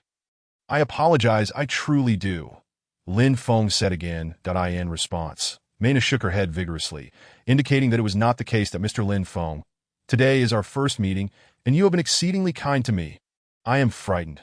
No one has ever treated me so well. Not even my parents, who have always viewed me merely as a tool for their own retirement. They never allowed me to interact with other males, forbidding me from dating or even considering marriage." Mena spoke softly, her words tinged with a sense of grievance. Listening to Mena's story, Lin Feng gained further insight into the exploitative nature of her family life. Given such an oppressive environment, it was remarkable that Mena had endured so long and remained dutiful. "But I truly don't know if they ever regarded me as their daughter. They once expected me to care for them in their old age, which I could accept, but why, oh why, must they treat me so? For mere sustenance, they would sell me off." Mena cried, her body trembling in Lin Feng's embrace. Lin Feng had witnessed countless similar situations in his past life, where even cannibalism became a grim reality, with families preying upon one another. Yet, this was merely the dawn of the apocalypse. Many remained oblivious, clinging to their former ways of thinking. Regardless, Mena belonged to a tragically unfortunate category. If Mr. Lin Feng's kindness toward me stems solely from desire for my body, I would willingly offer it to you, as it is the only means I have to repay your generosity. But please, do not be so kind to me. I cannot bear the thought of receiving your kindness only to have it suddenly withdrawn. I would be unable to withstand such a loss, so I implore you, do not treat me with such kindness. Whatever you seek from me, I am willing to provide," Mena earnestly declared, her voice laced with a pitiful quaver. As soon as Mena finished speaking, Lin Feng felt compelled to push her away gently before hastily removing his own shirt. Could it be? Was it truly as he suspected? Mena mused, preparing to remove her own clothing as well. Chapter 73. The Effect of Poison. Ouch! Lin Feng instinctively cried out, hastily tugging at his shirt, as the sensation of the poison dripping onto his skin was unbearably painful. Mena, anticipating Lin Feng's next move, was nearly amused by his frantic attempts to rid himself of his clothing, nearly laughing at his comical antics. Lin Feng quickly discarded his shirt and replaced it with another. When Lin Feng lifted his gaze to Mena, he was momentarily taken aback. "You aren't experiencing similar burns, are you?" he asked. Upon reflection, he shook his head in confusion. Her own tears, even if they were toxic, should not cause her harm. Upon finishing his thought, Lin Feng approached Mena, gazing intently at her in search of any signs of burns. However, after a thorough examination, he found no evidence of damage on her. Under Lin Feng's somewhat heated scrutiny, Mena's cheeks flushed crimson. Recalling Lin Feng's earlier remarks, she noticed that the holes in her clothing were indeed caused by the corrosive nature of her own tears. It was evident that Lin Feng's clothing was still undergoing corrosion, a sight that left her utterly perplexed. "Was this all a result of my tears?"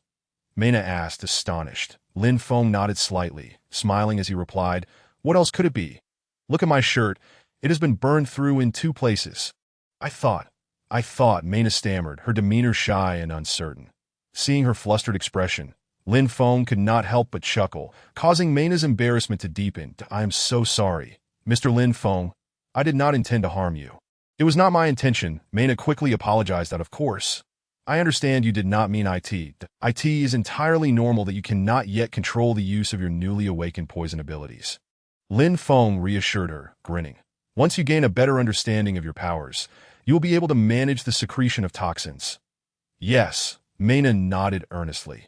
Despite her overwhelming shyness, Mena mustered the courage to lift her gaze to Lin Feng.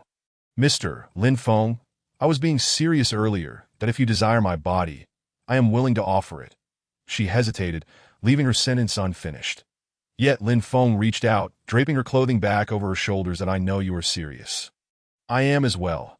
What I seek is not merely your body, but your heart. Lin Feng's declaration warmed Mena's heart that in truth, he was quite sincere about this. However, his primary desire was to earn Mena's unwavering loyalty. If he could not secure her loyalty, all his efforts would be in vain. Thus far, the individual who has captured Lin Feng's utmost seriousness is undoubtedly Li Shuer. Should Mena Zi also manage to win his loyalty and devotion, Lin Feng would certainly not hesitate to welcome her as one of the women by his side. Contemplating this, Lin Feng found himself somewhat contemplative. Although his spatial abilities contained 11 plants bearing psychic fruits, he was acutely aware that, given his current circumstances, it was improbable for him to absorb a third kind of ability anytime soon. Whether he could continue to absorb such energies in the future and successfully awaken a third ability remained uncertain. Lin Feng had attempted to communicate with the Qinquan Pearl regarding this matter, yet it offered him no response whatsoever. Psychic fruit plants were inherently rare. Lin Feng could not indulge in them indiscriminately, as he had with the awakening of his lightning abilities. If he were to consume all 11 plants and still fail to awaken, it would be a tremendous waste of such precious resources. Were he to awaken psychic powers, enabling him to hear the thoughts of others or to control their mental will, he would not need to resort to such elaborate means. A single psychic ability would suffice for control or insight. Just as Lin Feng was lost in thought, Mena Zi embraced him, signifying her gratitude. Although she had not fully accepted Lin Feng at this moment, her heart was gradually beginning to do so. That alone was sufficient. After imparting the operational details of the proposed Apocalypse Sanctuary to Mena Zi, along with some insights on utilizing abilities, Lin Feng reminded her not to forget to procure supplies for him. Having completed these tasks, he finally took his leave. Mr. Lin Feng, will you return? Mena Zi inquired, standing at the door with a hint of reluctance. Mena Zi, just call me Lin Feng. While you are here, I shall undoubtedly return. Lin Feng smiled at her before turning and riding off on his heavy motorcycle. After traveling a few kilometers and ensuring no one was around, he stowed away the motorcycle and shifted through space. Arriving back at the villa in Angshi, upon his return, he found no trace of the two women. Leaving him somewhat perplexed, he promptly retrieved his phone to call them. That moment, an unsettling thought crossed his mind. Could it be that, due to his prolonged absence, they had encountered misfortune? If that were the case, he would not feel regret. However, it would likely mean he would seldom visit this villa again. Just as Lin Feng's call connected, he heard melodious music emanating from the entrance. He turned to investigate. He saw Sun Mingya and Lu Li entering through the door. Lin Feng, you're back. The sight of him standing in the villa elicited more astonishment than joy from the two women. After a brief moment of surprise, they quickly adopted expressions of delight and rushed towards him. Lin Feng, not particularly concerned, first discarded a backpack containing an assortment of snacks from the island, which Sun Mingya and Lu Li, unfamiliar with Nihongo, mistakenly believed to be gourmet treats brought specifically for them. Enjoy! Lin Feng spoke to them in a tone devoid of sentiment. 2 hours later, Lin Feng sat at the edge of his bed, clearly unhappy. What is going on? The power of time and space has not increased in the slightest. His foremost desire was to enhance his strength. Without such progress, facing the myriad formidable creatures during the latter stages of the apocalypse would likely plunge him into a life shrouded in darkness. He had no desire to relive the excruciating days of his past life, which felt akin to imprisonment. Moreover, even in jail, he needed sufficient capability for self-defense. Otherwise, amidst the apocalypse, possessing abilities such as spatial traversal would not guarantee absolute safety. After all, the strength of the 10 corpse emperors was terrifying, and they too possessed the ability to move rapidly over short distances. Among them, the Dragon Emperor was known to wield spatial powers, making him one of the most formidable and fearsome beings Lin Feng had ever known. However, during his previous life, he had not witnessed the Dragon Emperor wielding the treasured Qinquan pearl before meeting his demise. This contemplation filled him with deep concern. If he were to encounter the Dragon Emperor in this life, would the Dragon Emperor recognize the Qinquan pearl in his possession? First, inform me of the situation outside. Lin Feng directed at the two women. Upon hearing his request, they readily recounted all they had observed outside. In summary, the external order was gradually stabilizing, and the rescue and disaster relief efforts were yielding significant results under the high-level coordination, particularly in the severe crackdown on criminals taking advantage of the chaos. The relentless implementation of these measures had greatly alleviated the social security situation, and various disaster relief supplies were being continuously transported to the most severely affected cities and regions across the nation. Numerous supermarkets and operators responded to the higher-ups' arrangements, opening their doors to aid in relief efforts. Even amidst this improving environment, food and supplies were still priced at over 5 times their previous rates. During the earlier chaos, many households lacked the habit of stockpiling supplies, and their food reserves had long been depleted. Many were hesitant to venture out to shop, with external disorder making it difficult to find places to buy necessities. Their greatest concern was that, even if they managed to procure supplies, they might not return home. Now that society had stabilized somewhat, most people began to venture out, seeking every possible means to stockpile whatever they could. Understood. With that, Lin Feng tossed a wad of cash amounting to a staggering 100,000 xia currency. Currently, Lin Feng's pockets were largely filled with Dao coins, having nearly exhausted his xia currency. However, this sum was of little consequence to him. Allowing them to procure their own food would save him the trouble of repeatedly fetching supplies. Upon witnessing Lin Feng toss out tens of thousands of xia currency, the two women began to scramble for it. In the past, such a display of wealth would have earned Lin Feng only a begrudging smile from Lu Li. However, now that she had lost her benefactor, any attempts to command Lin Feng, as she once did, would be utterly futile. "This is for me. Let go. No, it's for me. You must release it." The two women began to tussle fiercely over the cash. Lin Feng, entirely unperturbed, was just about to exit when a sudden cry for help reached his ears. "Help! Someone's robbing me!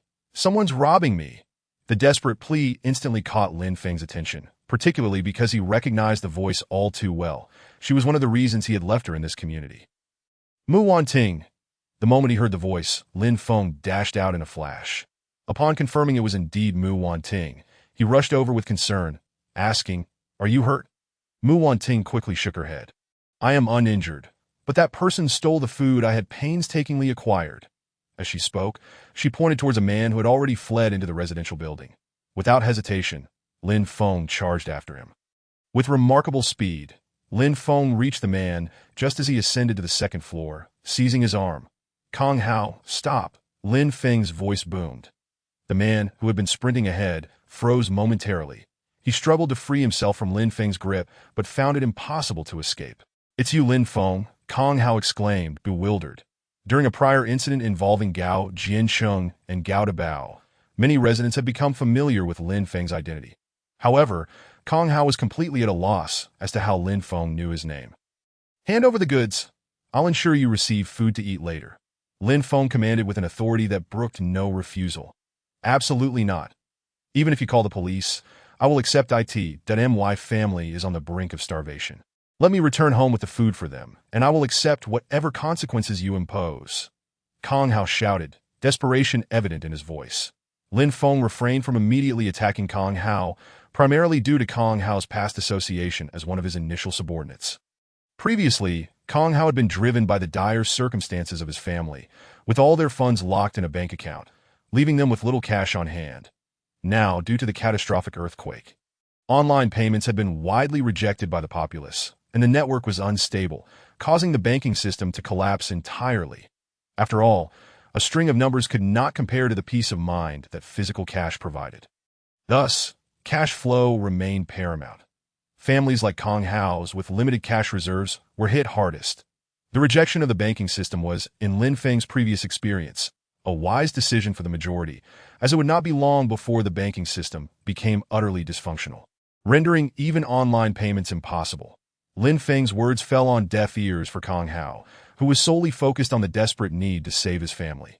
Realizing that lecturing him was futile, Lin Feng swiftly kicked him to the ground, simultaneously reclaiming the large bag of food that Kong Hao had snatched. "Please, my family is on the brink of death.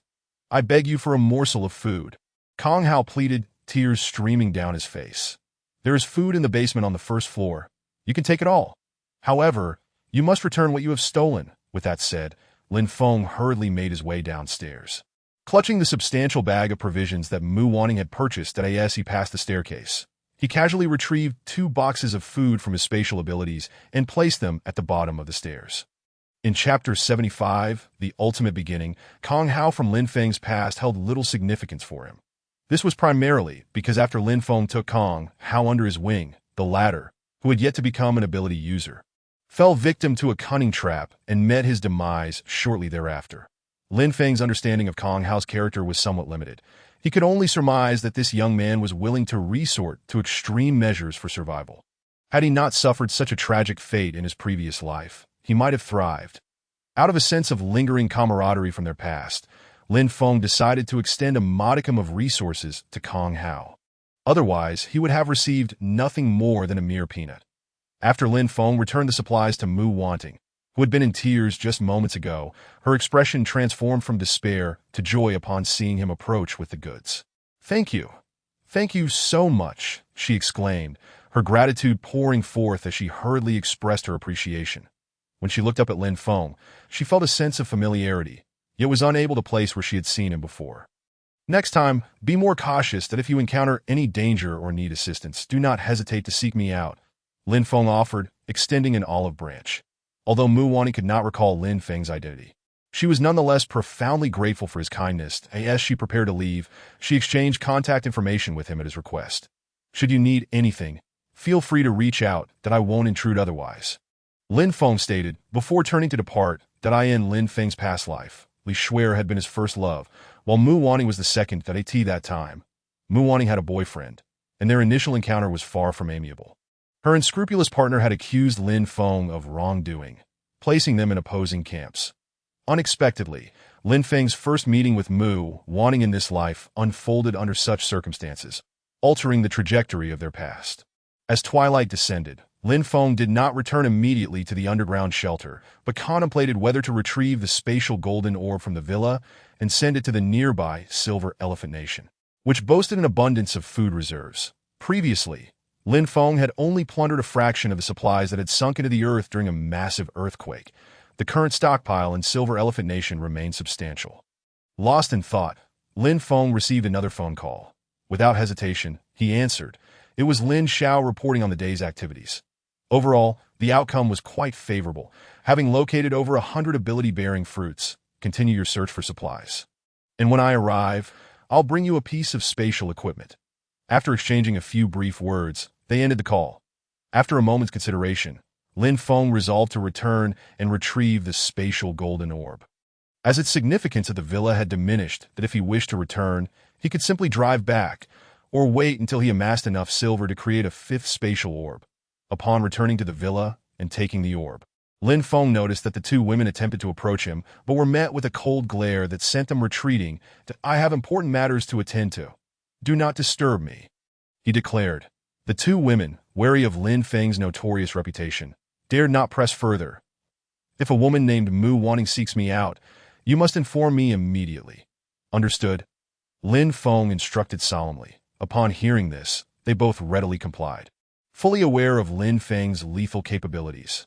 After retrieving the spatial golden orb, Lin Feng mounted his heavy motorcycle and departed with a bold air. Many residents took notice of his ostentatious exit, some even contemplating targeting him, but the rumors surrounding Lin Feng's past actions, particularly how he had dealt with the property management, dissuaded them from making any moves for the minor gangs.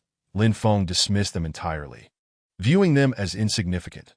Speeding along the road, Lin Feng chose not to utilize spatial traversal this time, opting instead to drive straight to the underground fortress.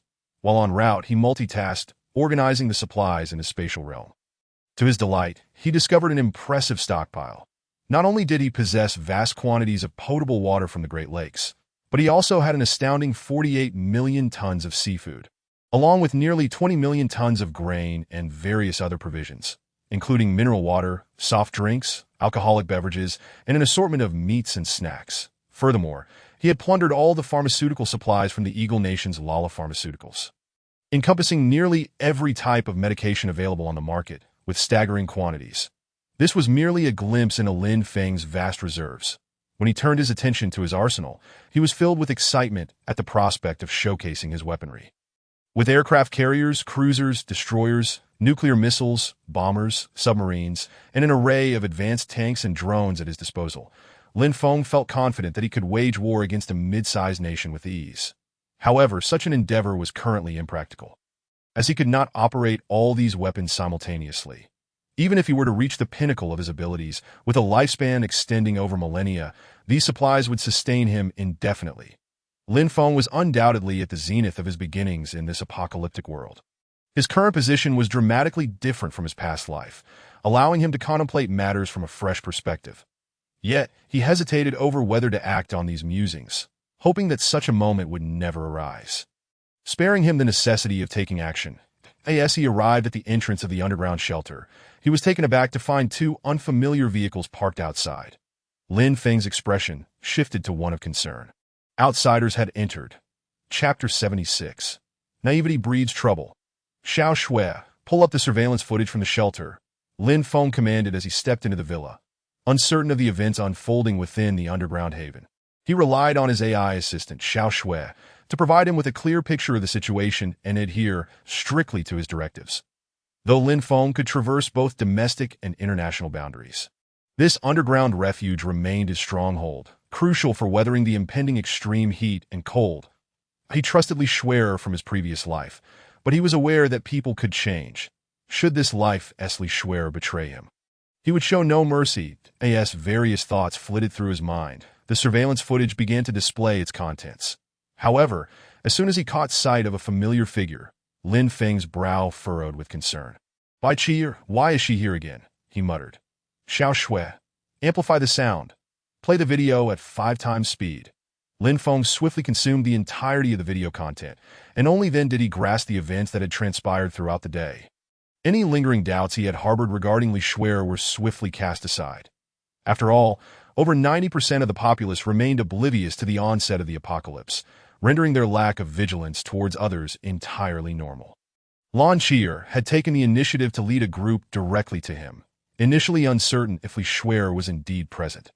Moreover, even if they were aware of her location within the underground sanctuary, they would not have been permitted entry to AT that moment. An unexpected scene unfolded before Li Shui, as Lan Qier revealed her mastery of supernatural abilities, specifically those of the fire element. Not only that, but the 3 individuals accompanying her also possessed extraordinary powers. 2 wielded animal-related abilities, while the other commanded wind-based powers.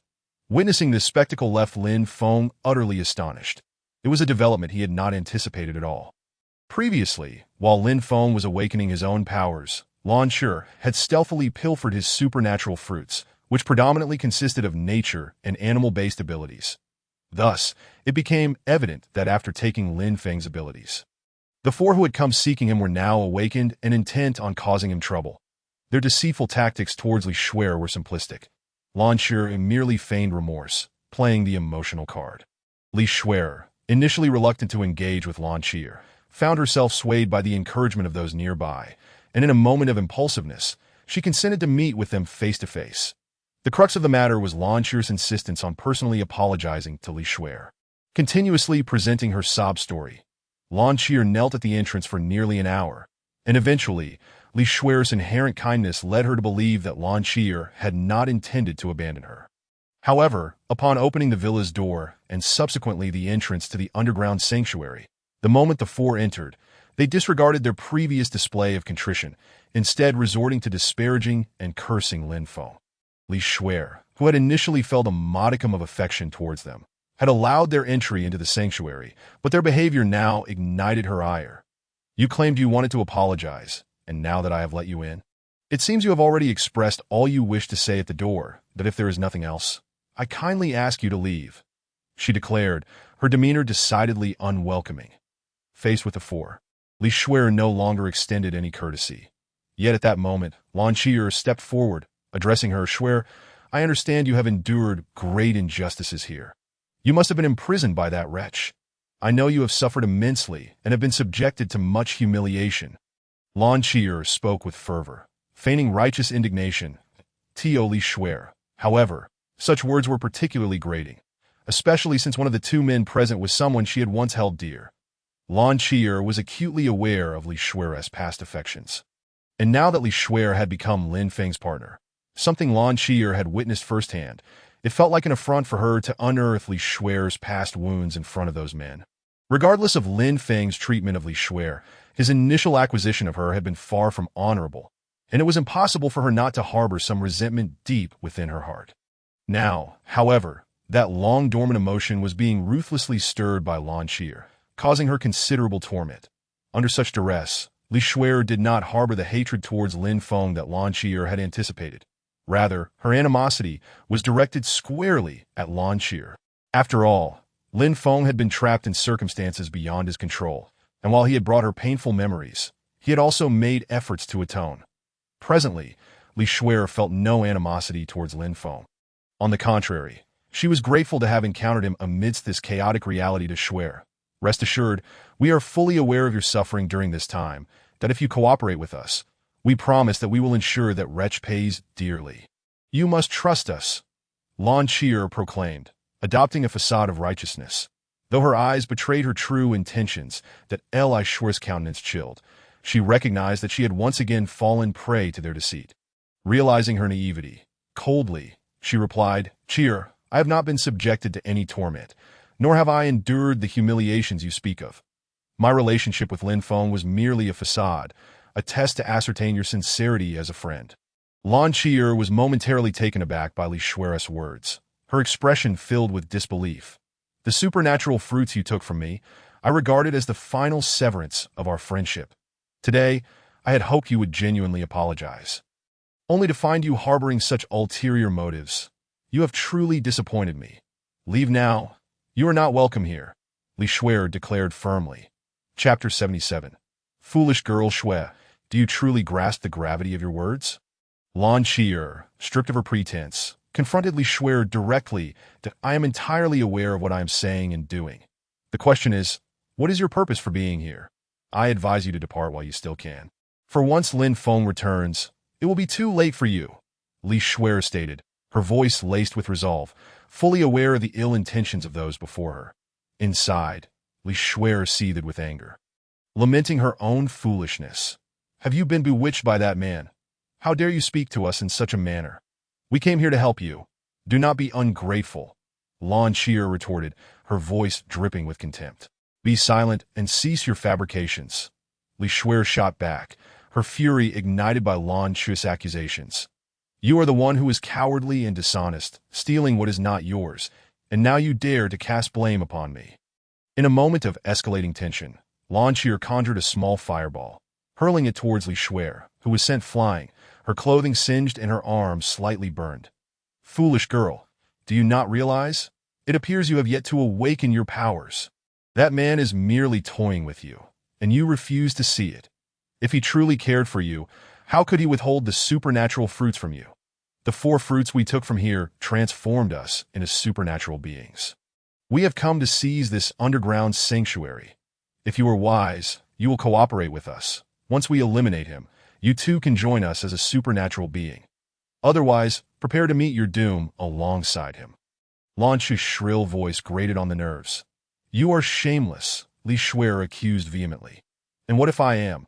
At least I am not a discarded flower, left to rot here after being used by men. Lan Chi'er shot back without reservation. I shall give you one final chance. Will you join us? If you wait until he returns, it will be too late, and we will have no choice but to eliminate you. Should you choose to ally with us, I assure you, you will become a supernatural being. What say you? Not a chance, Li Shuer spat defiantly. Having already been deceived by Lan Chi'er once, she could scarcely believe her words again.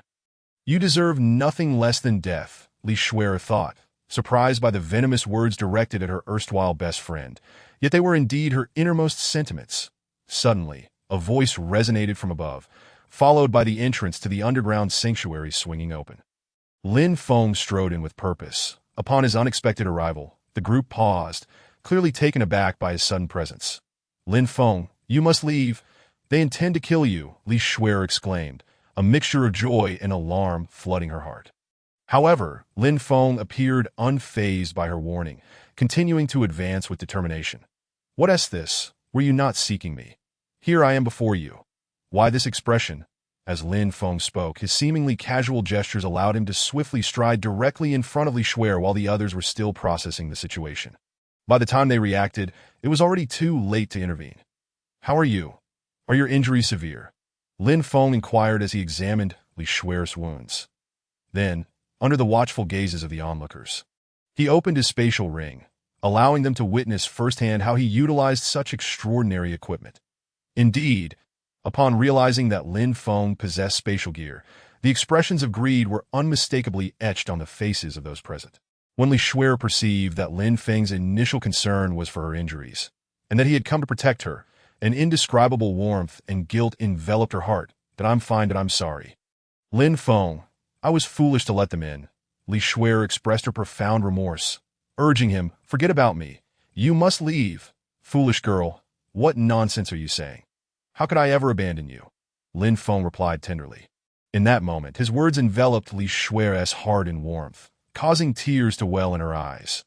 Lin Feng hastily retrieved some burn ointment, gently applying it to her wounds with utmost care.